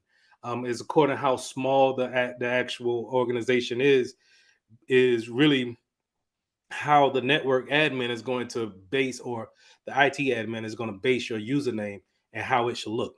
But it's normally paired up in what we call Active Directory with a password. PIN numbers, on the other hand, are normally with mobile devices, and they normally are not on your computers, so to say. And I think that's because of the input. We can use full-fledged keyboards in order to input letters, numbers, and symbols fairly easy, whereas on a phone, it's probably not so great to put in a star and a exclamation point, where you could just have that pin on, or now just have your fingerprint for it. Now, remember, the longer the password, the better. But this is not necessarily an easy thing for users to actually get to and do on a daily basis. So this is a problem that we have, but we can put rules and policies out to make sure that we have a baseline and people can always follow that baseline. It has to be 6 to 8 characters long. It has to be a uppercase and lowercase. It cannot be one of your 5 previous passwords. That's the reuse in history. Aging, it cannot be more than 180 days long, or maybe 90 days. 180 is a little bit long, but 90 days is pretty typical. And then you have that expiration and you have to recreate a new password. Normally, a lot of people go off of the NIST guidance, but at this point in time, really in our lives, I think passwords are pretty much easy for people to do, right? And I say that kind of smiling, but anyway, let me pull over my trusty little notepad here, and I'm going to demonstrate how we should make a password. Thumbs up in the chat. Do y'all have problems making passwords? Thumbs up. Or let me ask a better question. Do you guys use the same password for everything? I sure do. I got like a good like 5 or 6 that I alter, like, I switch out periodically, but Right. I sure do use them same 5. I may switch a letter or a number, but yeah. I'm not gonna judge because I'm in this boat too. But I could do better. I could do better. I know better. I could do better, but I choose not to. So let's go ahead. Let me show you how you should do it, right? You have passwords, but I want you to use passphrases in order to create your password. So passphrases mean I'm going to take a short phrase and then combine everything and just switch up some of the vowels in order to make my password. So I'm going to put um, Taryn is my son's name. I'm going to put I love Taryn. Right. So that's the first basis of my password. And then I'm going to put 1565 is where we live at. So now all of a sudden I have my 8 characters. Maybe I got 10 characters up in there, but I got my letters and I got my numbers. So I'm pretty good, right?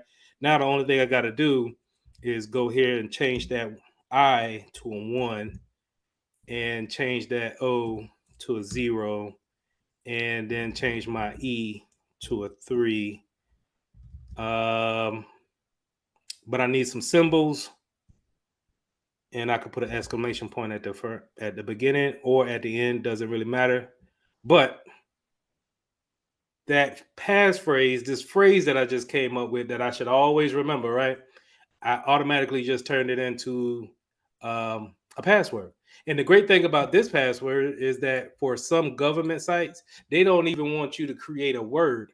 So you may have like your pet's name and then some more characters. Their requirements is not even to have a English word in there because they have something. There's an attack called a dictionary attack, and that attack means that um, a hacker can take all the words in the English dictionary, put it into a piece of software, and then perform a brute force attack upon your password until it gets it right. So it kind of cuts times in half if you have an actual word in there. But since I went in there and I changed up my vowels, and you know what, I could stand an uppercase letter. So let me put that uppercase T. And if I'm feeling good about myself, I'm gonna put uppercase N. So I think with this, I don't even have words. I have no words. I have a bunch of jumbledness, but it's random. But yet to me and to you guys, because you see me do it, this says I love Taryn at 1565, exclamation point. And that's how I kind of want you guys to, you know, do you have to make a pass? Nah, let me not say that. Okay. Scratch that. When you're making new passwords, try this method. More than likely, it'll take that stress off of trying to make something up out of thin air. Just take a simple, hey, I love cookies, and start switching up those letters. Give me 1 second. So we'll go over password managers next, actually. So good segue. I appreciate that. If you have problems remembering your passwords, we talked about it a little bit, but password managers is a good spot to put them in.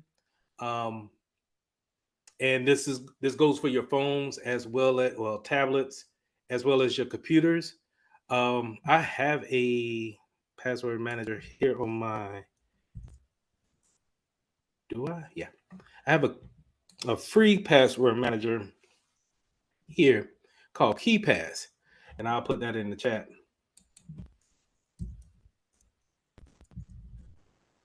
KeyPass is free, like I said, and it vaults all my passwords from different websites.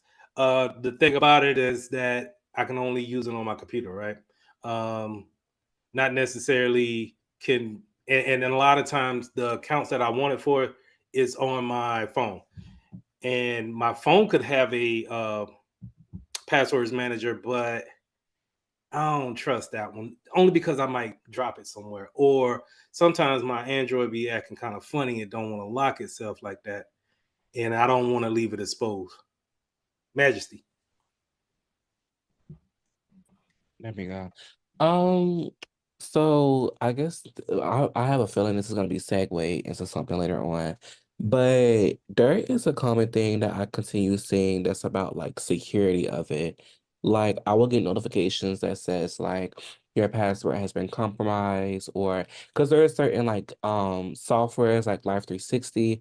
Apple even has a built-in component where it searches for data leaks and it Mhm. reports back to you if your password has been leaked, or it'll say your password has appeared in a data leak. Can you give more information on that? Or like how does that whole thing work? Um, I don't know if you remember last class I went over. Have you been pwned with the emails being compromised and data leaks? Well, anyway, um, if your password is out there, more than likely it is a a victim of some type of data leak with that company, right? So imagine all your passwords that you're creating with these different accounts. When they have these leakage and they send you that random email saying, hey, some information may have been compromised or been leaked out, but nothing to worry about. You still can go to your account and do whatever you want to do. Well, it's a good time to go ahead and change your password then. Okay. Um, Now, to the point that what you're bringing up, I wouldn't say that somebody is actually looking at a list of passwords that you have, but I would say that they have information on you that you gave to that company. So I would say that that's a generic email that you're getting to maybe drive you to do something else with that email, maybe buy a product, ask for a service in order to protect you or something like that. But if your data has been leaked, then think about whatever data that you gave to, let's say, Twitter. In order to get a Twitter account, you got to give first, last name, birthday, and email address. And we haven't went over it yet, but that's what we call PII, personal identifiable information. So what that means is that I can take that information. Give me 1 second. I'm gonna get to that. I could take that information and then I can possibly look you up through other means and find more information on you. Now, with this, yeah, passwords can create. Now, there's nothing wrong with changing your password. Now, is this coming from? Where is this coming from? Oh, that's from so OS, well, Mac iOS, it has a built-in like I guess password checker that's built into it. So I assume they like detect for data leaks like that and they report back to you. But this is for directly from Apple themselves. Yeah, which makes me wonder how are they monitoring that? And are they looking more into your information that they what they should be? So I have this thing of Gmail is always constantly, or Google is constantly looking at your information, in my opinion. Um, you can constantly see it in the advertisement that you see. Um, I think that they're directly reading your emails and then sending you information right after that, just in case you're thinking about buying something. And I wouldn't be surprised if this is part of that too, where they're not direct. Let's say they're not opening everything that you got up and then they're closing it and giving it to you, but they may take some keywords that they see when they scan and may come up with that type of analysis and say, hey, it might be time to go ahead and change your password. But I don't know if it's like they do have some companies that say that they monitor the dark web for any type of passwords or personal information. I personally don't believe that. But I don't know. As an advice, if you see this, I would go ahead and tell you to change your password just to be on the safe side. It won't hurt anything. It's just an annoyance, really, just to kind of, I gotta change my password again.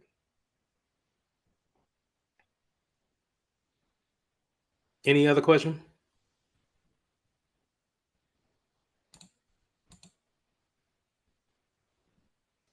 So real quick, with the password managers, it could be a whole application like the KeyPass one,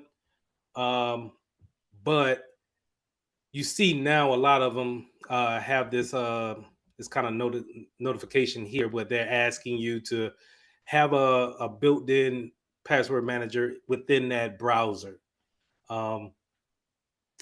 I would stay clear of this because of if you're not updating your browser like that, then it might be compromised with it. And I know for sure everybody your browser doesn't necessarily get updated whenever you update your computer. You have to update it on your own. So I just went to the about screen and you can see how it automatically tried to check for an update, but this is not a part of a Windows update. So and I think the same thing goes for the Mac OSs too, that you have to update your application or your browser on its own. And so keep that in mind. If you're going to use the web browser for a password manager, make sure it's up to date. Now, multi-factor authentication. This is very important. You will see this on the exam. You will see this wherever you go. Multi-factor is one of the best ways that you can protect yourself against ransomware. But you don't hear a lot of people talking about it, but